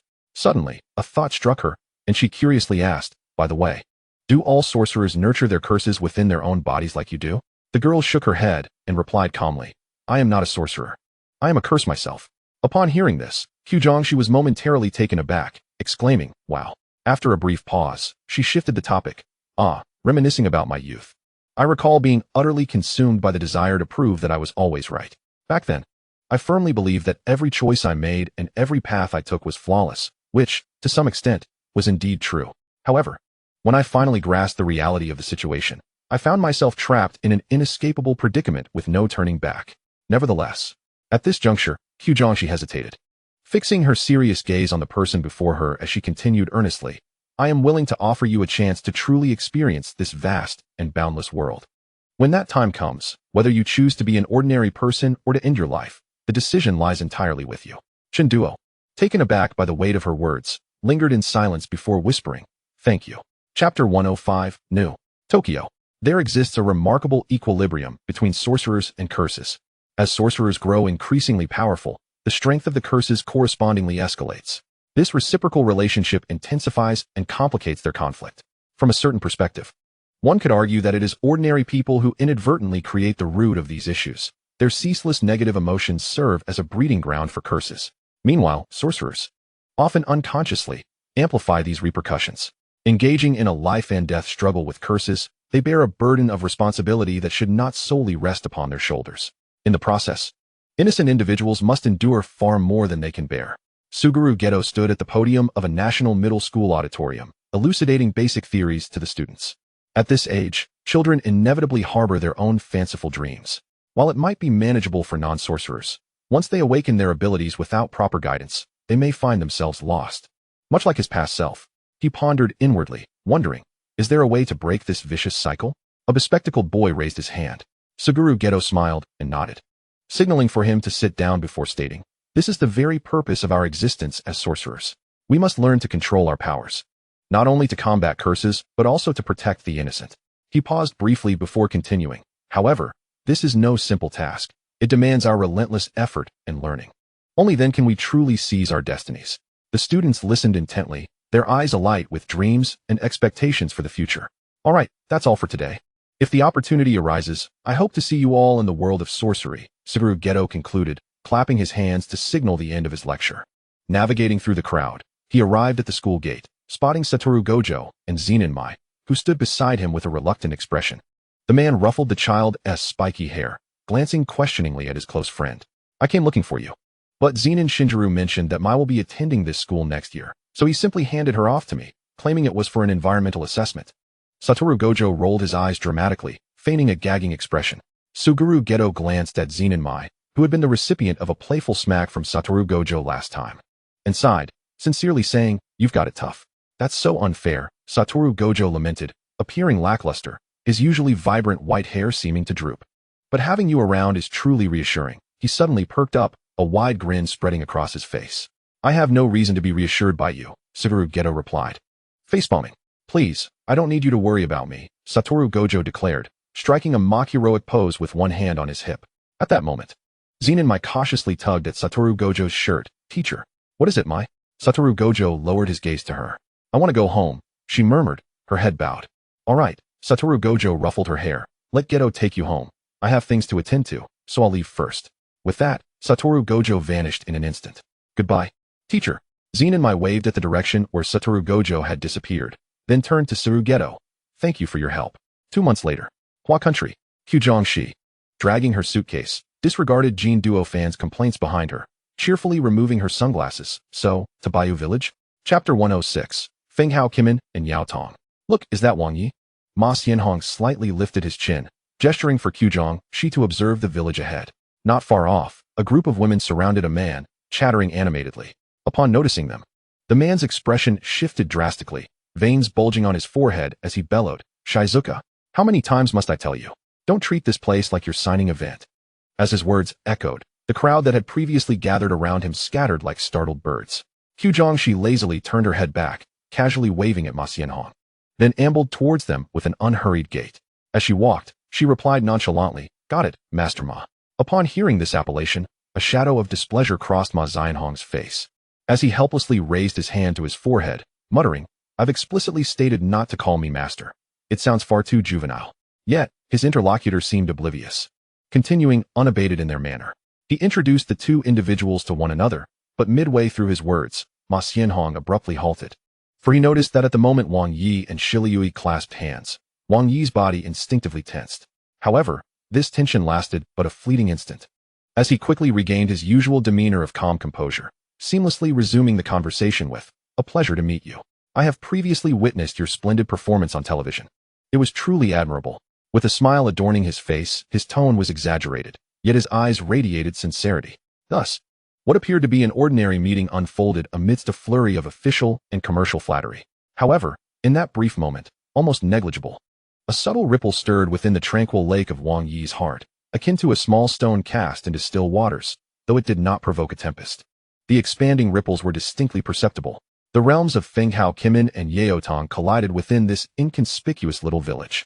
At this juncture, one could hear Lugong exclaim in a tone bordering on the theatrical, "I have previously delved into the Daoist culture of Huiguo. It is indeed profound and rich.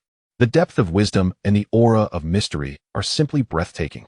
As she spoke, her face radiated an expression of unbridled fascination, seemingly lost in her admiration and yearning for the Daoist culture of Huiguo.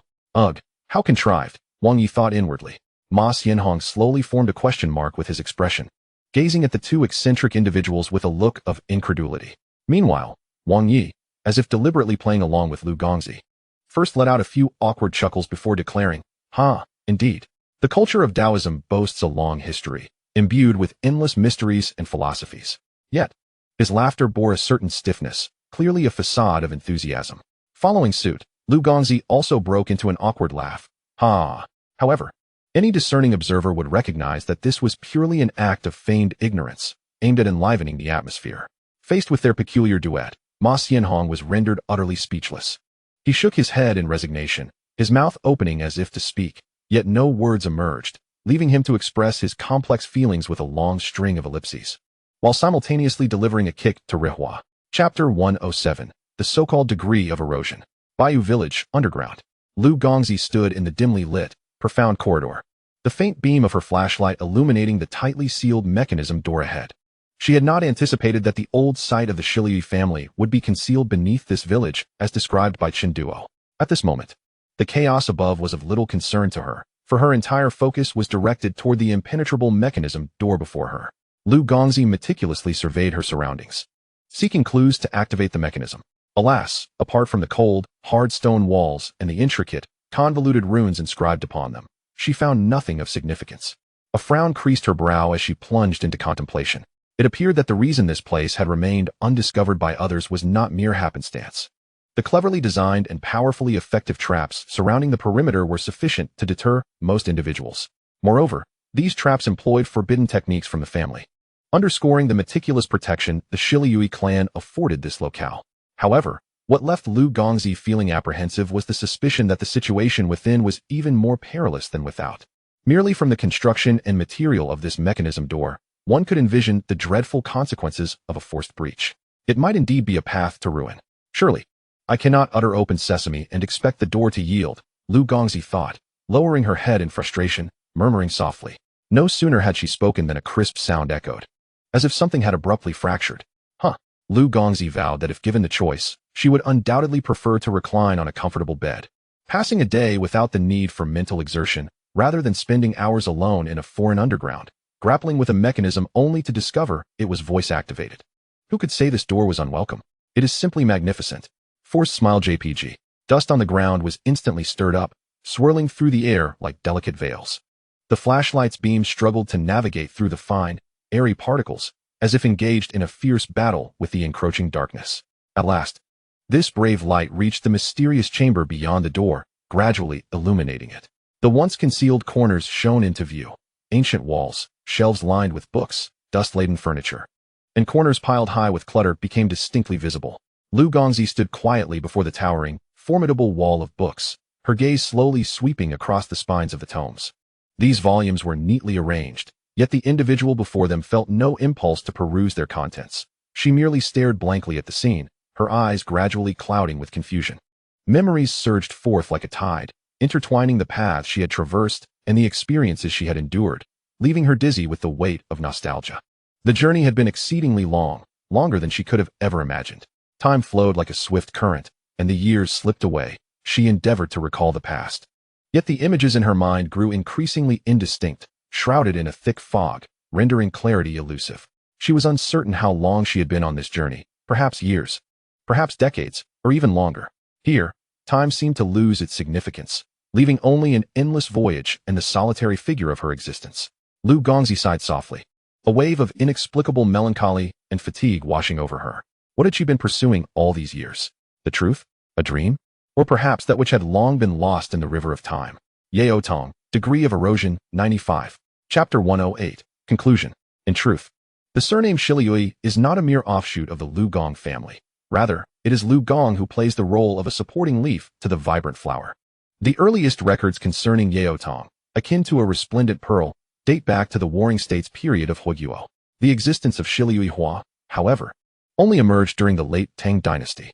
Coincidentally, at the moment when the last Yeo Tong vanished for a time before reappearing in the public eye, Shibuya also dissipated like smoke, leaving no trace. In the late Tang period, a faction of the Shibuya family accompanied Jianjin to faraway Japan. As for why they remained there and why they changed their surname, this remains an enigma shrouded in mystery. The fate of the main family that remained in Hogyuo, which met with destruction, is another perplexing puzzle that awaits resolution. Lugong casually tossed one book aside as if it were a discarded shoe and drew another from the shelf. The Jiajing Rebellion. Damn it. The scoundrel who has usurped my body is none other than myself. Clenching handkerchief JPG. It is abundantly clear that Shizuya serves merely as a safeguard for Yao Tong's continued existence, a notion that evokes a sense of revulsion. The dim beam of a flashlight illuminates the girl's profile, rendering everything comprehensible. Here is an utterly ordinary individual, striving with all her might to navigate the travails of daily life. Perhaps she has endured a multitude of agonies and setbacks. Yet she steadfastly clings to her ardor and aspirations, confronting the world with unwavering resilience. However, on one seemingly mundane day, the hand of fate callously unveils a long-hidden scar. She finally possesses the opportunity to unlock the unique treasures left to her by her parents, her heart brimming with anticipation for a semblance of warmth or solace. Yet, she is met with the harrowing truth that even the name she has cherished all along does not genuinely belong to her. It is inexorably tied to a complete stranger with whom she has no prior acquaintance. Such an abrupt and devastating blow would likely be insufferable for anyone, inducing a profound sense of mental collapse and a feeling of a world crumbling to dust. How ironic and absurd it is to consider that a person, filled with boundless enthusiasm for life and an optimistic spirit, ultimately finds themselves resigned to the inevitability of death, while those yearning for oblivion are compelled to struggle desperately in the abyss of despair. At times, one may believe they have successfully escaped, convinced they have finally attained the freedom they have long sought. Yet, in reality, they remain ensnared by invisible shackles, regardless of how fiercely one resists. It remains a futile endeavor. Ah, Rugumi Xi scoffs softly, reaching for the most tattered volume atop the stack. Could it be a diary? The frayed notebook is in such disrepair that some of the inscriptions are no longer discernible. A mysterious and formidable artifact has emerged, capable of whimsically altering the causal relationships of all things in this world, as if imbued with boundless power. We refer to it as Yao Tong. The family has conducted repeated tests, and it is truly astonishing that utilizing it seems to incur no apparent cost. Yet, Yao Tong appears to be quietly, insidiously eroding the mental realm of its possessor. We speculate that this erosion resembles a chronic poison, initially imperceptible, but once amassed to a certain degree, it will unleash its devastation with ferocity.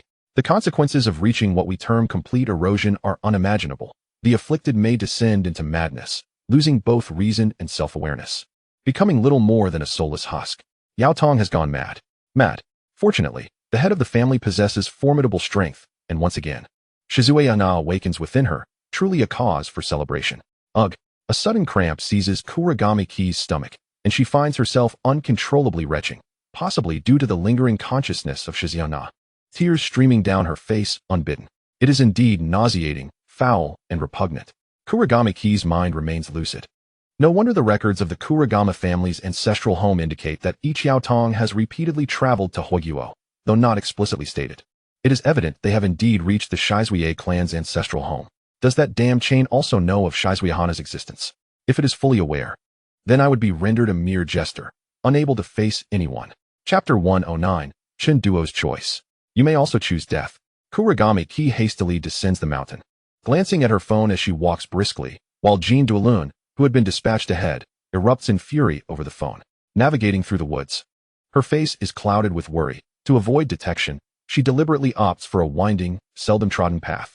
This trail, overgrown with weeds, features trees whose branches intertwine, creating an eerie ambience. Yet, Rugumi Xi pays little heed to her surroundings, eager to reach the town at the mountain's base. As fate would have it, while passing through a patch of grass, she encounters a group of peculiar individuals. Who goes there? A male voice calls out.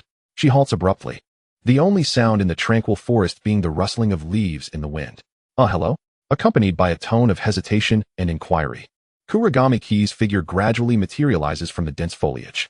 For a brief moment, the scene seems frozen, the atmosphere palpably tense.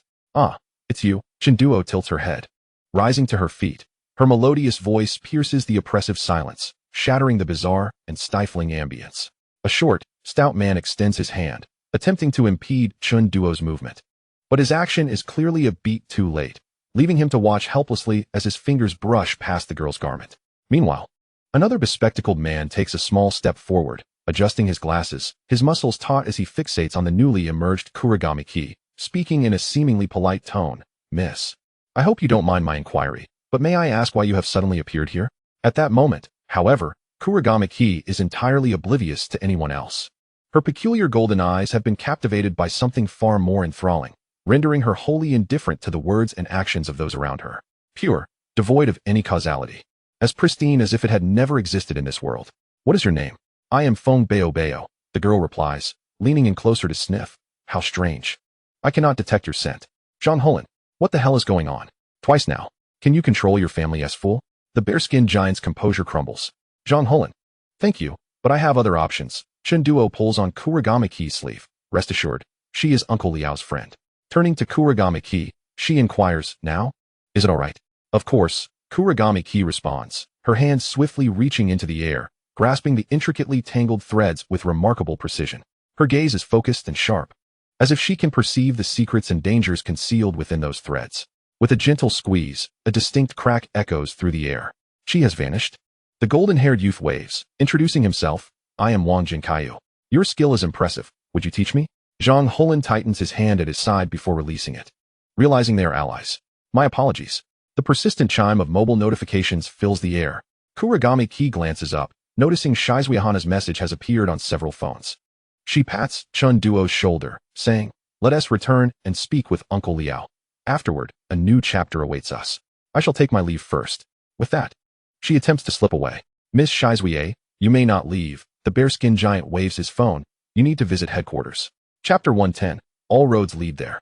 From the broad bench, Kuragami Ki stands alongside Liao Zhong, both quietly poised in the profound shadows at the corridor's end. Chun Duo stands obediently beside them, resembling a well-behaved child. At this moment, Zhang Hulin is stationed at the wide doorway at the corridor's terminus, conversing softly with Su Si. I understand, he replies, clearly having received the answers he sought from Su Si.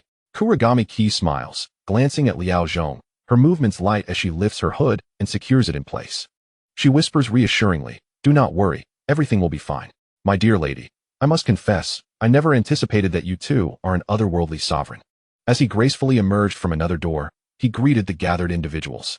At that very moment, an indeterminate yellow creature unexpectedly sprang forth from an unseen corner, exclaiming, Ah, Wang Daolong, how remarkable that the two of you are acquainted. What a delightful coincidence. With a calm smile, Lugong took the opportunity to respond. It was the esteemed Master Ma who introduced us. Upon hearing this, Wang Jinkayu instantly became affable, casually draping his arm over Lugong's shoulder.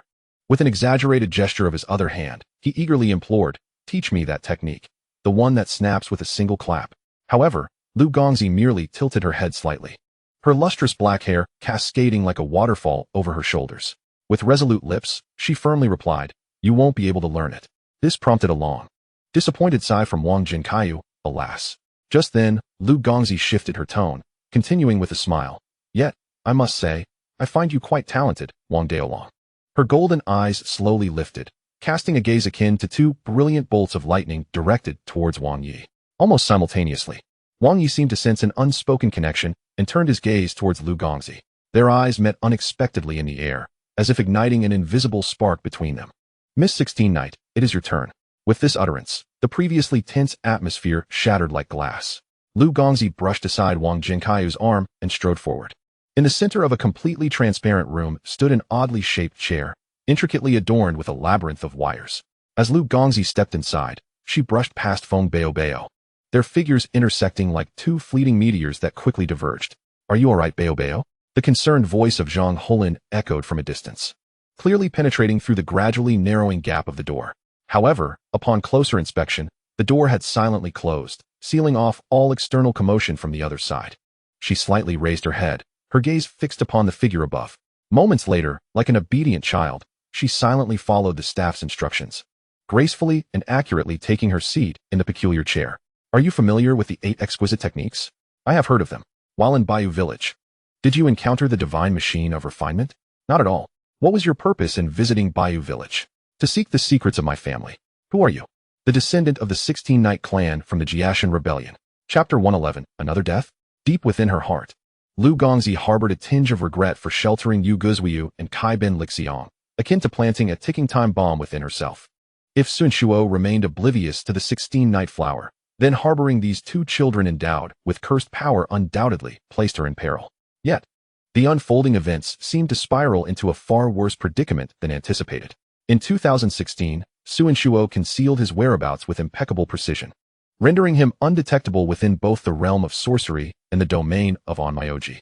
Amidst the bustling streets, two individuals stood silently, their gazes transcending the expanse of the wide road and the throngs of people, gradually converging. It was an ordinary, sunlit afternoon, with a gentle breeze rustling the leaves along the roadside, producing a soft whisper. They continued to gaze at one another, as if time had come to a standstill in that very moment. The hurried pedestrians and the ceaseless flow of vehicles could not disrupt the invisible bond that tethered them. On an unremarkable street corner, Lugong encountered herself once more. Yet this time, she beheld herself from an unfathomable third-person perspective.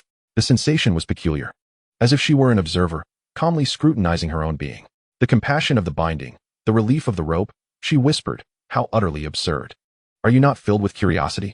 I have painstakingly devised plans over millennia, striving to optimize humanity, yet the final outcome is riddled with uncertainties.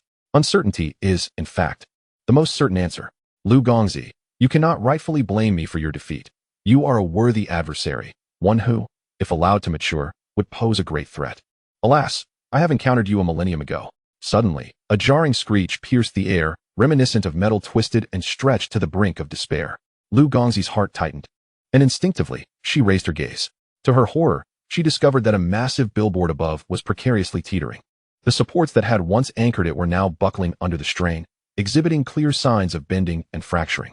In an instant, the billboard swayed violently, as if it had lost its final support, plummeting straight downwards. This unforeseen turn of events sent the surrounding crowd into a state of panic, screams and shouts erupting in a cacophony. Lugong Xi stood frozen, as if ensnared by a binding spell, her feet seemingly burdened by leaden weights, rendering her immobile despite her desperate attempts to move. Time appeared to freeze in that fleeting moment, her gaze locked onto the figure across from her. Just then, Sunsha noticed Lugong Xi's lips move slightly, as if she were uttering something to him. When he finally discerned the two words escaping her mouth, astonishment and irritation flickered across his face. Fool. However, before Sun Shuo could react, the scene before him transformed into a bloody and terrifying tableau. Amidst the chaos, Lugong Xi had long harbored a resolve for inevitable demise deep within her soul. Often, she found herself in a daze, feeling as though she were nothing more than a beautifully adorned corpse. Tokyo. As the pathologist, Iri Natsuko, was dissecting a corpse, her hand trembled, causing the scalpel to clatter to the ground. Chapter 112. The same flow of time in different realms. A twinge of pain. Not dead yet. Lugong Xi gradually awakened from what felt like an interminable nightmare, struggling to open her eyes. She found herself lying quietly amidst the grass, resembling a withered autumn leaf. Suppressing the ache in her body, she leaned against a tree trunk as robust as a giant, unsteadily rising to her feet, and then staggered down the mountainside. The quaint town at the foot of the mountain resembled ancient architecture from Hogyuo. What brings me here? Is this still within the homeland? This cannot be the Neon of the Heian or Kamakura periods, Lugong Xi mused, furrowing her brow, unable to recognize her surroundings. Observing the rough-clad crowd in the distance, she felt a sense of relief for having found a corpse on the mountain to change into suitable attire. Luoyang, the distant city walls bore two large characters. Whence do you come? What is your purpose for entering the city? Two tall soldiers inquired of those attempting to enter. Let us take a gamble, she said, her name being Shibuya. As the ethereal gaze of Rugumi Xi drifted over the individual opposite her, a subtle smirk gracing her lips, deliberately feigning an air of indifference.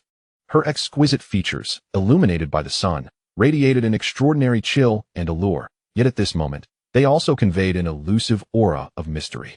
With her arms crossed, she spoke languidly. The city entry documents? Oh, I regret to inform you. They were inadvertently misplaced during my journey. Her tone was casual, as if this were merely a trivial matter. The soldier standing before her, however, was fixated on this seemingly distinguished woman, though clad in slightly tattered attire. Rugumi Xi somehow exuded an impression akin to that of a priceless fur coat. The innate nobility emanating from her every gesture instilled a sense of reverence in the soldier. My lady, please proceed, he said, showing no skepticism towards her words and promptly gesturing respectfully for her to enter. After all, within the boundaries of the Great Xia, impersonating a member of the Shibuya clan could lead one to an untimely demise. No one dared to provoke such a renowned and powerful family lightly. Thus, Rugumi Xi strolled confidently through the city gates. Meanwhile, in Tokyo, 2016. Are you certain this is part of her new scheme? Wataru Fushiguro slammed his hand on the desk in Jujutsu Kaisen's office, the sound echoing loudly. Check the surveillance, for heaven's sake. Yuki Tsukumo explained for the 18th time, frustration evident in his voice. It's quite evident. That detestable individual is nothing short of a master of deception. Now, tell me frankly, did she leave you anything? Wataru's expression darkened ominously, his previously carefree demeanor suddenly heavy, as if an immense burden pressed down upon him. Slowly, he raised his hand, the infinity symbol shimmering faintly in the air, seemingly harboring potent power that drew attention. Yuki tossed a file in his direction, scowling. That wretched person only left me with 2 children, just the right age for junior high. You can take them. In the background, the television broadcasted news about the death of the famous idol, Shibuya Hana. Chapter 113, The Shibuya Clan. Rugumi Xi carefully tucked the 2 steaming buns into her bosom and leisurely ambled onto the bustling street. It was noon, and the sun cast a warm glow over the lively thoroughfare, enveloping it in a comforting embrace. Various stalls lined the street, with vendors enthusiastically calling out to passers-by. A breakfast vendor skillfully flipped pancakes and buns sizzling in the pan, their fragrant aroma wafting through the air, while fabric merchants displayed vibrant cloth, enticing female customers to linger and select. Despite the apparent vibrancy of the street, Rugumi Xi perceptively sensed an undercurrent of subtle desolation. In the midst of this bustling area in Luoyang, there stood a particularly striking corner. A grand mansion loomed with imposing stature, its crimson door firmly shut, flanked by 2 majestic stone lions that seemed to guard the secrets within. The towering walls stretched endlessly, their summits cloaked in dark green tiles, shimmering mysteriously under the sun's rays. As afternoon settled, sunlight streamed through the window onto a beautifully carved bed, yet the occupant, who should have been lost in slumber, tossed and turned restlessly, her gaze fixated on the exquisite wooden carvings above, as if searching for even the faintest hint of drowsiness amidst the heavy ceiling. Suddenly, a whisper shattered the silence of the dim space. "Are you on the brink of death?" The voice pierced through the darkness like a lightning bolt, illuminating everything around. In that instant, 2 pairs of eyes transcended the long river of time, converging at this specific moment in this unique space. The woman lying on the bed turned her head abruptly, raising herself suddenly, but the swift motion provoked a fit of harsh coughing. Cough, cough, cough. "Seiki?" She covered her mouth with her hand, striving to steady her breath. Noticing this, Rugumi Xi crouched by the bedside, slightly lifting her gaze to meet the pallid face of the woman, softly inquiring, "What has brought you to this state?" "I have little time left." "You come from the future?" Rugumi Xi remained noncommittal. "Your name?" "Shibuya Hana. Allow me to become your handmaiden." In that fleeting moment, time transcended the endless river of years, no longer flowing along its predetermined linear path, quietly forming a closed loop. This closed loop resembled a riddle steeped in endless mysteries and devoid of answers, akin to an invisible net that silently enveloped everything connected to it. All entities ensnared, whether tangible objects or abstract concepts, found themselves tightly bound within this enigmatic loop. Once caught in its grasp, one plunged into an unfathomable vortex, where all struggles and resistance proved futile against its suffocating power. It was as if an invisible force restrained every attempt to escape, leaving individuals to wander aimlessly in this seemingly endless labyrinth, lost and unable to find an exit. Yet, those with nowhere to turn would inevitably discover an opportunity to return home. Chapter 114, A Reunion with the Brainflower. Rugumi Xi temporarily settled within the Shibuya estate. Though designated as a handmaiden, there was little for her to occupy herself with. "Hana, the clan head requests your presence in the front hall." A small attendant announced as she entered the room, discovering Rugumi lounging with her feet up, engrossed in a book she had retrieved from the library. "Coming," Rugumi Xi replied, carrying a teacup into the reception room. Upon seeing the occupants within, she nearly failed to suppress a momentary grimace. The 20-year-old Rugumi faced an ancient creature whose age was unfathomable. Now, she stood before a somewhat inexperienced Kinso. "I have seen you long ago," echoed the words she recalled from a moment before being reduced to mere pulp, as a soft laugh escaped her heart. She dutifully served tea to the clan head and that entity. "Clan head Shibuya, your time is limited. I shall soon return to the east with the family. What are your thoughts?" Kinso, cloaked in anonymity, sipped his tea and inquired. "I require further contemplation," the clan head replied, lowering his gaze in evasion. Rugumi Xi stood beside the main seat, quietly playing the role of a diligent servant. Following were some inconsequential exchanges. When Kinso departed, having passed noon, the famished individual rolled their eyes dramatically at his retreating figure. The clan head chuckled softly. "What do you think?" he asked the person beside him, implying a desire to select a team to accompany him to the east for studies, in exchange for alleviating his encroachment. "Should you wish to agree, then by all means do so," Lugong Xi remarked, not particularly inclined to meddle in the past's entanglements. The ramifications of a butterfly effect were burdensome enough, and should she render herself non-existent, it would indeed be quite the spectacle. The woman uttered no further words, merely gesturing for her to take her leave. Tokyo, 2017. Under the weight of a piercing gaze, Kusanagi cast a glance at his dim right eye, a slight frown creasing his brow. Tokyo Jiu-Jitsu High School.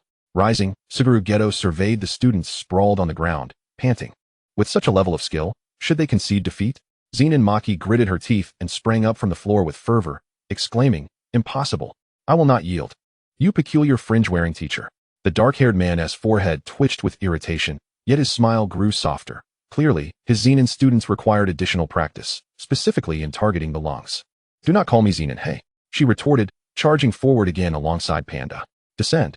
Inamaki Tudge seized the opportunity while his esteemed teacher's attention was diverted, providing support. Were it not for the inappropriateness of the moment, Panda would have relished capturing Geto's comical expressions. Rika, let's go?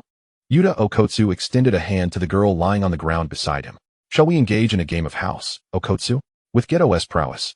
Handling these individuals is akin to playing with toys, leaving ample time for banter, he mused. What a setback, Teacher Geto. We represent pure love, Yuta gestured, indicating a newly developed technique they had concocted together. Geto mused. That phrase seems oddly familiar. A tremendous rumble echoed, causing the ground of the school to tremble. In the principal's office, Yaga Yoshinobu's veins bulged with ire as he exclaimed, Satoru, Suguru. He stormed to the training grounds, realizing he had misjudged his diligent students.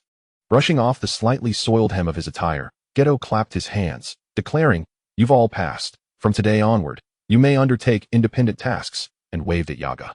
Yuta felt a wave of anxiety wash over him as he hurriedly apologized, unsure who he was even addressing. Perhaps it was the principal. Rika comforted him with a supportive pat on the shoulder. Leaning against Panda, Maki gasped for breath, mumbling, even if it's for our own good. That was a bit excessive, right? I think I've broken several ribs. Geto is quite strict. Panda adjusted his position to make her more comfortable. Inamaki gulped down some medicine, muttering, salmon, salmon, as if in agreement with someone's sentiments. Yaga pondered the ominous future of the jiu-jitsu world. Everyone is so lively. A white feathered ball unexpectedly fluttered into view. Does this truly seem lively? They must be fools. Salmon. Perhaps Satoru's vision was failing him. Sorry. Let us treat everyone to a meal. Satoru jovially clapped a hand on Geto's shoulder. Let us have barbecue. Rika raised her hand, with others nodding in agreement. Nakai will join as well. Geto glanced back. Yaga-sensei, will you be joining us? Yaga simply replied, of course. Chapter 115. The fragrant barbecue and the non-existent. It was still the same restaurant from memory. The decor had undergone numerous renovations over the years, expanding nearly twice its size from a decade ago. The bustling eatery was filled with patrons, the air thick with the rich aroma of grilled meat, as if the enticing scent could permeate the walls and waft through the streets. Approaching, one could feel the warm embrace of the flames. The orange tongues of fire joyfully dancing and licking the grill, producing a sizzling sound akin to a culinary symphony. The existence of onmyoji had long been public knowledge, swiftly followed by the jiu-jitsu world. Thus it was no surprise to see a talking panda within the barbecue restaurant. Innocent children tilted their heads, their eyes brimming with curiosity. First-year students gathered together, engaging in lively conversation, the sizzling of the meat harmonizing with their laughter, providing a soundtrack to that cherished moment. The aroma of the grilled delights stirred warm sentiments within, representing their shared memories and the bond of friendship. Even as time flowed on, those memories remained as vivid as ever. Mr. Satoru, it has been a while. The warm atmosphere of the barbecue restaurant enveloped them, the skewers sizzling on the charcoal grill. The owner greeted familiar faces enthusiastically. You've brought your students for a meal? Satoru chuckled, responding, indeed. Having settled in, Panda eagerly grabbed tongs to begin grilling, only for Maki to snatch them away with a look of disdain, saying, Fool, let the charcoal preheat first. Panda pouted, stating, I must eat a lot today. I didn't get enough last time. The restaurant owner personally served a selection of specialty dishes, proclaiming, These are new offerings, just for you to try. After tasting, Satoru praised, Your skills have only improved, my friend. As they feasted, the conversation turned to recent events in the jiu-jitsu world, the atmosphere relaxed and congenial. Suddenly, Rika murmured softly, I wish these days could last forever. Yuta patted her head. We have many curses awaiting our resolution. Satoru chuckled lightly. But dreaming occasionally is not so bad. Youth should relish in their prime. With that, he picked up a piece of grilled meat and savored it. His face lit with satisfaction. And I am here with Geto. Geto seemed momentarily lost in thought before responding. Yes. Nameless Nakai glanced at him, but said nothing. Taking a sip of sake, the owner entered the private room with dishes, glancing at the group. Mr. Satoru, the red-haired lady, is absent today. A palpable tension enveloped the room, with Yaga being the first to respond. She has some matters to attend to. She cannot join us. Ah, I see. The owner chuckled amiably as he exited the room, and the atmosphere grew heavy. First-year students appeared uncertain, while Yuta and Rika fell silent. Satoru and Geto had explained who the elusive Hanamiya Zeoi was to them, thus their hearts tightened. Breaking the silence, Satoru exaggeratedly exclaimed, Oh, let us not allow one person's absence to dampen our spirits. Come eat. The group forced themselves to perk up, resuming their meal. yet each heart bore a weighty sorrow. Geto silently gazed at the food on his plate, the image of the red-haired girl haunting his thoughts. She, what on earth are you up to? Please return soon. Nakai closed her eyes. Chapter 116, A Trade. The following morning, sunlight streamed through the thin clouds, cascading gently onto the earth. Lugong Xi rose early as was her custom, preparing to stroll through the streets. Just as she was about to step outside, she heard a faint coughing sound emanating from the entrance of the Azaoi residence. Curiously, she approached to discover the gatekeeper, an elderly man, who appeared pale, beads of sweat forming on his brow, and looking decidedly frail. Upon noticing Lugong Xi, the gatekeeper mustered his strength, his voice slightly raspy as he spoke. My dear girl, I apologize, but I am unwell today and quite unable to manage. However, there is a letter that requires urgent delivery to a merchant. Might I trouble you to run this errand for me? Lugong Xi gazed intently at the weary countenance and hopeful eyes of the gatekeeper, her stare lingering for an extended moment. The man felt a shiver run down his spine, and just as he contemplated retracting his prior statements, the person opposite him nodded slightly, smiling as she said, No worries, dear sir. Rest easy, for I shall take care of this letter. With that, she accepted the already sealed missive from the gatekeeper's hand and turned to step through the door. As Lugong Xi arrived at the entrance of the Grand Tavern, she noted its impressive facade, the crimson doors wide open. Upon entering, she gently rapped on the counter, prompting a young attendant to lift his gaze. Lugong Xi articulated her purpose and presented the letter, which the attendant took hastily before retreating to the inner room. Shortly thereafter, a man clad in opulent attire emerged. He appraised Lugong Xi with a gentle expression and remarked, Thank you, young lady, for delivering this letter. Are you aware of its contents? Lugong Xi shook her head. The man smiled and continued, This letter pertains to a significant collaboration between our two families. It should have been delivered by a designated courier. But due to the busyness at home today, we are grateful to you. He then produced a finely crafted jade pendant and offered it to Lugong Xi, stating, Consider this a token of appreciation, dear lady, do not decline. Unable to refuse, Lugong Xi accepted the gift. Just as she was about to step beyond the threshold of the tavern, she suddenly sensed something amiss, causing her to halt abruptly. Slowly, she turned her head, her gaze piercing and unwavering as it locked onto the second floor of the tavern. There, at the window, stood Jian Suo, his deep and enigmatic eyes meeting hers. In that moment, time seemed to freeze as they silently regarded each other, rendering all else inconsequential.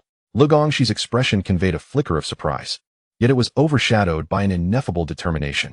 She fixed her gaze on Jian Suo, as if seeking to penetrate his exterior and glimpse the thoughts hidden deep within. Jian Suo, maintaining his composed demeanor, offered a slight smile that danced at the corners of his lips, returning her gaze with a subtle, enigmatic mirth. In the deep of night, the head of the Shibuya family regarded the figure who had entered through the window with a bemused expression, questioning why they did not simply use the front door. This manner of entry lent an air of conspiratorial significance, to which the intruder responded. The transaction from that day was settled, and Lugong Xi sat in a chair, stroking her chin. How to say, she began. As a woman on the bed coughed a few times. After extracting a lineage to the east, your body will not withstand it. There is no need to employ his methods. I shall relinquish this body to you. Its adaptability is commendable. You should recover within a day, and then you can directly use your deceased shell to frame him. It is imperative to crush him within the borders of the Great Xia, remarked the individual seated in the chair through gritted teeth. And what about you? I shall return to where I ought to be. As she prepared to depart, the head of the Shibuya family inquired, To venture to the east, one must change their surname. What do you think would be appropriate? Let it be Lugong, she replied. The silvery moonlight cascaded down like water, gently enveloping the earth. Lugong Xi paused momentarily, standing still, her head slightly tilted. Her dazzling golden eyes sparkled with an enchanting radiance beneath the moonlight, resembling two resplendent stars embedded upon her fair visage. The cycles of causality and reincarnation proceeded methodically, ensnared within the embrace of time. 117th chapter, The Battle of Shibuya. Nearly a year had passed since the minutiae were resolved. Are you prepared? Lugong Xi inquired, observing the Shibuya family head, who was striving to maintain composure, and realized her question seemed futile. She stepped behind the screen, watching Jian Suo enter the room. The eyes of both parties activated simultaneously, and in an instant, a peculiar, ineffable sensation washed over her, akin to the disembodiment of her soul. Lugong Xi felt her self-awareness gradually detach from her burdensome corporeal form, transcending into an ethereal state as she gazed down upon herself and her surroundings. All she could perceive was the chaos within the room. Seize that person! Attempting to harm the head, shouted the guards at the door, adhering to the script as they stormed into the room, only to lose consciousness moments later. In that instant of soul detachment, the flow of time appeared to decelerate. Each second stretched interminably, the sound of her heartbeat resonating in the silence like distant drumbeats. The cacophony from the outside world began to blur, as if separated by an invisible barrier. It felt as though she had entered a realm solely belonging to her consciousness, devoid of external disturbances and pressures, free from the shackles of daily trivialities. In 2018, Shibuya, a woman clad in a simple white dress traversed the Shibuya subway station. Senior Lugong? Nanami Kento, taken aback, quickly composed his expression. Resurrected? In this context, it did not seem entirely implausible. The newly arrived Itadori and Kujisaki, recognizing the senior, felt a wave of relief. Ah, Nanami, it has been a while. The figure before them raised her left hand in greeting. A sense of dissonance washed over Kento. The first sensation he experienced. As a sorcerer, his instincts often spared him from peril. He stepped protectively in front of the duo. The same flow of cursed energy. The same left eye. Although the right eye was obscured by a bandage, it was evidently her. Yet, something felt amiss. Nanami, what's wrong? Are you surprised to see me? Lugong, she inquired with a smile, tilting her head slightly. Is that Satoru and Ueda's student behind me? Ah, hello, I am Itadori. He began, but was interrupted by Nanami. Who are you? He pressed, realizing the source of the dissonance. The person before him, though her smile remained unchanged, exuded an inexplicable chill, and according to his knowledge, Lugong, she was right-handed. Nanami, what ails you? She responded, confusion etched upon her features. The senior passed away many years ago. Kinto's voice was subdued. Who are you? Such quick discernment. The woman's voice resonated with a man's timbre as she waved her hand dismissively. Since you've discovered me, the train has arrived. Let the modified humans perish. With that, her figure vanished around the corner. Itadori, please seek out Mr. Gojo and Senior Saru, Nanami instructed, engaging the modified humans as he spoke. Taking a deep breath, he added, someone has taken control of Senior Shi's body. Hurry, he urged, clearing a path for Itadori, cautioning him to be safe. He then turned to Tiger, saying, stay close to me. Nanami Kinto's mind was somewhat disordered. Nonetheless, he was certain that with that body, they could easily manipulate the two strongest. And even if including the outside Miss Irie, it would only take a word. Even if they knew it was a facade. Yet, for someone like Senior Shi, surely she would not have left herself without a contingency plan. She, truly, there is none. I've capsized in the gutter. Shibuya Station. Underground, 5th level. At the heart of the battlefield, Satoru Gojo strolled leisurely, a focal point where cursed spirits and sorcerers converged. One of the most formidable sorcerers of the age. Within 399 seconds of the domain expansion, he eradicated all modified beings and cursed spirits. Amidst the bloodshed, the woman in white beneath the crimson tide resembled a blossoming Lycoris radiata. At the moment of her appearance, the 6 eyes sensed her cursed energy. A stream of information flooding into his mind. Gojo, are you not going to turn around to see me? She smiled. I've missed you dearly. Satoru, momentarily dazed, turned around, his steps faltering for an instant, as the person he had never encountered in dreams now stood before him. He detested her. From their first meeting in childhood, Satoru Gojo had taken an immediate disliking to her, her smile merely a veneer, while behind it, she would mock him for his height. Upon reaching adulthood, my disdain has only deepened, after nurturing a cat for so many years, to abandon it without a second thought, leaving no remnant of sentiment behind. It has died and resurrected, silently fading away once more. In the past 2 years, I have not even glimpsed it in dreams. As the corners of Lu Gongzi's mouth curled upwards, an eerie voice echoed from Jiang. Teacher Gojo, Mr. Nanami claims she is an imposter. In a frantic rush, Dingzaki Yehua was followed by Zenin Maki, both adorned with traces of battle, displaying a certain dishevelment. As the door swung open, Jiang unfurled. Ensnaring the strongest of the present era, a piercing sound reverberated throughout the subway station. Gojo Satoru fixated intently on that visage. Zenin Maki's pupils constricted, raising her hand to form a seal. What are you? Taking a deep breath, she recognized that this individual had emerged from within her own being. Dingzaki Yehua brandished her hammer. Do not move, Gojo Satoru spoke, his gaze lowered, addressing the 2 students directly. An imposter? Lacking the cursed eyes. What do you possess to masquerade as her? He scoffed. For a fleeting moment, Sunshuo believed Jiang would fail to bind him. Bang! Lu Gongzi sidestepped an attack. Yet the bandage over her right eye was torn away, cascading to the ground and revealing her dim, grayish iris. You're awfully slow, Ji, Gojo Satoru remarked lazily. Hurry up and expel this loathsome creature from Shi's body. That posture is quite unbecoming.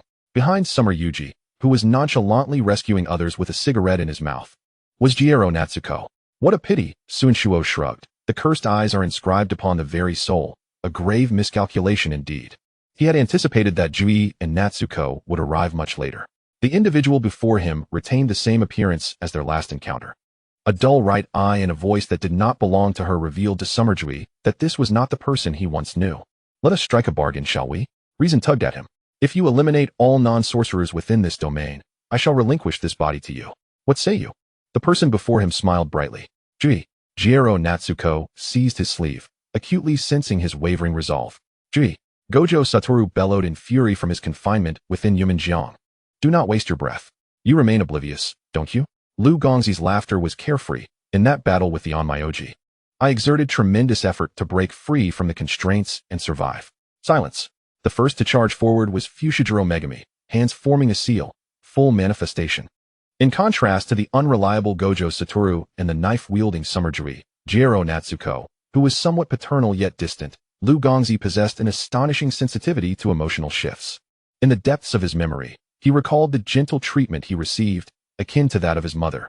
This level of insult he would not tolerate. Unexpectedly, the one to counter the attack was a recorded cursed spirit.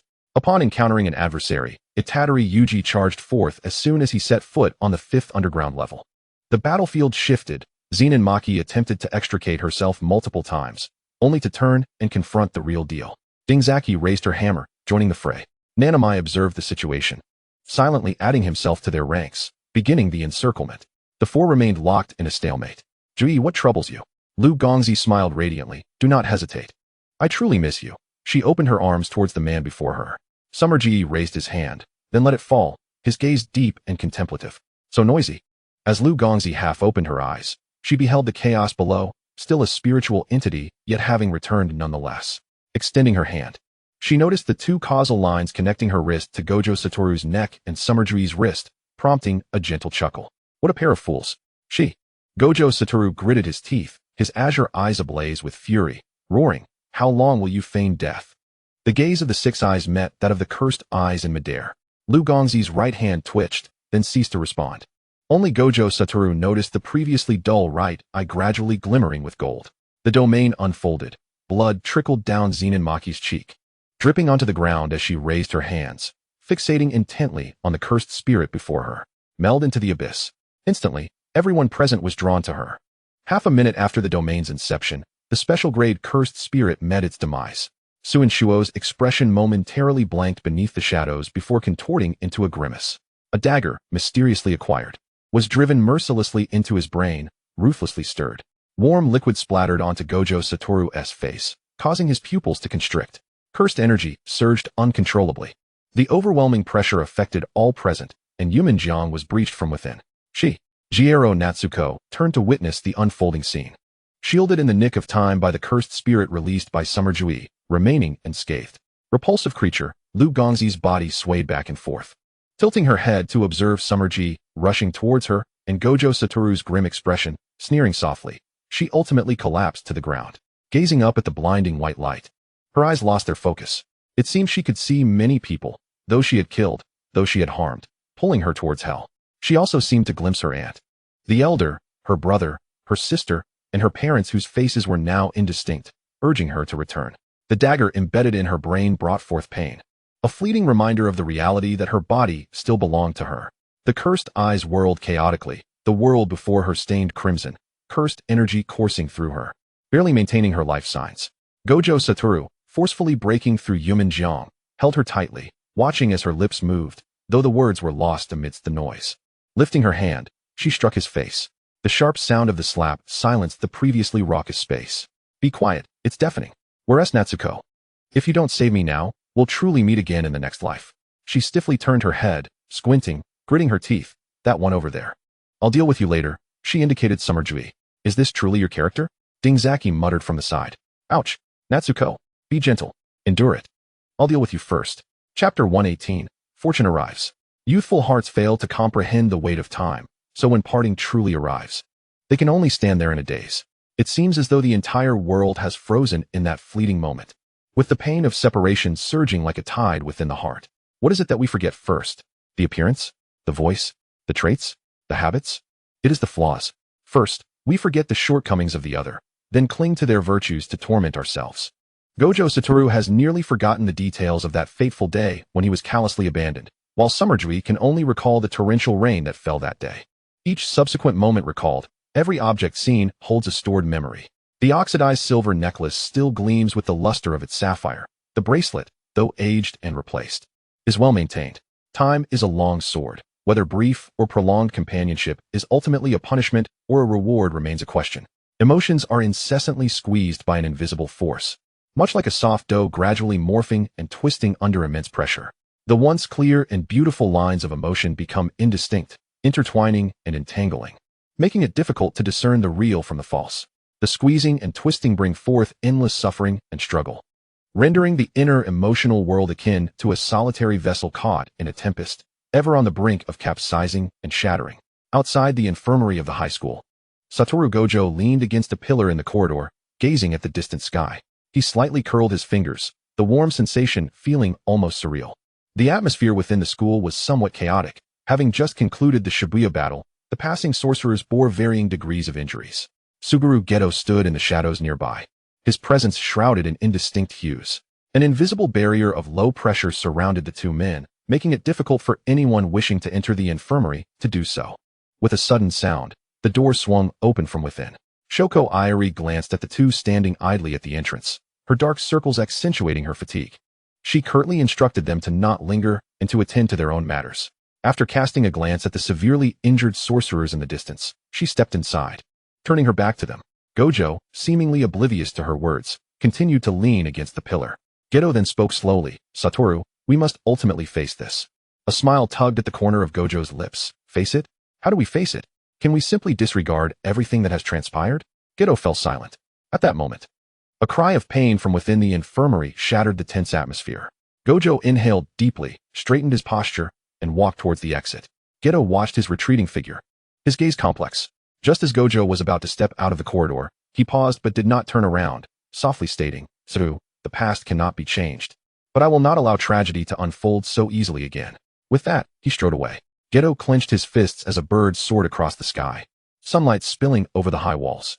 It seemed to herald a nascent hope slowly germinating in the crevices of darkness.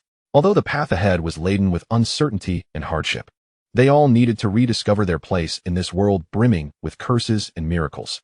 Kumamoto Natsuki felt as though she had sunk into a profound slumber, enveloped by an unprecedented sense of comfort and ease, as if she were nestled in a blanket freshly warmed by sunlight. Every inch of her skin basked in that tender warmth, reminiscent of spring's embrace, bringing immense pleasure. Gradually, she opened her eyes, feeling as though she had awakened from a lengthy and deep dream. Her thoughts drifted to the parameters of her state, the rate of erosion, at a standstill. Chapter 119. How many chapters remain? When Natsuki awoke, it was still the dead of night. The only sounds around her were the rhythmic beeping of machines. Supporting herself against the bed's railing, she felt a surge of gratitude towards Kinto, for at least she was spared the agony of rehabilitation. Her body was ready for use. She examined her hands, curiously running her fingers over her body. What a fortunate fate. Kinto's consciousness had screamed at her in rage before its demise. Fortunate?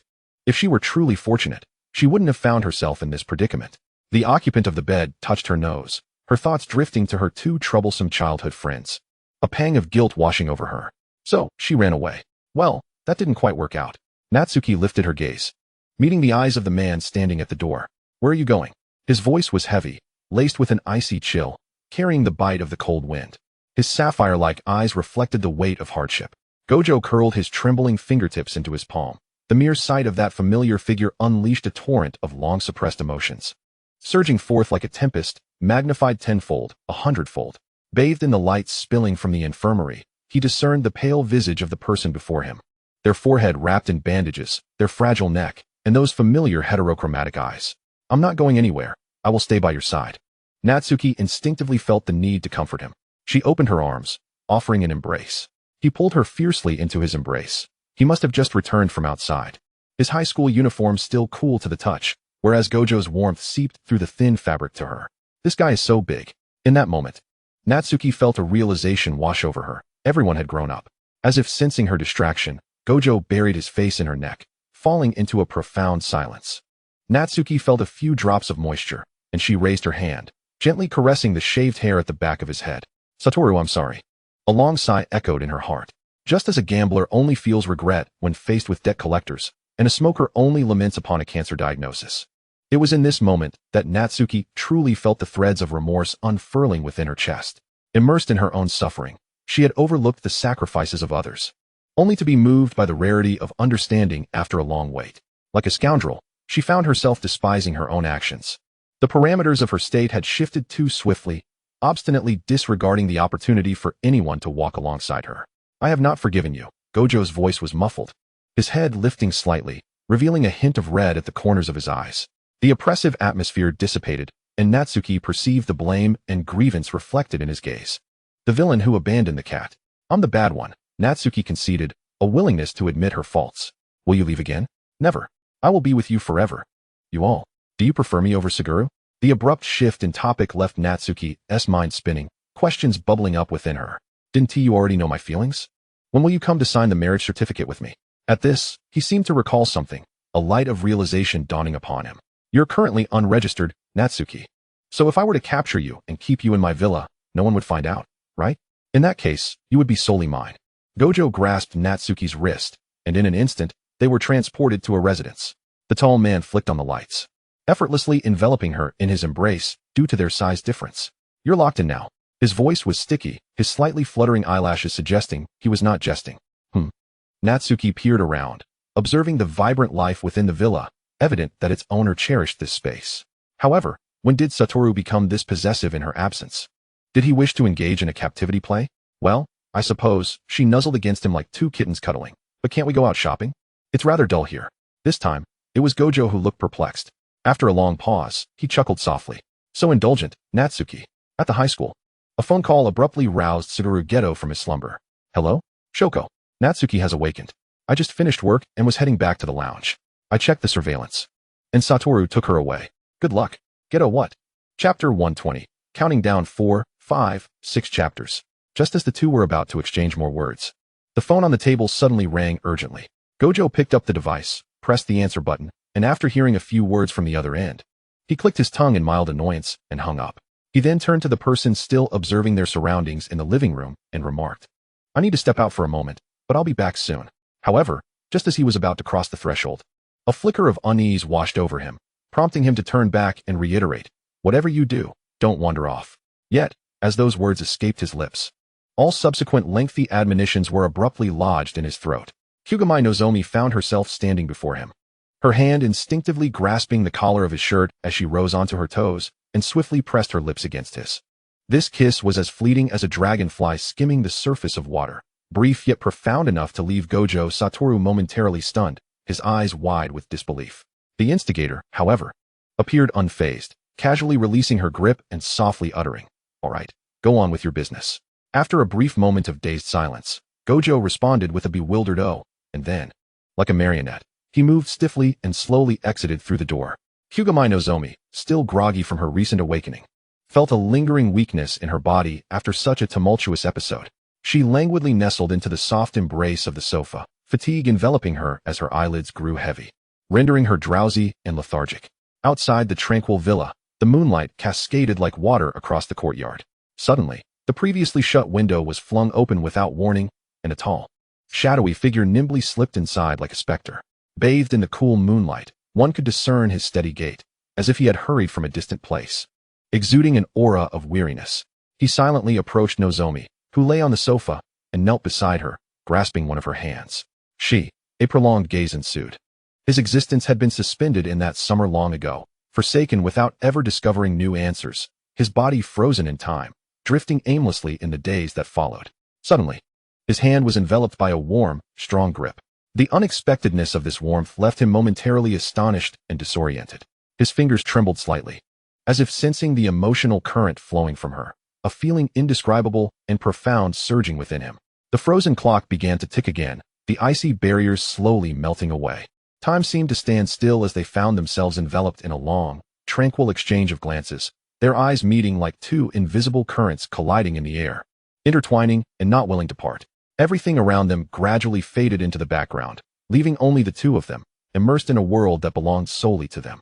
A sharp sound echoed as Suguru Geto received a slap. What were you hesitating about in Shibuya? Nozomi knew she had crossed a line, but her anger was palpable. If she truly didn't return, wouldn't all her efforts dissolve into nothingness?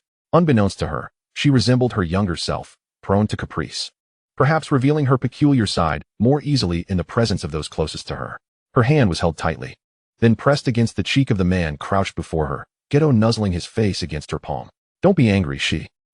I'm saying if, you don't come back. I will agree. He emphasized, I will agree. Nozomi found herself laughing in exasperation, only to be reminded that she was the one who had drawn him in. Yet in the end, it was her who let him down. She lowered her gaze, a hint of melancholy washing over her. I'm sorry, was all she could muster after a long silence. Chapter 121. Counting down from 3 to 5. Sometimes, I find myself utterly unknown. I repeatedly question my own existence, unable to find a glimmer of hope in the darkness. And I shall seek my true self amidst the torrential downpour. Ultimately, Nozomi succumbed to the encroaching drowsiness and drifted into slumber. Geto cautiously approached her side, gently lifting her as if cradling a rare treasure. With steady strides, he carried her to the guest room, rummaging through drawers to find blankets to cover her, meticulously tucking in the corners to prevent any chill from disturbing her dreams. As Nozomi lay in bed, a faint smile graced her lips, suggesting her dreams were filled with warmth and sweetness. When Geto exited the guest room, he found Gojo had returned, gently closing the door behind him and catching the bottle of soda tossed his way. The hour had turned to the early morning. Yet the sky remained shrouded in darkness, hinting at a gloomy day that bore no oppressive weight. A sharp crack echoed as the marbles in the glass bottle submerged in the beverage, rattling as they settled into place. Go, what are your thoughts? Gojo had already finished his soda, the marbles clinking against the glass, and with a defiant grin, he declared, what do you think? You don't know, do you, Geto? Geto chuckled softly at this remark, a hint of resignation mingling with an understanding of the man before him. He slowly lifted his gaze to meet Gojo's challenging stare. Neither of us will relinquish what we've claimed, will we? Gojo clicked his tongue in irritation. Why can't it just be me? I've always been fine on my own. The desire for possession clashed within him, his tongue grazing the roof of his mouth. Let's chat at Jujutsu High, Geto. Gladly, came the reply. Thus, in the early hours after a long period of tension, the training grounds of Jujutsu High were filled with the sounds of their banter, punctuated by the booming echoes of their voices. Geto's self-awareness is key. Nozomi kissed me today. We're clearly in sync, so you might as well step back. Don't get ahead of yourself. Those who only realize their feelings late have no right to judge me. Haven't you also been slapped by Xi? Another round of playful banter ensued. Inside Jujutsu High, from Principal Yaga to the patients resting in the infirmary, everyone was stirred by the ruckus. What on earth are those two up to? Maki slammed open the dormitory window, helplessly shouting upon recognizing the figures below, though it was of little use. Two foolish teachers, she mused, glancing at her sister, who merely buried herself deeper under the covers. Zenin Munehaisa, accompanying his wife to watch over their son, could easily discern why these two were causing chaos in the dead of night. In the rest area, Shoko, adjusting her earplugs, rolled over to continue her sleep. As Yuji approached the dorm entrance, he spotted Yuta standing downstairs, clearly just returning. Welcome back, Okotsu. The cheerful greeting came from Yuji. Hurry, we need to get back inside. Yuta urged, pulling him back into the dormitory. Hey, Yuji, don't you think we should break up the fight? Wait a moment, Yaga-sensei will be here soon. The boy replied with a shy smile, as Panda sneaked over. The principal has arrived. Behind them, Inamaki held up his phone, Salmon. The furious roar of a man echoed from the playground. Gojo Satoru. Suguru Geto. Principal Yaga contemplated his premature retirement. After all these years, these two troublesome students were still a cause for concern. Inside the infirmary, the sorcerers who had assumed an invasion was underway settled back into their beds. You too. A 20,000-word reflection. Chapter 122. Counting down from 2 to 4. Upon awakening, Nozomi felt as though she were nestled against two large furnaces. The slightly chilly weather had somehow made her sweat. One side was a white-haired figure, and the other a black-haired one. Surely, her position upon awakening was amiss. Closing her eyes, she opened them again. With a swift kick, she sent both men tumbling from her sides. Now that's better. In the infirmary of Jujutsu High, Shoko was still organizing the medical supplies that had been left unattended the previous day when a gentle pat on her shoulder caught her attention. Subsequently, the fatigue enveloping her body and the weariness of her soul dissipated entirely. This sensation was all too familiar to her. Many years ago, there was someone who, after she had stayed up late poring over her books, would gently pat her and playfully complain, Kariko, you really ought to take better care of your health. This will lead to wrinkles, you know. A voice, reminiscent of that cherished memory, echoed from behind her. It has been a long time, Hi. I'm back. Kurogane Hai exclaimed, spreading her arms wide, inviting an embrace. Kazuri Shirako extended her arms, enveloping the person before her in a heartfelt hug. Suddenly, a woman's exclamation broke through the moment. The medical practitioner turned to see Yuan Xianying, accompanied by Zenin Shiner and several unfamiliar students. The woman, who had come to visit her son in the infirmary, covered her mouth as tears streamed uncontrollably down her cheeks. Kurogane High froze, feeling utterly inadequate in offering comfort. Zenin Shiner rubbed his neck and cast her an admonishing glance, only to be swiftly reprimanded by his wife. Stop glaring at High, Sister Yuan. Kurogane High casually grabbed a couple of tissues from the side and handed them to the woman, choosing her words with care. Please don't be sad. Everything is going according to my plan. It's all right, it's all right. Yuan Xianying inspected the person before her from head to toe, alternating between remarks about her growth and her apparent weight loss, before concluding emphatically, How have you become so thin? Come home with me. I shall ensure you are well fed. In the depths of the infirmary, Zenin Mei lay on her sickbed, while a few students lingered awkwardly at the door. What are you doing blocking the entrance? Just come in already, came the voice of Gojo Satoru from behind them. Suguru Geto trailed him, carrying lunch. The once spacious infirmary suddenly felt constricted, though fortunately, the outsiders had already been sent away. Kazuri Shirako smirked, feeling quite clever. Is that really Mei? Kurogane High gazed at Zenin Mei on the sickbed with curious eyes.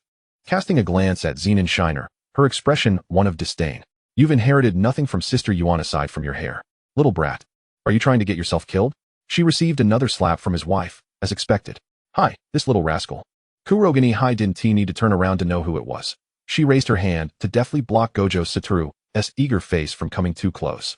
Subsequently, he was yanked back by Suguru Geto, who pulled him 5 meters away by his collar. The boundaries of their playful interactions were long since abandoned. However, speaking of which, why was it only Mei who faced such severe reprimands? Mei-chan, Inamaki stifled a laugh, vigorously patting Itadori Yuji's shoulder, who bore a comically suppressed grin. Reflecting on it, Itadori realized that Mei had been continuously subjected to such treatment since the beginning, even as she grew stronger. Itadori, you may not be speaking, but we all know you're here. He paused momentarily, and I've grown up. Please refrain from using such embarrassing names. Not cute at all. Kurogane High whispered to Gojo Satoru beside her. Exactly. Hi. You have no idea. Mei has entered her rebellious phase. Gojo Satoru's booming voice reverberated through the infirmary. Mei is already a big child. Hi. We should respect her. Children need encouragement, Suguru Geto added, delivering a subtle jab. Zenin Mei exclaimed. He only knows how to complain. 3 unreliable adults. Chapter 123. Counting down. 3, 2, 1. Kurogane High returned to Kyoto, standing at the entrance of the Kurogane household. Her left leg beside Kogane Yukihira and her right leg beside the elder, while she herself bore a vacant expression akin to a lifeless fish, gazing at the 2 individuals clinging to her legs and weeping uncontrollably. I say, have you 2 had enough? I have only died once. It's not as if I won return, Kurogane High remarked with exasperation. Kurogane Yukihira lifted his tear-streaked face and sobbed. Sister, the days without you were utterly dull. Some utter fools keep saying I'm merely your adopted sibling, unworthy of being the head of the family. Woe is me. The elder nodded in agreement. Family head. You are our pillar of support. Sighing, Kurogane High bent down to lift both of them up. Stop pretending. You 2 could never be bullied. As she stepped through the door, a throng of servants rushed forward, bearing an array of delicacies and exquisite garments. The head maid respectfully proclaimed, head of the Kurogane family. Welcome home. Everything has been prepared according to your preferences. Kurogane High glanced around, a warmth blossoming in her heart. Just then, a shadow darted across the roof. Kurogane High's gaze sharpened, and she murmured, an assassin? She shielded Yukihira and the elder behind her, vigilantly scanning the surroundings.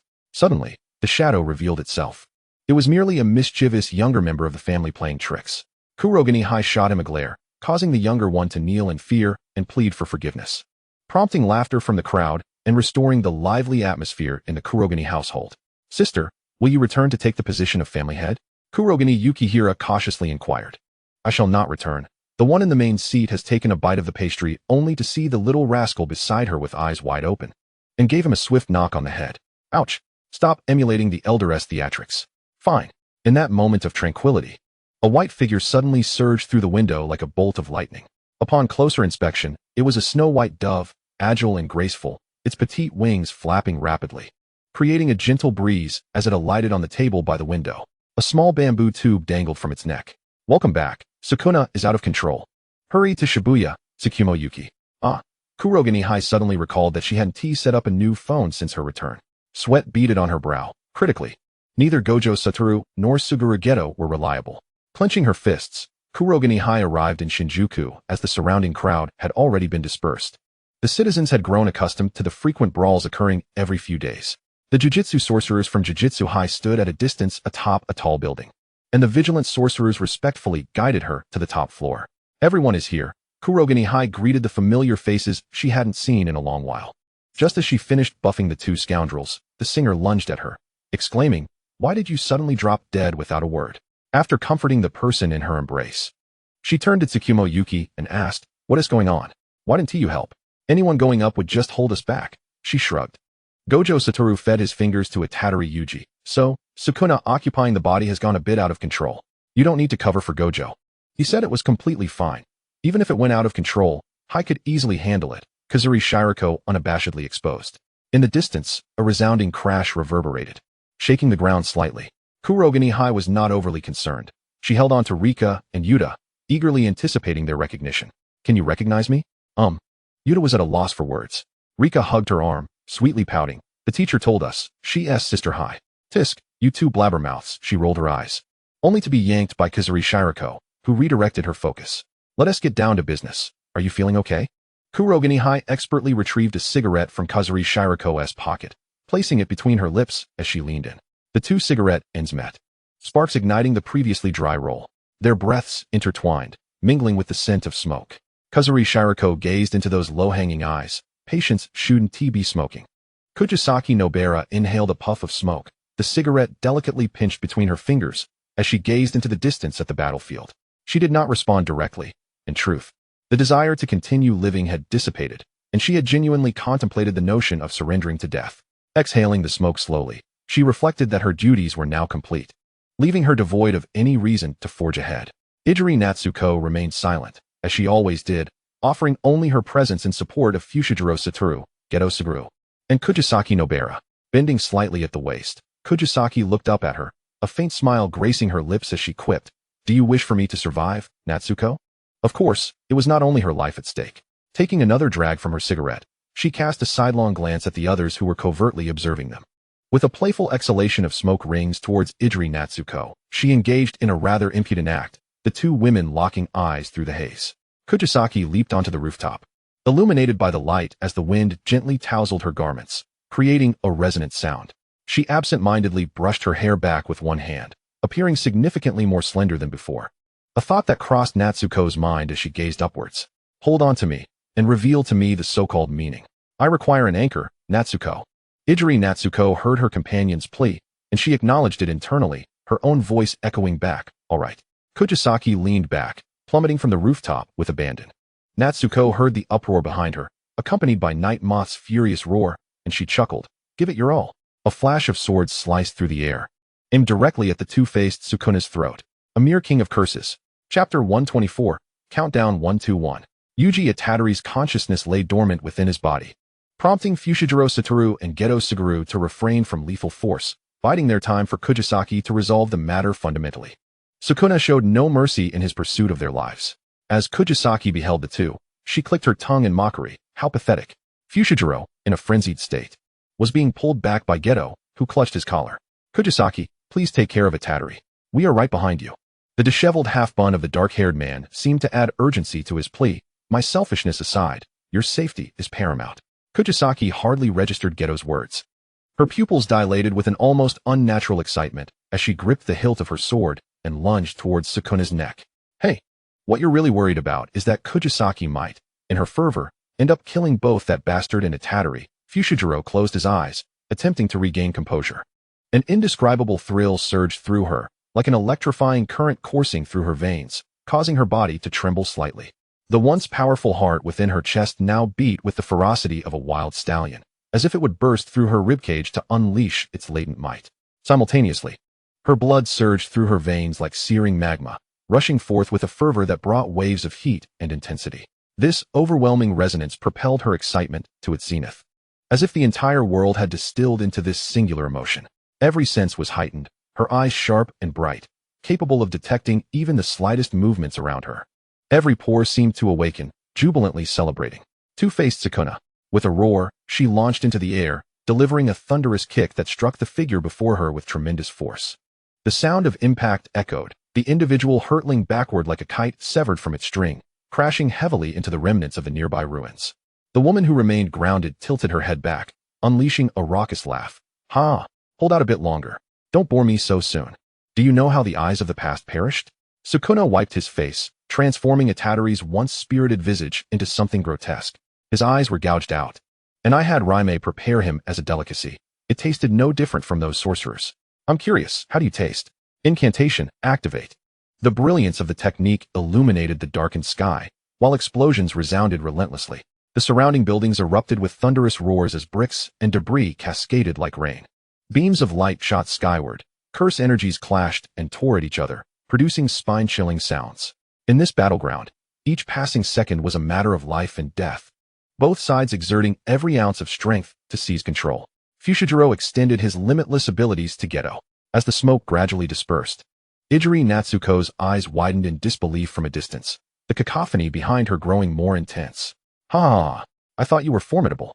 Just a brash little demon. Sukuna sneered at the figure amidst the ruins. Next, I shall send that Six Eyes and the cursed spirit manipulator down to join you. Not good. The battered body transformed into a mere sheet of paper. A piercing sound echoed as the sword pierced flesh, entering from one side of the neck and exiting the other. 8 trigrams, severing myriad evils. Heavenly command, ignite. In his unconscious state, Yuji Itadori perceived a cacophony in his ears. Am I dead? Is that Fushiguro-sensei's voice? I shouldn't be. Right? That lovely female voice. It must be Ijiri-sensei. His hand stirred. It was Megami. Itadori, if you're not dead, make a sound. It was Nobara. Wonderful. It seems everyone is unharmed. A wave of suffocating sensation washed over him. I'm going to die. I'm going to die. Yuji Itadori jolted upright in bed, only to find his esteemed teacher, Geto, pinching his nose, turning to the woman beside him. Kujisaki, look, he's awake. Chapter 125, 123. Jump. The grand finale. I can't take it anymore. In the dimly lit room, the sound of fabric rustling filled the air. One more time, please. A sticky, male voice chimed in. Her ankles were caressed, her wrists held captive, her body uncontrollably leaning forward. Is Kujisaki taking the initiative? Another voice exploded in her ear. Good girl. Guess who it is now? Guess right. And it ends. Guess wrong. And there will be a punishment. Is it Satoru? Wrong. Punishment means another round. Satoru. Stop teasing her. Huh. Suguru, are you not capable anymore? Impossible. These two were in a competition, weren't they? In the fleeting second before unconsciousness enveloped her, Kujisaki swore that come morning, she would unceremoniously cast those two out. This is utterly excessive. Kujisaki Nobara was a figure of rebellion. Her life marked by audacious acts that garnered mixed reviews from posterity. Yet, within the records of the Kujisaki and Fushiguro families, there lay an obscure detail known to few.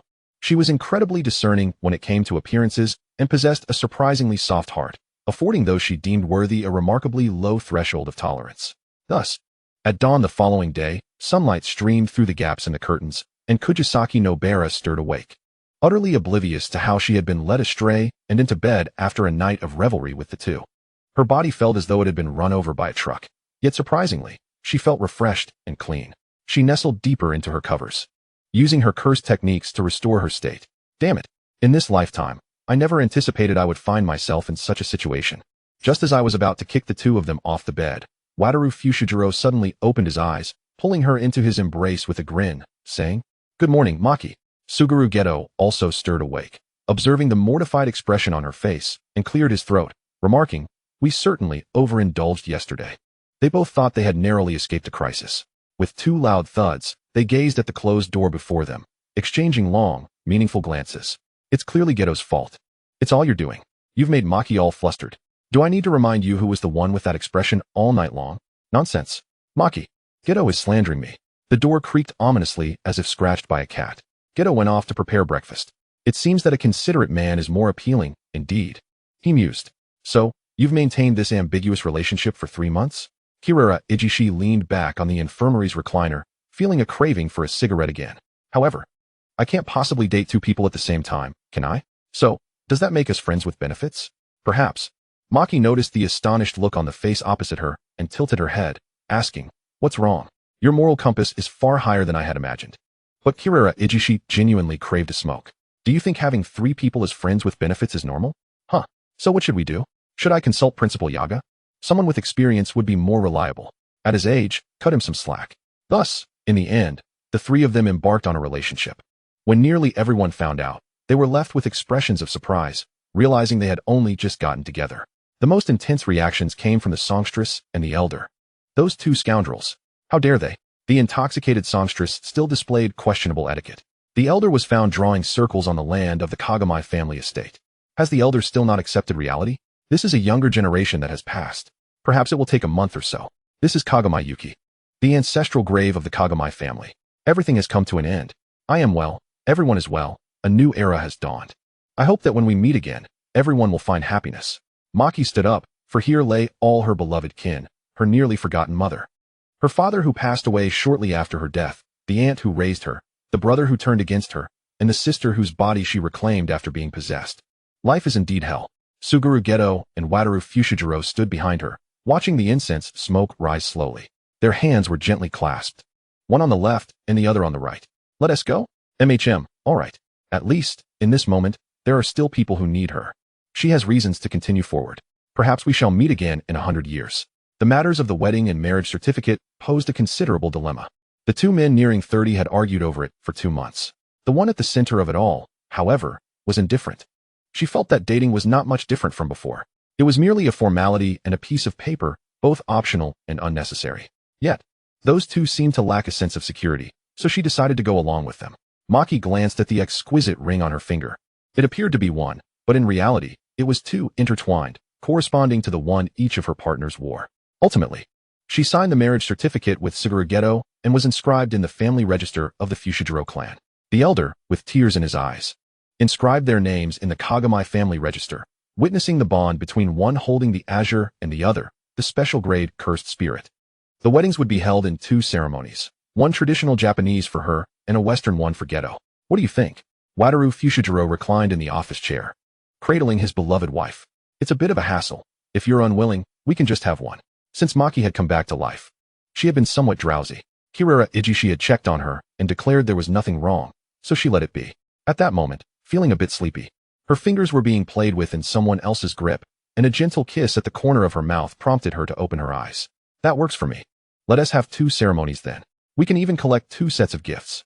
Wataru Fushijiro, becoming increasingly presumptuous, shifted the topic. Darling, we haven't tried anything in the office. Smack. A hand gave him a light smack on the head. Don't push your luck. All right. Suguru Geto's parents were surprisingly open-minded. Is little Maki's health all right? His mother asked, grasping her daughter-in-law's hand with concern. You mustn't overdo it. If you feel uncomfortable, you must refuse, understand? But I did refuse, Maki responded, pulling out an unknown handkerchief to wipe away non-existent tears. Thus, at 29, Suguru Geto once again enjoyed belt-braised meat, along with Wataru Fushijiro. When Naoko came to the island, she immediately entered a frenzy, exclaiming, whose wedding is this? Who's with whom? And who is with whom? Miss Kuroa followed behind her, observing the multitude of busy individuals from the Fushijiro and Kagami families, feeling somewhat awkward. Damn white-haired guys. You two are truly up to no good. The girl had grown into a woman, yet her height remained no taller than 2 gorillas. Akiko Yanagi and the elder made their entrance as the elders of the leading ladies. Akiko Yanagi enjoyed a delightful conversation with the parents of Suguru. The elder from the Kagami family, leading the charge, was engaged in an exchange with the elder from the Fushijiro family. Not he. Maki felt as though her life had been exceedingly busy, yet she was unsure what kept her occupied. Having died 3 times, she returned at the age of 28. People always pose questions with answers in mind. In truth, sometimes, it becomes evident that pursuing the questions holds no significance, yet one continues to inquire. Because one cannot escape. Learning to bravely accept love and separation is an essential skill. Without attempting new things, one will never know the extent of their own courage. Life is ephemeral. For whom do we live? For whom do we draw our swords? For whom do we die? However, for mere mortals, within a century, love exists beyond the realm of order. She is but a mortal. Wataru Fushijiro is. Suguru Geto is too. Capturing the fleeting seconds of life. Moving forward. Maki, Kirara, Yuta. They want to take graduation photos. They're calling for you, Wataru Fushijiro announced as he pushed open the infirmary door. Let us go. Suguru Geto naturally took her hand, ignoring the meowing of the white cat, because Maki's other hand was being held by Kirara Ijishi. Are you all set? The button is about to be pressed. Maki Zenin observed the unprincipled teacher struggling to contain his excitement. Okay, 3, 2, 1, jump. The sorcerer cast his spell in such a setting. Let us take the photo. Click. The camera shutter snapped, freezing the moment in time. Epilogue, True Death. 2011. Regardless, after the Great War, Maki Kagami truly perished. Her soul vanished into the annals of history. At the age of 21, when one is at the pinnacle of youth, she willingly sacrificed her life, giving everything without reservation, without any contingency, to this world. Although what she originally possessed was not much, by 2015, everything had fallen into place. Special grade sorcerer Suguru Geto withdrew from the sorcery community. In 2017, the Curse Queen Rika Orimoto emerged into the world. Thanks to the long-diminished authority of the Directorate, the cursed individual, Yuta Okotsu, is under the watchful eye of the esteemed special grade sorcerer, Satoru Gojo, at Tokyo Jujutsu High Hospital. Ah, love, what is it? The newly enrolled special grade sorcerer hears his teacher murmuring to himself. Love is innate to humanity, the purest, the most twisted, an inescapable curse. In 2018, the king of curses, Ryaman Sukuna, successfully manifested in flesh. In 2019, on Halloween, a new barrier revealed cracks. Cursed spirits besieged the entire Shibuya area. Onmyoji sorcerers rushed in full force for rescue. Beneath Shibuya Station, underground, Suguru Geto, the figure before him, resembled the last time they met. The dim right eye and a voice that didn't belong to her informed Geto that this was not that person at all. How about we strike a deal? Logic tugged at him. If you eliminate all the non-sorcerers within the barrier, I shall grant you this body. What say you? Geto should have acquiesced, he thought to himself. Sorcerers and non-sorcerers, cursed spirits and humanity. The person who guided him onto the wrong path never provided him with the clarity of a correct one. If it were Suguru Geto, if he were the Geto who had never known Rika Orimoto, fine, he would have said that. However, the signs of love are mimicry, influence, transformation, familial bonds, romantic love, friendship. He is a mosaic formed by every individual he loves and who loves him in return. Each encounter has contributed to the Suguru Geto of today. Without even one person, he would be an entirely different version of himself. Beside him, Shoko Iiri sensed the disquiet. Tugging at his sleeve, Geto, a furious Satoru Gojo, trapped in the Shinjuku barrier, roared, "Don't waste your breath with him. One can only navigate their own path." Geto sighed. "You underestimate me too much. If I slay these monkeys, wouldn't all of Rika's efforts be in vain?" The Shibuya incident was resolved flawlessly. However, some faces bore no signs of joy. Gojo and Geto did not wish for Rika Orimoto's body to return to the Orimoto family, the place that had confined her for a lifetime. A single statement from Rika Orimoto led to their compromise.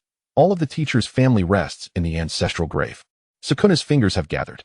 Gojo did not feed everything to Yuji Itadori, but instead bound it to a rocket, casting it into the cosmos as space debris. Upon learning this, Itadori's eyes widened in disbelief. Is that even possible?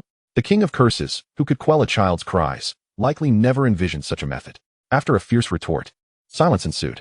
A year passed before everything settled. Rika Orimoto's funeral was held again, a return to the earth.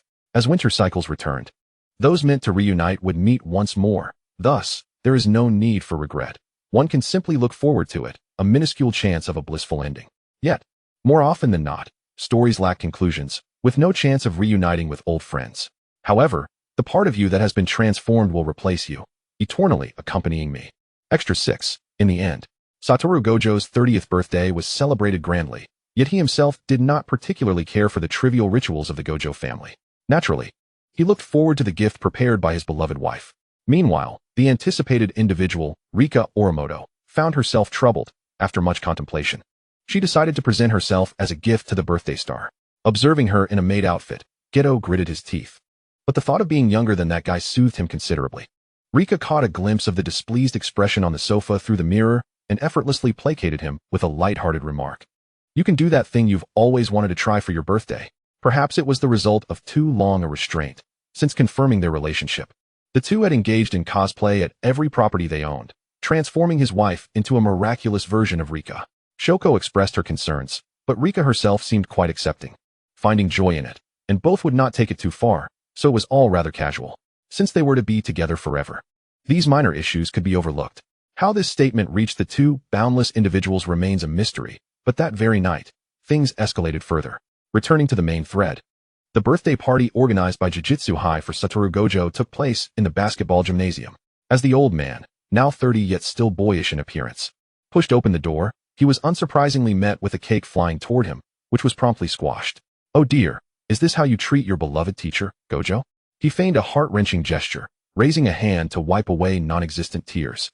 He received a face of disdain in response. In any case, Gojo, happy birthday. Now that you're 30, please stop worrying me. Yaga presented a gift. A wolf felt he had poked himself, hoping his troublesome student would ease his burdens. The singer, Kamo, tossed a bag of limited edition sweets, gritting her teeth while wishing him a happy birthday, and unsurprisingly provoked a round of taunting. Shoko gifted a bottle of wine, and Gojo suspected that if he were to refuse, she would promptly take it back for herself. Mei presented an offer for a free commission, which was quite fitting. Geto bestowed upon his dear friend a book, The Art of Language, hoping he would cease to irritate his wife, which inadvertently implicated him as well. Nanami and Yuata were rather conventional, offering an eye mask and a cup. As the adults concluded the gift-giving segment, the students gathered around, awkwardly expressing their thanks and well wishes. Gojo, standing amidst the crowd with a pile of gifts, snapped selfies joyfully. Rika did not attend the gathering. She was not familiar with those children and feared they might feel restrained. Geto informed Gojo that she awaited him at home, with a surprise in store. This earned him a skeptical glance from his best friend. Gojo, please do not assume everyone lacks boundaries as you do, Geto thought. Feeling he should not have disclosed this matter. Upon returning home, he opened the door to find his beautiful wife in a maid outfit, holding a handmade cake. Wishing him a happy birthday. What's wrong, Gojo? Rika placed the cake on the table, playfully waving her hand before him. Did you freeze? As he grasped her wrist and gently pulled her into a sweet embrace, the white-haired cat rubbed against his neck, as if trying to mark him with her scent. Rika felt herself lifted effortlessly, struggling momentarily, but we need to eat the cake first. Why hasn't my wife gained any weight despite all the feeding? The cake will spoil tomorrow. I want to eat my wife first. She has a cake too. Don't speak like a high school girl. Gojo departed first. While the students continued to revel, the party was far from over. The infamous drunkard, Shoko, was engaged in a drinking contest with the taciturn Nanami. Kamo, as usual, displayed poor drinking etiquette, standing on the table to curse Gojo and Geto's past at Jujutsu High, while the nearby students encouraged and applauded. Mei laughed as she recorded, planning to extort the involved parties. Among them, Geto was being dragged by a drunken junior, listening to life lessons and expressions of admiration. Don't ask. The answer is an overwhelming regret. The end of the article. If you enjoyed it, please consider liking, commenting, and subscribing. Thank you for your support.